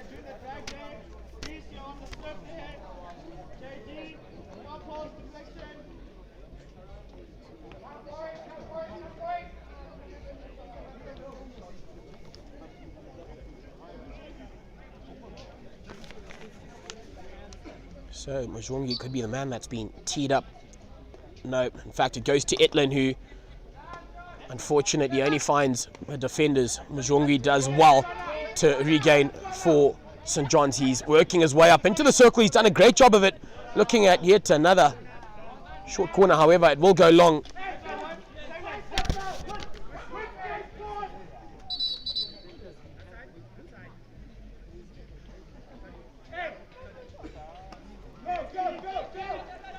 Lay that off to Croc. Oh, the Coxage dried up. And it was that man who just wasn't able to get that little deflection on target.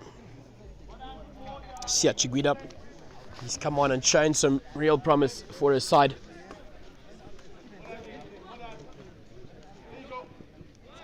Through the middle of the park now, Petra. However, Shaylin Palmer, wow.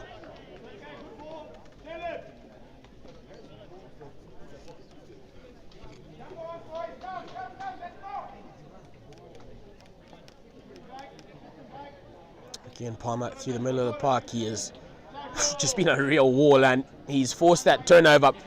Taking it up now will be Riley Etland,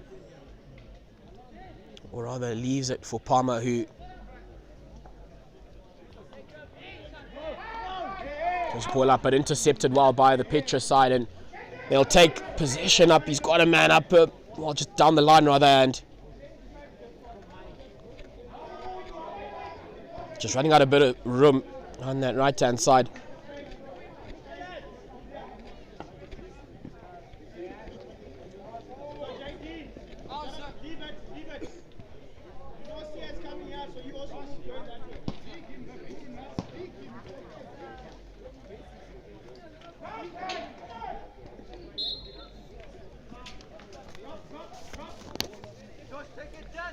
Just might be guilty of becoming a bit too lethargic there in these latter stages. 7:34 pitch up. Again, just looking to go aerial. Hasn't quite worked off for them all afternoon, so I don't know if they've got different options to possibly look to exit. St. John's have consistently turned them over. Etland was looking to take that up. And now Chiguida lays it off for Riley Etland, who doesn't find possession there, but a beautifully spotted little gap, and they'll get to go long here. Wall to Coxage. He's got acres of space and time around him to work around. Palmer with a brilliant little touch into the circle. Can anyone finish it off? Tell you what, they sure can. It is that man, Joshua Davies, who makes it a 6th for St. John's, popularly known on the side as Mr. JD. For all the right reasons, we would hope.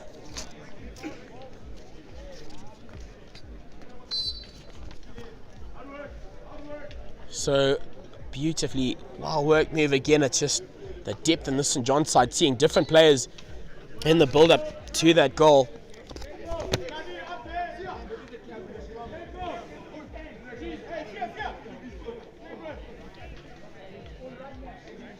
Then again, almost emptying that dugout. They've got about, 5 men waiting in the wings. Cracking it goal-wise and, just unable to get to it, but Hayden Saunders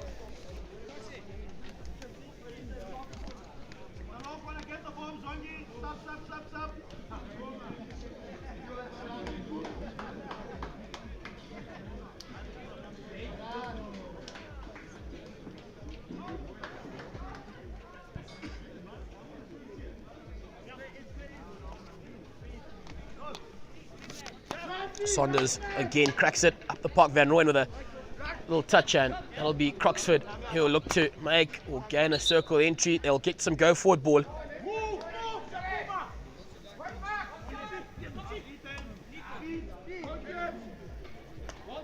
Again, just needing a final touch, but it doesn't quite come off on that post. Petra survive. They've got 5 minutes to work around them, or the St. John's defence.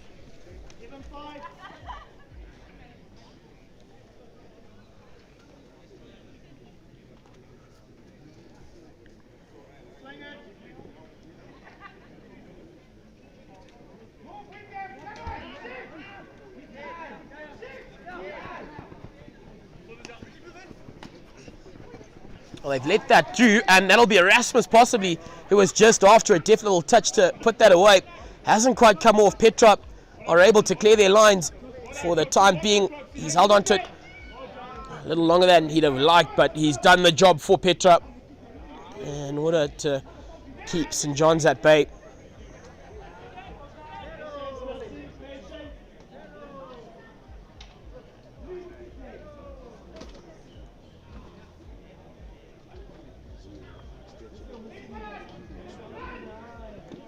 Tomahawk attempt at a pass.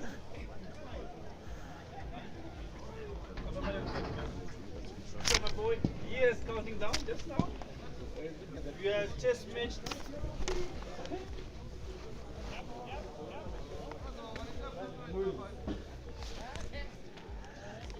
Petra again looking at that aerial option. I think they've just got to weed that out of their game, especially in this encounter where it simply hasn't worked for them. And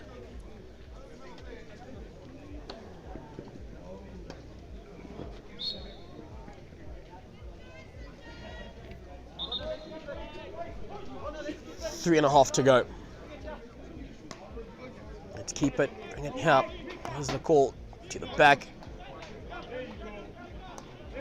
But now just putting themselves under pressure. Nyandoro making a brilliant little run, but finding their passes just in time, and then that pressure telling as Nyandoro is now in possession, still taking it up.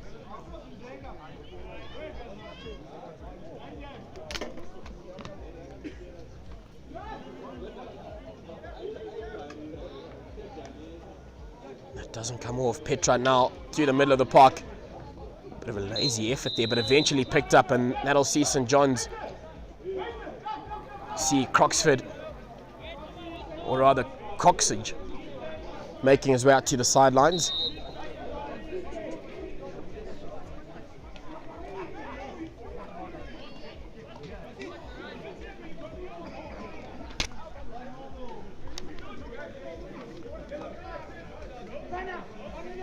Ridley wasn't quite able to pick that up. Now making his way up, finding Nyandoro, who slips it back beautifully, and a crack-it goal on the cards out. Could it be 7? Petra, say not past 6 please. 2 minutes and 4 seconds to go.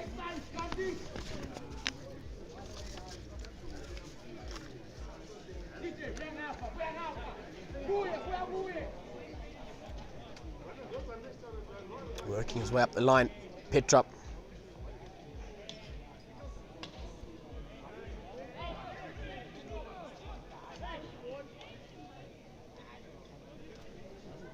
As we get to, well, still the same side attacking.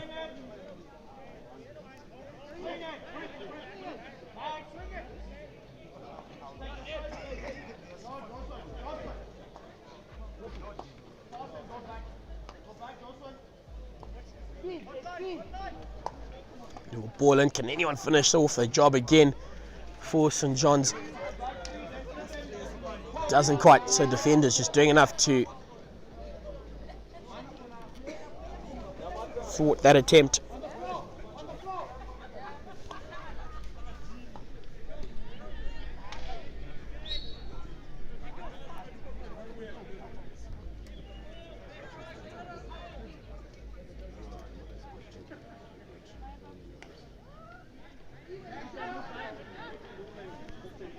And then Petrop, well, if he's able to gather, he needs a couple of mates around him to create options for themselves here. They still will get some go forward ball, just half a minute to go.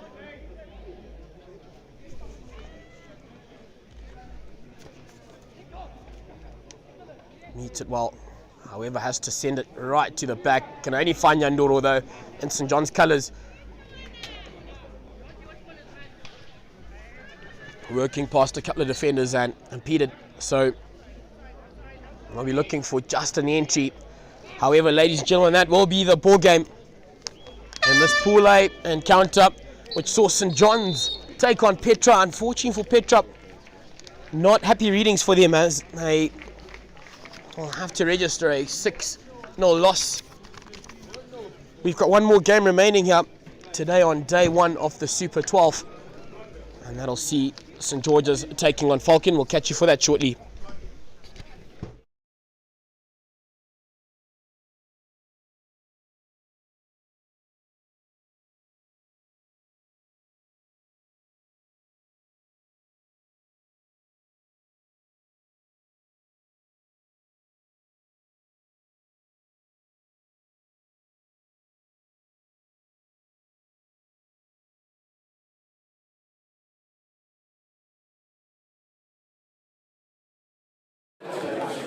Yeah, we want Timberland.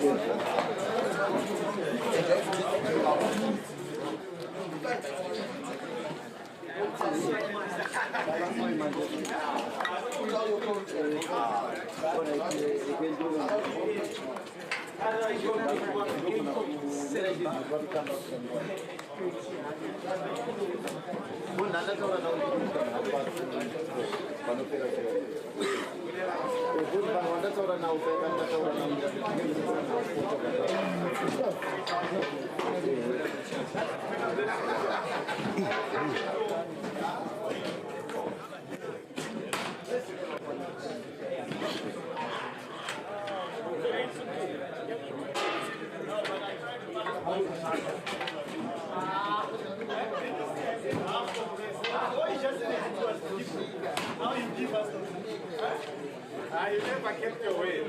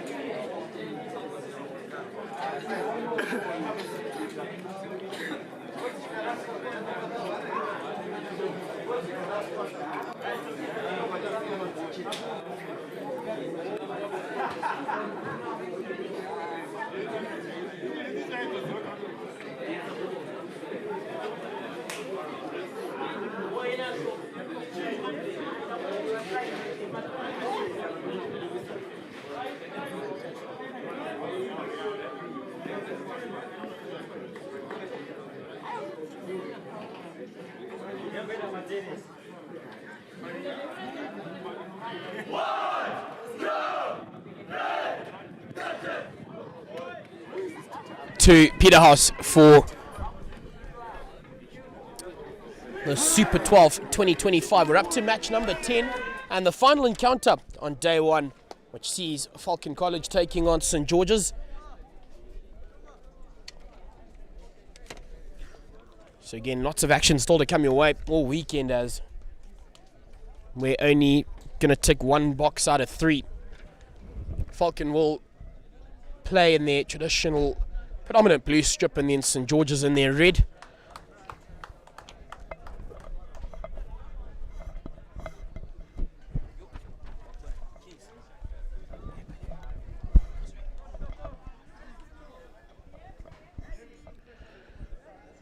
So just moments away from the start here.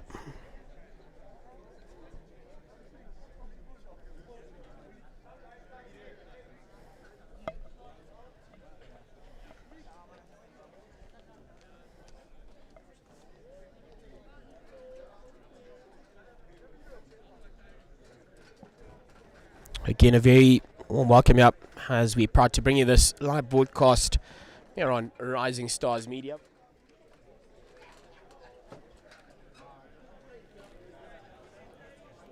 It's been a massive 2 weekends. Last week, the girls taking centre stage, and then now on to the big guys. Chizzy managing a victory in that final over Hellenic. Put on a very dominant and clinical display. We yet to see he'll make it to that final dance as we only a fraction through. St George's push us off and already putting on a decent amount of pressure on this Falcon side early on. However, just very calm and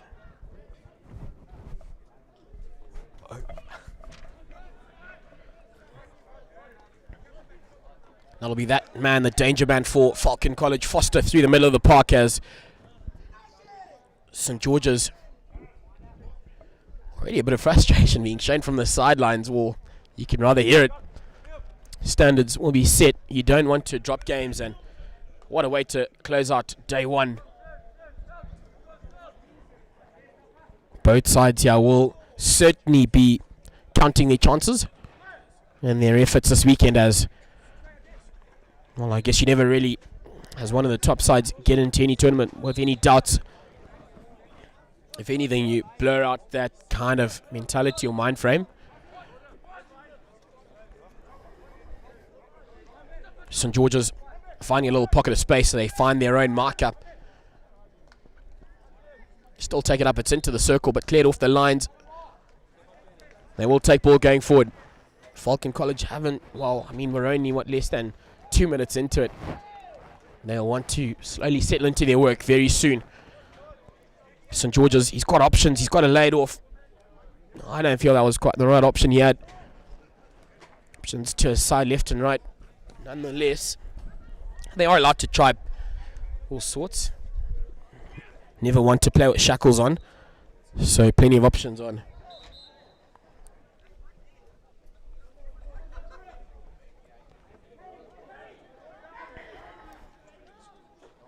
And then to send that out to the middle of the park, St George's getting a stick onto it. Can they exit their lines? Well, they sure can. Decent clearance, however, Falcon will still get some go forward ball. And it was that man, Callum Mulder, to regain possession.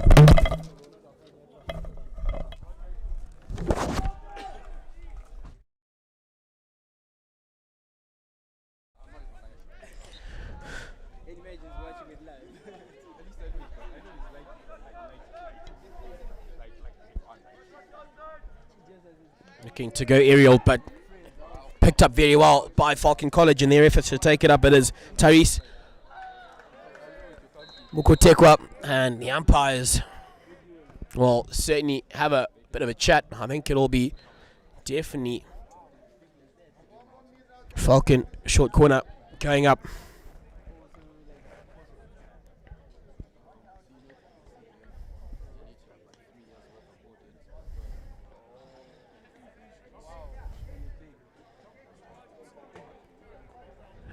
So as they look to set themselves up here, a golden chance given early for Falcon College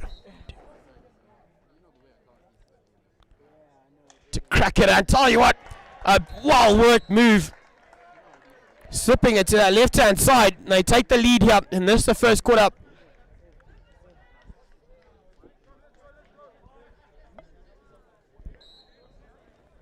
Just going on to show that you can't give them too many opportunities, Falcon College.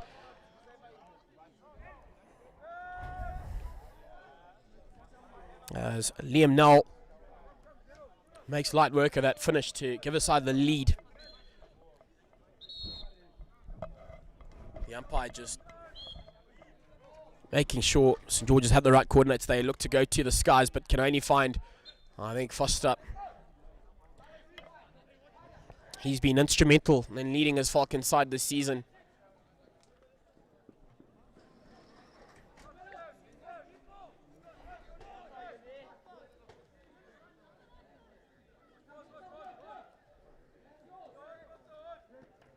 Dante past a couple of defenders, almost at ease, laying that off beautifully, and to still take that up.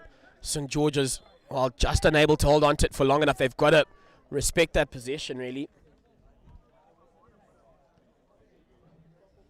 Respectfully, I say almost a half-hearted attempt at their work thus far.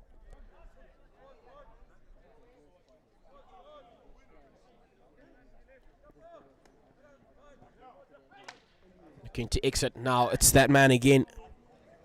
Tyrese Mkotekwa taking possession up. He's still gone unscathed. Had to lay it off a little bit earlier, one might feel, and they'll get turned on over. Just got to, appreciate their mates around them, working hard off the ball to create those options. They've got to be used. St. George's now turned them over. That pass, just the opposite of what I was saying there. He should have possibly held on to it a second longer.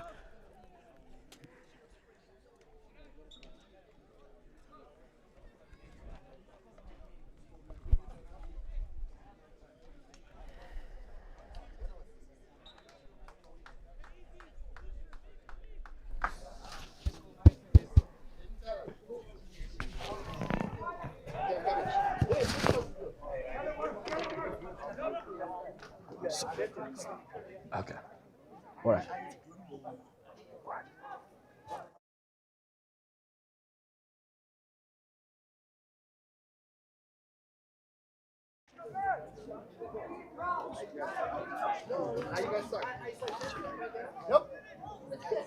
So now Falcon College taking up possession.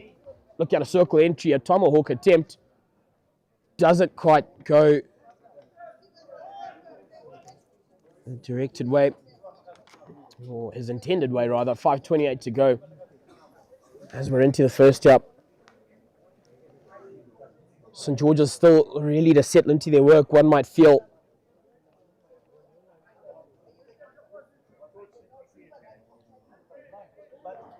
Overrunning that little bit of defensive play. Just got it laid off now. He's done a great job of it. Oh, just can't find any red shirts there. Well, it really went through them.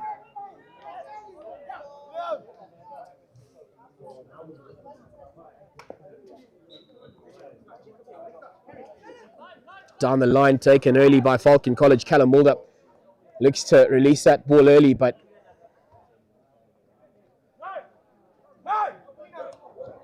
line is the call. Goes over the line and not onto a stick, so Falcon will get to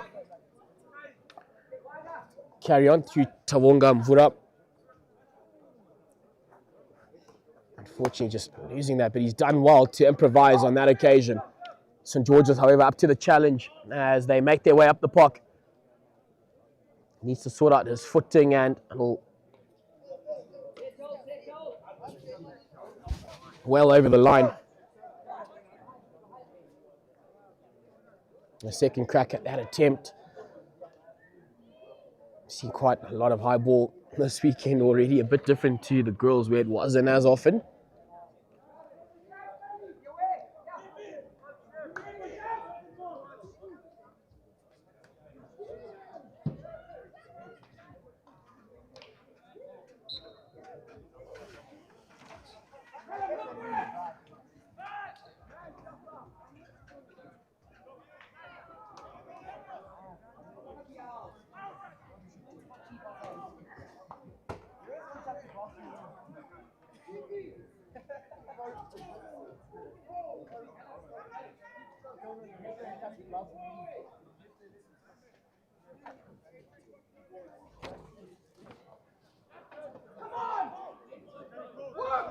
St. George's, he's just got the one mate up the park. you'd like to see them commit a couple more in order to cause some meaningful issues for this Falcon defense. It was pretty much a 1v4, and it's always going to be extremely difficult to work around them unless you possess some ridiculously impressive skill.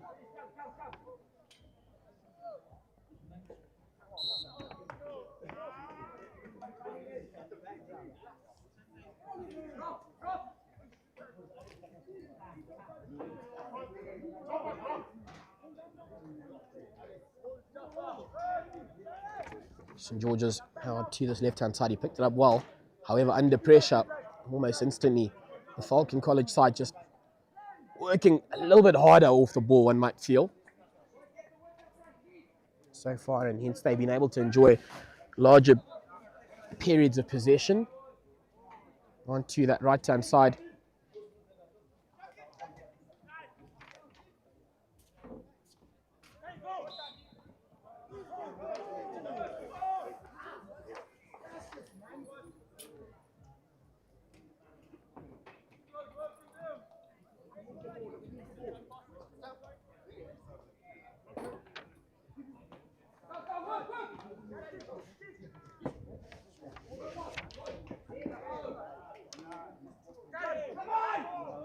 Still taking up. He's made a good little run. Has to lay it off early. He's got a man in the circle, but Tawonga Mvura coming to save the day again for Falcon College on this side. St. George's, however, will get opportunity to still go forward.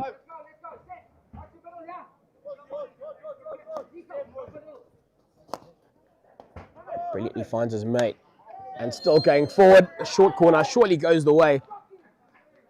Ashoko rather, man making that decision. Very much experienced campaigner, so knows exactly what he'll be doing this weekend.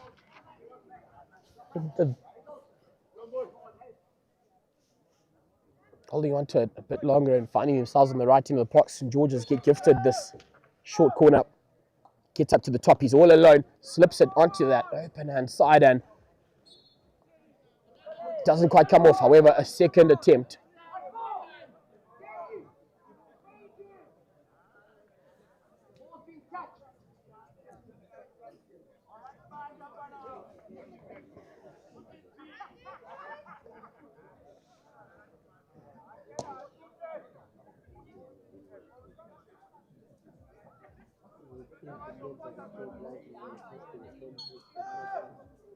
St. George's do a great job at that. First injection hasn't made it up the circle. They're forced to go back. Still looking to go forward. A tomahawk attempt is on. Will that get on over anything? It won't. And we'll get to the end of the first. Falcon holding on to a 1-0 lead.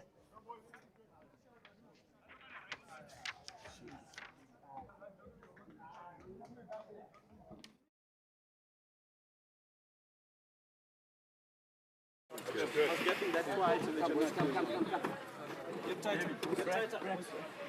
Just get tighter. All I'm wanting us to do, everything is going fine. Now we need to step it up again. Ball speed, everything needs to be much better. Alright, we step it into 50-50 passes where they're too soft. I want more aggressive.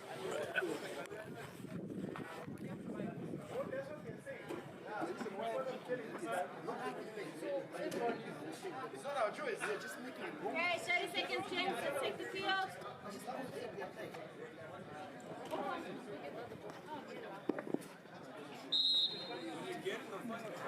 All you need to do, don't panic, look up. And strikers, don't run straight. Run at an angle. Switch, go right. Nache, switch please. Good down. Good down. And the left and the right.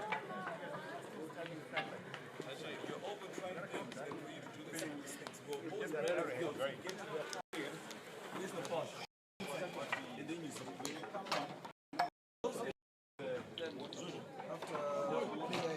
Switch it to Nache. Work. Step, 6 down. Come. Hey, win it. Let's go. Go, Caleb, go.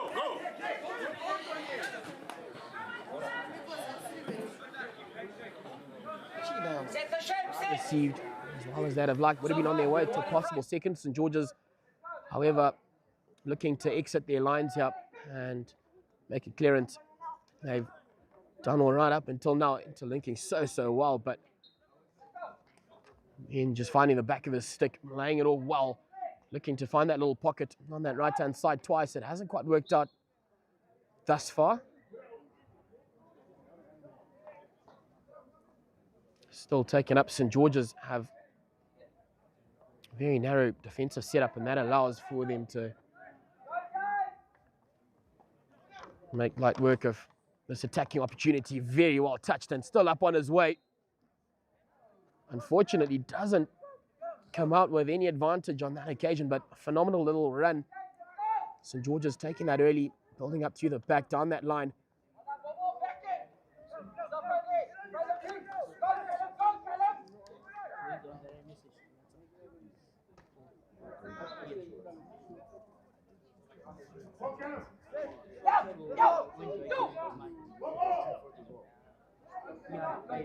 Going aerial, and Kotekwa unfortunately impeded there, or rather that is McDonald Chakaponya.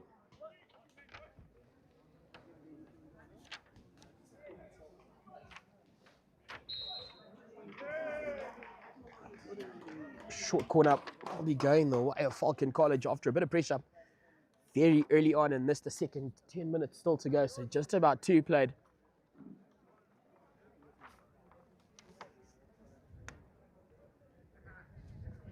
Can they possibly make it a second? I know they're extremely dangerous up at these short corners. You've got the likes of thinking rugby, Foster rather, that is. And at the top there, other names around there again are Darren Nube, as well as Tawunga Mvura.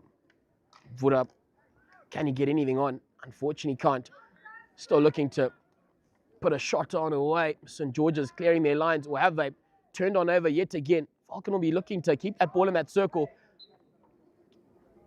Still will get go forward ball, but they won't have the same kind of opportunity they built up not long ago.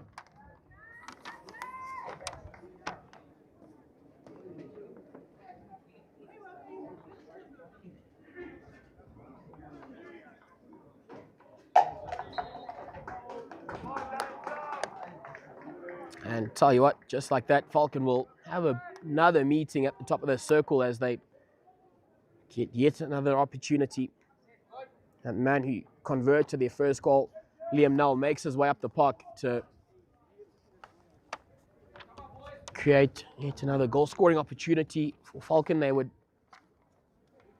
be most grateful for that. Null, for a possible second, St. George's do well enough, and they'll have to leave that part of the park without much to show for it, apart from their 1-0 lead. Again, it is day one here at the Super 12 2025, live here at Peterhouse, brought to you proudly by Rising Stars.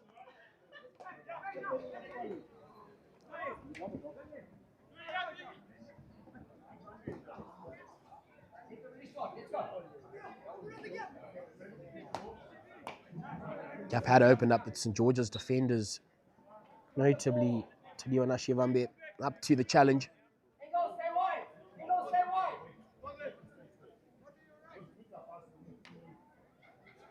Shot on, just goes to the right-hand side, but met very well by the Falcon side. 7:28 to go.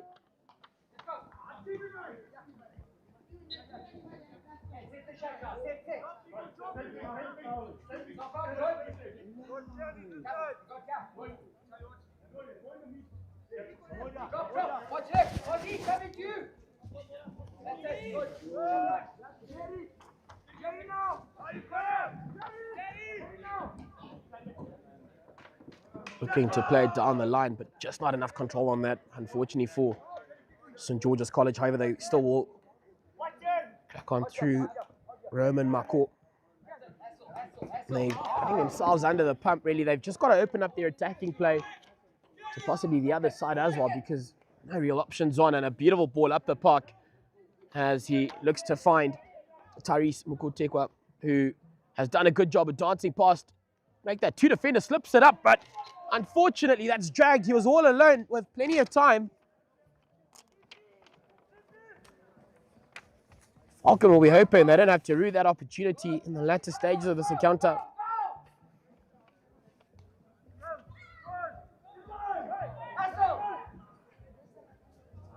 Again, looking towards that line, but it hasn't come off. Both sides being guilty of almost suffocating themselves in their attacking play. Just far too narrow.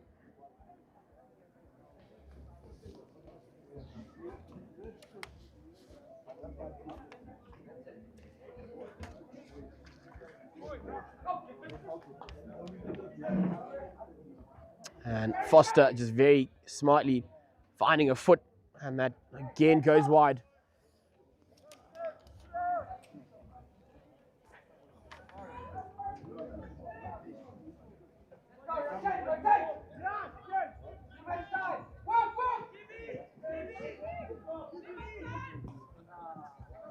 Beautifully met by that St. George's man. He's made plenty of meters up the middle of that park, eventually taken off it. Theatrically throws himself onto the ground, umpires up to it. As Falcon quickly crack on, they will be playing under advantage there. Beautifully slipped. Can he put away a shot?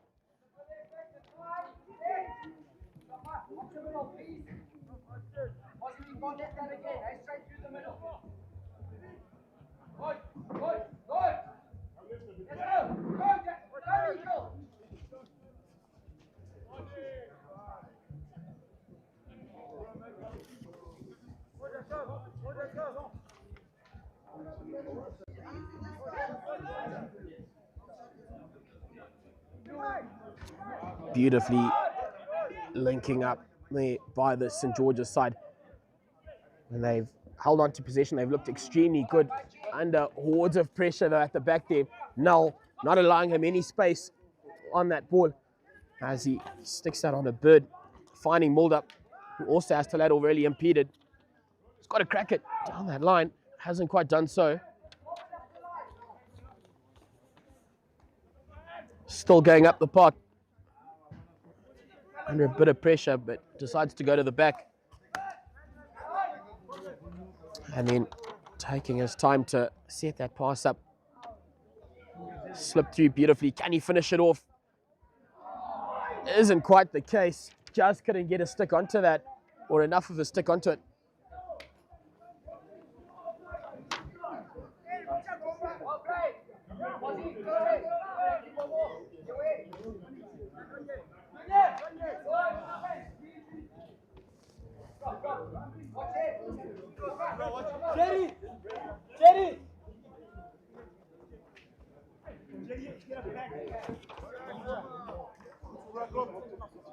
Mulder just forces that man over the line.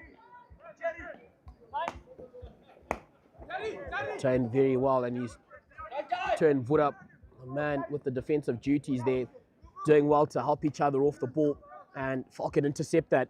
It's now Foster through the middle of the park, the skip up. And onto that, just briefly, was Terence Mugabe. However, Mukotekwa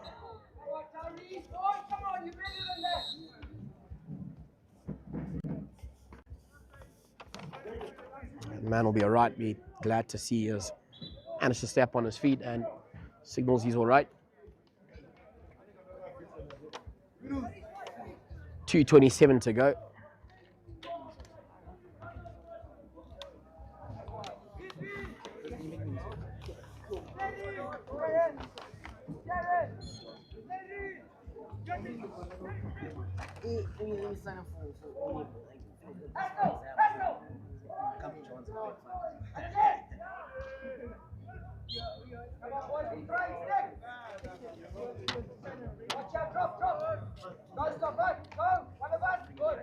St. George's will look to set up their shape again by restarting That was last year. the back. Dance past 1-2. He's under pressure though. slipping it up, and all alone. He's got to put away a shot there. And tell you what, you make that a second for Falcon College, just giving him too much time and space on that ball and being punished at the moment. And that'll be the goal scorer, Tyrese Mukotekwa. He's been a real menace to deal with for the St. George's defensive unit. They're a minute 20 out of the halfway break, and Falcon College will be feeling quite confident going into that and possibly coming out to add a couple more to complete the job for them.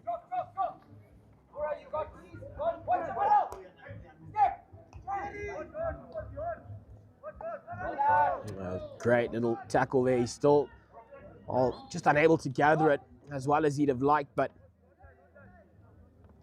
good defensive effort shown by Joshua Engelbert. Out into the circle, but only finding the Falcon stick with plenty of time and space. He finds a goal scorer, rather. The man goes through St. George's. Don't know why that keeper went to ground. Could have watched it over the line, and a short corner goes the way of Falcon College. However, one would feel he should have completed that little move unscathed. He's pretty much gotten his side out of trouble. However, David Meikle, he'll be disappointed by that effort.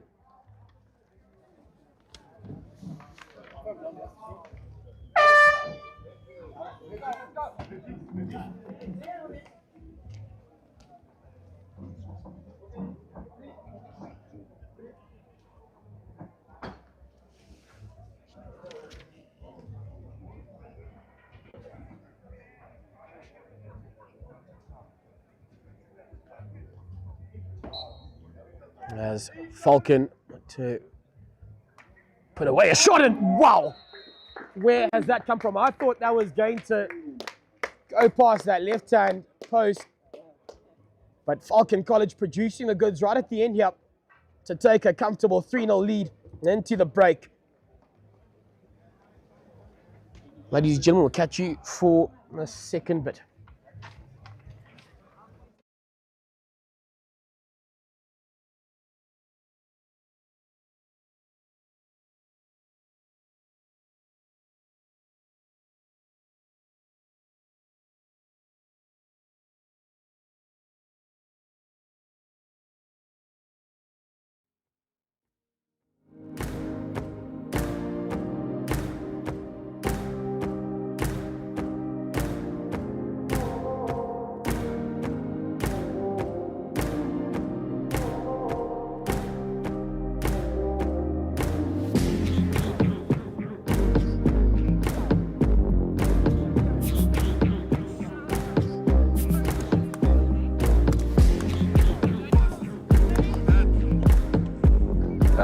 Yeah, it's been a lot of planning, a lot of late nights, a lot of getting together, a lot of brainstorming amongst a lot of people as well. So everyone's quite excited. The vibe is quite nice on the school campus. We're actually closing school early just to accommodate the tournament. Which is quite exciting as well. So to have our heads that have supported us very well to get to this point has been quite exciting, and I think everyone's really excited to actually have this event we hosted at Peterhouse this year. I think it's a great new experience for everyone to have, and here at Peterhouse we have great weather, and I just feel like it would be such an amazing thing for other people to experience, and I love playing here, and I'm pretty sure other people would love playing here too. We cannot wait to have everybody out here. The grounds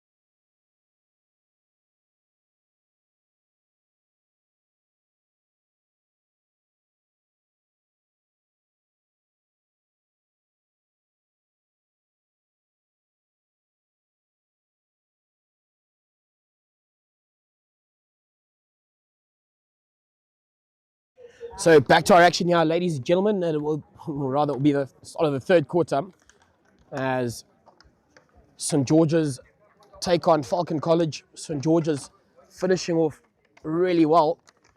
3-0 up over St. George's College, and just showing a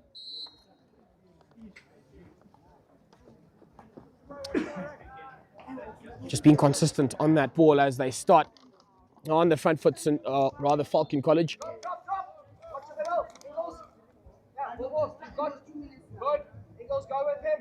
St. George's will restart, looking to go through the Falcon defences.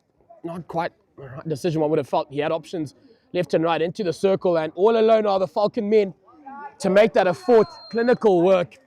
Just made it look far too easy. As Darren Mube gets the one. So what a way to start. It's the third. St. George's will have to get their house in order real quick, because at the moment Falcon College again seem to have rolled up their sleeves and are getting to their work nonetheless.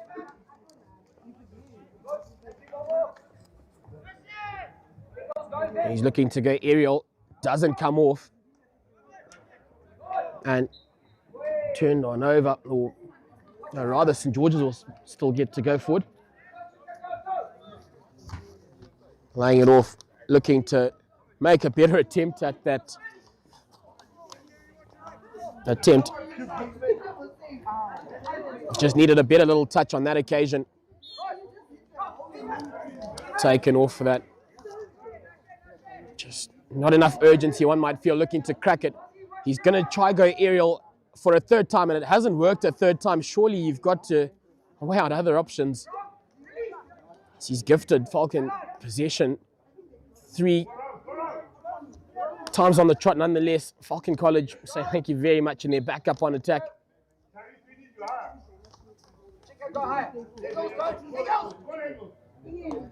Now, no one to meet it, but threatening the lines yet again.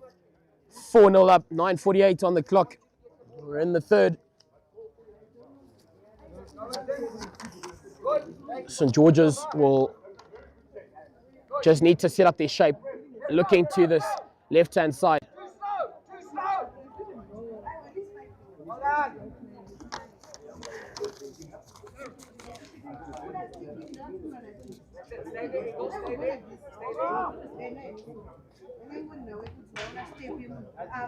And Foster, just with so much time on that ball, he forces his mate to make the run. Unfortunately, quite can't get to it, and that was Aidan Osborne. Rest in peace, Aussie. St. George's, however, off the line, looking to get through his man, finds a foot, so he'll get some better real estate, and had a second time of trying it. Is the same call, and just taking ball up. Could work away at a few meters that way. St. George's, they decide to send that to the back and reset their shape. Got to sort out his footing, and it's just been that kind of day for St. George's. A bit frustrating on their own ends, just far from where they'd like to be, and Falcon have punished them thus far. Skip up, Foster, now to the middle. Done well enough to take that off the lines at the back, St. George's. Falcon, however, will still get to go forward. And making a pass will be Osborne again. Right to the back, he finds his man Null, goal scorer at the first. Mvura. Just some beautiful play at the moment from Falcon. It just looks quite fluid. Hence they find themselves up in this encounter. Advantage being played on. So Falcon will still get some go forward ball from the top of the circle. Where's on the keeper? Out into the circle, all alone. Tomahawk is on. Looked to slip it off rather for his mate on that post. Gotta be a bit selfish sometimes, especially when you're 4 up. Express yourself a little bit. St. George's, however, gaining possession. He's going to show some speed on this right-hand side. Referee feels everything normal with that tackle.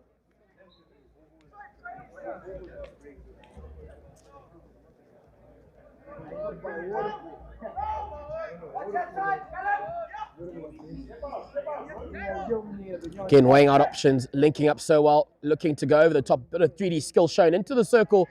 And a short corner will go the way of St. George's. So a little spark of brilliance. 6 minutes 44 remaining. This is the third, and St. George's get an opportunity. Few and far coming, but here you go. One feels like they've got a fighting chance in this one. This has to be converted. The man given the duties of ensuring it gets to the intended recipient well. Tichaona Maradza for St. George's. Met well at the top of that, and they slipped it onto the open side. He's got to put away his shot. One might feel he took a little too long on that, and Falcon College survived the first, but St. George's still in possession, however. He's got a bit of space in front of him. Beautiful little touch, a crack at goal. Doesn't meet it. St. George's will have a very long chat, I'm sure, at the end of this one, because it just seems they're far away from the kind of effort they're capable of producing. And in this tournament play, you don't get too many chances given to you.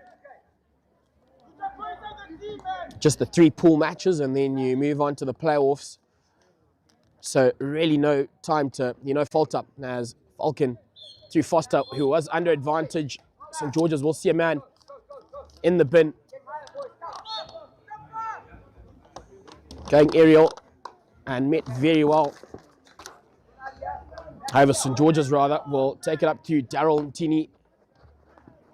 Nicked off his stick, but intercepted after that by St. George's. They take possession up through Tarirai Madamombe. He's still in possession, gets a pass through, but again, for St. George's, just not finding themselves in the right positions, not anticipating play as well as they could.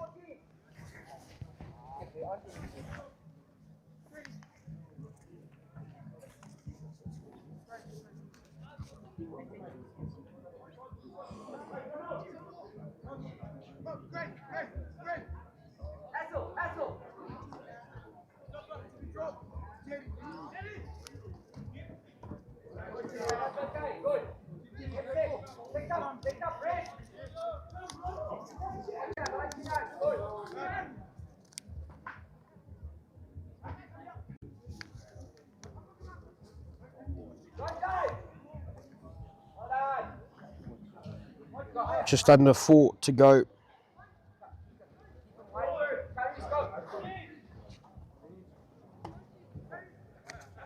Watch the middle. Fuzzy, you got it. 99. Garrett, good. Let's work. In his face, go. Beautiful little touch back into the park. Here we go. That's a good pressure there. I like that.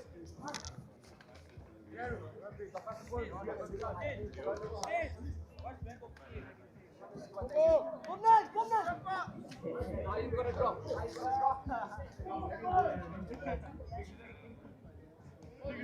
Done a great job there. If his mate's able to leap around to it, eventually does. Impeded, still going forward. Surely.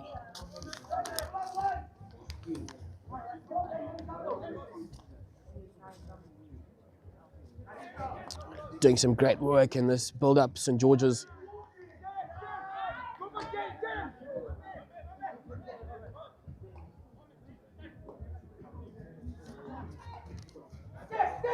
St. George's into the circle, but some great defense at the back as they're forced out of it.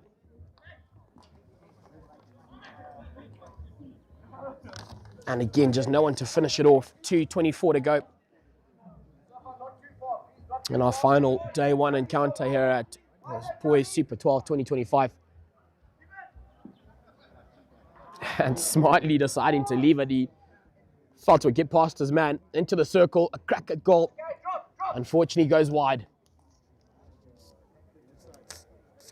Pick up, be away left, be away left. That's good there, stay there, stay there. If it goes, you gotta rotate. Go. Hassle, hassle. Good. And some great pressure being applied by Falcon. St. George's managed to still get out of it. A great little touch. And then that build-up. And Null has just been so calm and composed at the back there, forcing St. George's onto the outside. Still looking to take it up, and it's cleared well. Getting right across the park and with great amount of space and time. Can anyone meet it in the blue shirt? Wolford. Well, Mulder rather. Pick up, Brent. So much. Good. You certainly don't have favourites within the Falcon ranks. Drop. Go with them, Eagles. Go with them. Good. Go 7. Go with them. Nice and strong. Looking to carry on that attack. Shot on goal. And tell you what, it's worked a treat for St. George's as they managed to respond to the fore. They find themselves 41 seconds out of our final break, 4-1 down.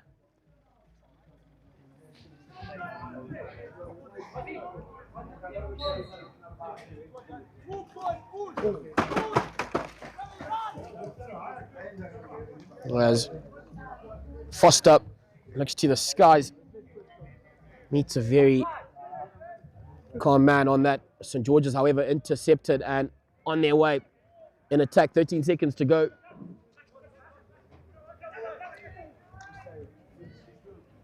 And beautifully worked now to take possession up the park. He's got it laid off in good time. Ladies and gentlemen, we get to the end of the third. St. George's respond, however.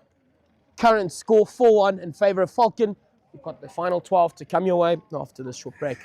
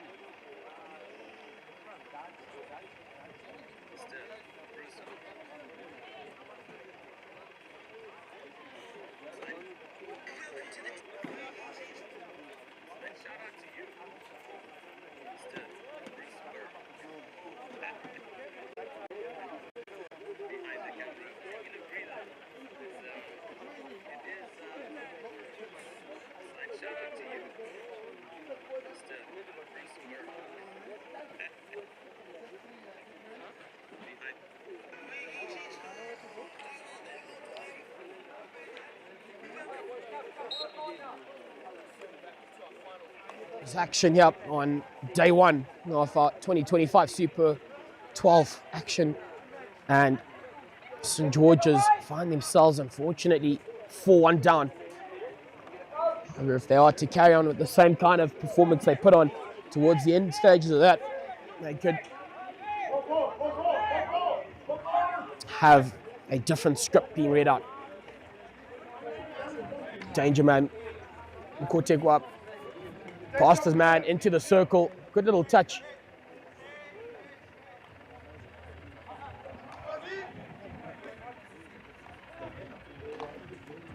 Unfortunately, St. George's not as clinical in their defensive work and looking to put that away. Just called off of it.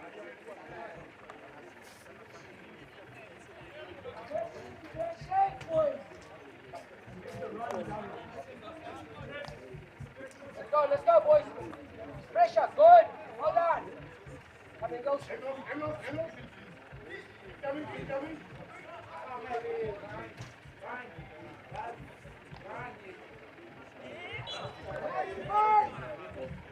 Yeah, that's him. Vura, unfortunately, not the greatest of touches. St. George's putting on a real dogfight in defence, and they come out on the favourable side of that. Let's go, go, go! Closer, closer. Yeah. Picking that up so well. St. George's with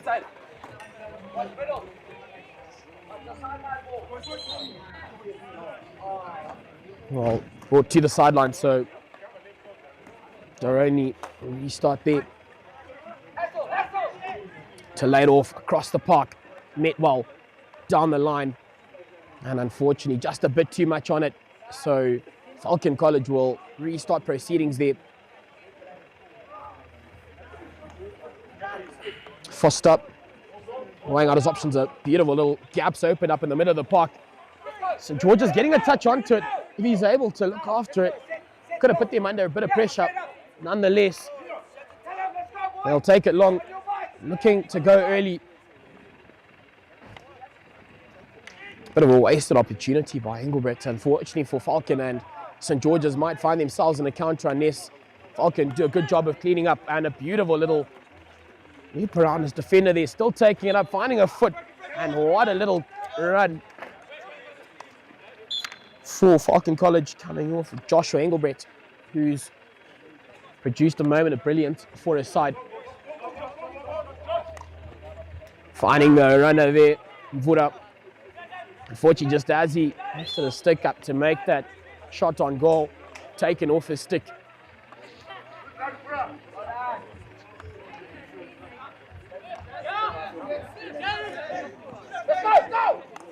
Under pressure and intercepted. Falcon College into the circle to finish off the job.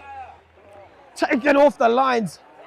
Just holding on to a little too long. One might feel a bit more urgency needed if they were to convert that. Nonetheless, St. George's have to be credited for that recovery effort. What an effort. I think that is Daniel Foster, the skipper.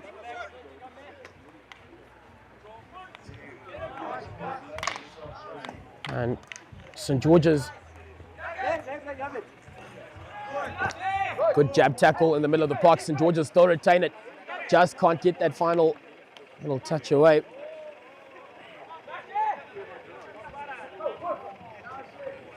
Again, great ball up, but a lot to be desired for St. George's if you are attacking and you don't have men up the park to actually finish off the job.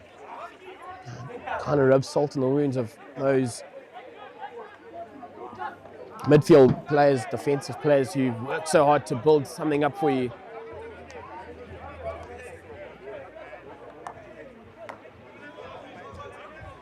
Great work there, under pressure. Just seemed to create time when it wasn't on for him. Foster cracks. Falcon College keeps it infield, lays it off to the top of the circle, but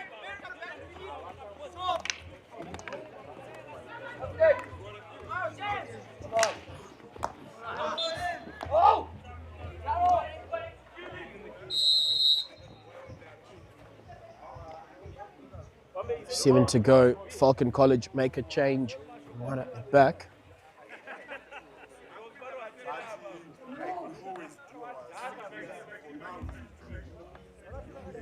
Watch.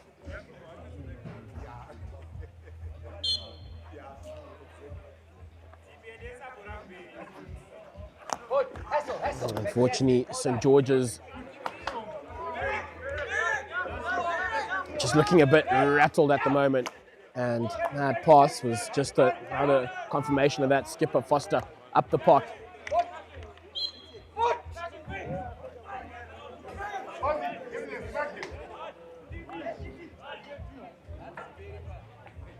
St. George's look to go aerial. Now we'll be happy to watch that well over the line for Falcon College.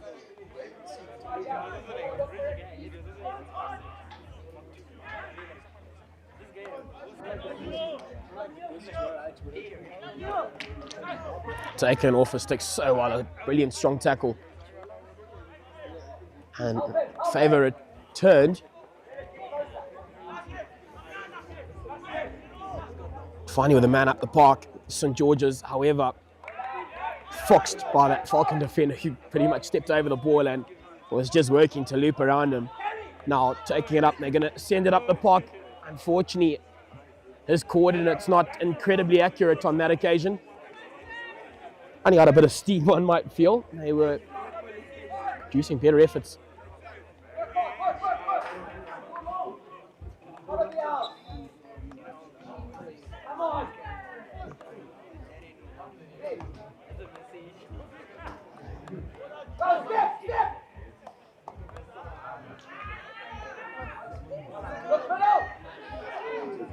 Falcon setting up a little bit of a counter, drawing a couple of defenders, laying it off well, and now on a brilliant little attack, holding on to it for just the right amount of time. Still to go for the tomahawk. Unfortunately finds the back of his stick according to the umpire, and again, beautifully built up by Falcon and taking their chances, unfortunately, just not legally. So they'll hold on to that 3-goal deficit, and they find themselves sitting on the good side of 4 minutes and 25 to go.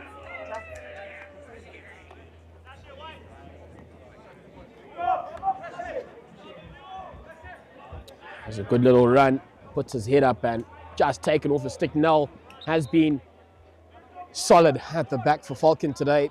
He hasn't looked back since he scored that goal. Also gave him a great deal of confidence for the rest of the encounter.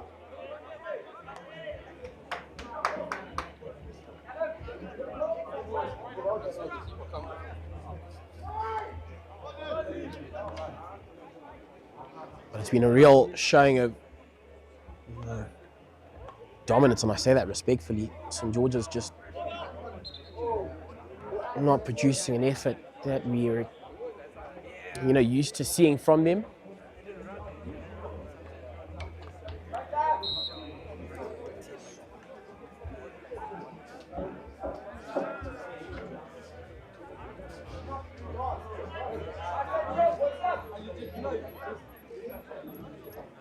And I think that'll be short corner going the way of St George's. 3:14 away from the end of this encounter.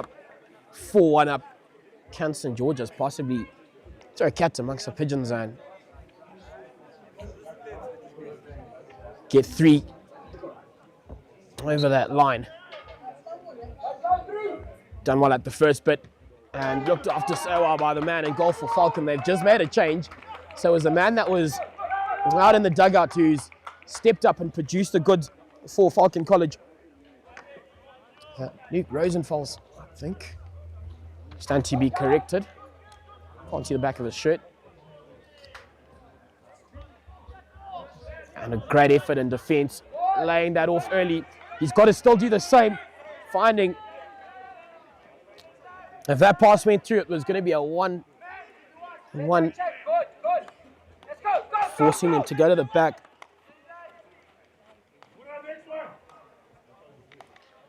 And intercepted by Falcon, picked up so well, but turned on over. 2 minutes, 10 seconds to go here.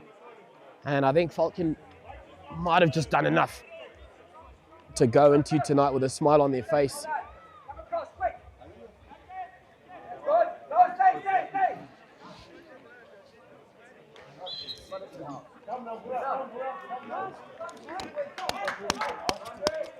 Weighing out his options, again chooses to go aerial.